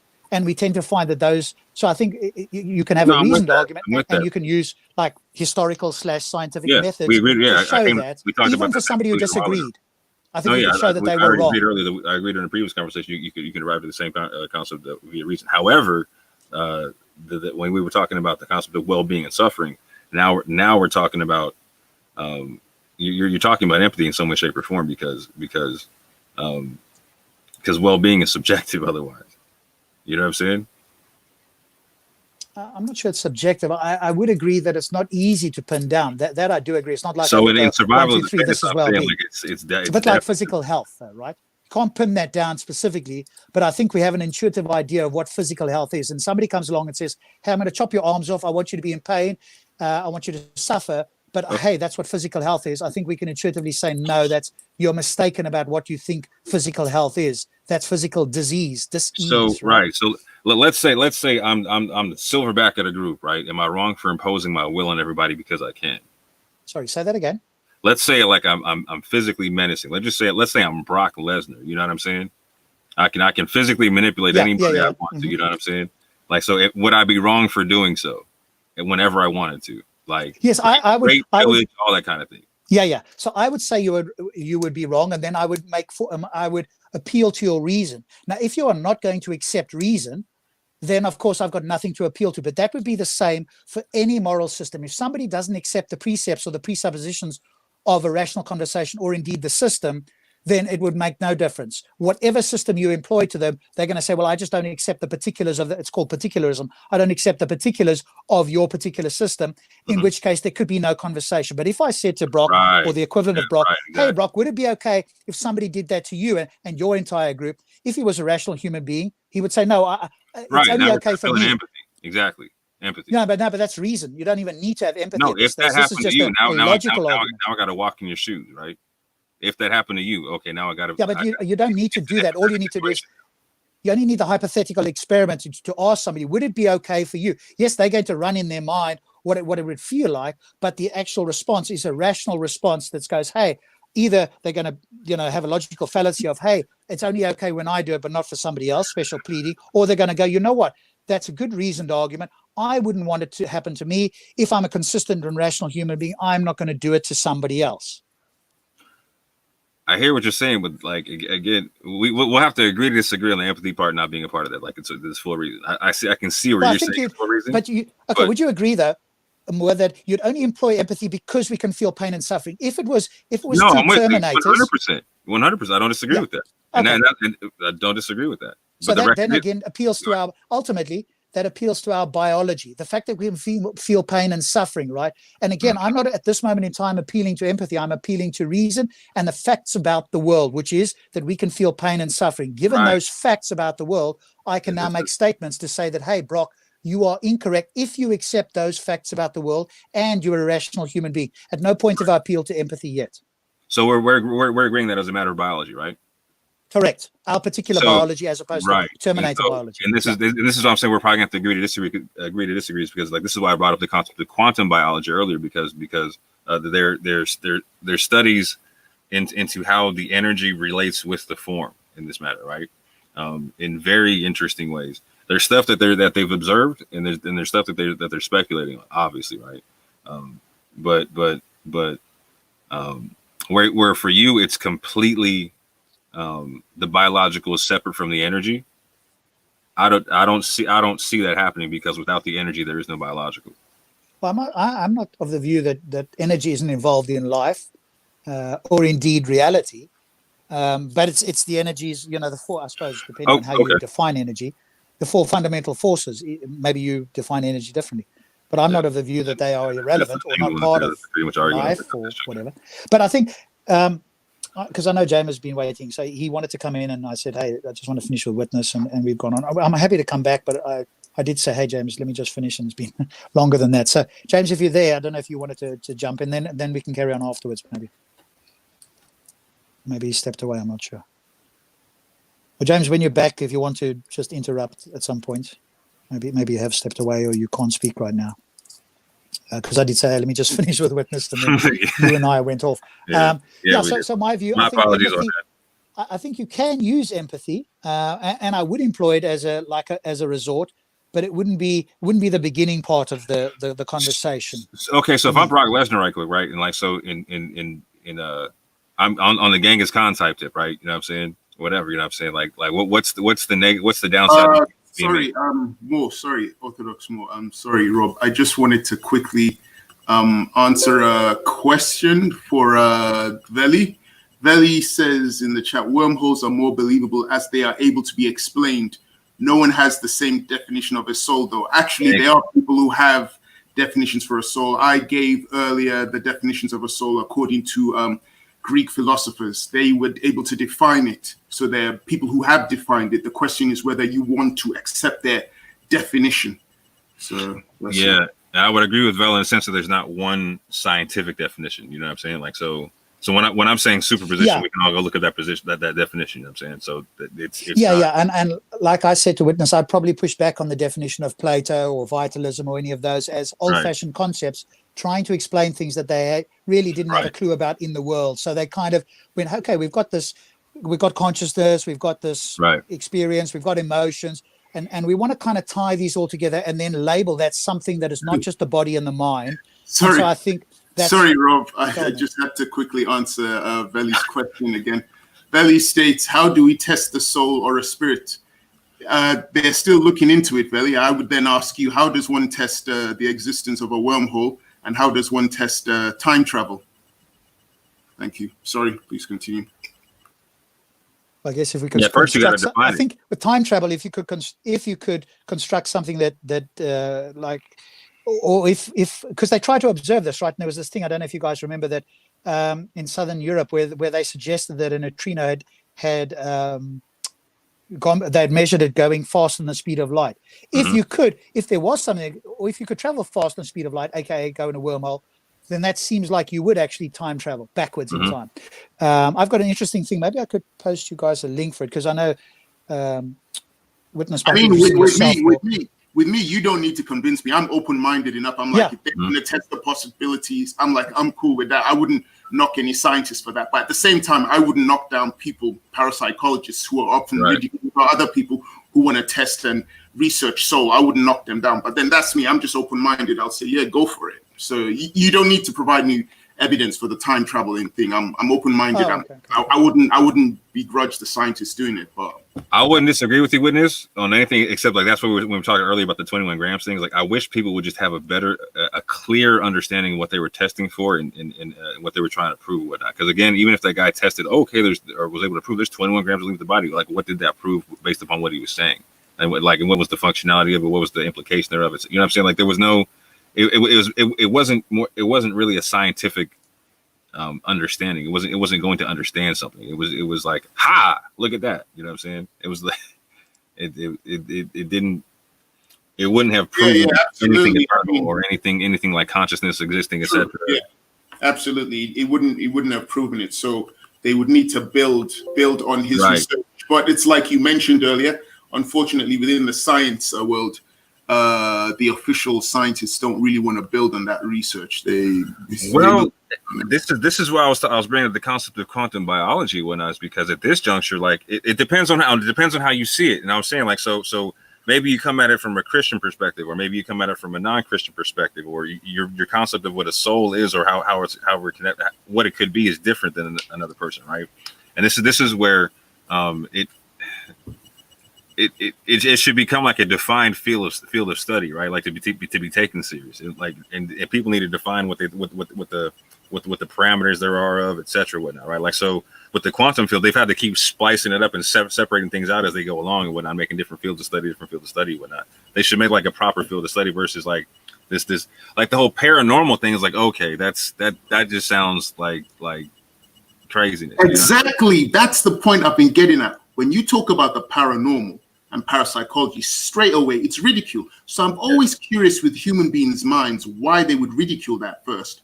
But then wormholes and time travel, well, yeah, they could be a possibility. Why? What? That's the thing I've always, because to me, you could easily ridicule wormhole and time travel. You could say, what, Back to the Future? Are you serious? You know what I mean? But no one within the scientific world would do that. And I've always found it fascinating. I wanted to mention this to you. I came across this. It says, similarly inspired by McDougall's research, physician Gerard Nahum proposed in 2005 a follow-up experiment based on utilizing an array of electromagnetic detectors to try to pick up any type of escaping energy at the moment of death.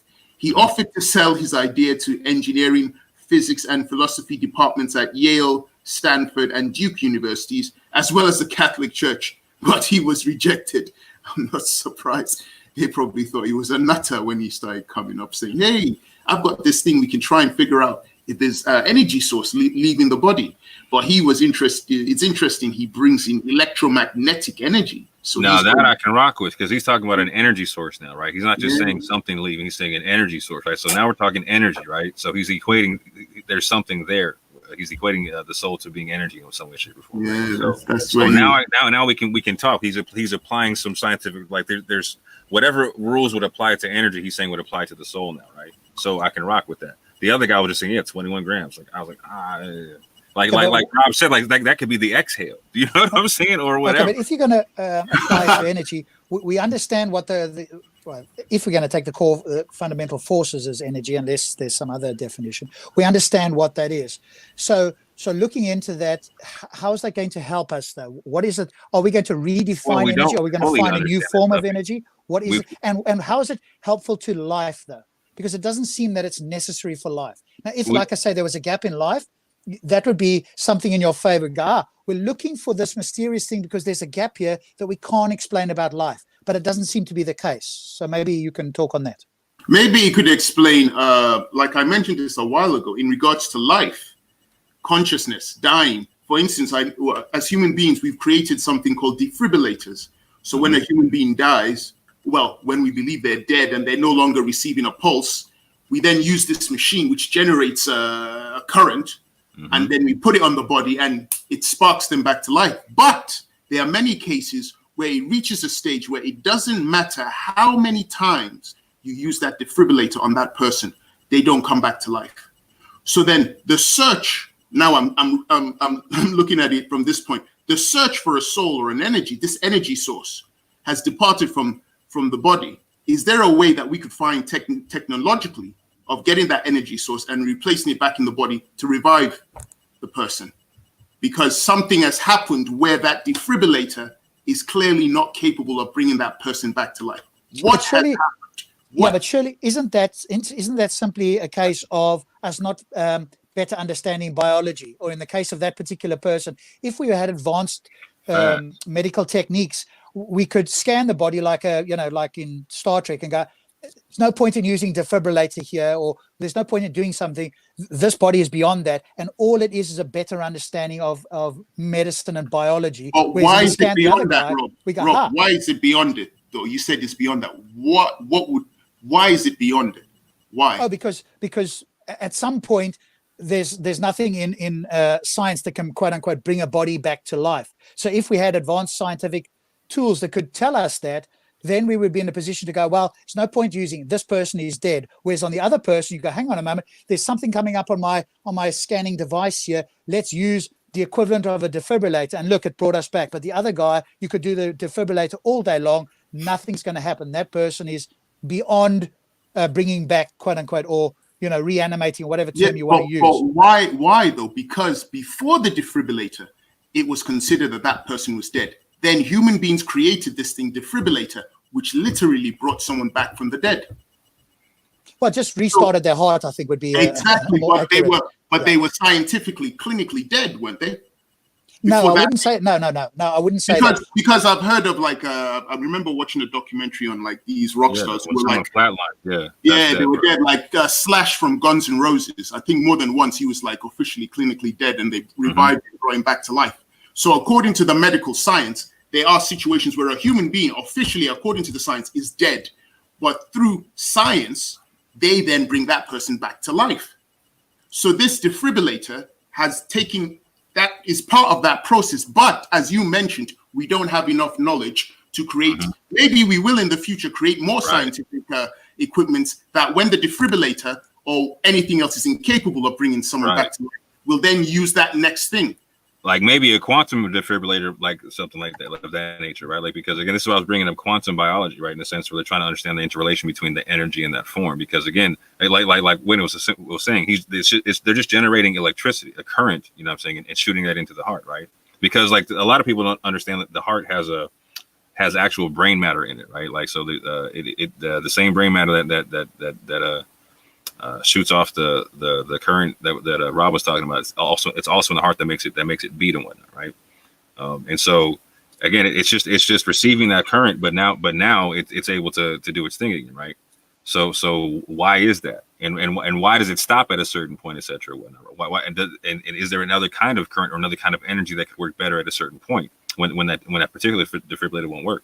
So maybe it might be worth looking into the concept of a quantum defibrillator, to where like maybe there's a certain level of the energy or one of the forces or et cetera, whatnot, that needs to get tapped into that's beyond the electrical force, right? Or where electricity can get tapped into, right? Yeah, but all you does that make sense? To my ear, all you're both saying is that we don't yet have enough of the medical or biological knowledge, but at no point am I hearing, hey, there's something here that is beyond biology that no is one's talking necessary for life, right? It's just our limited understanding of biology, because when that person was clinically dead, I think obviously we have to update what we mean by clinically dead, because if somebody comes back to life, my view is they were not clinically dead. They were pronounced clinically dead, but either the definition needs to be updated or it the should be impossible pronunciation to come back from was what you're saying. inaccurate. It should be impossible to come back from that would be something for the scientific world then to redefine what they mean, because they do officially state when that it does happen. And or you might see when they wide up sensors and you see a flat line and whatnot. And then sometimes a doctor will go through the process of doing CPR, and then somehow that will spark life back, and then the flat line is no longer there. So officially that person was dead. But I do know that they say that if a person is dead for a particular amount of time, because I think now I'm guessing oxygen is the brain is starved of oxygen, bringing them back to life would be pointless, because consciousness, but this is another discussion.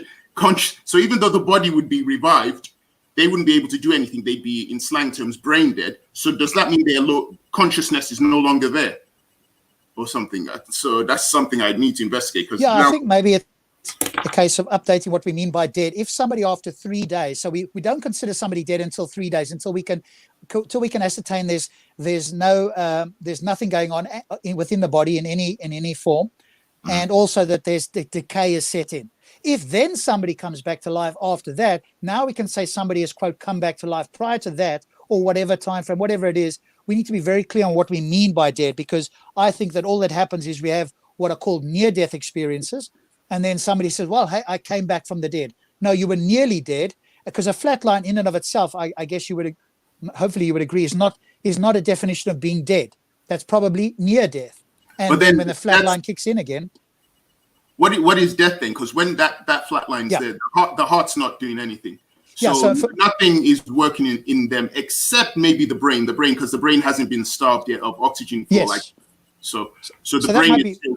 So you're not technically dead you're not legally dead at the flat line, but that's one of the baseline points, because they'll try to save you after the flat line, but if they can't revive you beyond a certain point, then they have to legally declare you dead, right? That's when they say like at this time the person died, blah blah whoop-de woo.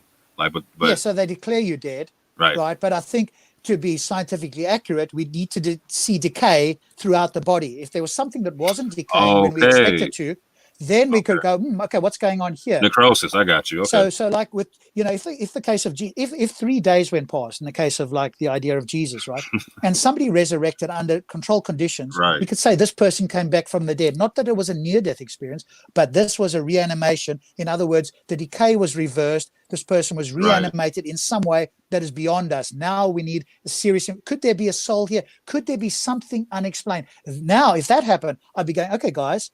Now you've got a point where this is worthwhile investigating. Is there something mysterious about that reanimation process that cannot be explained by biology, because biology was doing the exact opposite. How did biology reverse itself?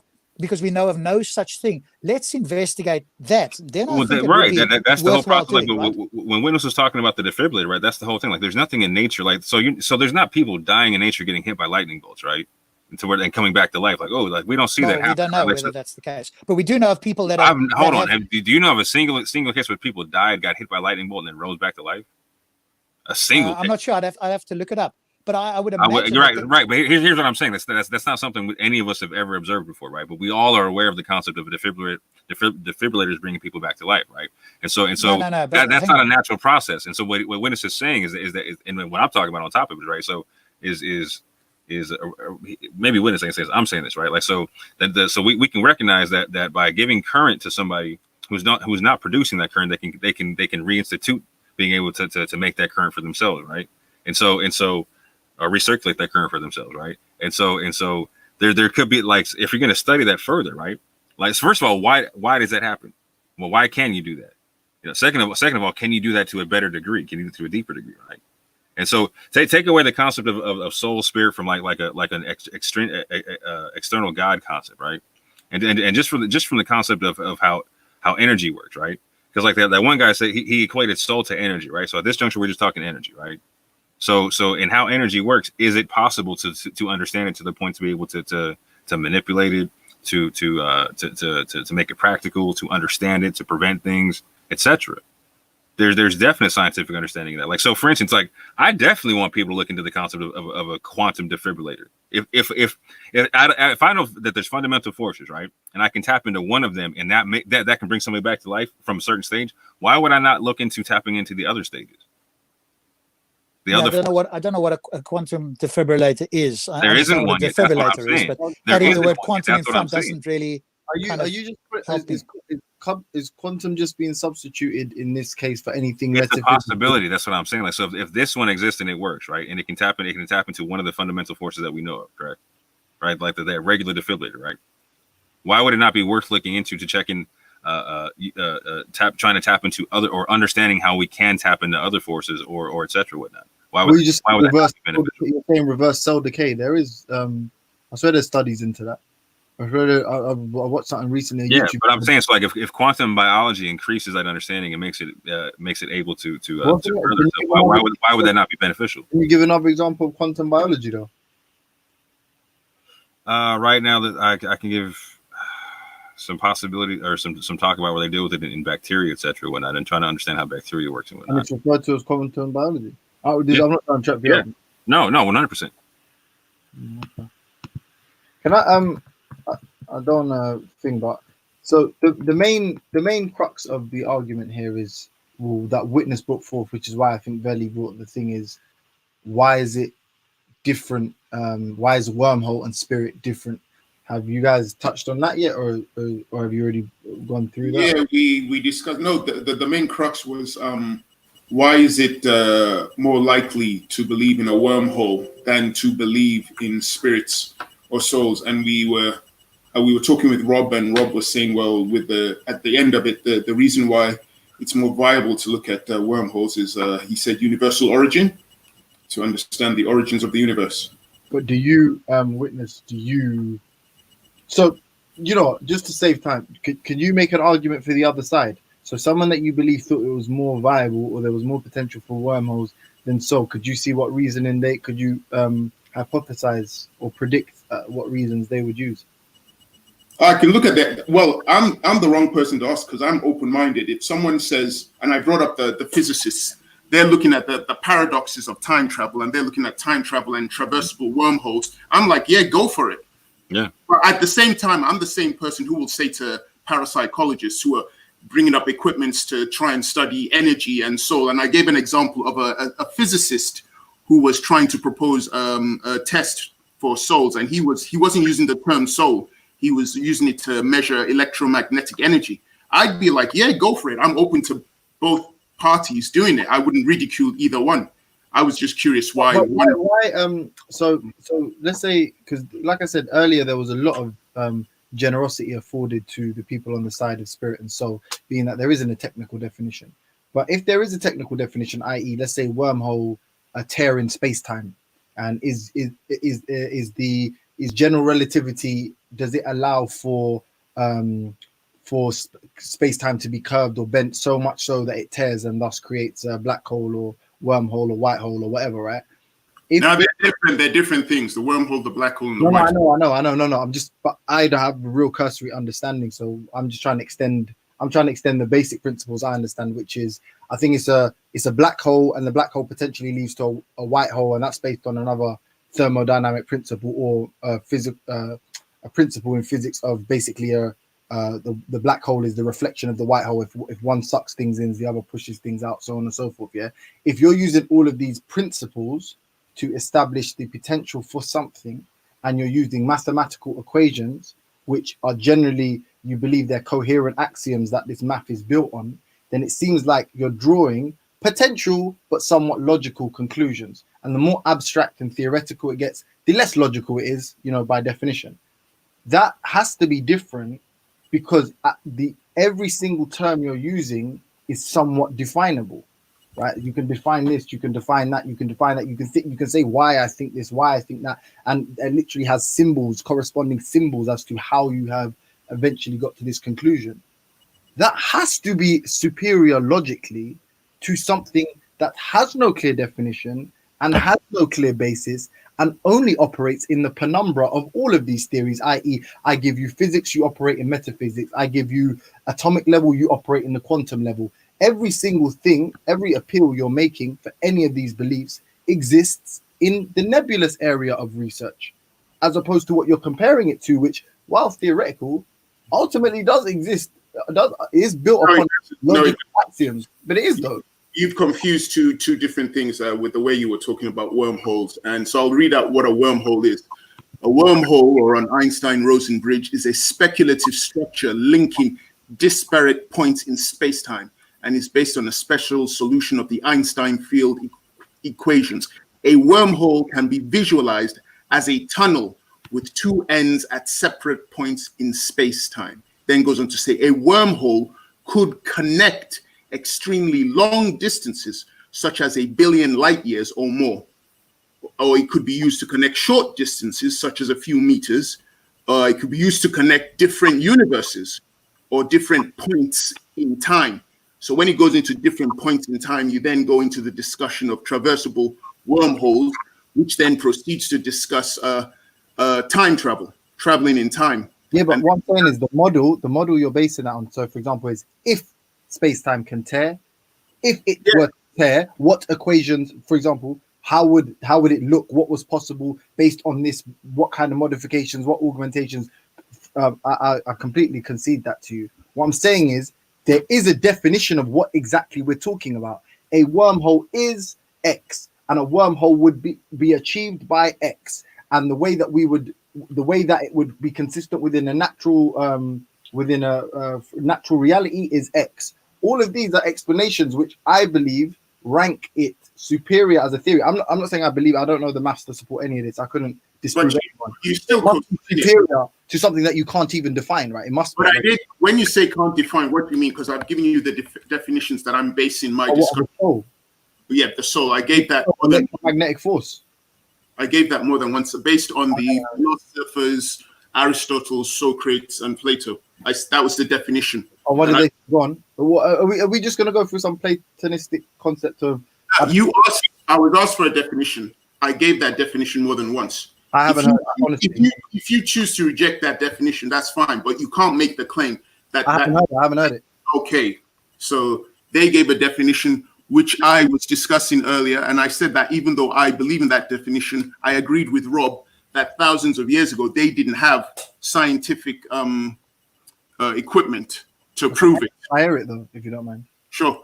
Plato's theory of soul, drawing on the words of his teacher Socrates, considered the psyche, which we can also go into, psyche, to be the essence of a person being that which decides how people behave.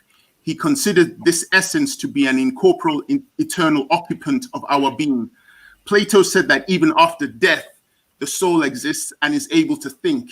He believed that as bodies die, the soul is continually reborn and comes up with the term metempsychosis, which we can discuss in subsequent bodies. The Platonic soul consists of three parts: the logos, the thymos, and the eros. The parts are located in different regions of the body. Logos is located in the head, is related to reason, and regulates the other part.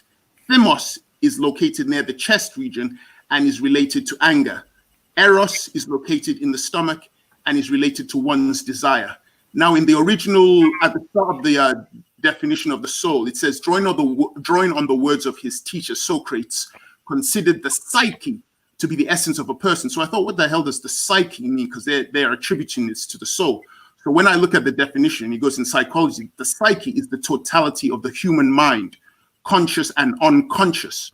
So that part is what they mean by psyche. Then when I saw essence, I was like, well, what does that mean? That seems kind of like, I don't know, generalistic. So it says in philosophy, essence is the property or set of properties that make an entity or substance what it fundamentally is, and which it has by necessity, and without which it loses its identity. Essence is contrasted with accident. Okay, that's going into that, but that's where I'm basing my discussion of the soul from this. But I already said everything. Yeah, that's what I'm saying. Everything that you described would have a corresponding scientific definition. Let's say, be it gut, be it your gut health, or the second brain in the gut, as they refer to it, or being as your heart, and what's often, I imagine, linked to emotion more. What's the word, man? More, not fiction. What's the word? More metaphorically or figuratively linked. You know, your heart is therefore your passion, your whatever, and then brain. Obviously, that's been extended to like any form of dualism, like your mind and your brain are separate things. Your mind, your brain's your body. Your mind is separate from your brain. So all of these things, yeah, I wouldn't say they would have a similar basis in ways of like calculation. Like you wouldn't be able to. No, I already agreed that with Rob. Yeah, they're not scientific. There's no mathematical. There are no numbers on a piece of paper, or there's nothing that. We then fast forwarded to the 21st century to talk about the 20th and the 21st century to talk about people who were using science, and that's when I mentioned the guy who was conducting the 21 grams experiment. And then that was when I mentioned later on a scientist, a physicist back in 2005, who had decided to look for the soul through devices detecting electromagnetic energy. And he was trying to sell this experiment and this process to, here it is. Gerard Nahum proposed in 2005 a follow-up experiment based on utilizing an array of electromagnetic detectors to try to pick up any type of escaping energy at the moment of death. He offered to sell his idea to engineering, physics, and philosophy departments at Yale, Stanford, and Duke universities, as well as the Catholic Church, but he was rejected.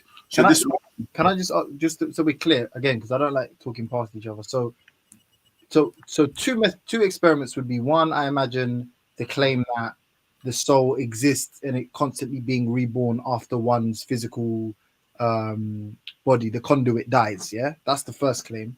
And then the second or the third claim, which is probably far more easier to test, is does your anger come from your actual heart, right? Does your lust and desire come from your stomach? And I think those two are easily disprovable. Wouldn't you say?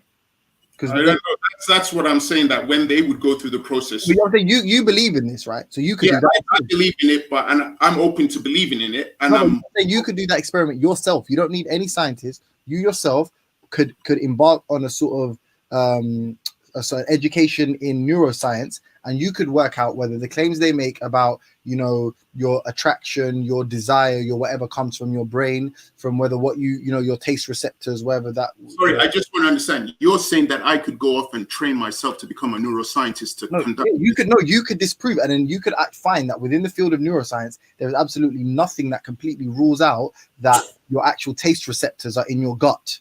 And okay, so your anger it comes from your heart. You could work that out yourself. I'll say that then you could do that yourself. You could study, become a physicist, and find out if wormholes really do exist. And I didn't say I believed in it. I don't make any. You believe in souls. I don't believe in that shit.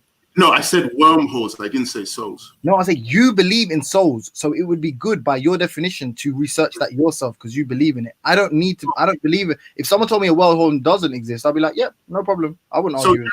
So just to be sure, I'm open to believing in wormholes and souls and spirits, but you're saying you don't believe in wormholes, spirits, or souls. From my understanding, and I'm just going to be clear here, and we can go around the panel and we can all decide.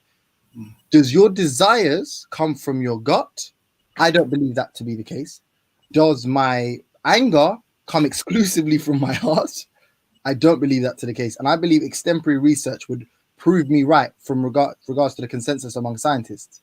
Now, if you don't believe that, which clearly you don't, you believe that is true, then you should just be able to prove it simply. You should show the flaw in all the neuroscientists to appeal to us to that, you know, our pain receptors are in our brain, this receptor's in the brain. You should be able to tell them, no, you're chatting shit.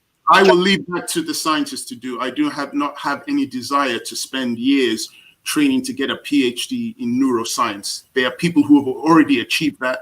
But you don't believe them though. You think they're liars. People said when you see this now, you're doing what you did to Moore. I never said they were liars. I actually said here with Rob that the people who are studying wormholes, time travel, I'm open to them doing that. I didn't ridicule them. So where did you get this? Where did you get this claim that I said that they're liars? I'm saying Socrates is a far greater mind than my own, as is Plato. Right? No, but where did you get the claim that I said? You believe a soul. You believe souls are real. You just said you believe. Where did I say scientists are liars? Do you believe in souls or no? Where did I say? You didn't verbatim. You have to be fair. No. You're not going to make claims and then try and side past them. You said that I'm inferring from. So do you believe? When did I say scientists are liars? You didn't say it verbatim. So if a scientist said, when did I say? Don't try and dodge. You what made did I say? What did I, Baba? You listening to me? I just said. You didn't say it I want you to admit. Did I say that scientists? You not say it verbatim, and don't make me say. What does that mean? What does that mean verbatim? You know what verbatim means? No, I don't know. I've word asked you a simple question. Like word. You didn't say that. You made a simple claim. No, I never did. I never said scientists are liars. I said I was open to believing in any research scientists did. So where do you get the nerve to say that I said scientists are liars? Can I tell you? All right, cool. You're saying you believe in this definition of a soul. You said you believe in a soul. I said, what's a soul? You said you define the soul. I said, all right, fine. I said, the reason I think that would be wrong is because scientists would, I believe, neuroscientists would never say, and then I can fact you believe, you don't know. I just believe what I'm telling you. I'm honest with what I say. I believe you're not. This. I am. If you let me finish, you can find out that I'm not. I haven't contradicted myself at all. Okay, I believe that a neuroscientist, would not accept that anger, the emotion of anger, is generated exclusively in the heart, or that desire is generated exclusively within the gut. Now, because you believe, no. Where did I say? You just said what I said about the Platonic definition of the soul. Where did I mention neuroscientists? Do you not believe that? Where did I mention neuroscientists? I'm not going to answer questions without getting any. I'm not going to progress. You're going to start lying and adding things that I didn't say. First, you said that I said scientists are liars, which I never did. Now you've added neuroscientists into the definition of the soul that I gave, and I'll read it again. It was from Plato's theory of soul. I didn't say neuroscience. I said they wouldn't. Listen. I said they wouldn't. I said they wouldn't say that. They would not. I don't think. This is why I said I believe, and I didn't lie and say I know. I said I don't believe that any scientist worth their salt would say your desires come exclusively. No, you said neuroscientists. Yeah, no, because that's the people who study the brain. That's yes, neuroscientists. That's what I'm saying. That's my claim. Yeah, but what does that got to do with what I'm talking about? But I asked you if you'd let me finish. You didn't. You stopped me 5 times to ask me questions. Because you keep on lying about what I said. First, you said I said that scientists are liars, and so you're a liar for saying that. So you're being insincere. The same way you made a claim to Orthodox Moore saying he was insincere. I said, but you're saying. I said that scientists are liars, and I never said that. So you're deceitful. Yeah. I never said that. Whenever you're ready, I'll go. Do you admit that? I never said that.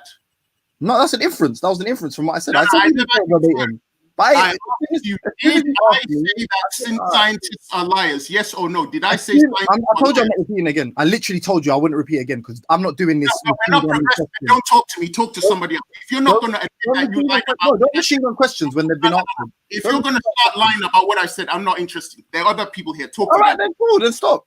No one's asking you to say anything. Like, bro, have a bit of nuance. If you're going to lie about me, I would say you're being stop talking. You just said you're going to stop then. So stop. Yeah, don't talk to me. Direct it to Stop. somebody else. Well, I can speak whoever I like, bro. If you don't want to answer, don't answer. It's up to you if you don't want to answer. It's not up to me. Because you're being a lying prick. If The you say same so, way you're being with Orthodox. Chief. Chief. You said to me that I said scientists are liars. You have a fucking broken record. We get it. We heard what you fucking are a liar and admit you lied. We heard it. You lied about what I said. We heard it. James, what are you on, my G? Just be cool, bro. Listen. Just allow it, bro, and be cool, man. Well, I'm very cool. I'm very cool. So, but why do you feel the need to insert, like, to say people are saying stuff that they're not saying and insert stuff that they're not saying and argue stuff that they're not saying? It's like a horrible straw man thing you're doing right now. I'm not bothered to rewind this one, but I literally said bars Rewind it. I'm daring you now. Let's see how many people are watching. All right, wow. There are 65 people watching. I dare you. Rewind it where I said that scientists are lies. I'm calling you out. Like, you don't even know what verbatim means. Just stop, man. No. 65 people watching. I dare you. Find out where I said scientists are liars. All right, brother. Are you going to take a break at some stage? You're a liar. Are you going to take a break from talking to me? You are a liar. Not until you admit you lied. Bro, what do you think I'm fucking Torok? Carry on chatting shit if you want. I will. You are a liar. I never said scientists are liars. You lied. All right, you're an idiot, bro. You believe in you are a liar. You are you can't defend it. But you are a liar. It sounded smart. It sounded smart in your head. It sounded very smart, but now it sounds stupid. You lied. You are a liar. You are a liar. You lied. It's very dumb, innit? It sounds very dumb. You have no moral high ground. You lied. It sounds very stupid. And you lied. Yes, you are. Do you know what inference is? You lied. Do you know what inference is? Lied. You are a liar. You're just dumb. And you're a liar. You're dumb. And you're a liar. You're dumb. And you're a liar. A filthy liar. I'm calling you out. 67 people are watching. Get the evidence that I said that scientists are liars. Get the evidence. I'm calling you out. Yeah, you ain't gonna go. You ain't gonna do it. Oh no. You ain't gonna do it. Yeah. You didn't hear what I said. You didn't even hear what I said. I was gonna record it. The evidence. You didn't hear what I was gonna rewind it for. You're a moron. Get the evidence that I said that scientists are liars. Get the evidence. I'm waiting. I'm waiting. Go get the evidence. Bruv, if you want to shut up, I'll say what I'm saying. If you don't, get the evidence. You said that I claim that scientists are liars. I never said that. I'm calling you out. Get the evidence. Go on mute. I'm gonna go on mute. Listen. Yeah, that's the best thing to do. Why? You ain't gonna lie about what I said. I never said scientists are liars. You have a diminished comprehension level. You don't understand what you're saying. It sounds smart. Like Rob allow you to chat shit. It sounds smart, but you're dumb. Get the evidence. It's very dumb. It's very dumb what you said. And I caught you out. You lied. How? What do you mean, you moron, brother? I inferred something from you. No. Don't change the words. You lied, and I caught you out. Yeah, exactly. That's the best thing you can do is troll because you've been caught out lying. Trolling, you idiot, bro. Yeah, exactly. That's the best. Make your point again. Make your point about soul, you fucking idiot. Make your point again. Make your point again about soul. Make your point again. Make your point again about soul. Get the evidence. You made a claim. Get the evidence. Make it again.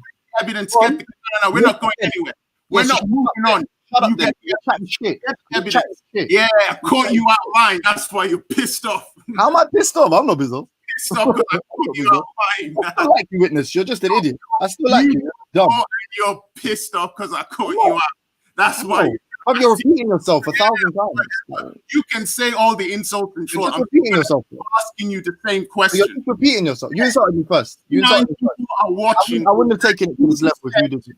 That I said scientists are liars. Get the evidence. I'm waiting. You insulted me first. I took it to the same level you did. I told you don't like it. The same way you said to Orthodox Mod that he was insincere. I said you're insincere and you're deceitful. You're insincere and deceitful. Now, if you want to get hurt about that, I'm not hurt. I don't mind. I am. You're right. You're right. No problem. No, we're not. You're right about what I said. What do you want? You're right. I'm deceitful. Admit that you lied. No, I didn't lie. I didn't lie. You said that I said scientists are lying. That's what I infer. No. You lied. You Why said, I'm sorry. That's why I'm sorry. I said. I'm sorry. that I'm sorry. It makes you feel like you're opposed to the scientific community. But that's not why I'm first. Hide the evidence. I'm calling you out. Get the evidence. I know you're a simple man, but this is too much repetitive. So I'm gonna go on mute.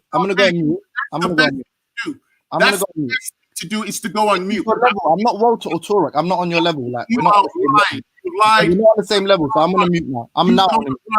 You lied, and I caught you out lying. You made a claim that I said scientists are liars. I never said that. I called you out. All the people watching, go and get the evidence where I said in this discussion that scientists are liars. You lied, and I caught you out. Don't ever try that with me. You might have done that with Orthodox Mo, and he was very patient with you. But you lied. Get the evidence. Till then. No, but you're a simple debater. You don't understand. You don't understand it. Yeah, whatever. Just get the evidence. No, but I'm saying you don't understand it. If someone infers something from what someone says, whatever. Yeah. Well, do me a favor. Stop talking for a second, please, and I'll give you the respect of stopping talking when you're talking. Yeah. Now you lied, so go get. No. And listen. Everyone's heard you say that, so I'll mute as soon, and you can say everything you want about me. But let me just say one thing, and then you can go. Fine. Just don't lie again. No problem. If someone makes an inference for someone, but let's say you said the sky is blue, and I said but no, you can't say that because you're the one. Oh, sorry, let's say you said the sky is green, and I said but you're someone that doesn't agree the sky is blue. You can't harp on for fucking 10 minutes about you lied. I never said the sky was not blue because what I said. You know you're doing it again. If it means the same thing, if you're saying that, if I said scientists believe that that emotion does not come from the heart, where's the evidence for this? Right. So let me, and I said I believe. So listen to what I just said. I said, okay, so you believe that, so you don't have scientific facts. Well, you're saying that I'm triggered, but I don't mind having a conversation because you're going to go off into another 2-minute monologue. No monologue. Sentence for sentence. We can go sentence for sentence. No problem. You've already lied in your sentence. Yeah, we can go sentence for sentence. We can go sentence for sentence. So I'll let you say sentence, and then you can say what you want. Yeah. What I'm saying is, if I interpret from that statement that what you're saying is per contra to what scientists say, then I'm saying you believe that the scientists are wrong. Why can I not say that? You don't have to say it verbatim. Why can't I assume that? But I didn't say the scientists were wrong. I actually mentioned that there were scientists who were going through that process. I then gave you an example of a physicist, but I noticed you then ignored that information. You ignored that information. I mentioned to you what this physicist was trying to do with a measuring electromagnetic energy. So this idea that I said that all scientists were somehow ignoring the description of a soul. When did I say that? I gave information for scientists who were going through the process. I heard you. I did listen to that. And so then, how can you then say that I said? How can you then say that I said that what you're claiming? Do you know what the proof of that I did listen to? So you know I'm not lying. I said there's probably 2 experiments you could do. One is the escaping energy. I conceded that. I said, yeah, that, I guess, and that I wouldn't even know how to measure that. You said, and the second one I said is something you could do yourself to either prove or disprove it. And I said, by virtue of the fact that you actually believe that the Platonistic or Socratic understanding of soul is true, you believe that to be true. I said that would be per contra to most scientists. And I disagree. You believe that they were lying. That was my inference. No, exactly. You inferred incorrectly. I said to you, I have no desire to spend 5 to 6 years studying to become a neuroscientist with a PhD. I will leave that to the scientists to find the information. I will leave that, and I will have an open mind to their research, those who disagree and those who agree. And in my discussion, I mentioned scientists who disagreed with it, and I mentioned the scientists who did agree with it and didn't have any problem going down the path of trying to research it. But under no circumstances did I condemn any of the scientists. Under no circumstances did I say any of them were liars. So keep your bullshit to yourself and don't try and make up shit. The problem we're having is that is a really good argument. That is a really good argument on a superficial level. But if I'm saying that scientists fundamentally disagree with the emotion for anger being controlled in the heart, and scientific or your chest, and scientists fundamentally disagree with your sort of carnal desires being controlled by your gut, for example. And imagine I put that forward to you, the evidence. Now you'd be at a crossroads where you either believe in the Socratic Platonic understanding of soul, or you would disbelieve in it. But if you persisted with your belief in it, i.e., that's true and the scientists are wrong, then you're saying that they're wrong. I should maybe, you know what? I will concede and apologize for you will concede again because you didn't listen to the definition I read. Let me finish. No, because you're lying about what I said in regards to the soul. Can I finish what I'm saying quickly, please? Yeah, because I'm making a concession. Yeah, so I will concede that the word is wrong, and I use inflammatory language probably by choice, but I shouldn't. Yeah, I shouldn't have said liar, and that was probably used to trigger, and it worked, I guess, but not intentionally. You know what I mean? It worked. No. Wait, let me give it. He's talking more shit. The other thing you were saying was that, oh, you could test whether the spirit controls this or the spirit controls that. Under no circumstances in the definition did I give, did I say that the spirit controlled any of these? I will tell you exactly what I said. I said there are parts located in different regions of the body. The logos is located in the head, is related to reason, and regulates the other part. And then they said that the themos is located near the chest region. And they said the eros is located in the stomach.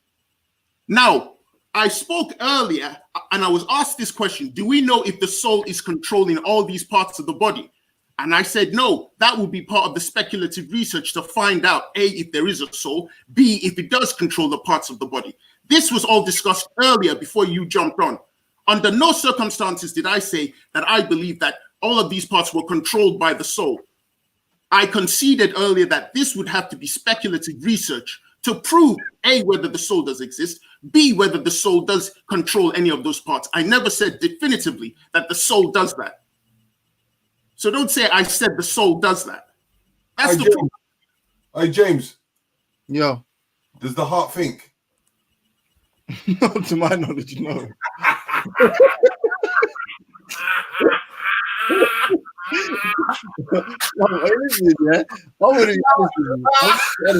I'm gonna be honest with you though, yeah. Both you and more have put yourselves out there, and I've responded by lying about what we said. But your opinion, because you just lied. This autistic random it's not right. It's not all right with me. Like, you don't have, if you say something 1,000 times, I'm not going to go, okay. I'm not right with you either. So don't lie James, about why do you like triggering? What? Why do you like triggering? I come in and man are chatting shit.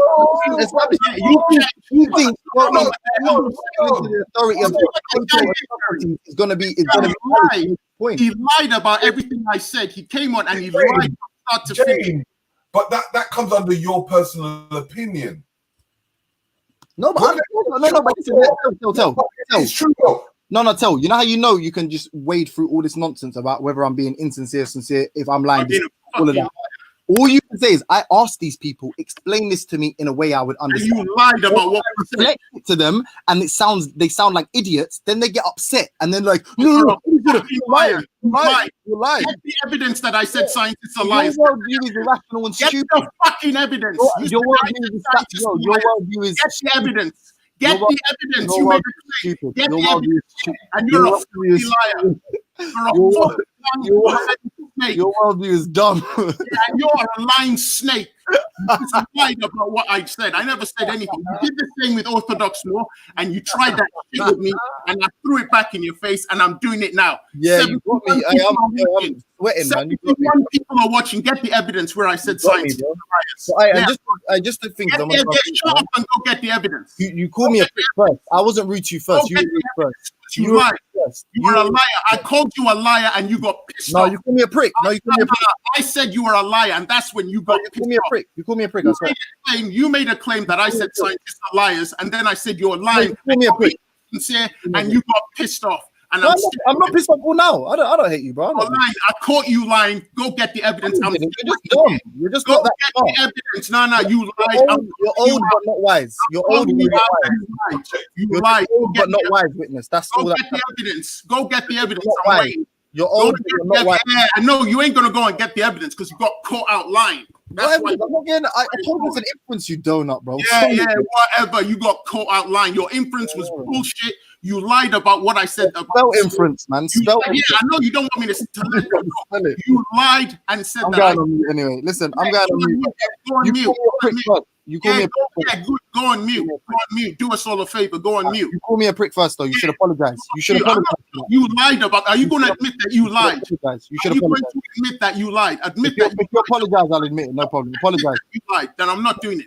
Apologize, You lied about bro. what I said, so I'm not going to apologize until you all right. apologize Fair for enough. lying to me. You fair enough. lied Fair about what enough. I said.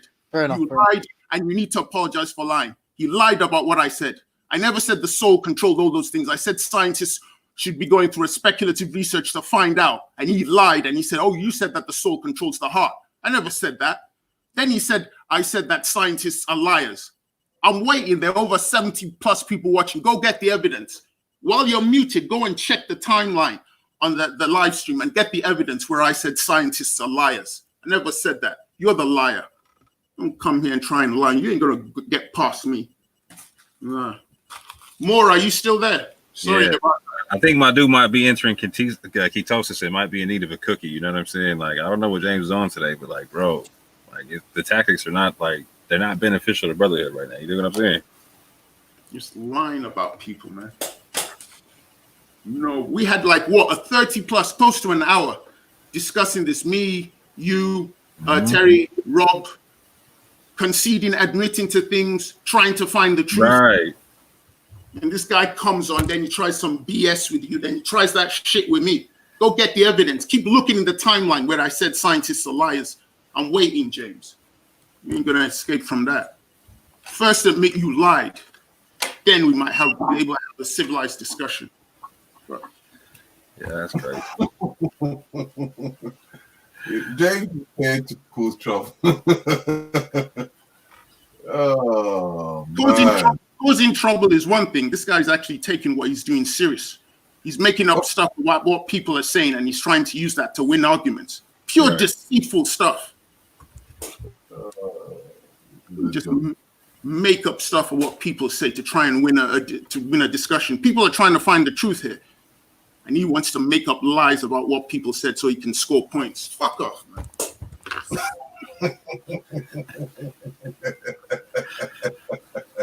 And look, I've got this stupid prick in the chat. Wab Funk. He goes, "Nah, witness was wrong." Ignore it. Witness. No, he said, "No, witness was wrong for bringing the concept up here. In fact, the concept was brought up by the host of the channel. You dumb fuck. The question for today is spirits, souls, or wormholes. Which one is likely to be true? That's what we're discussing. The question of the day. Mm-hmm. Tricks. Exactly. Fucking idiots. Got low-hanging fruit in the fucking chat. And then people coming on lying about what people said. Fucking browning points. Fucking gosh. Sorry, yep. You know what it is as I said, for me personally, whether someone is right or wrong, it's irrelevant. It's for the audience to choose what they want to do or do their own research. Mm-hmm. So at the end of the day, it is what it is.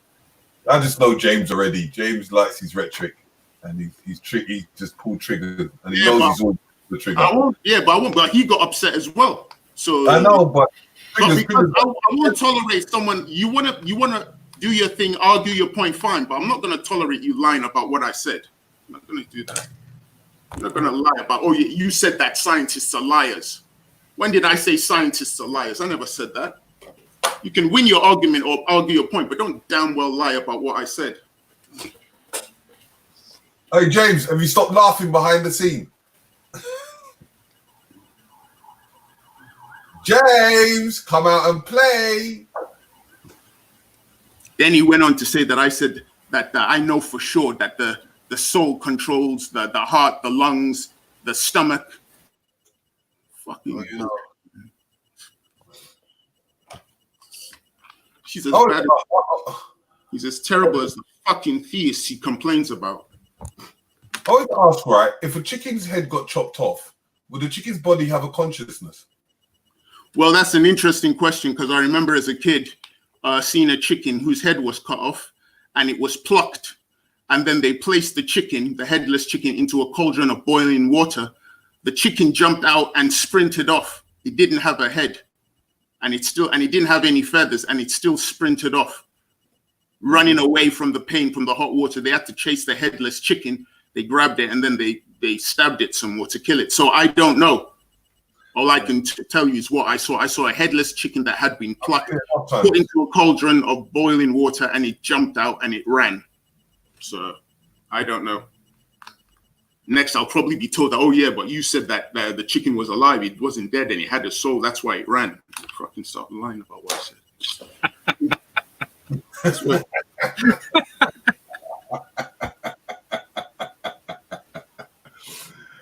Oh man, this is getting better than EastEnders, mate. What's not though? You call me, yeah? I'm always calling you. I just want to. No, James, there has to be a bit of discipline there, mate, bruv. Yeah, listen. I don't mind. Hear me out. No. Hear me out. Just you know, I understand you're in debate mode, yeah, and you know for a fact when you're coming here and you're gonna do your rhetoric stuff, yeah, it's gonna trigger. You know this, isn't it, James? No, not really. But listen, I asked. Oh, James, fuck out of here. Listen, no. You wanna know the difference? You wanna know the difference between me and that? A man might use some high-level phrase, and some people might be so intimidated by the technical terms people are using that they don't ask why. They don't ask. They don't listen. But they don't say make it make sense to me. They're like, if someone uses a technical term, they're like, oh, okay, it must be true because I don't know what it means. But if I say, all right, teach me, explain it to me, and then I respond with, so you're basically saying this, and both of these people lose their. How's that my fault? How's it my fault? It is your fault, and I'll tell you why it is your fault. Witness, please.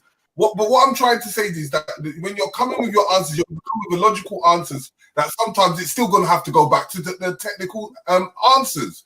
So then, of course, if people don't understand, they need to go and do their research. You don't know. No one knows nothing if they can't explain it to someone that don't know nothing. Like, don't say you know. If I don't know a word, explain. Wait. If I don't know a word, I want to go and check it out, wouldn't I? Facts, yeah. So but when you're coming with logic, yeah, you're gonna keep on pushing, and some people they might want to be in that scientific mode. So you have to allow them to do what they're doing. I know when you come, you're gonna come with the logic, you're gonna push the barrier.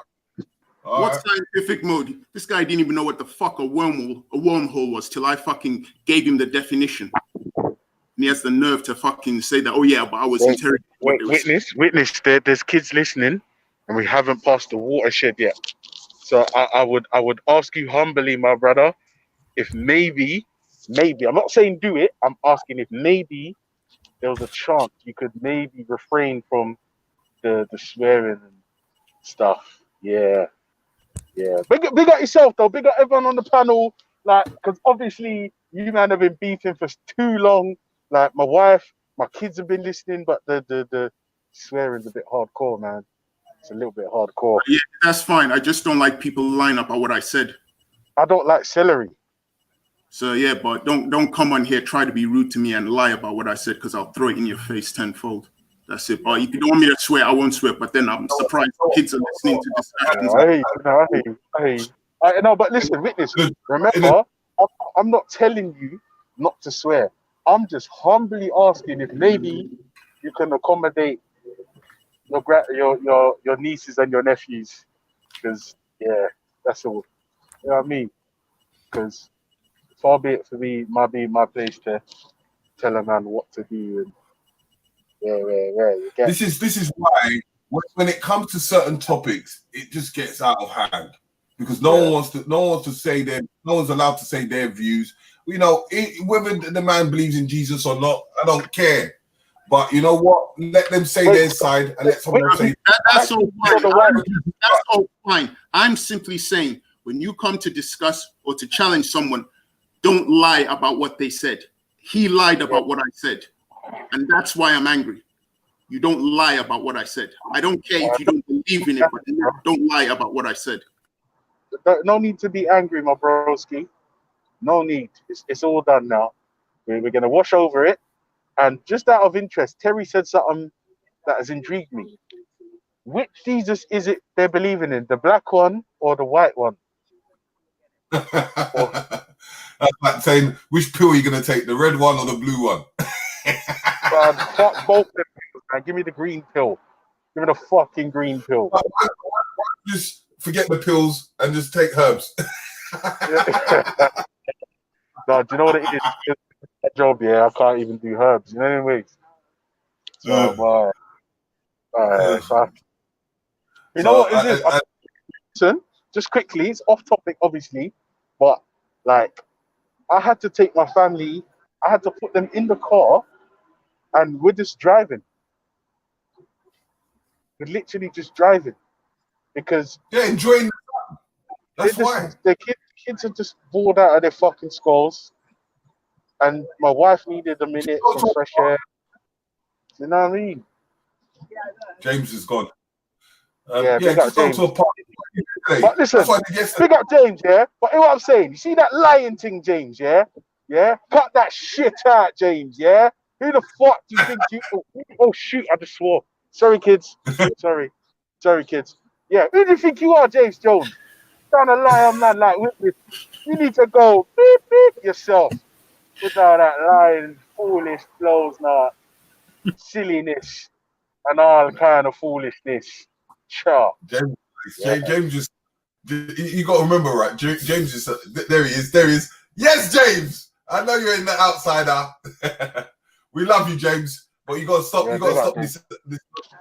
Yeah, big up James. Do you know what it is? Yeah, James Jones is cold. Yeah, but sometimes you need to make sure you're accurate because sometimes we can, stumble and then the ref calls foul and then he's slow.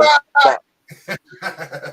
Yo, James, Ultra, you know, because you're impartial, like, you know what I'm saying? Witnesses slightly on the team, even though he's on one, yeah. But the thing is, if so, this is my opinion, and maybe I'm wrong, and this is why you're wrong. Don't lie. All right, this is why I wouldn't say. So if someone says something, right, and I interpret it a certain way, and I say, but you're saying this, and they say, no, I didn't say that. I don't believe that.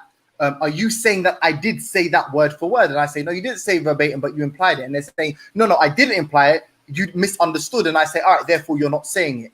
That isn't lying. Now, if you said to me, I didn't say that, prove to me I said that, and I said, you did say that. You did say that. Word for word, you did say that. And I couldn't prove it. Then it is clearly lying because I know I'm wrong and I'm still telling you that I'm right. I honestly thought that's what you thought. So you know what I'm saying? Mea culpa if I was wrong about what I thought you said. But I thought you're saying, based on your definition, which I asked, I think I was really patient. I said, so what do you believe? Okay, why do you think this? Okay. And then when I based everything you said, I said, but then you could just disprove that. Then you said, I'm not bothered to. And I was like, well, the scientists that have disproved that, you're calling them liars by believing what you believe. And then you said, I'm not saying that. I am just agnostic on the whole thing. And then I'm saying, okay, I'm wrong for saying that then. But why is it? No, you never said you were wrong. B, wait, let me just correct something. B, you lied. I never said that the soul controlled those things. I told you where the soul was located according to their hypotheses. I clearly said that they were speculating. I never said that the soul controls those things. So for you again to lie and say that, oh yeah, you said you believe that the soul controlled these areas. I never said that.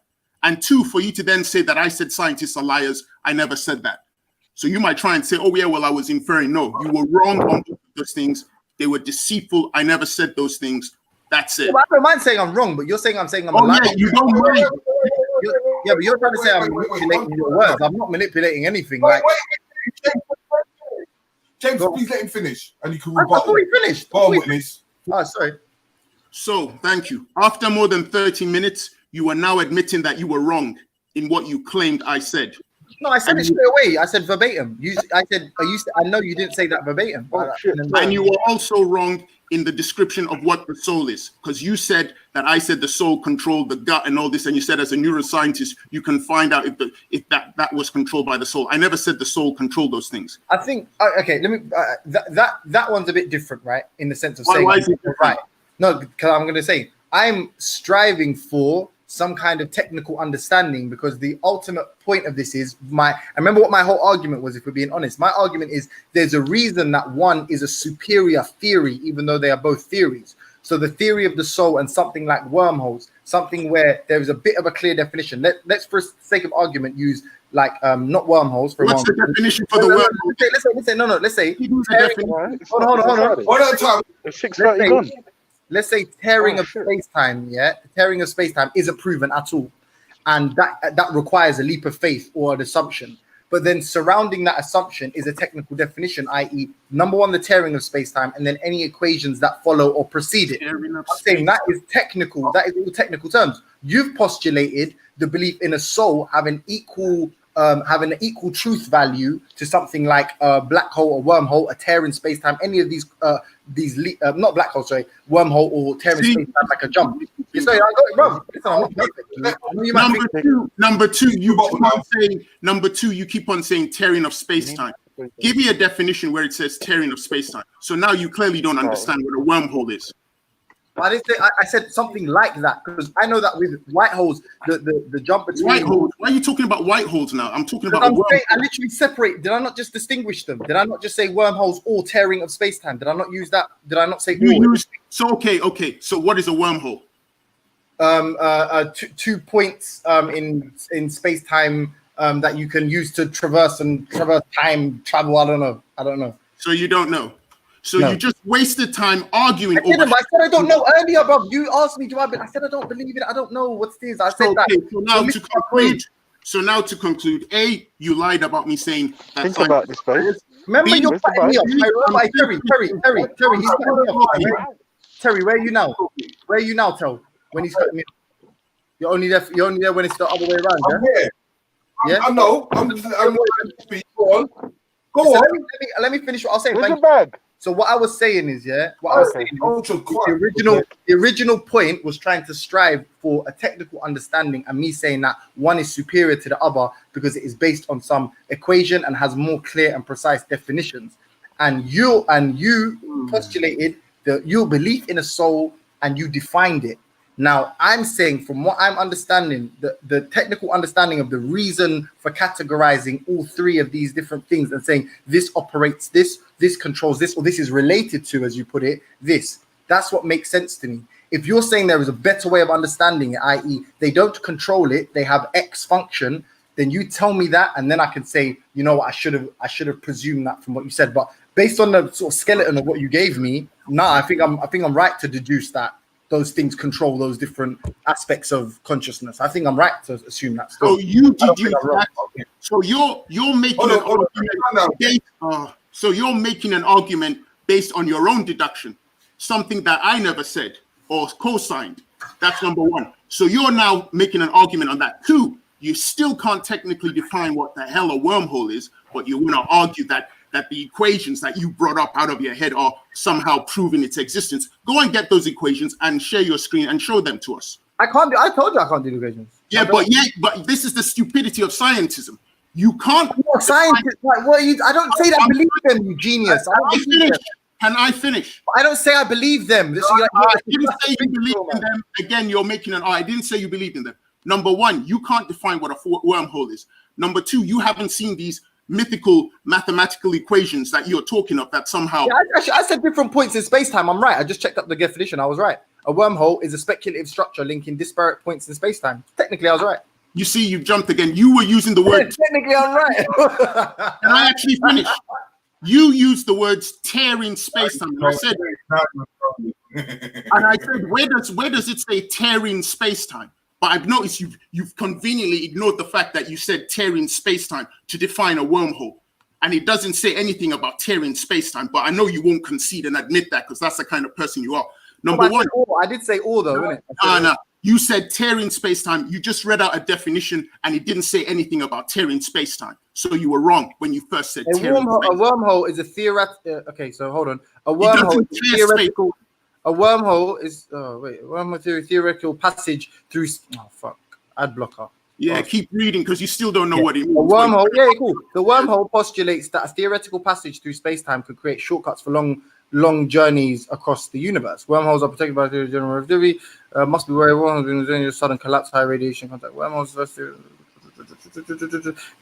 theoretical time reversal of a black hole and supposed back to the universe. bridges through space-time. I think because you know when I did reading yesterday. No. Yeah, it doesn't say anything about tearing space-time. Okay. Which is what you said, so you were wrong. Like this. You were wrong when you said wormhole is about tearing space-time. You were wrong. I didn't say wormhole is a tearing. I just said or. I said or. I can bring that back to you. Wrong. I said white hole. I said black holes, white holes, or tears in space. We're not talking about white holes or black holes. We're talking about. I did say that though. But no, you're lying. No, you're lying, witness. You're lying. Tearing space-time. You just read the definition of a wormhole. No. Wormhole does not have tearing space-time. Prove to me I didn't lie. You lied. Yes, I've caught you out lying. You lied. No. What the fuck out of here, bro? He said that wormhole is about tearing space-time. Oh, me.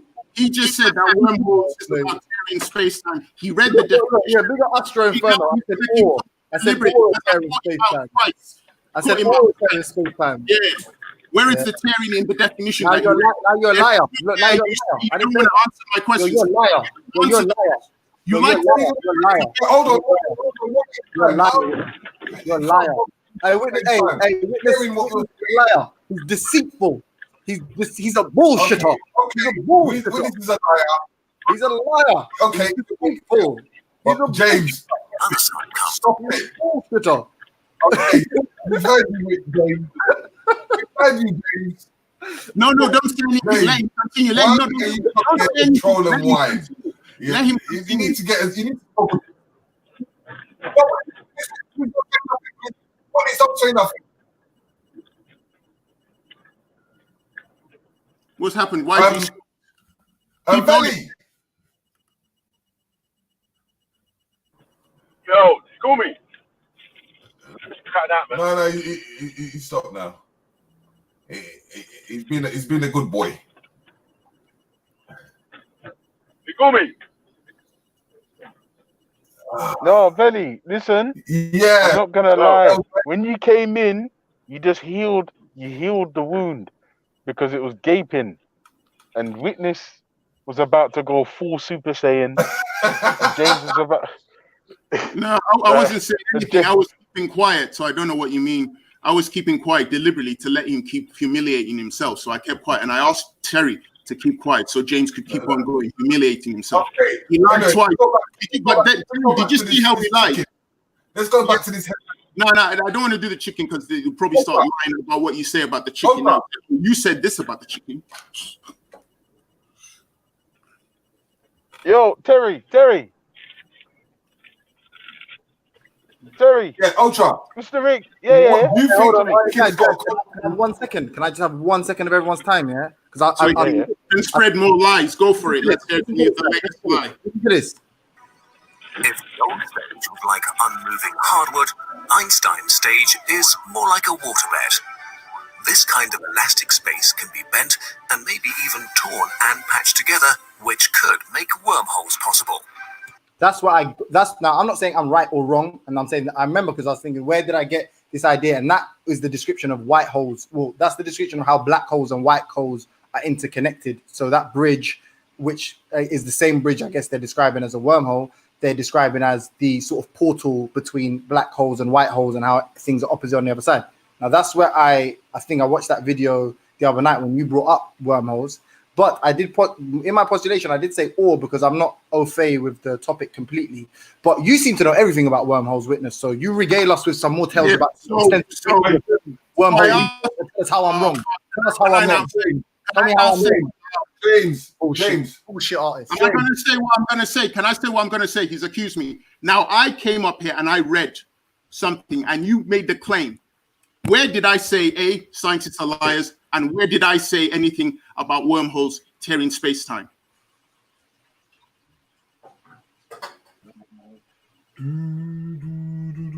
Exactly. You talk to me. And the final thing in the definition that I gave, where did I say that souls control the body parts that you mentioned? I never said any of those things. So you based an argument. I'm still talking. I'll let you finish. You needed seconds to say what you were saying. No, but I haven't finished the question. Sorry, I apologize. Go on, carry on. Sorry. you based your whole argument on saying that I believe that the soul controlled the body parts, and you mentioned the various body parts, and you said that as a neural scientist, I could go and do research. Number one, I never said that the soul controlled those body parts. So you misled what people thought I said. I never said that. And I can read it again. I never said anything about the soul controlling those body parts. So you based an argument on something I didn't say. Two, you based your argument on making a claim that I said scientists are liars. I never said that. And that's why I'm angry with you, because you base your argument on arguing on things that I never said. But you don't seem to be able to understand that. You seem to still want to keep arguing over things I didn't say. Because in your head, you've said, oh, well, this is what you said. And if that's the way you conduct yourself in a discussion, the discussion isn't going to progress any further.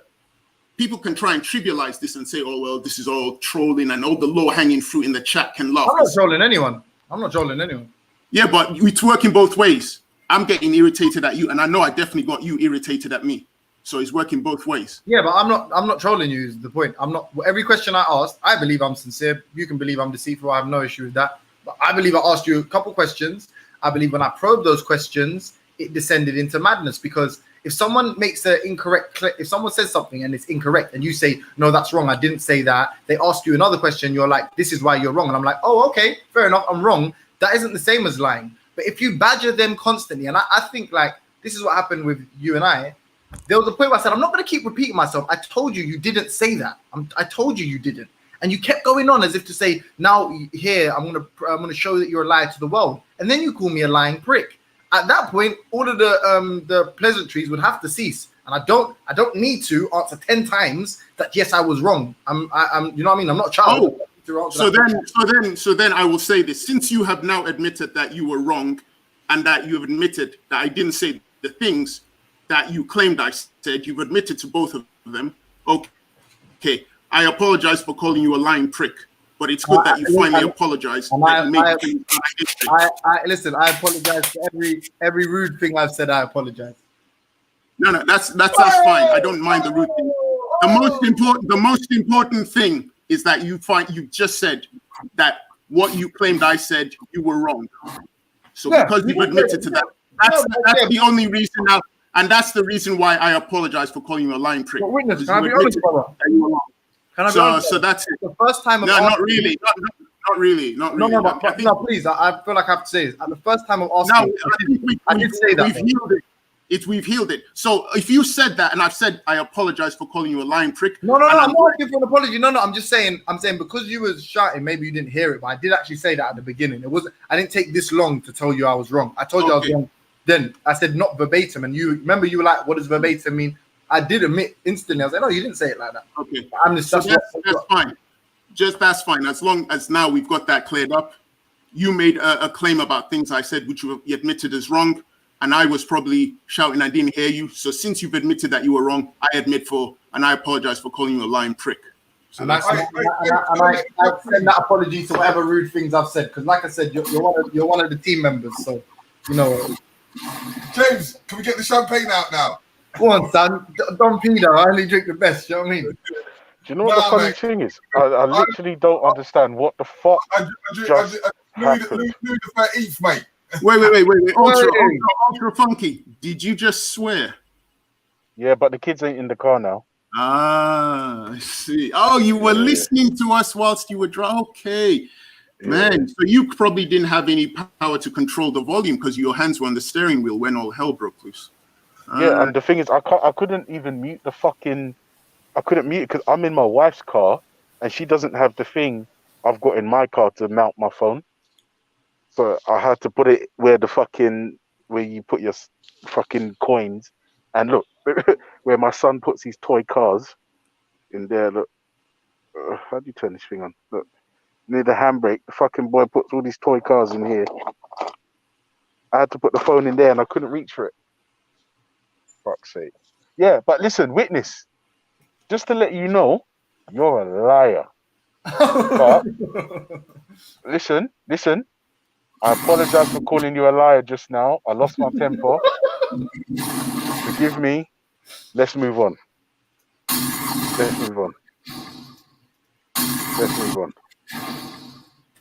I feel like I need to call somebody a lion prick just to get an apology right quick. You know what I'm saying? Nah, listen, I can't believe you were arguing like that over like a simple misunderstanding. It's mad. It's mad. I wasn't really a misunderstanding, to be fair. It was like It was. no, you can say mischaracterization. Yeah, But you miss the history of the ultra funky. The first time it started was between James and Orthodox Moore. The same kind of accusations I was Wait making. a minute, hold on a second. James Jones, you had a beef with Orthodox Moore. Yeah. But we've had that fight. Me and Moore been going. And more friends to beat me up, you know. Oh, hold on. No, I informed him that he needed to change his tactics. You know when you said that? I drop my backpack. You did like what you talking about? You know when you said that, Moore, I'm not gonna lie, yeah. I called Veli. As soon as you said that, I muted up. I called Veli and I was like, Veli, he threatened me, get him off the channel. And Veli said, nah, fucked up. Exactly. Because you're too much, you're trolling with your logic. Hey, yo,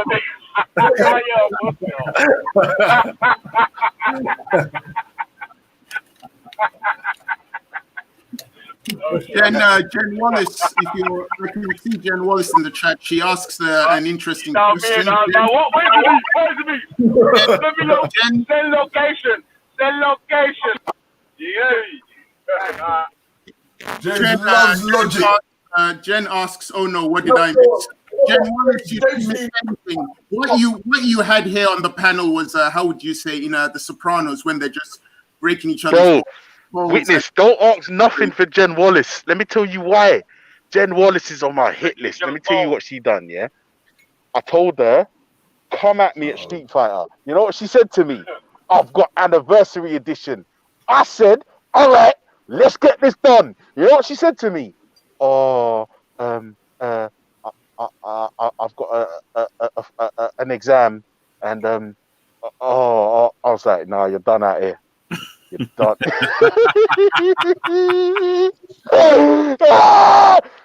Jen Wallace, you're done out here.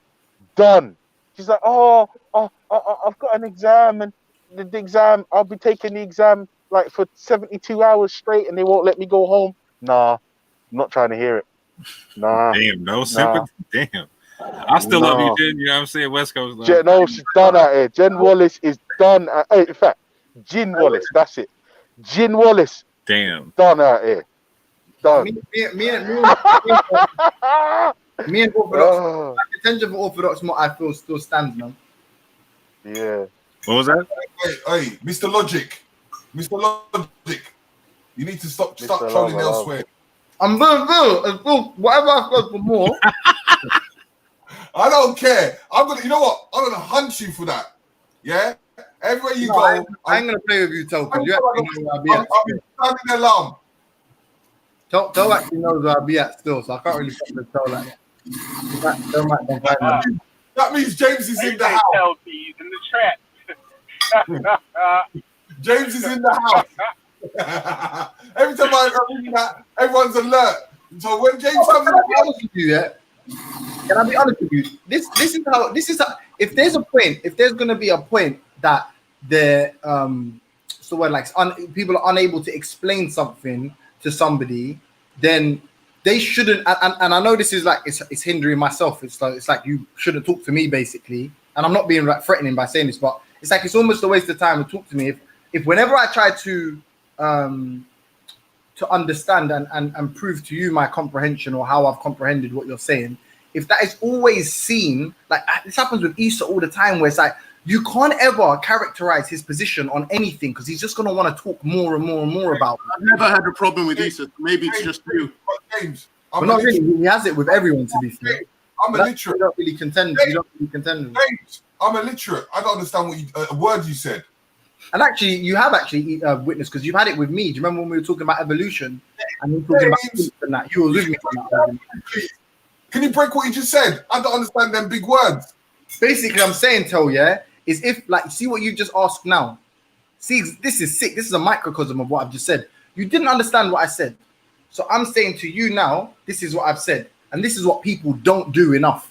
And when you say, I think you mean this, Jay, and I say to you, no, you didn't get it. You're lying on me, bro. You're lying on me. it's pointless ever having a discussion then, because that means I can never characterize. James, the issue was you weren't saying I think you mean this. You were making definitive statements about inferences that you weren't Thank clarifying. you. And when we try to clarify the fact no, we weren't saying, you were like, yeah, you said that. I was like, nah, bro. Yes, thank you. Stop playing games, bro. Yeah, but I know we've just had a. You know all that ranting you were doing about like people being autistic or whatever. It's like you're not picking up the social cue, bro. Exactly. You know, this is why I said you were disingenuous. You will ask people to define something for you. They give you the definition. You clearly haven't listened to their definition. You then create an argument based on a definition you put in your head to attack what they've said. And then when they say to you, I never said that, you go on the defensive saying, yeah, that's what you said. You inferred that. That's what you meant. That's what the problem is. But that's what James likes. But not really. I agree. I agree that I agree. Listen, I agree that that's your perspective. I understand how I definitely do that some of the time. I wouldn't even lie. Like that's all the time. I wouldn't lie. I think that. One second, tell, please. I think that there is points, and this is just my opinion. Obviously, you can disagree. There is points where, in actuality, you hear a reflection of your argument, and it doesn't. Hold on, please. I beg you, please, tell man. You hear a reflection of your argument, and it don't sound good anymore. It sounded sick. Like man said, define this thing, and you're like, all right, I'll define it, and my thing is just as good as your thing. And when someone says, but, and they give you a reason why they think it's a bad argument, you say, no, that wasn't my argument. A lot of people do that as well. And the fact that you would never concede that, and you most likely will not, at least in this instance, lets me know that I'll concede to your point. I probably do that at times. But if you're giving, all I can work with is what you've explained to me. And if you react how emotionally both of you reacted to me characterizing your argument, I think it's more likely the other way around, in my opinion. No, and I'll tell you what's more logical, that we both had the same illogical reaction, or that we both had the same logical reaction to what you were doing. No, but you both are defending the same point, which is belief in something that is unquantifiable. Like, right? That's what we were both. So, and both of you, when pressed. No, I was correcting you on things that you were saying that were incorrect. Like you were literally saying that I was talking about something I wasn't talking about multiple times. I don't think I was incorrect, and we've witnessed. No, you were 100% incorrect, bro. We're 100%. We witnessed. I didn't have enough time. Like he went from 0 to 1,000 real quick. I didn't have enough time to probe any of his ideas. No, but you made a statement, an example, and I mentioned it more than once, but you kept on ignoring it. You stated that I said that the soul controls the body parts, and you said I could go on to I could do the research myself to find out if the soul controlled the body parts. Related to mean? And I never said that. Okay, so what does it mean? What does related to mean? You said that this logos is related to the psyche and the brain. You said something for the heart and the chest, or the chest and the head. The part that I said that you completely messed up, I said the platonic soul consists of 3 parts: the logos, the thymos, and eros. I then mentioned it said the logos. There isn't a soul. It then said that the logos is located in the head. It said that the thymos is located in the chest region, and it said the eros is located in the stomach. And then there were certain claims that were being made that it is related. That it says the logos is related to reason, and it's near the chest region, and it related to anger. And I said that I don't believe that. And I conceded that with what's his name, Rob, saying that I don't know if that's true. But what we were then debating was, is it worthy of scientists doing research into any of those things? I never said that I believe that it does that 100%. Yeah, okay, that's fine. But what I'm saying is, so for someone like me, and this is areas where I may jump the gun. You said platonic soul, right? So now I have an understanding, a cursory understanding of what Platonism is. What do you think? How would you describe it? Platonism, I don't know. I'm just reading what Plato's theory of the soul is. That's the part I'm reading. Well, Platonism, from my perspective, isn't something tangible. So it's the abstract universe. So like numbers don't actually exist, right? Yeah, but you see, you're arguing. We already agreed to this long before you came on. I agreed to this with what's his name, Rob. We also agreed that it was not a scientific definition. So you're arguing as if I said I believe 100% that this is the truth. I thought that's what you were saying. I said, no, you see, this is the problem. You thought, and you based an argument on what you thought. My whole argument was it is worthy of being investigated. And then you said you believe in a soul. I said, what's the soul? And you defined the soul. Asking me, why is it worthy? And we started trying to find out. And he said, universal origin. And then I was saying, forget Rob for a minute, please. No, because you need to. I didn't hear that though. I didn't hear that. I know you didn't hear it, but you based an argument on something that I never confirmed. I know. Can I ask you a question? Can I ask you a question rather than thing? Yeah, because this may be a lie. Then I'll say this is a lie. I'll be happy to admit I lied. I think what you said is you do believe in a soul. Is that right or wrong? I said that I believe and I'm open to believing in a soul. I can't prove it. Okay, open. No, but this is the clutch now. No, sorry, the crux. Sorry, not clutch. Too much. No, but that was the whole basis of the question of the day. Believing. Do you believe or you're open to believing?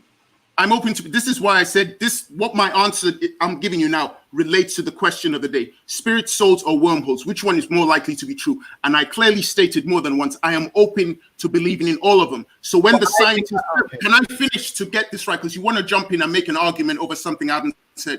So I said, when the scientists say they want to look into wormholes and time travel, I am open to them doing it. But then someone like you will then say, oh, well, that means you believe wormholes and time travel exist.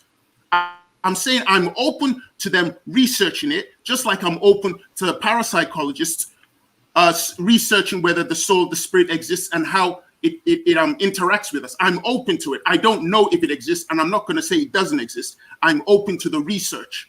I'm not going to knock any of the scientists. Hand on my heart, if someone said I'm agnostic over a soul, I would not argue with them. I wouldn't argue with them about anything, because what's the point? They don't believe it. They're not postulating it. I thought, and if we were still arguing with each other, I'd bother to look back, but I can't. I need to get ready to hit the roads anyway. But I believe, I think, I'm not 100% sure. I'm not gonna, you know what I mean? I don't want to get in trouble. I think I asked, do you believe that? You said yes, and that's how the tete-a-tete began. That's I think how it started. And if okay, I believe in wormholes. What now? If I say I believe in wormholes, I believe in what the scientists are doing with wormholes. And then if you said I believe wormholes are tearing space-time, I'll be like, that's a simple definition. No, but you still haven't answered the question. If I then said to you, right, I believe in wormholes, how would you respond? Yeah, well, look, this is exactly how it would go. I'd go, I would say, what's a wormhole? And let's say you define it, just for sake of argument, you defined it as a tear in space-time. And I'd say, what's the way to prove there could be a tear in Einstein space-time? And they show the corresponding or the parallel, the augmented equation, field equation for general relativity or special relativity. But hold on. But then we've got a system. So then now let's inverse this process. I believe in a soul. What is a soul? Hold on. Please. You misunderstood what they did with the wormhole. No, but this is really important. Look. This is really important. You're making the mistake again. You misunderstood what they're doing with the wormhole. No, but let me just make you asked me a question. In their right mind. You asked me a question. No scientist in their right mind will ever tell you that a wormhole definitely exists. It is part of speculative. You are talking about it like it's real. Wormholes don't exist. Can I answer my question the way you asked it to me? You asked me, what if you had said that? And I'm saying the reason. So this is what I would have said if you said that. And the reason it's different from the soul is because when you said, I said, okay, define it. And you defined it. And I said, this is why I think this is wrong. And this is if you're an honest person now, what did I say? I said, it's difficult because the only two experiments you could do are the one you gave, the one you proffered about the energy escaping a corpse or whatever. And I was like, two, you can literally go point for point for how they've described the soul and say this doesn't control this function, that doesn't control that function. And that is applying, like being really fair and saying the same rule you'd apply for a wormhole, which is, can you give any kind of experiment? No. You see, now you're being dishonest. You stated for the soul, these are the experiments that I could conduct. So now I'm going to ask you, what are the experiments to conduct to prove the existence of a wormhole and time travel? Tell me. I just said, that's what I'm saying. It would have to be equation. It's theoretical. That's not an experiment. That's an equation, a theoretical equation. I'm asking for experiments. No. You're asking for a physical experiment. Yes, just like you used what I said, using a physical experiment of looking for electromagnetic energy. Based on what you've told me, none. Yeah. Based on what you've told me, I would assume none, but I'd have to be honest and say I don't actually know. But based on what you've said, it seems like it's impossible to physically test it. Based on what you said. So I'm glad you admitted that. So you can't then start talking about wormholes like they definitely do exist. I don't believe, bro. This is honest now. I never said they did. You when the first day you asked this to rap, I never said that. I never said that. I'm not saying, bro. Let's not do that. I don't mind. The question of the day was spirit souls or wormholes. Which one is more likely to be true? Now you regarded the experimentation to find out whether souls exist to be. You didn't have much credence to them. No, I said the theory. I said a wormhole as a theory. Yeah, I'm talking about the soul. Is superior. Yeah, I said a wormhole as a theory is more superior to the soul. Yeah, I believe that is. Yeah, it's okay. I'm glad. So you believe the theory of a wormhole is much more superior to the theory of a soul. Now, why do you believe that the theory of a wormhole is superior? Because if gravity as a force bends space-time, then it's conceivable to a simpleton like me that space-time could bend to a point where it breaks. And if someone says the same mass we've used to establish and predict things based on the curvature of space-time, i.e., time in a further away from gravity is faster, what have you, and it's slower on Earth, whatever. If the same principles they use to predict that, they're also making one assumption, which is now space-time has snapped, which there's no actual evidence for. That's just and a bridge has been created. Yeah. If they're making that one jump, that one assumption, no problem. To believe in a soul, I must make many assumptions. There is more than just one. So by Occam's razor, I would assume that something like that, where there's mathematical theorems to support it, I'd say that requires less. It requires one jump. It requires one jump. So you're saying that the discussion of closed time-like curves and time travel is exactly the same. That's not the same. That's not the same as what I'm saying, is it? But that's the thing. When you go into the world, let me finish. When you go into the world of wormholes, you then go into the discussion of traversable wormholes, which then opens up the scientific theory of traveling in time and goes into the realm of. Do you not see that's a separate assumption, witness? So I would agree with you. If you show how is that a separate assumption? They're saying with wormholes, the theory of wormholes will also lead to the possibility of being able to travel in time at the drop of a hat and to also time travel. Yeah, so if that one assumption, right, for example, if that one assumption has properties or has effects. What are those properties and effects? Hold on, you're telling me them. Like, I don't think I haven't told you them. That's the thing. You just said no. What are you doing? What are you doing? You're having. I'll tell you exactly what I'm doing. I'll tell you exactly what I'm doing. I've noticed that when they talk about wormholes, they also make assumptions about time travel. They also make assumptions about traveling from distances. Now, I said it's their scientific theory. I haven't given the properties or the equations or the process of which they have gone through it to come to that conclusion. I even came up with a guide. I just said they're separate assumptions, and you just argue. Like, I just said there's separate assumptions they're making, and you just randomly. It's like, I don't know, man.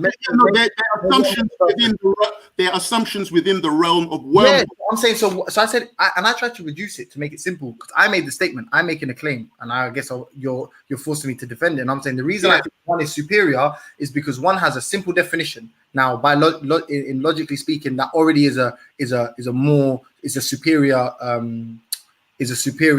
hypothesis because it's a superior proposition because there's one, right? So it doesn't require 25 fucking assumptions. One. Let's say if we and I agree that space-time curves, gravity curves it, let's just say hypothetically we do, right? If we both knew the field equation for general relativity and we could support that theory, and then someone said, but where these equations go to infinite, maybe this is a tear in space-time, and this supplementary equation will prove what would happen. And then we say, oh, cool. And then as a result of that, we say, but what if one of these variables shifted and we could travel back in time? And what if this happened? Now, the 25 assumptions later, it's not very plausible anymore, is it?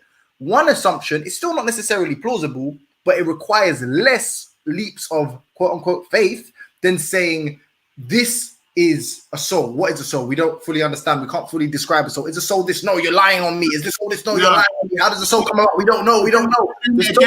You're doing it again. The definition of the soul, I gave you one group of people's definition of the soul.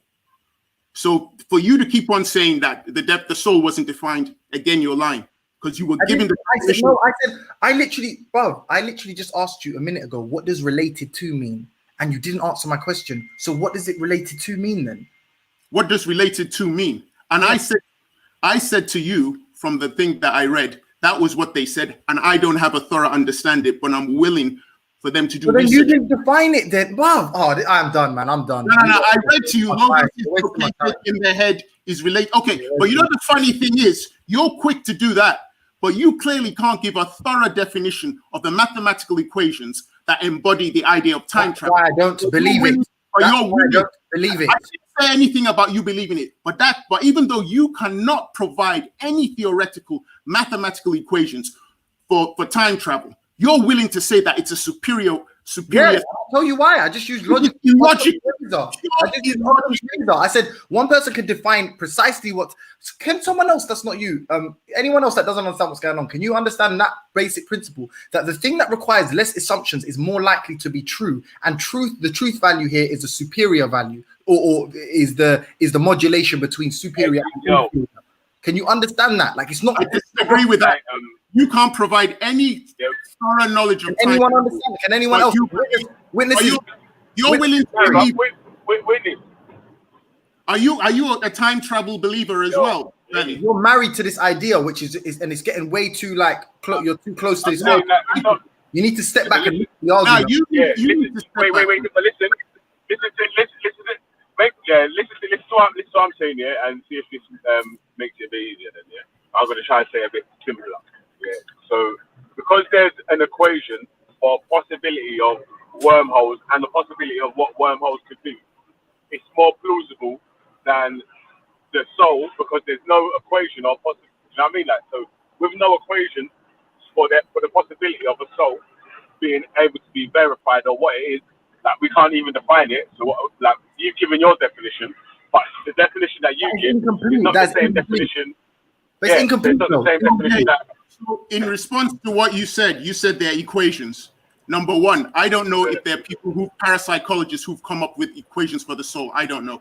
You don't know for sure if there are equations for time travel or closed time-like curves. You're making an assumption. I know I could ask the both of you to provide these equations, to share your screen, and then go through the process of discussing them to prove how they're superior and plausible in showing that time-like curves and time travel exists. And I know both of you wouldn't do it. Yet you're both willing to make assumptions about equations. It's because you don't witness. I'll be honest with you, brother. Because you don't understand. Wait. Witness. Hold on. Yeah, but you know why? Listen to this though, witness. Yeah, because even if we don't understand how the maths works, yeah, there's something to actually go and study that we could get some sort of understanding of what a black hole is, what a wormhole could be. There's no mathematics or equation for us to go through to get an understanding of what. Because you don't know. You not provided it. You not provided it. You said I haven't provided it. You just said wait. Listen. I haven't provided an equation for a soul. Both of you have not provided equations for wormholes or time travel. Hold on. Wait. Well, give me 1 second. Give me 1 second, please. I beg you. Yeah. Go and get any logics of equations. No, we're not going away from it. One, Bob, don't do this, witness, man. Like, let's have a conversation, please. Yeah?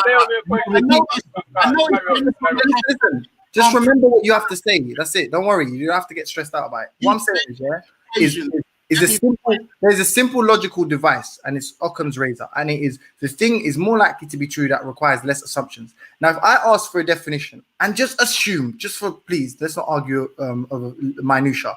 Let's say it's a bend in space-time or a bridge in space-time. That's what it is. Simple. Wormhole is bridge in space-time.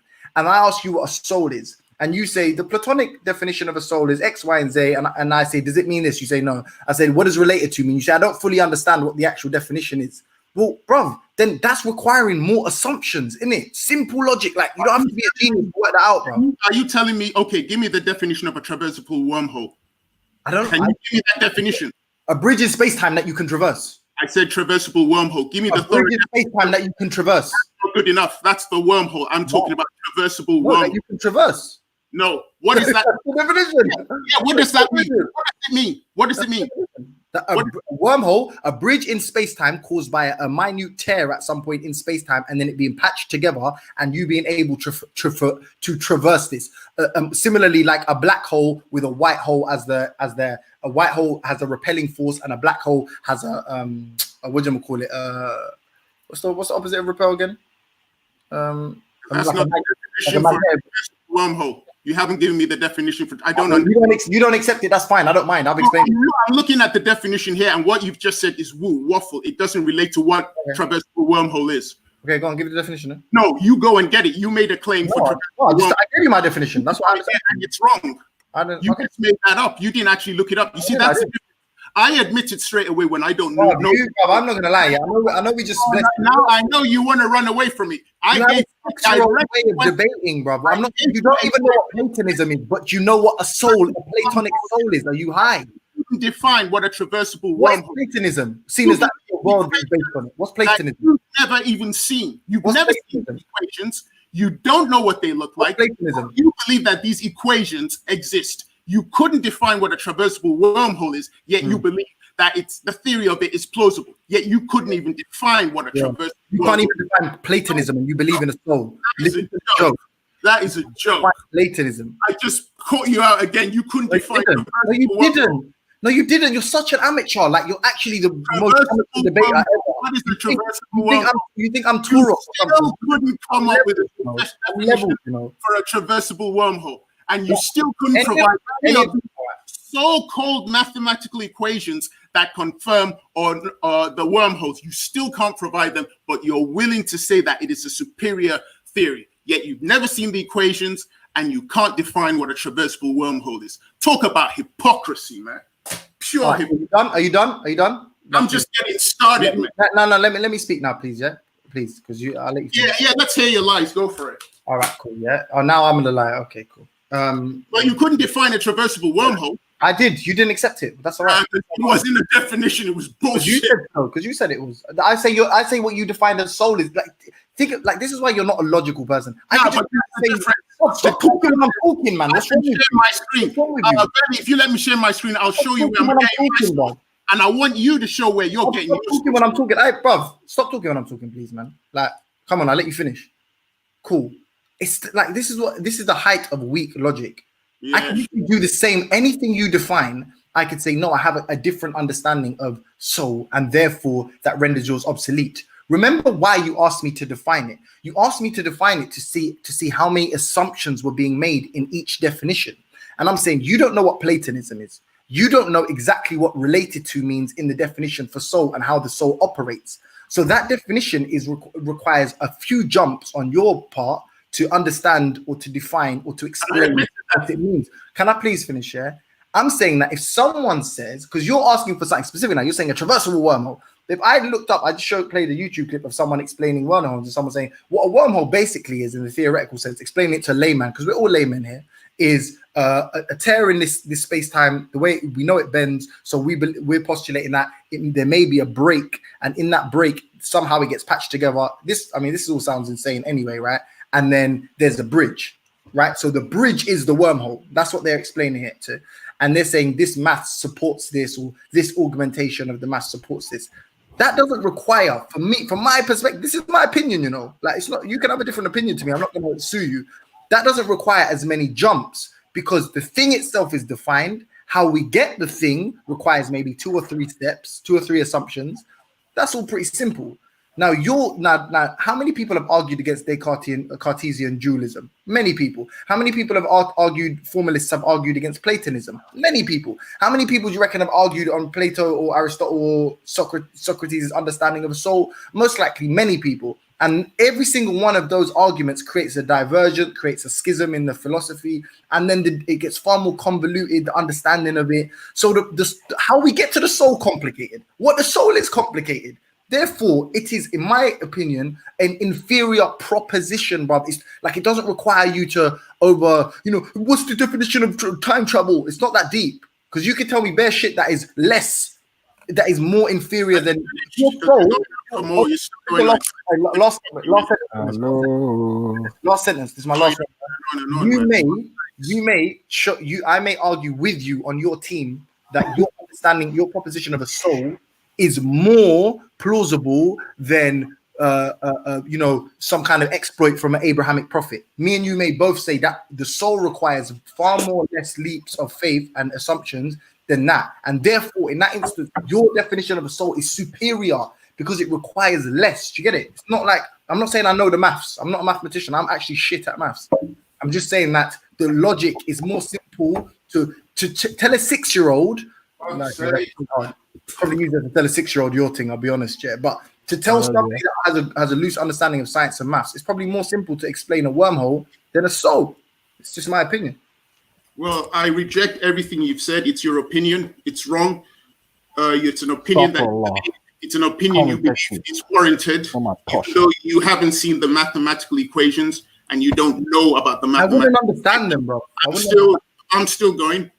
Yes, and you've admitted that you don't know them and you don't understand them. Yeah. And you don't know about the scientists who've argued against the theory of wormholes. You just made an assumption that they all do. There's one definition for it, which is pretty lame because that's not the fact within the scientific world. There are those that have a consensus belief and there are those who challenge that. So your mathematical equations that you like to mention, you've never seen them, you couldn't define them or understand them. Do they exist? I don't know. That's the difference. That's the difference between you and I. I haven't finished. That's the difference between you and I. From this whole discussion, I have always clearly stated there are people looking into this. I don't know whether they've got this or not, but I'm open to them researching it. I never came and said, yes, they've got the mathematical equations. I don't know if they have. You and Veli made the claim that they have. So I'm like, cool. So I'm assuming you've seen it, and I'm assuming you could share your screen and you could go through it, explaining how the mathematical equations that they have confirm that there's a strong possibility of wormholes and traversable wormholes, which could lead to traveling in time. I'm assuming you could do that, but I doubt you could. Yo. ER equals EPR. Hold on. These tunnels. What does that mean? Yo. A new Einstein equation. Hold on. A new Einstein equation suggests wormholes hold the key to quantum gravity. E equals EPR summarizes new clues to understanding entanglement of space-time. There's a new equation floating around the world of physics these days that would make Einstein proud. It's pretty easy to remember. ER equals EPR. Okay, cool. Could you share it and then talk through it for me so I can understand? You might say, I don't need to say much. I don't care. So you don't understand it, but you're quoting it like... I don't understand it, bro. Bro. This is what you're doing. This is what you're doing. And this is what more does, yeah? And this is why I don't believe this stuff. It's so sad. Science. Let me say...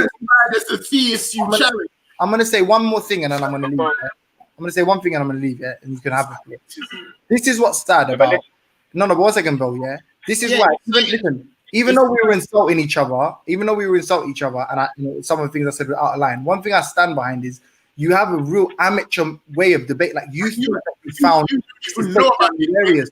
But you had the audacity to quote the equation to me. Can I finish? You said you don't know if one exists. You said you don't know if one exists. I just said, all right, let me Google. I just Googled it. I mentioned two things. I said that's relevant, but if you find one, witness, you're cutting me off. You're cutting me off though. It's very unfair. You're cutting me off. Yeah? Thank you. Yeah. So this is and when I meant man's an amateur, yeah. What I'm saying is, if you think, but you haven't addressed anything, right? Of what you couldn't define a traversable world. And you can't explain the mathematical equation you just quoted. James, try to get your point out without trying to attack man personally, innit? I'm not trying to. No, I'm saying. I know, but he's going to take it like that. Someone has said it. From a logical basis. And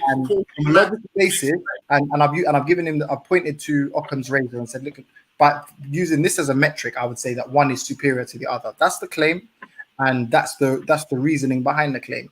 Now, man hasn't challenged it, and the challenges man has is about being a scientism. Now, I don't believe in a soul or a wormhole. I don't think either is true. I don't know either to be true, right? And I'm saying one proposition holds more of a truth value or has more of a logical value than the other, and I've given my reasoning for it. No, yeah, he's not going to respond to any of that logical reasoning. He can't define. He who, and this is a joke. he's lending on being able to accurately define a wormhole. He's saying traversable wormhole. He's saying I cannot do it. He's saying he knows that I'm wrong because he can accurately define it, but concedes he cannot define a soul. Listen to this is logic. I never see he lied. I never said that. Why This is the problem with your useless monologues. You use it to lie and you use it to insult people. I very jump in. I need you. Let him finish though. Hey, win it, let him finish, bro. So what he go and what you keep cutting him, bro. You're witness. Let him finish though, bro, man. How you do keep cutting him, cuz. Come be real, fam. You do keep cutting him. Because he keeps lying. That's why. Stop, Vel. Prepare it after, innit? If he says something that you feel like he's lying about, yeah. When he's finished, you can say he lied about this bit, he lied about that bit, blah blah blah. No.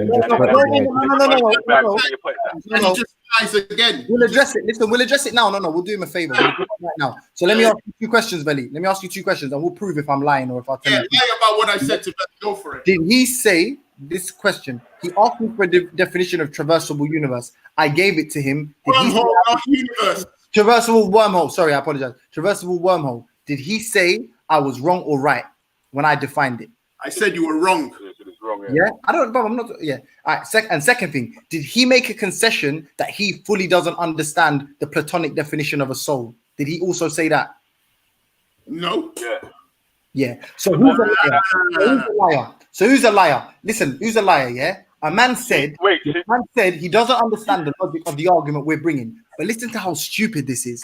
He can. You want to go into another 4-minute monologue where you continue to lie and insult. Accurately define the question, and now you want to use it to go into your monologue again.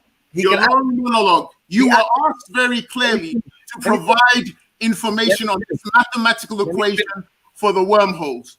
You came up with something. You were then asked to define. You were then asked to explain to me the mathematical equation that you just read out. You couldn't explain the mathematical equation that you read out to me. Yet you still believe that even though you that mathematical equation, you still believe that it's he never finished yet though, cuz. He's having his You gotta let him finish though, bro. He's not gonna finish. He's just gonna go on his monologues, lying and insulting. That's all he's gonna do. That's why he always says, "Oh, be quiet for a while," so he can go off on his 4-minute lying monologue. Let him finish his line. You gotta let him finish though, man. Let him finish his how line. can you get? You won't ever understand anything that he's saying, or be able to. He's been saying the same thing for the last 45 minutes. He did it with Orthodox More, and he tried it with me. No problem. If you man don't let him finish, then he's never going to get to the end of the sentence. What I'm saying is, quickly, it's the most simple way. I'm not a mathematician. I think I've said that. A lot of straw men, a lot of red herrings, a lot of waste time arguing about nothing. The simple fact is this. Occam's razor states, I've said it, I don't even need to explain that again. I think it's a far superior proposition to say to use one assumption instead of or in the place of multiple. And when it comes to soul, this is the man who believes in one and says he's open to the other. Yeah, this man is saying that one of them, if I mischaracterize it, he can hold me to an objective standard, i.e., a definition that he's got online that he can share his screen. That's a quote. And then on the flip side, I ask him, what is Platonism? I don't know. And I ask him, what is related to mean in the definition of soul, as in how do these things operate or interact? I'm not gonna lie, I don't completely understand it. This is from his words. So he himself, using my metric, would have conceded that his is a far more inferior. A more inferior. That is an inferior claim, and no one. And there's. This is why he's just gonna go on and on and on and repeat. Last sentence. And he doesn't understand Platonism or logic in any way that he could even refute what I'm saying. That's the joke.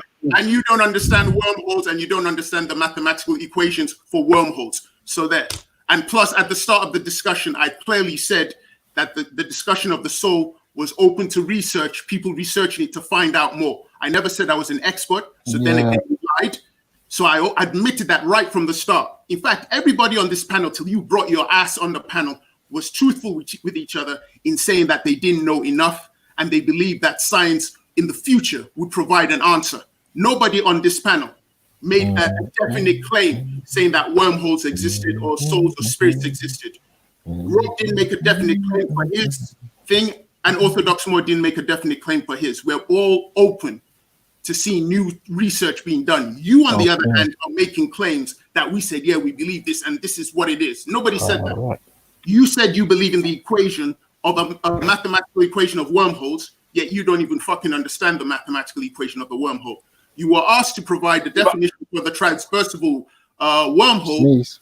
and you didn't even give a decent definition for what a traversable wormhole is. You probably looked at Google now since we've been arguing, so you'll be able to give a verbatim definition. But the point is, I accuse you of scientism. The fact that you're willing to hold within a short space of time things in high regard when you don't know Dennis, enough. are you watching Contents? Don't know. Not yet. Yeah. Not yet. Don't No. know enough. It's interesting. Man's going into metaphysics and ontology. Hang on, I haven't finished my. Yeah, let witness finish, man. Oh, My witness is talking. Bro. Yeah, I say and I say again, I accuse him of scientism. I accuse him of being a hypocrite. He's as bad as the very theists who he criticizes. He doesn't know enough about wormholes or time travel, yet he has the audacity to say that he believes the mathematical equations for it and the theoretical assumptions that some scientists are making is superior. Okay. No, but witness on that point though, yeah.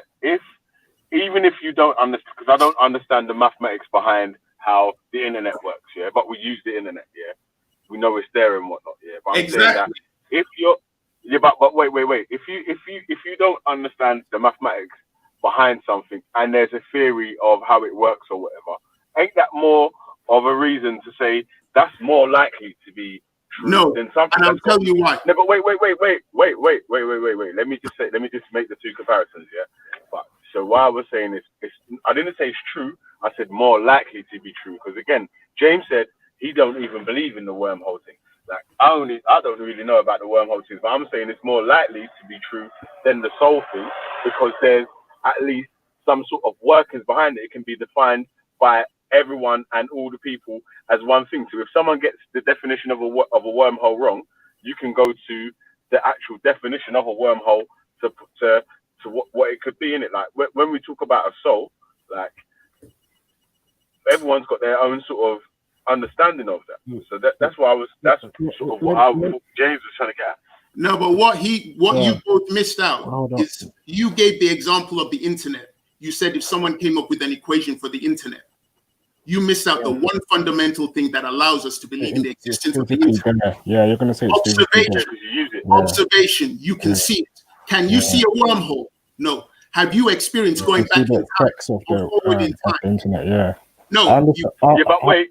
But you see with the wormhole, but wait, what it is though with the wormhole then, yeah. So if you say I was a science student, yeah, and I had an understanding on like the theory of relativity, yeah, then that's sort of where the understanding of what the wormhole is and where the wormhole could be and how it works and so would sort of come into play. Because then I would sort of be able to explain that right with what we've discovered about the universe so far, the little corner that we're in, yeah, we would not even be able to see that far out or the rest of it around. So we're not even in a corner. That's the thing. Do you know what I'm saying? That it could be just the possibility of something actually being there. That's got the possibility to be there is more likely than something that's got no sort of workings behind it. That's sort of what I was leaning towards that.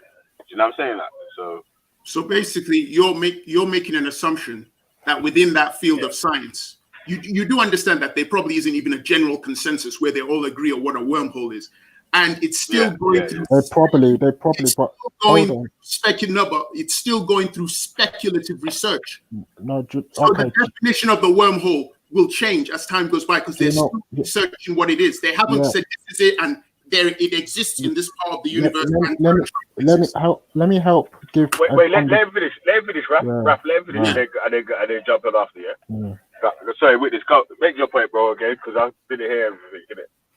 Yep. I was just saying, in regards to the wormhole, it is all speculative.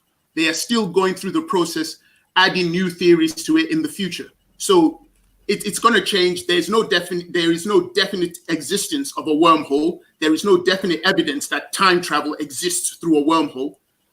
So the idea that there are scientists who want to study, and I'm like, cool, they can do that. I don't have a problem with it. I'm not going to take the piss out of them or ridicule them, because that's the kind of person I am. But if somebody's going to say, yeah, but they are warranted, and somehow their belief in time travel and their belief in jumping from one part of the universe to the other part of the universe in a split second is plausible, and is I'm like, come on, how that's like Yeah, but wait, witness. Obviously, what they say, they're not saying that it is definitely what's happening. They're saying that it's a possibility. So when they're saying that, it's a likely possibility of things that can happen. And then when the other side is saying a soul is definitely there, we just can't explain what it is. Yeah, it's like do you know what I'm saying? Like that's two different things, though, bro. Are you saying that? No. Do you understand the scientific theory? There's a strong belief that this wormhole is there and that time travel is possible. But this is where hold on, let me that is possible for wormholes to exist. Not that there's definitely a wormhole out there exactly. that is functioning. And but that's what I'm saying. That's what I'm saying about souls and spirits. I'm saying that I don't definitely know. The same part that I'm trying to make a point on, witness. That's the same part I'm trying to make a point on. The point is that they're saying that it's more likely, not that it definitely is, or if or anything is. They're saying, well, there's the equation for it to be possible, yeah. So it's more likely that this could be a possibility of wormholes existing if there is a wormhole, and this is how they will work. Do you know what I'm saying? That then with the souls, as we understand it, well, as I understand it, yeah, there's no sort of this is the possibility of what a soul is, and this is sort of how the soul works, or what the function of the soul is. Why would you say that, though? I mean, if we look at it from a religious perspective, if we look at Christians, how many tens of millions of Christians are there on the planet? They have their definition of what a soul is. If we look at the Muslims, how many billions or millions of them exist? They have their definition of what a soul is, that they're all unified on. But then when it's been tested. When it's been tested in, so people that have said they've had out-of-body experiences, and there have been experiments carried out on people that have said they've had out-of-body experiences with things that they should have seen that they didn't see, yeah, they didn't describe in the room, so they didn't have the out-of-body experience, and they didn't go to the places they said they went to, yeah. That's like, you know what I'm saying? That so that means that at least they've carried out a test. You can't whether it's possible. You can't use tests or experiment in this whole discussion, because all I have to say to you is, are there tests for wormholes? Are there experiments for time travel? No, there's not a test. Exactly. Wait. Listen to this though. Yeah, but there's not a test for whether wormholes or wormholes are there or how they're created yet. But there's an equation for the possibility of how they work. There's the other side is like there's no equation for the possibility of a soul that I've heard of, unless you can show us what that equation is. Then what the possibility of. So I understand where you're coming from. You're saying because there are numbers on a paper, an equation, that means that suddenly means that thing is possible, because there's a mathematical. No, see, you're simplifying it. Hold on. No, you're the ones bringing up the maths. Okay, yeah, we're saying that it's like not that it's possible. I'm keeping it very simple. Witness, hold on, bro. You're making it sound. Witness, hold on, bro. It's not that. I'm not saying that. No, I'm not saying that they're saying it's possible, because again, you got to listen to us, man, as well, yeah. Because like James said, he don't even believe in it, yeah. But because they're saying there's a possibility of it with workings on how it could work and whatever, then it's more plausible, yeah, more likely to be true. Did you hear what you said? You said he doesn't believe in it, but because there's something on a piece of paper, he's saying it's more plausible. How can he think that something is plausible if he doesn't believe in it? Yeah, because there's some sort of working, there's a model to show how this could possibly be true. Like with the soul thing, yeah, it's just a religious belief. Do you know what I'm saying? That that's already been falsified, that's already been proven false in a lot of the doctrine that's already been put out there. So have the wormholes been proved and time travel, have they been proven to be true? No, but the No, come scientific on, man. method No, is. come on, Wait. No, wait. It's not that. Witness. It's not the. Listen, witness. Wait, bro. Wait. And Ralph keep doing Wait, this. cuz. You keep on using words like experiment. You gotta wait, cuz. You gotta wait, cuz, yeah? Because what we're saying, yeah, is what works out, yeah, is the scientific method. So right now is then, because James is saying, or even I'm saying, yeah, when they use the scientific method to test whether things are right, wrong, or whatever, yeah, that's the best way to get the results or whatever, yeah, of the test, or of finding out whichever is true or most likely to be true or whatnot, yeah. Because that test is like the best test that we got out there. If they're going to be able to use that method to show whether something's possible or not, you can say that that's got more likely of a possibility rather than something where there's no test to ever show whether there's any possibility of it being true or not. Who told you? There are people who've conducted tests in regards to the soul. Okay. But then I want to see, this is the thing. But then you use words like, when you're talking to me about the soul, you and Raf do this, you use words like scientific method, tests, experiments to challenge the notion of the soul. But then when I ask you, what's the scientific method? What are the tests and the experiments? I'll give it to you. You quickly coming to stop me doing that. Let him finish and then I'm going to let you answer, yeah? Let him finish and then I'll let you answer, yeah? Use words like scientific method, tests, and experiments when you're attacking the idea of a soul. But then when I mention, what about the scientific method, the tests, and the experiments to prove the existence of a wormhole and to prove time travel, then you say, oh, well, you can't really say that. It's like, well, that's like double standards. Yeah. Okay. So, good evening, Uncle. Hello? Uncle, I muted you now. Hello? Good evening. Oh, sorry, I couldn't hear. Hi, Raf, how are you? I'm fine. How are you? Fine, I'm cool. Yeah. It's been a interesting discussion. I'll give you my understanding of what when it comes to this whole wormhole business. Yeah. So, from general understanding, when you talk about things like the Big Bang, yeah, what is generally understood, if you go into it, all it is that it's a mathematics equation, and from that equation, it's like they can add certain numbers into it, or they come up with other equations and see if they can deduce that equation or get to solve for that equation to get to the Big Bang or whatever. That's what they do in terms of things. So, for example, when you talk about black holes, can you guys hear me, by the way? You guys can hear me, right? Yeah, I can hear you. Okay. I can hear you. So when you talk about black holes, yeah, the equation for the black hole, they basically solved it from I think from my understanding the Big Bang theory itself, innit? So when they got that concept now, obviously they don't have the technology at that point to be able to find a big hole, a black hole in it. And eventually, you hear people saying today, yeah, they've seen what could be a possibility of a black hole somewhere around a certain area of the universe, in it.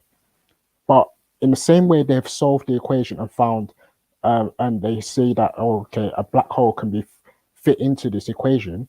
They've also solved and said that there's something called a white hole, and this white hole knows nowhere they have seen any physical evidence for it existing. The only thing they can see, they can do is from the equation solve that. Yes, if you have a black hole that sucks up everything, you can also get a white hole or something that spits it out and whatnot.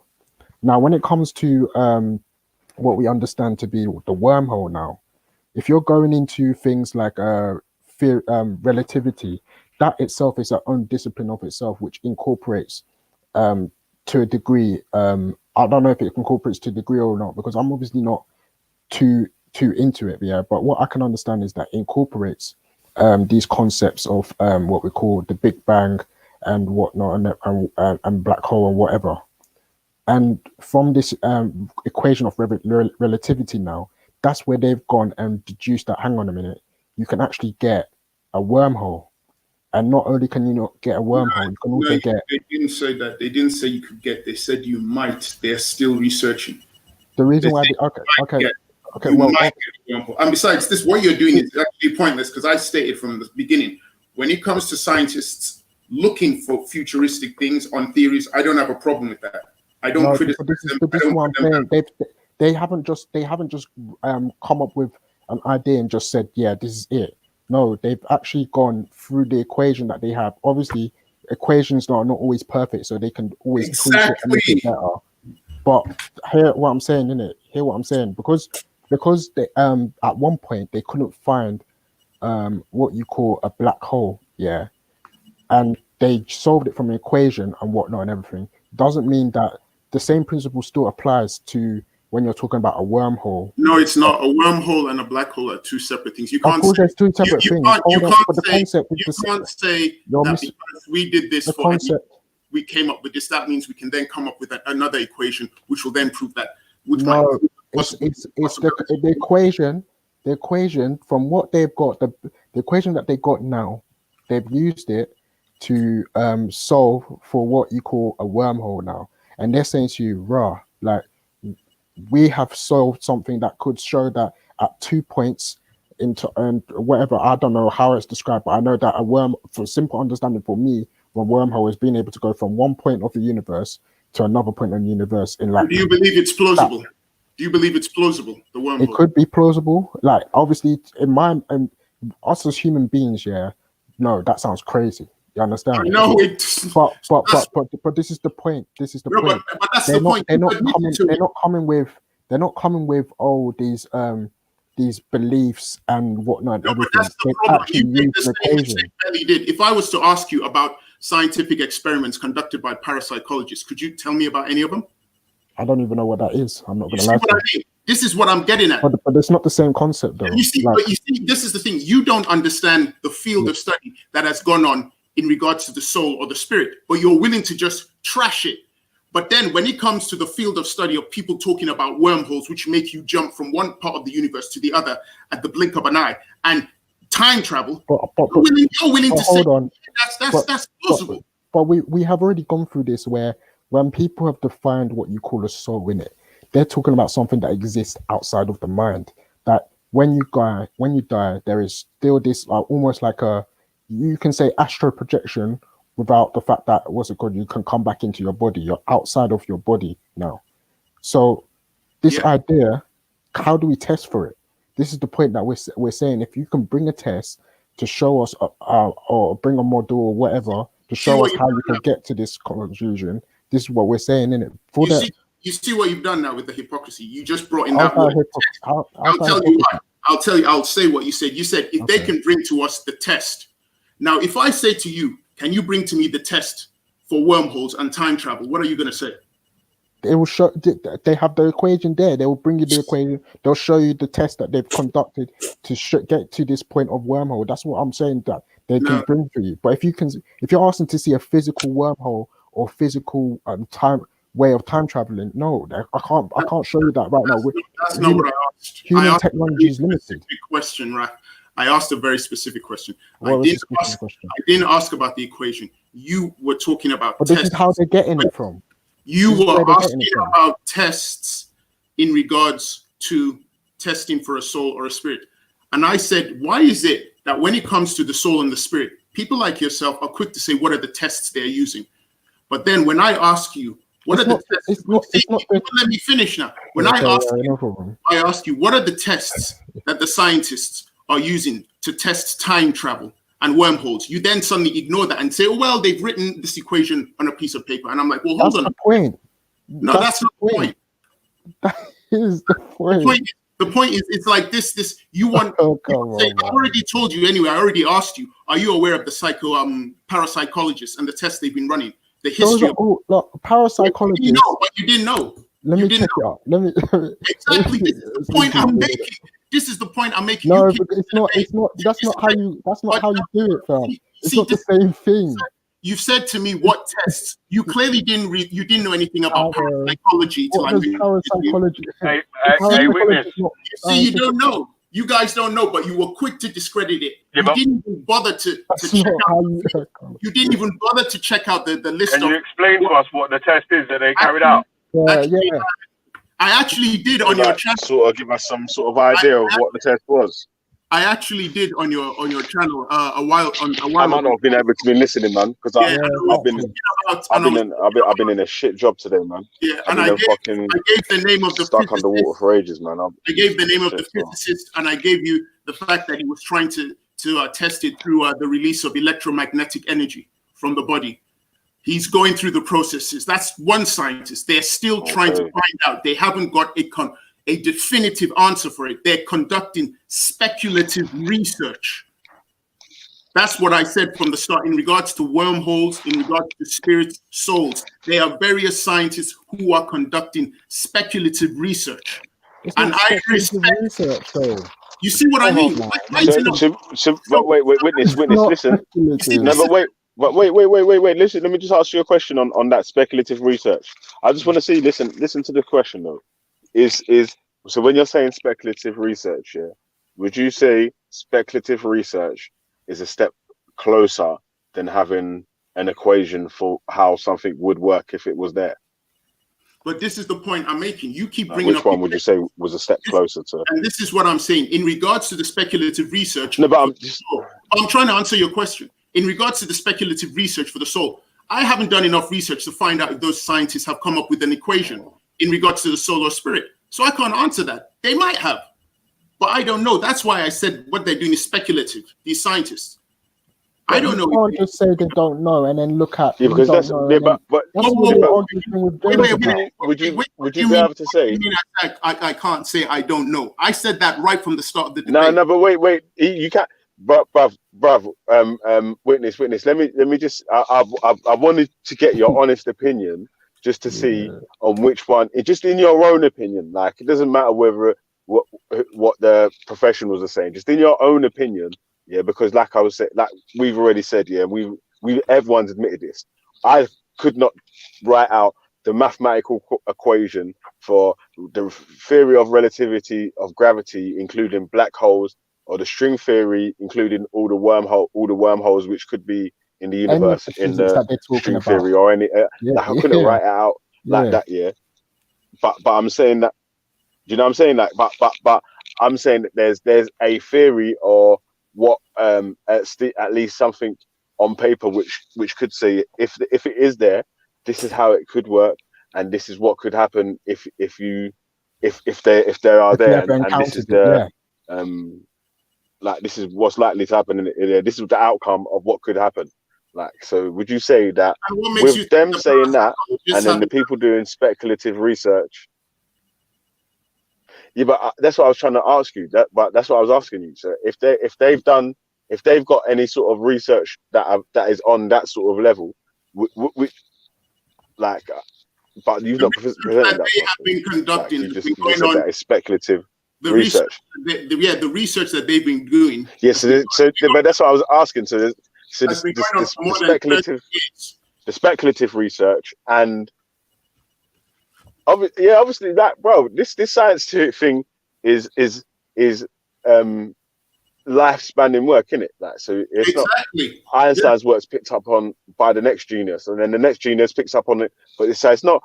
Obviously, there might be answers to questions which people couldn't answer 20 years ago, which get answered in the next 1,000 years or something. Yeah, you know what I'm saying? Like, so I understand that.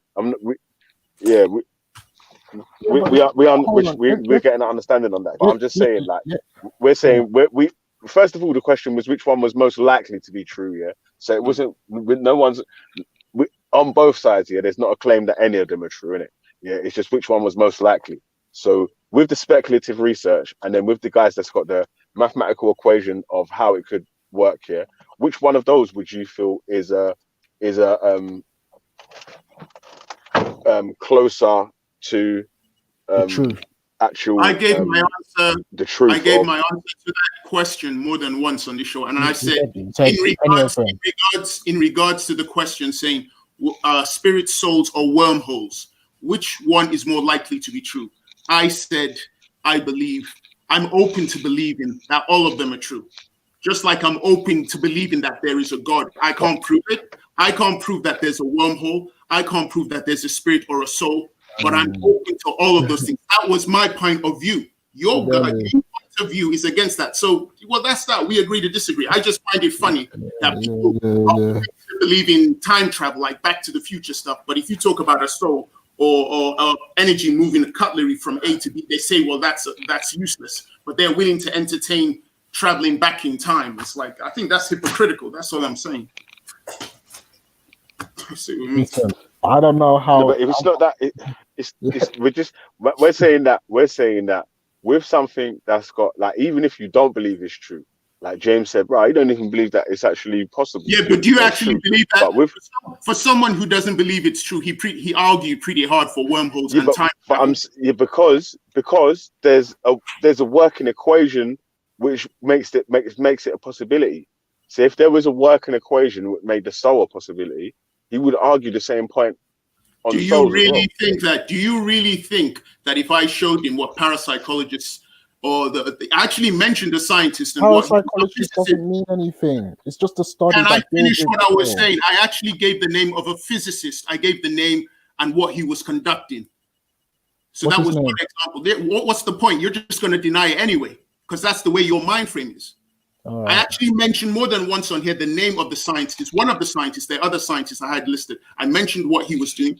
I gave a basic example of the test he was conducting and the history of what he was trying to do. I gave that, but that didn't matter. You all said, oh, well, yeah, that's nonsense. But then if I ask you, can you give me the name of the scientist who's conducting time travel experiments? You both say, oh, no, well, we just have an equation on a piece of paper, which makes it plausible. But then you ask me to give you experiments and scientists. This is sophistry, man. Yeah, that's exactly. right. You know why that's wrong, though? You know why that's wrong, though? Because witness. Wait. No, it's not though. It's not though, because if you has the whole universe been discovered now? So do we know exactly where every part and every crevice of the universe looks like? No. So that's why they're saying that with the possibility of something that has not been found yet in the universe being out there, it's likely, not that it's true, not that it is definitely there.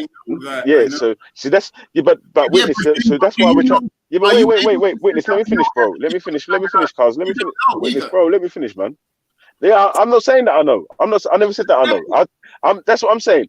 Basically, yeah, I've never said that I know, and James has even said that, bro. He said he don't believe it. He just said that because there's a mathematical equation, or because there's some sort of something which could prove that it could be likely, there's more likely possibility of that rather than something with no sort of possibility, evidence, or equation or something to it. Well, unless someone else is gonna.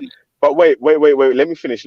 Yeah. So unless someone else is going to bring some sort of, like you've showed us about the two scientists that have done whatever test or whatever.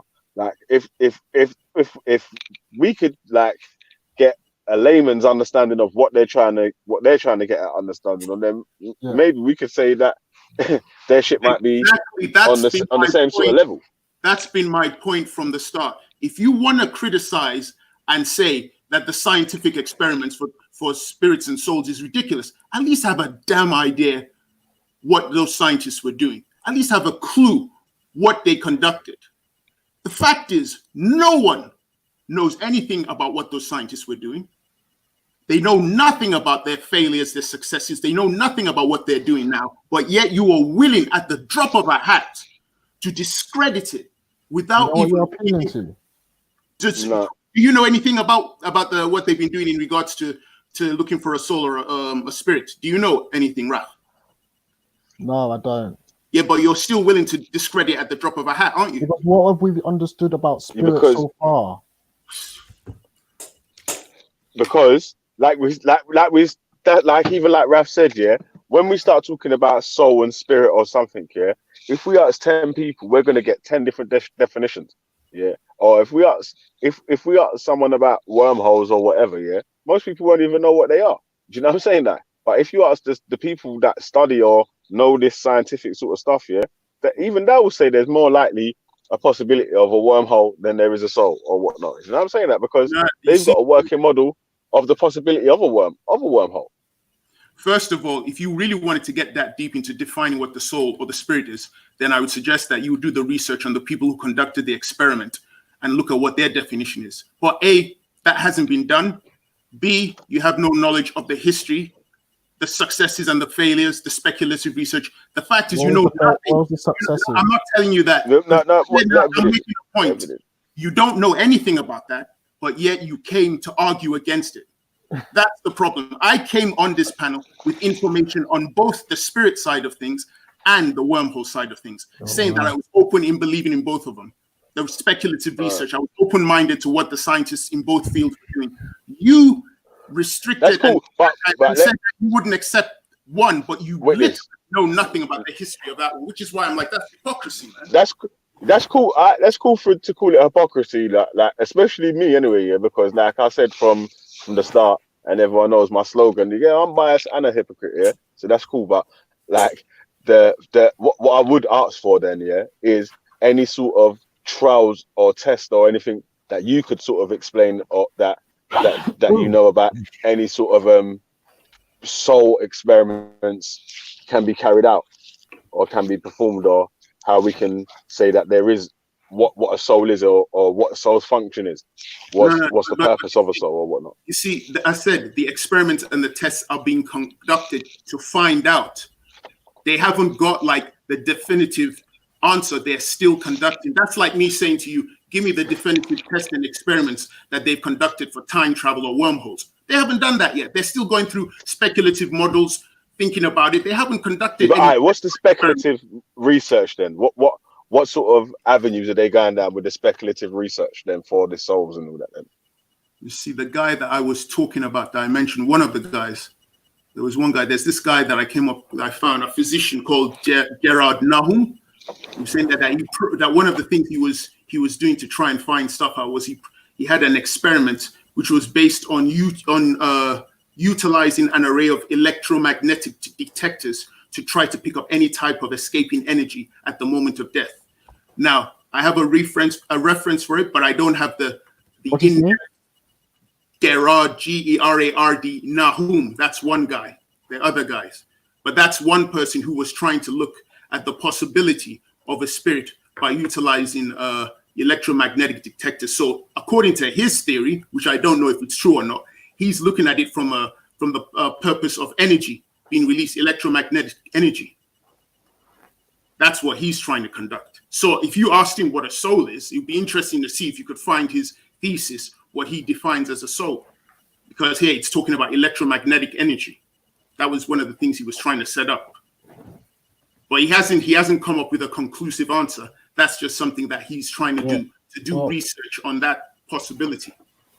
And I'm saying, yeah, he can do that. I'm not going to walk up to him and say, boy, Gerard, you're a dickhead for trying that. I'm saying, yeah, you want to try that. No one's saying that either. Yeah, but I didn't say anybody's saying that. I clearly stated that I am open to all forms of research. So are we saying that no one is? And you are saying that you are not open to the researches of the soul and spirit. You're saying that it's not. No, you're not open to the fact that we will conclude that a soul is just as probable as a wormhole. That's what you're trying to say. No. What I'm saying is, yes, you are. What I'm saying is, when scientists want to look for those things, I'm saying go for it. I'm not going to say to them, well, it's much more plausible that we'll have a wormhole. And I'm saying the same thing too. No, you're not. The question clearly was, is it more likely to be true? Which one of those are more likely to be true? And I'm saying that I'm not saying that believing that all of them are true. Sorry? I'm saying that I am open to believing that all of those things, spirit, souls, or wormholes, I'm open to believing that they're true. And I'm open to believing that. I'm open to saying that wormhole is true, but not the soul. I'm not saying that no one should research into it. Come on, man. That's not what I said. But even that's not what I said. The question is, the question is which is most likely to be true. So, like with what we've got so far, No, but wait, witness, wait. With what we've got so far, no, sorry. With what we've got so far, though, with what we've got so far, which one would you say is more likely to be true? I Not said, that which one I is always said again. all three. Yeah. I said all three. No problem. That's it. Okay. And that's what I said from the start. Now, the question is to find out why the both of you are willing to believe that wormholes and time travel Because we're giving you the evidence Yeah, for the fact yeah, that but wormholes don't necessarily. This is where the confusion is. You deliberately not a don't let me finish confusion. the question. I asked you, why don't you believe that the spirit or the soul is plausible when you haven't done any form of research to find out what has been done to look into it? How can you reject it when you haven't done any research? And you admitted you hadn't.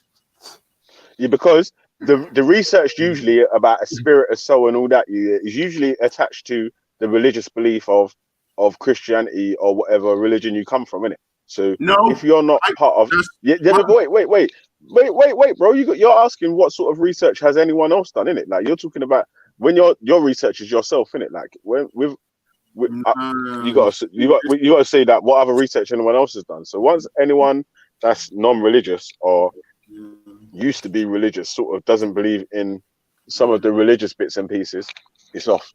Yeah. See, why did you bring religion into it? I gave you an example. Wait. Let me finish. Witness. Let me finish, and you understand. Yeah.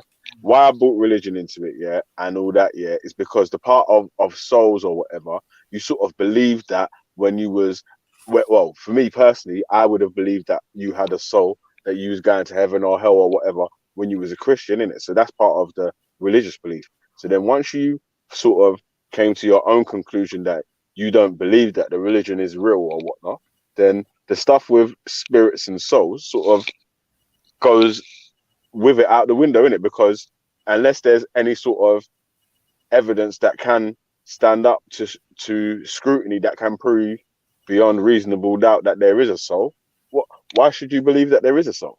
Why would you bring up religion? I clearly gave the because you said that was being conducted. I literally just said to you why I brought up religion. Yeah, I literally just said to you why I brought up religion. Come from a religious perspective. I gave you a physician. Yeah, but I literally just said to you why I brought up religion, though. Because you asked, yeah, you just said, listen, witness. You just said, yeah, that we've done no research or whatever into any sort of spirits or soul or whatever, any sort of test done or whatever. No, but you were saying.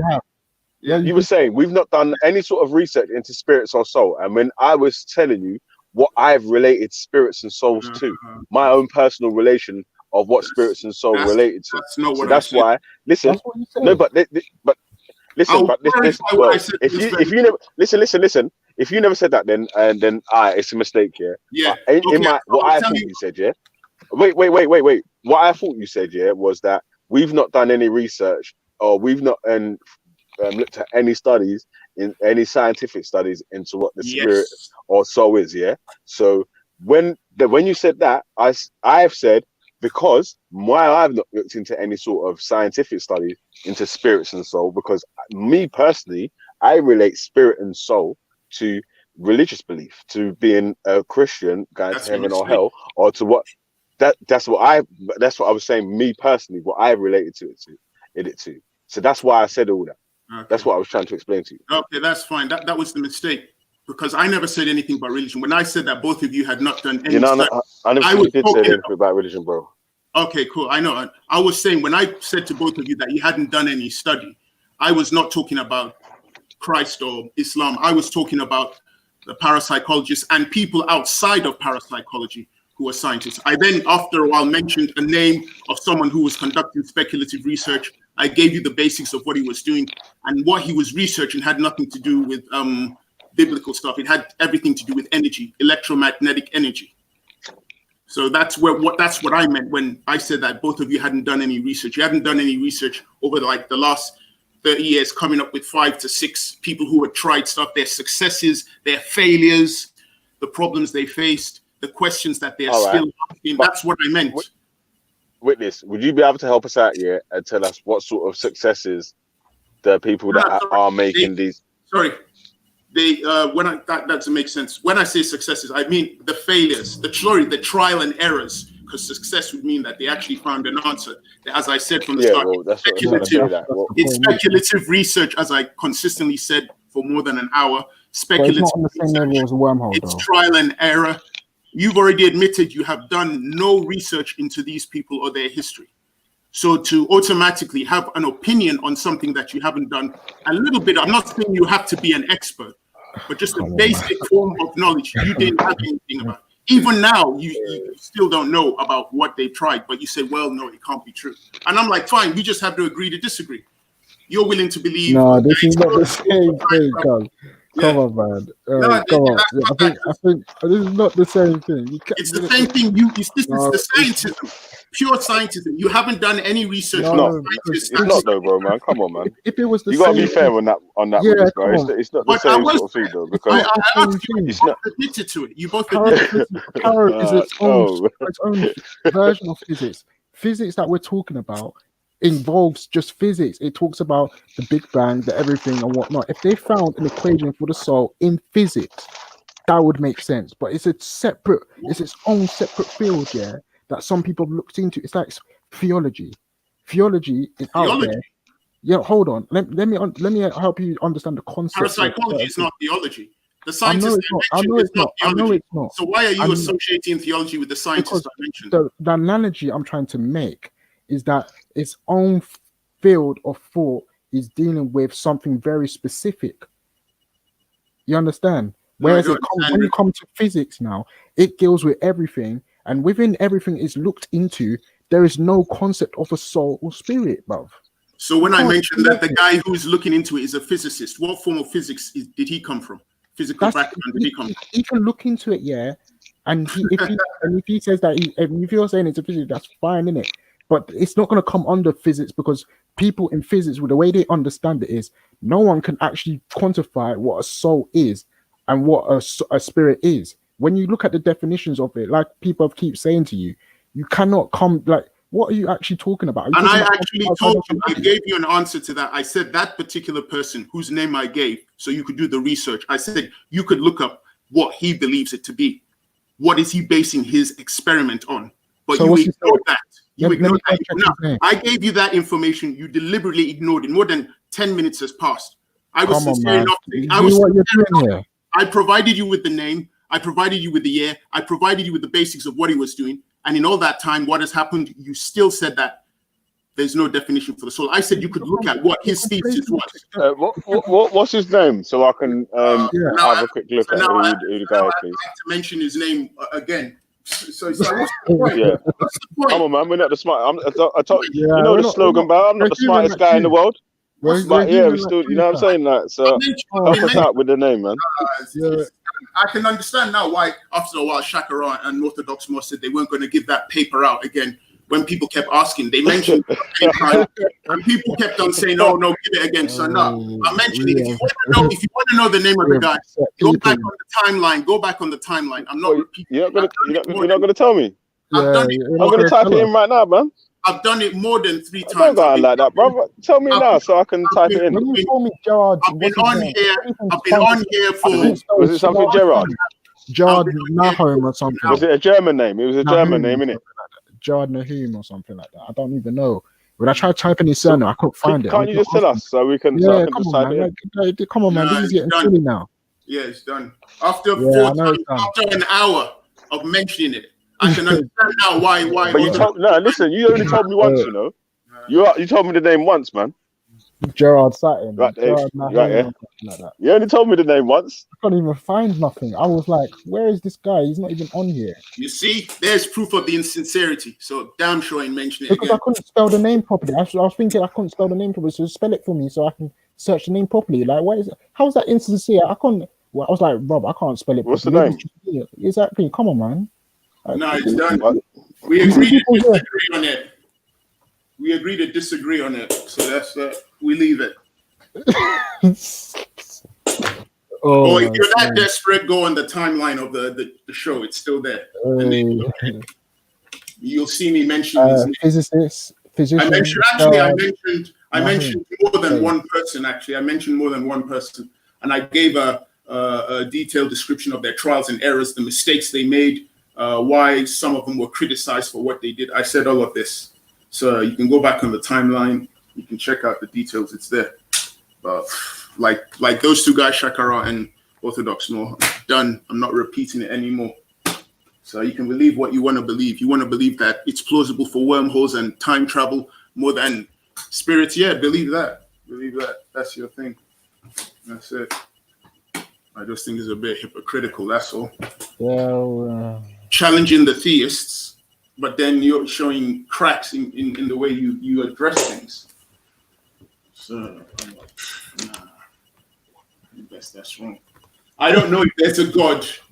What I will never say to a theist is there is no God. I don't know. Because I'm open to. But I say the same thing. I'm open. I say the same thing. Yeah, I'm not talking to you. I'm just giving a speech. Yeah, but you can't do that, fam. You can't say that we're being insincere, and then I say the same thing as. What you believe in a God? You believe in a God? No, I don't believe in one. Okay, so what do you mean you say the same thing? That's not what I said. And knowing it's not the same thing. Witness, what's the what was the guy's name? Gerard what? Nahum. I found it. I found him. Come on, man. Like, help us out, man. We're trying to do the research as well, so we can at least look into it. I'll send you the information, Javedi, in the back chat. You got it already, yeah? Yeah, I found it.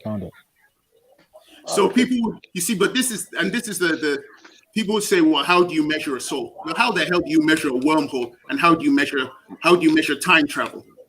But none of the science, the followers of science, measure it because you can't even measure certain. You can't even measure certain things as well that we know exist as well. Like sometimes I think it's dark energy or dark matter. One of them, innit? You can't even or even antimatter. We can't even physically properly measure it, but we know it exists because of the fact that in the equation that we've looked in, this is what can come from it, and this is what can come from it. I don't know. It's one of those concepts, but there's one of them that we can't measure properly, but we know it's there because of the fact that this equation should get deduced that.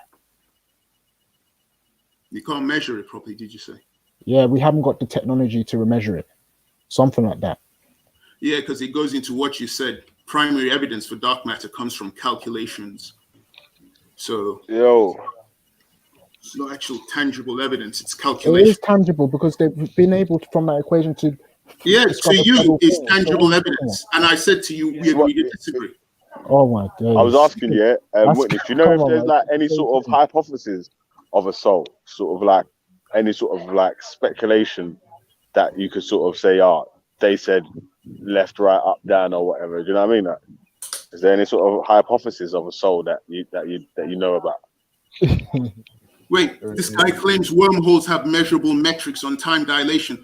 Come on the panel and show us these measurable metrics for time travel and wormholes. I'm waiting. Who's that?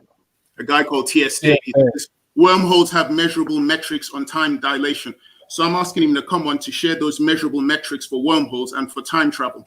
Because that's a little bit more than me, man. So, exactly. That's what I mean, right? Hey, TJ Steve, jump on, man. Has them not done a runner? We haven't done a runner. Who's done a runner? What do you call it? Mr. Logic. Yeah, he's Jimbo. Yeah, man. Jimbo's done his shift, man. You get me? Jimbo does the morning shift. Sometimes I do the evening shift. He was complaining for a bit. Logic just likes to come and cause trouble. Yeah, man. That's logical, isn't it, man? Like, but at least with these guys, I don't have a problem with people like Raph because of he's an atheist. So I don't have any problem with the questions that he might say in regards Raph's to not an atheist. Oh, Raph's not an atheist. Yes, I am. No, you're not. Yes, I am. I bet if I spill blood on you, you call God's name out. You sound like Beefy and Mackie. Stop chilling with him, man. Stop chilling with Beefy and Mackie. Don't lie. This guy's using cultural if I spill blood, you say, God save me. I'll probably call out my mum. Nice. You ain't calling mum. I'll call out my mum. In God's name. Are you going to say, shit, Jesus? Yeah, definitely. I bet you still call him out if you got a blood spilled. Nah, mate. I call my name out. My name out. Sure. I say, Terry Riggs. You got to be like the Hulk. Uncle Terry's a troll. Putting that troll shifts today, boy. No, you know what it is. I like debates, but when people are debating and over arguing and taking it to characteristics, it gets stupid. Like what? Hey, witness, do you accept this? Yeah, that like Reanimator said, wormholes and traveling through wormholes. Are that's two different things, isn't it? So a wormhole could exist without you knowing if you could travel through them, innit? Wormholes are traveling. What? Sorry, I didn't hear you. Wormholes and traversing wormholes, like traveling through wormholes, is that two different things, sort of thing, isn't it? Like, so that like, traveling through wormholes and it can still be observing it, and then being a wormhole, like that's two different things, isn't it? Like. Yeah, so what? I'm like another speculation on top of the hook. Yeah, there's speculations. That's all I'm saying. I'm not saying they exist or they don't exist. I'm saying there's speculation which they're still looking into. So I don't understand. No, but it's like there's. But why I'm keeps why? Wait. One sec. Yeah, but why? I'll tell you what I listen. mean. When I say speculation, do you know for a fact that a wormhole or time travel exists? Raf, do you know for a fact? No, you don't know. You don't know for a fact that a wormhole. No, not you, Valley. Not you. You've answered. I know your point of view, Valley. I'm asking you, Raf. Do you know? I don't know that for a fact. Time travel exists? Okay. So I don't know that for a fact. But let's not equate it to the fact that it's like the argument for the spirit or soul, brother. But do you understand? Do you understand the hypocrisy? You're willing to say that it's plausible for somebody to get into some kind of machine or get into some kind of something and travel back in time. Anything. Hey, listen, I've got the parents, man, and all that. Yeah, so I'm gonna be on mute for a piece. Yeah. Yeah, I'm glad you brought on. Like, I'm not gonna be able to answer no questions for a minute. Yeah, cause I need to talk to the family for a piece and all them things. Yeah, man. Yeah, so I'll be back in a bit though. Yeah, but I'll be on mute, man. So if anyone jumps on, they can take my space still. But yeah, big up Rob, old tight, old tight, Mr. Riggs, old tight Witness, old tight Herman Shelley in the building. You go, yeah. All right, yeah, man. So yeah, let's go, man. What's going on? Yeah, Witness, go on. No, I'm just saying that if somebody's willing to believe in the possibility of time travel and willing to believe in the possibility of a wormhole which allows you to go from one part of the universe to the other in an incredibly short space of time. I'm just trying to understand how they can be. It isn't just a belief, brother. No, it's based on it's based on an equation. There is no definitive evidence for it. It's an equation, research which is still going on. Yeah. The equation that they have used to derive for general relativity is where they're getting the idea of exactly what a wormhole and the idea time traveling is. So from that's where they're saying if the general relativity equation is fully right, there is a possibility that it could be wrong, but not wrong in the sense that it's all wrong. It's the fact that it needs to be tweaked to be better. Then maybe the wormhole can't fit into it. But if you're looking for a physical wormhole, you won't be able to find it because we don't have the technology to see it. Exactly. But the technology to see it doesn't mean it doesn't exist. Exactly. So there's a couple of things. Exactly. That's the point. You never understood my point. Okay, no problem. Yeah. Yeah. So I guess there's a couple of things to say because Witness is asking some good questions. How is it that, or why is it that we accept that wormholes or time travel is possible, or that it's more seriously looked into than souls? And I think a couple of things to say. One is that general relativity allows for this or predicts these things.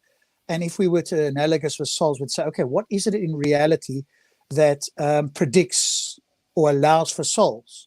And I think there one would need some sort of predictions about what a soul or spirit is and what predictions can be made. So, for example, with general relativity, right? Before we could observe the universe the way we did, Einstein predicted what was called gravitational lensing.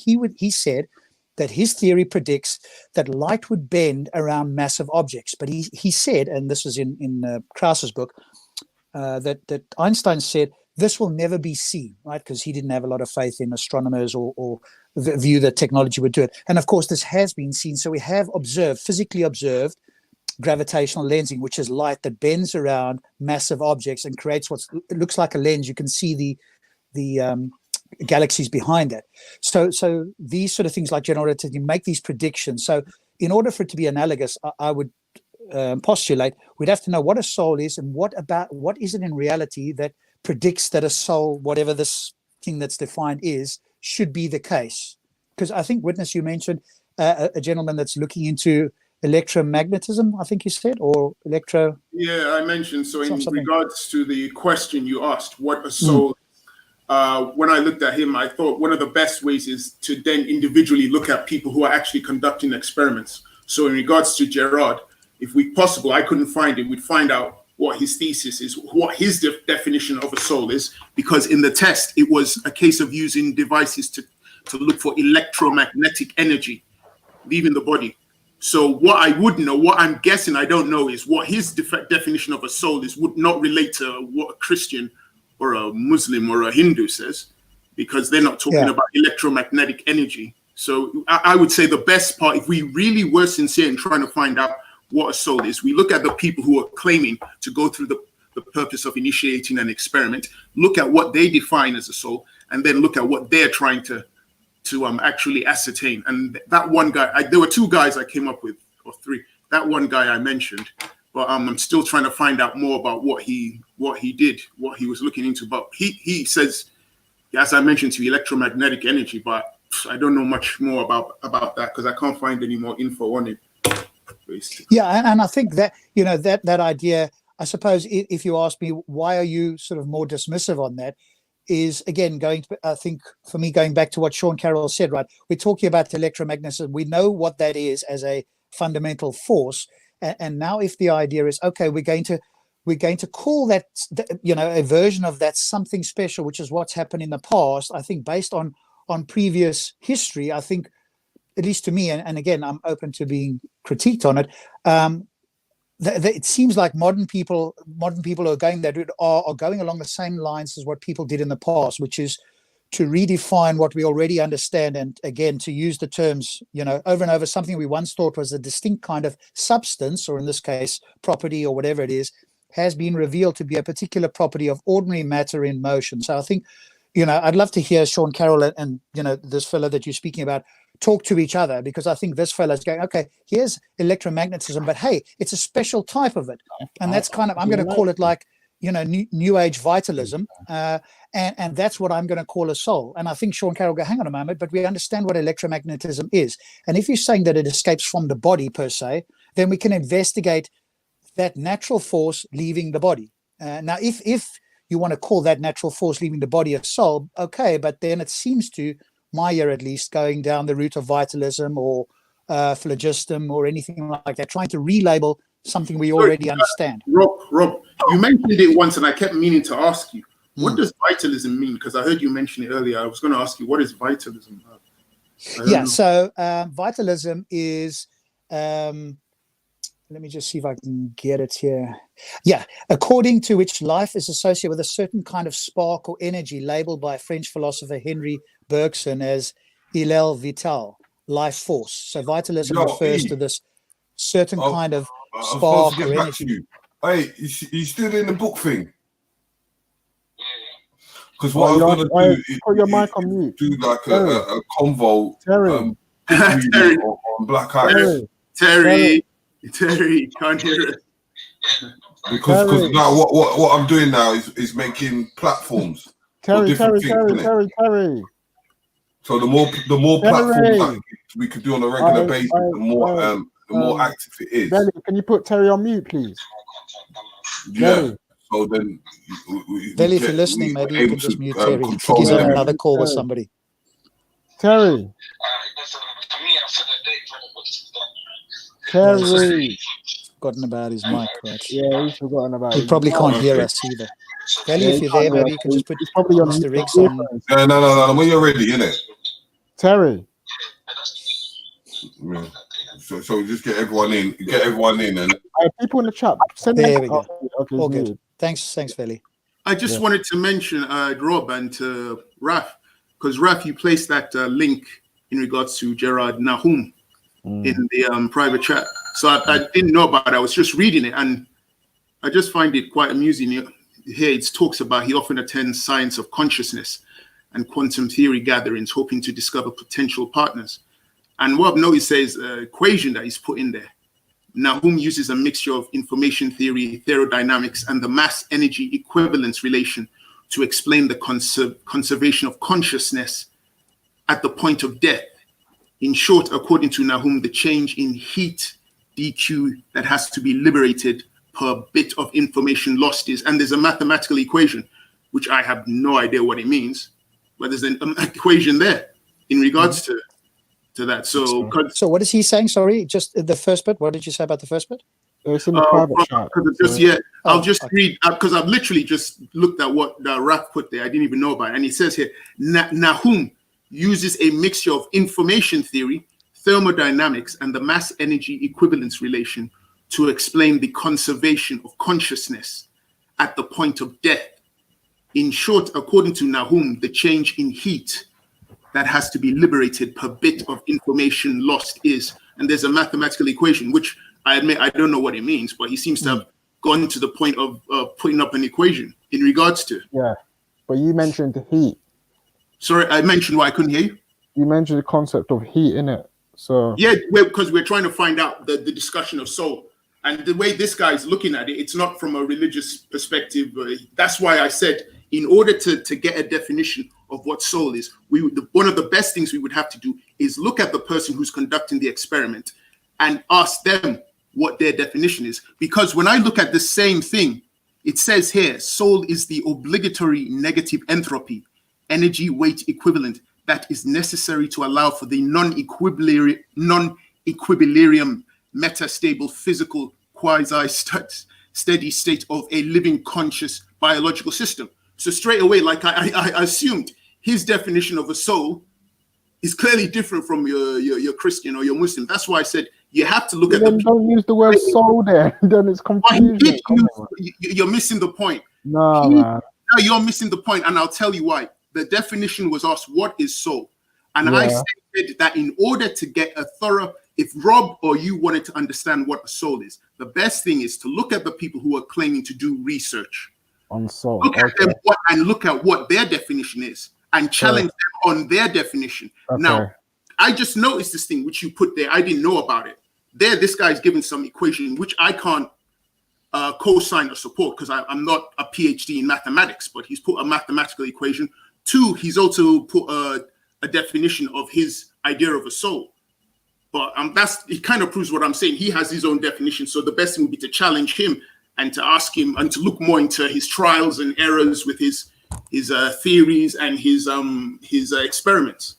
This guy. So I think that what I noticed there, and again, tell me what you think. What I noticed there is somebody who's going, I want to find a soul. I don't know what a soul is, but let me look around the world and see if I can put together something that maybe hasn't been explained already or has an interesting explanation potentially, and I'm going to label it. If somebody came along and said, hey, here's what I think a soul is, here's the predictions that this makes, and here's how we can see whether it exists or not, that to me seems to be more of the scientific method, whereas, and I could be wrong, but as I'm hearing what you're saying is, hey, I've got the soul conclusion. Now let me look around to see what I can put together to see if I can formulate an argument for my predetermined conclusion. No, and I think that's the opposite way. We had this discussion earlier. This guy, from what I'm reading, I mean, I need to read more of this, but I can't see any religious bias. I just see he's a chemical engineer. He's just doing it from a scientific perspective, because so far that definition that he's given for the soul, I can't see any similarities with it and any of the religions. I can't see. I mean, I need to. No, I agree. It might not be religious in any way, so he might have some other concept of it, but he's starting with a concept which he doesn't really or may not define, and then he's putting together things that he wants to label under that conceptual label. And it seems to me somebody would come along, so I might come along and I say, hey, what I mean by a soul is something that is inherent in a soul stone. Well, what's a soul stone? Well, that's one of the 6 stones that harnesses the energy of the universe. And the way you can determine that is this soul stone will have mass. When it's found, or when we can look out at the universe, it will project a certain wavelength, and we'll be able to pinpoint this. And if we can get hold of it, we will be able to do X, Y, and Z, and that would show this is a special energy that has and what we call a soul stone. Now, if you've seen the Avengers, you know that there are 6 soul stones. So I've given like almost a prediction ahead of time about what this would be and how we could find it. And then either I'd be proved right or I'd be proved wrong. Either we find a soul stone and it has these predictions, or we don't. But that's the thing, right? And you pointed to it. This guy is giving his definition. The religious people give theirs. And by the way, just as a side note, maybe a point of maybe just a light-hearted note. Somebody put in the chat there. Listen to this again. This is their definition, right? And quote. And they ask you about the soul. Say, the soul is of the affair of my Lord, and mankind have not been given of knowledge except a little.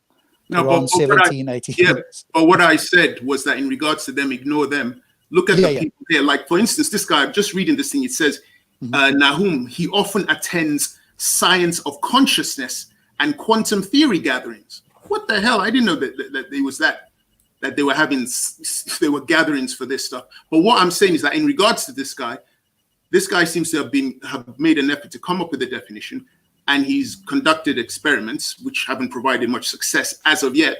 And he's even come up with a mathematical equation. And when I scroll down even more, there are even more equations, which they might as well be like in a foreign language. I don't fully understand them, but there's a whole mathematical, scientific thing that's going on with this chemical engineer in regards to it. It's not like he's sitting down, reading a book, and then coming up with some kind of metaphysical belief system. And I'd like to look more into the references of this, because it says he attends science of consciousness gathering and quantum theory gatherings. So there would be more people who are also involved in this type of stuff. I mean, there's a whole bunch of books down there in the references section. Some of them are his books. Quantum theory isn't just like, they're not there talking about the quantum theory goes into like, I don't know the discipline very well, but it goes into like subatomic, like something like almost like string theory comes into it a little bit. I don't know if that's entirely I understand. I don't know either, which is why I said I'd like to get more information. I'm saying that it has not. It's not personally. It's not a field that is based on trying to discover whether or not there's a soul. It's just the fact that he goes to a group where scientists go, and those scientists there talk about to do with quantum theory, and quantum theory's got nothing to do with. No, but you missed that. Why did you edit out the first part? He said he often attends science of consciousness and quantum theory gathering. So fine, he could be doing this. So fine, he could be doing this quantum theory gathering, which is completely separate. But this science of consciousness, I said I want to know more. What are they doing? Okay. That's what I'm saying. Oh, okay. If that's what you were talking about, fine. But when you mentioned quantum theory, I was just trying to tell you that quantum theory has nothing really to do with going into souls and whatnot. I don't know. I can't make that call. I'm not a scientist. I'll tell you that that's true. I'm not on the level. What I do know is this information on this guy. I had a little bit, but this information is a hell of a lot more. So it's a lot more thorough, and there are a lot more references in regards to his equations. Maybe there's. Sorry, Terry. Which guy is this again? The scientist I mentioned, Gerard Nahum, Raf and Veli did some research on him. They put a link for him in the chat, and I'm reading it. And this guy's coming up with equations in regards to his search for the soul. He's come up with the definition for the soul, which has nothing to do with religion. And it would be good to know. I'm glad I got this. I'm going to read this some more. Check up that Dr. Yibo. Yeah, Dr. Yibo is the guy who works with what's his name, Professor Kaba Hewapa Kamene, right? He does the whole Grand Unified Theorem. Yeah. Yeah, but I think there's a difference between consciousness. I think there is a science of consciousness, i.e. neurobiology, etc. But I think we've got to be careful not to conflate consciousness with something that's called a soul, which we can't define, right? I think people are much more clear on what consciousness is and what predictions we can make and how we can study that, as opposed to something because most people don't. Well, some people think that consciousness is a soul, which I think obviously makes the word soul superfluous. But if you think it's more than consciousness, then you've got a lot of work ahead of you just to define what it is before we can go anywhere. So I'm totally in agreement that there's quite a science of consciousness, but I don't think that that's got anything to do with the soul, unless you think the soul and consciousness are synonymous, in which case let's just use the word consciousness, because soul doesn't help us there. But presumably most people think that there's something more to a soul or a spirit than just pure consciousness. And The that part consciousness- isn't scientific as far as I can tell. The consciousness would be the part of problem the soul. is- From what I recall, consciousness would be part of the soul, wouldn't it? Well, I don't know. I'm just saying. Just looking at what this guy's, what he's actually proposing and what he's trying to. Okay. I don't think the soul can exist without the body. Yeah, but what is the soul? Sorry, sorry.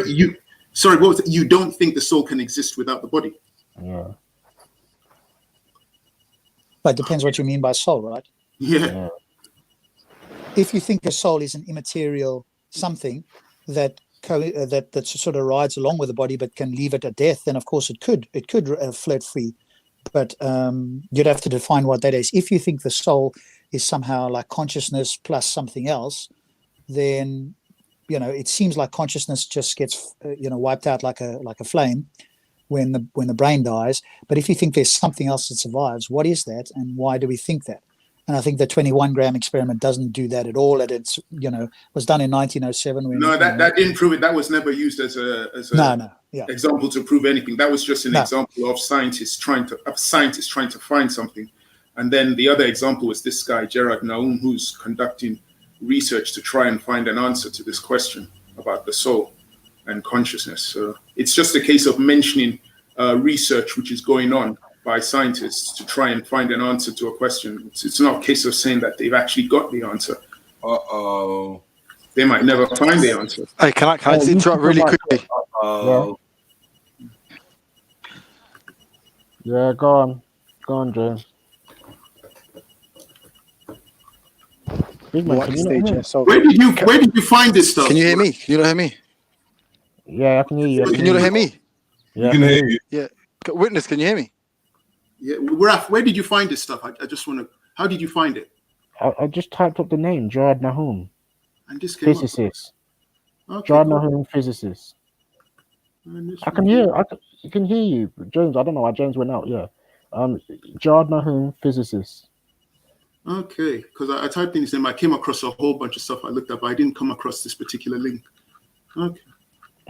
Thanks for putting it in the chat. Anyway, found it. Yeah. Very useful. Very useful. Yeah. Sorry. Yeah.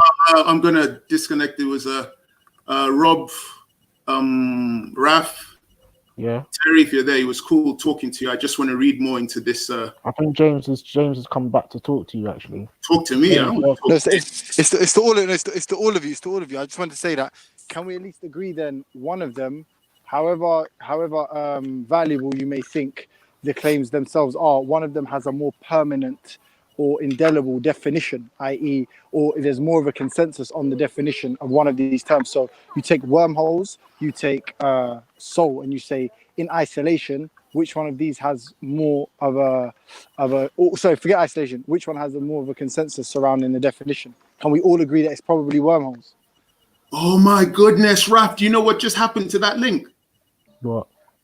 It suddenly just dissipated and said this website is currently undergoing maintenance. Oh, bollocks! I was going to disconnect to read it.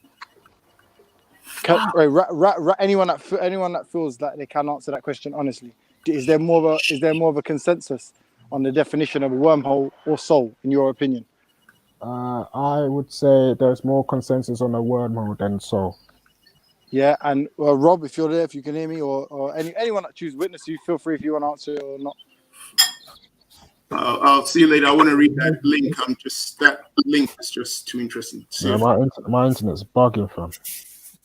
Yeah. Yeah. All right. Cool. Well, that's where because I've been listening to you lot go back and forth for a bit, but that's where anyone that wants to make any kind of value judgment on which proposition is more valuable or has a superior value or truth value, that's where you should begin. Which one has a more agreed upon definition, and then you can move on there to verify the logic. I heard you use Occam's razor in it, and yeah, to an extent, Occam's razor. The definition, I think, the definition goes the simplest explanation is probably the The truth. one with the least assumptions in it, and obviously when you can't even agree upon a definition, that should be the basis for ruling out one as having an equal value. Because if the claim is being made that there is an equal value between wormholes and thing, even if both of them are untrue, completely untrue statements, the fact that one doesn't even have a definition that is agreed upon across the board, or the definition that's being proposed isn't even fully understood by the claimant, then I think it's fair to say that you don't even have a leg to stand on and making any kind of relative judgment. Yeah, well, You can't even define the term.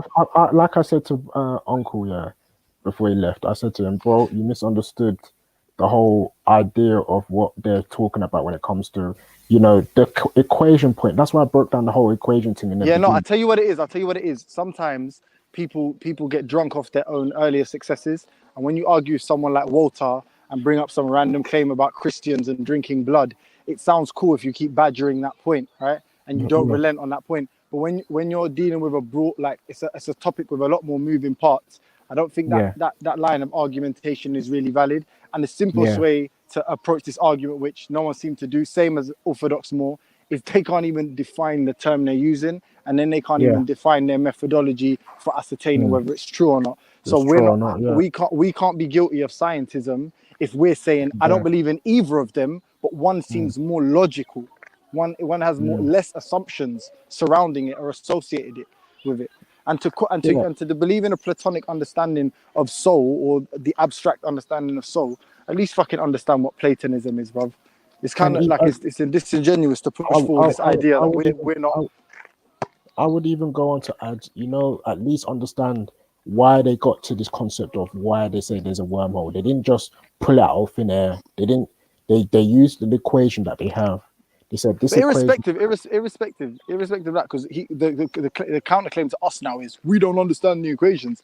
But it's like, fine, but you don't even understand what the Yeah, end but goal. that's You've fair got enough. method. You've We're got not- method. No, we're but you've just got telling you what they methodology. said. But you've got methodology without hypothesis or a conclusion. How fucking retarded is that? There's no hypothesis and there's no conclusion. You don't know what you're looking for, and you don't know what you would have found. Yeah. Anyway, listen, man. I'm actually gonna die. I need my eye wallet, but witness, man. I wish you stay. I wish you stay clear. I wish you approached it with a good argument, man. This is just random Saint Januarius remixed into cosmology. It's stupid. It's very stupid. All right, cool. Anyway, I'm out in a bit, Yeah, Mr.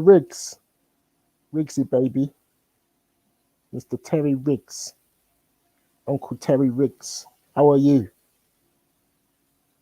I wanted to talk about the Dr. Oyibo. Oyibo. Not Oyibo. Oyibo. So no one wants to answer me on the panel now. All right.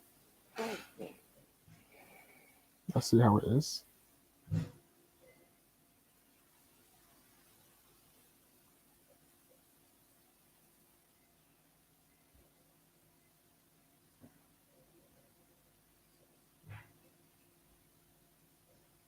So wormholes are more likely then, yeah? Of course, bruv. What are you talking about, family? Come on. Look. It's all, but Veli, you understood my point, innit? Oh, Veli's not there still. Say that again. You understood my point, innit? Your point. My point obviously being that with the equation, they've used the equation so far to get to the idea of what inflation, a big bang is. They've used the same equation to get the big hole. And from this equation, this is what they've used to work out what general relativity is. And this equation now has led to them saying that there could be a wormhole. That's my point, innit? Yeah. So when someone's coming and saying that they're just coming up with speculative research, not speculative because they've used the method so far to get certain things. And Hold on, you keep cutting it's out. more likely, and then here's the use for it. Then You keep cutting out, and then yeah, with the spirit, there's no use for it, man. Yeah, like What's the spirit? What does the spirit do? I don't know. I like I would. How can it be something that I mean? Let's say he's saying that we should read the research. I will go. I mean, I don't have the time to because I got stuff to do as well. But like, it's just. I don't know, man. I don't know. I don't know, man. Yeah. Spirit. If you read the link that I sent to in the back chat, Belly, it goes to you what yeah. Yeah, it's in the back chat. Yeah, if you go to it, it says to you what a soul is, what he defines soul to be. Actually, you know what? I'll read it out for people here. What he defines soul is. Soul is the obligatory negative entropy, i.e., energy divided by weight equivalent, that is necessary to allow the non-equilibrium, metastable, physical, quasi-steady state of living / conscious biological system. Where's that from? Let me put the link in the chat again for you. It's by a guy called Gerard Nahum. Let me put that link in the chat. Here you go. Here you go. It's there. Interesting. Yeah, I've never heard it expressed that way before.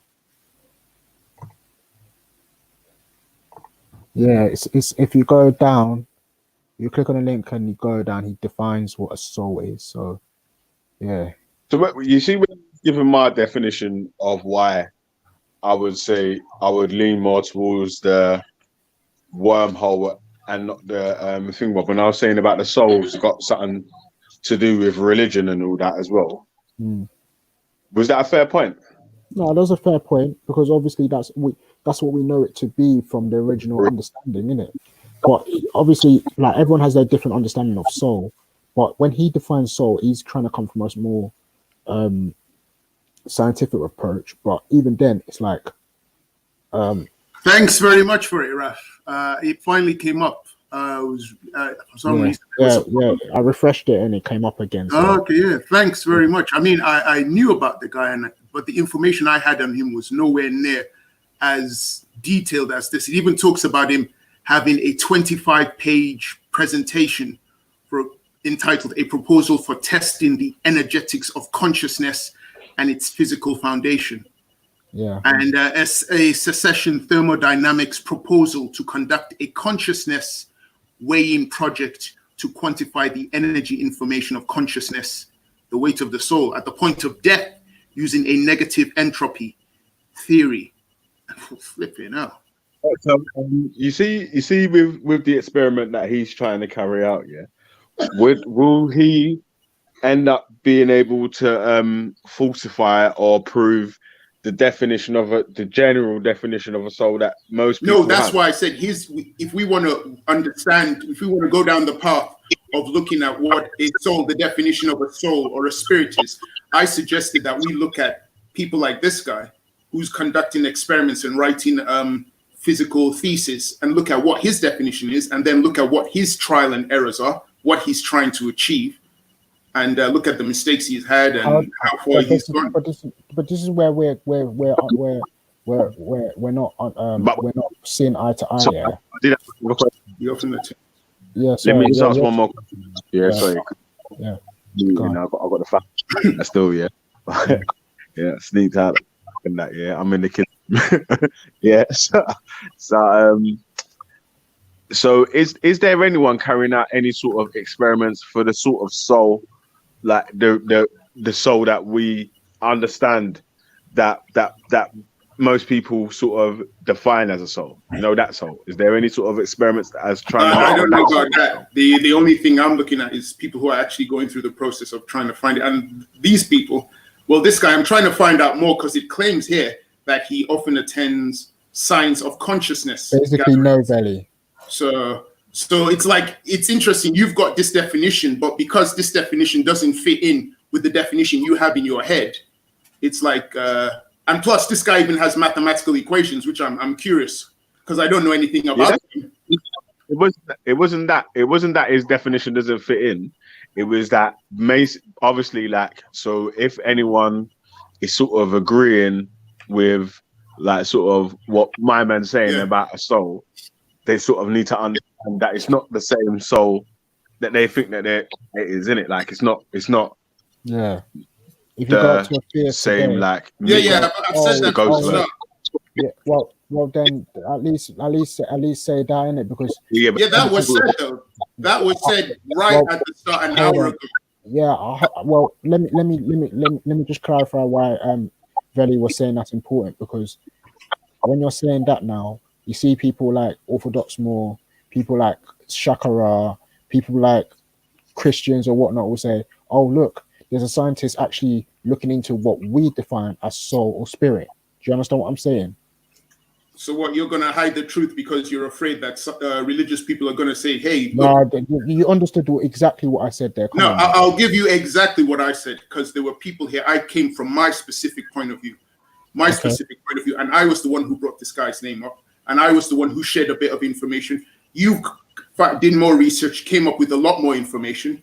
One of the things that I noticed that this guy has here, which, as I mentioned, doesn't mean much to me because I don't understand maths, but it means a lot to you. It's an equation he's got here, well, a number of equations, and he goes on to give his definition of the soul, consciousness, and there's more information here about the theory and what he's trying to attain. So it's like, I would look at him and I would look at other scientists, because it says here he goes to a gathering of others. Ralph, are you good at maths? So yeah, I'm shit at it. Why? Do you know equations? I haven't done maths for a long time still, but what would you believe if something comes out of a mathematical answer, would you trust that? Bro, listen, this beefy style of asking questions, bro, it's not gonna work with me. You understand? I'm not gonna just trust question. Because, bro, look how silly the question is, bro. No, of course I don't know. I don't know it like them. I don't know it like them. I don't know it like them. It's like you can ask me. It's a stupid question to ask. You're making it deeper, Ralph. You're making it deeper than what it is. Question. It doesn't make any It's not sense. a stupid question. Yes, it is, because if I said to you, you're just saying, oh, I believe in like the way you guys believe it. If I said to you, look, Ralph, Ralph, if you're supposed to be a science man, you're supposed to understand equations, innit? No, I'm not. Not everything in physics. Not every physicist understands every other person's idea. Every other physicist. Why are you getting defensive? No, because that's silly, bro. You can't say that. Defensive? No, you can't say that I understand everything. I'm asking you, why are you getting defensive? Oh my days. Witness. But I just find that this debate is getting really irritating, because you're getting people who are turning up, right? Not from the start, and they're asking questions. Like in regards to this soul, I described the Socrates thing, but then I also gave the scientific information and I mentioned the names. And this guy who we're discussing, I was the one who brought him up, and I discussed what he was doing. I actually mentioned more than one scientist. So I gave more than one thing. And it's interesting. I've been listening to you rap, and I've been trying to understand what you're saying. This guy that I mentioned, who you conducted more research on, and you were kind enough to provide us with this information.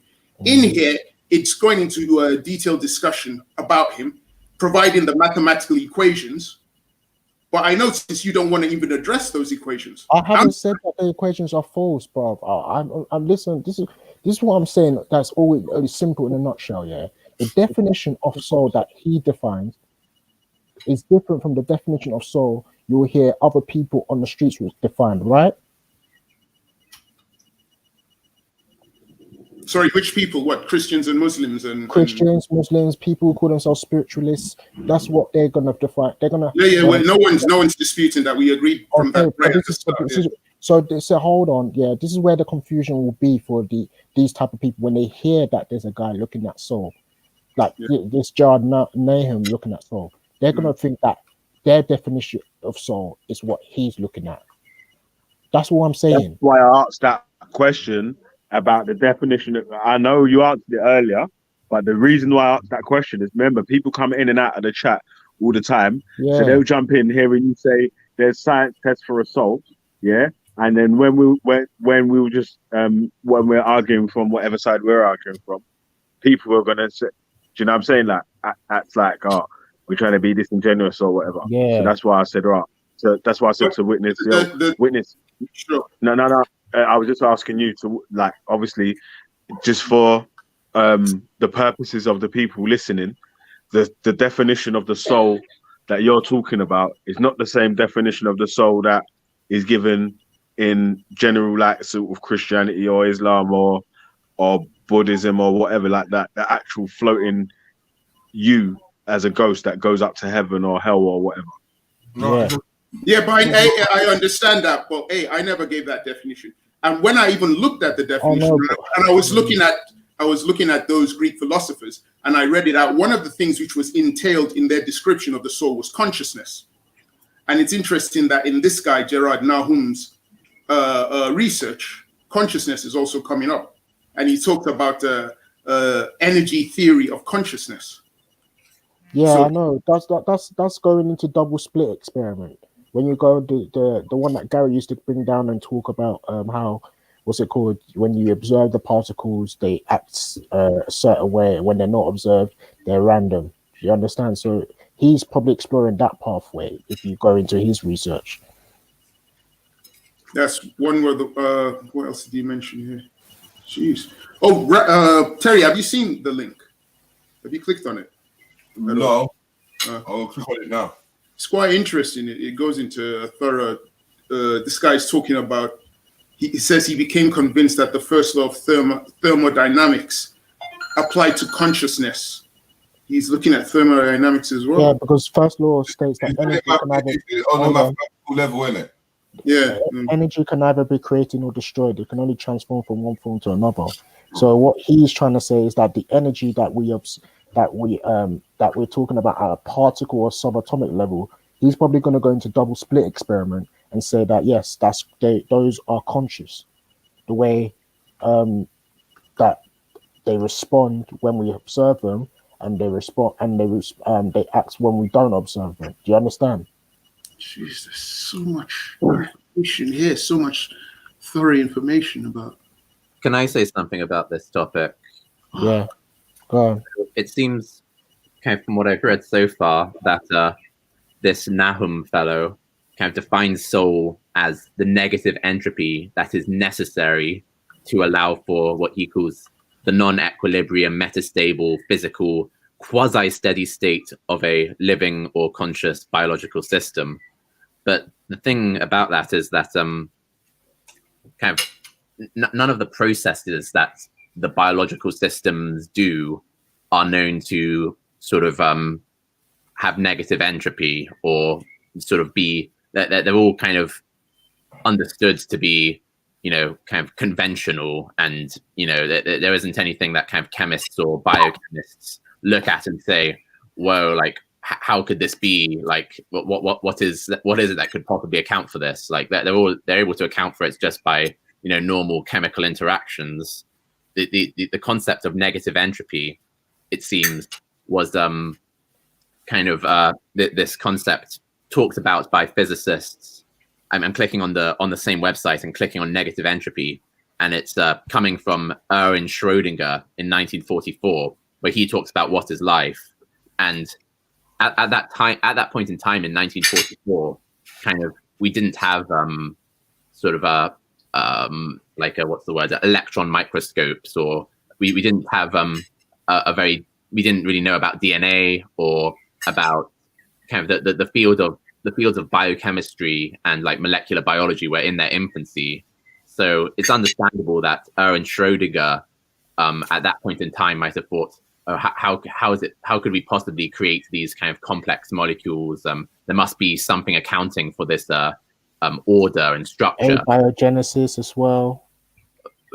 Sure, but like, yeah. I mean, what I'm saying is that, like, I know he seems in a way to sort of be drawing on a kind of understanding of physics in relation to kind of molecular biology that's kind of a number of decades out of date. Like, I think it's a bit of a non-starter, like that there isn't any need for any kind of a negative entropy explanation. Like there isn't any kind of biological system or biological function which kind of chemists or biologists or biochemists kind of scratch their head over and say, oh, how could this possibly be? This is kind of violating what we know about the laws of thermodynamics. That's kind of what I want to say.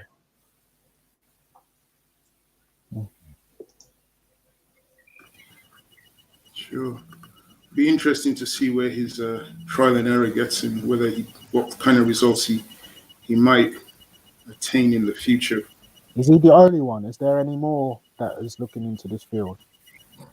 Well, that's the thing. I'm looking at the references. I've seen other names in there, but I'm still trying to figure out if they're actually on the same level as him as a scientist. Because in the references section, there's the references section, there are names of articles, books. So I'm just going through the names to see if these people are doing the same kind of study and if they're actual scientists like him. There's someone called Rupert Sheldrake who has proposed and carried out a number of experiments trying to see whether people have a extrasensory perception, like, for example, whether they can predict when someone's about to telephone them or whether they can tell when someone's looking at them. But as far as I know, kind of his experiments have, either been not statistically significant or had a kind of flawed methodology. I missed what you said. He said he's testing to see if people can what? Sorry, know if they're being looked at. I didn't. Yeah. So he's proposed kind of two sort of, or he's proposed a number of tests to try and see whether people have like extrasensory perception, and one of them is to check whether people can tell whether they're being looked at. Kind of, that feeling of the hairs rising on the back of your head or that sort of thing.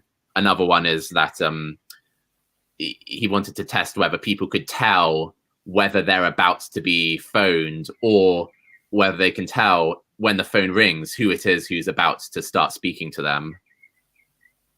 What is that exactly? That's not like soul or consciousness. What's that? Well, it's part of his.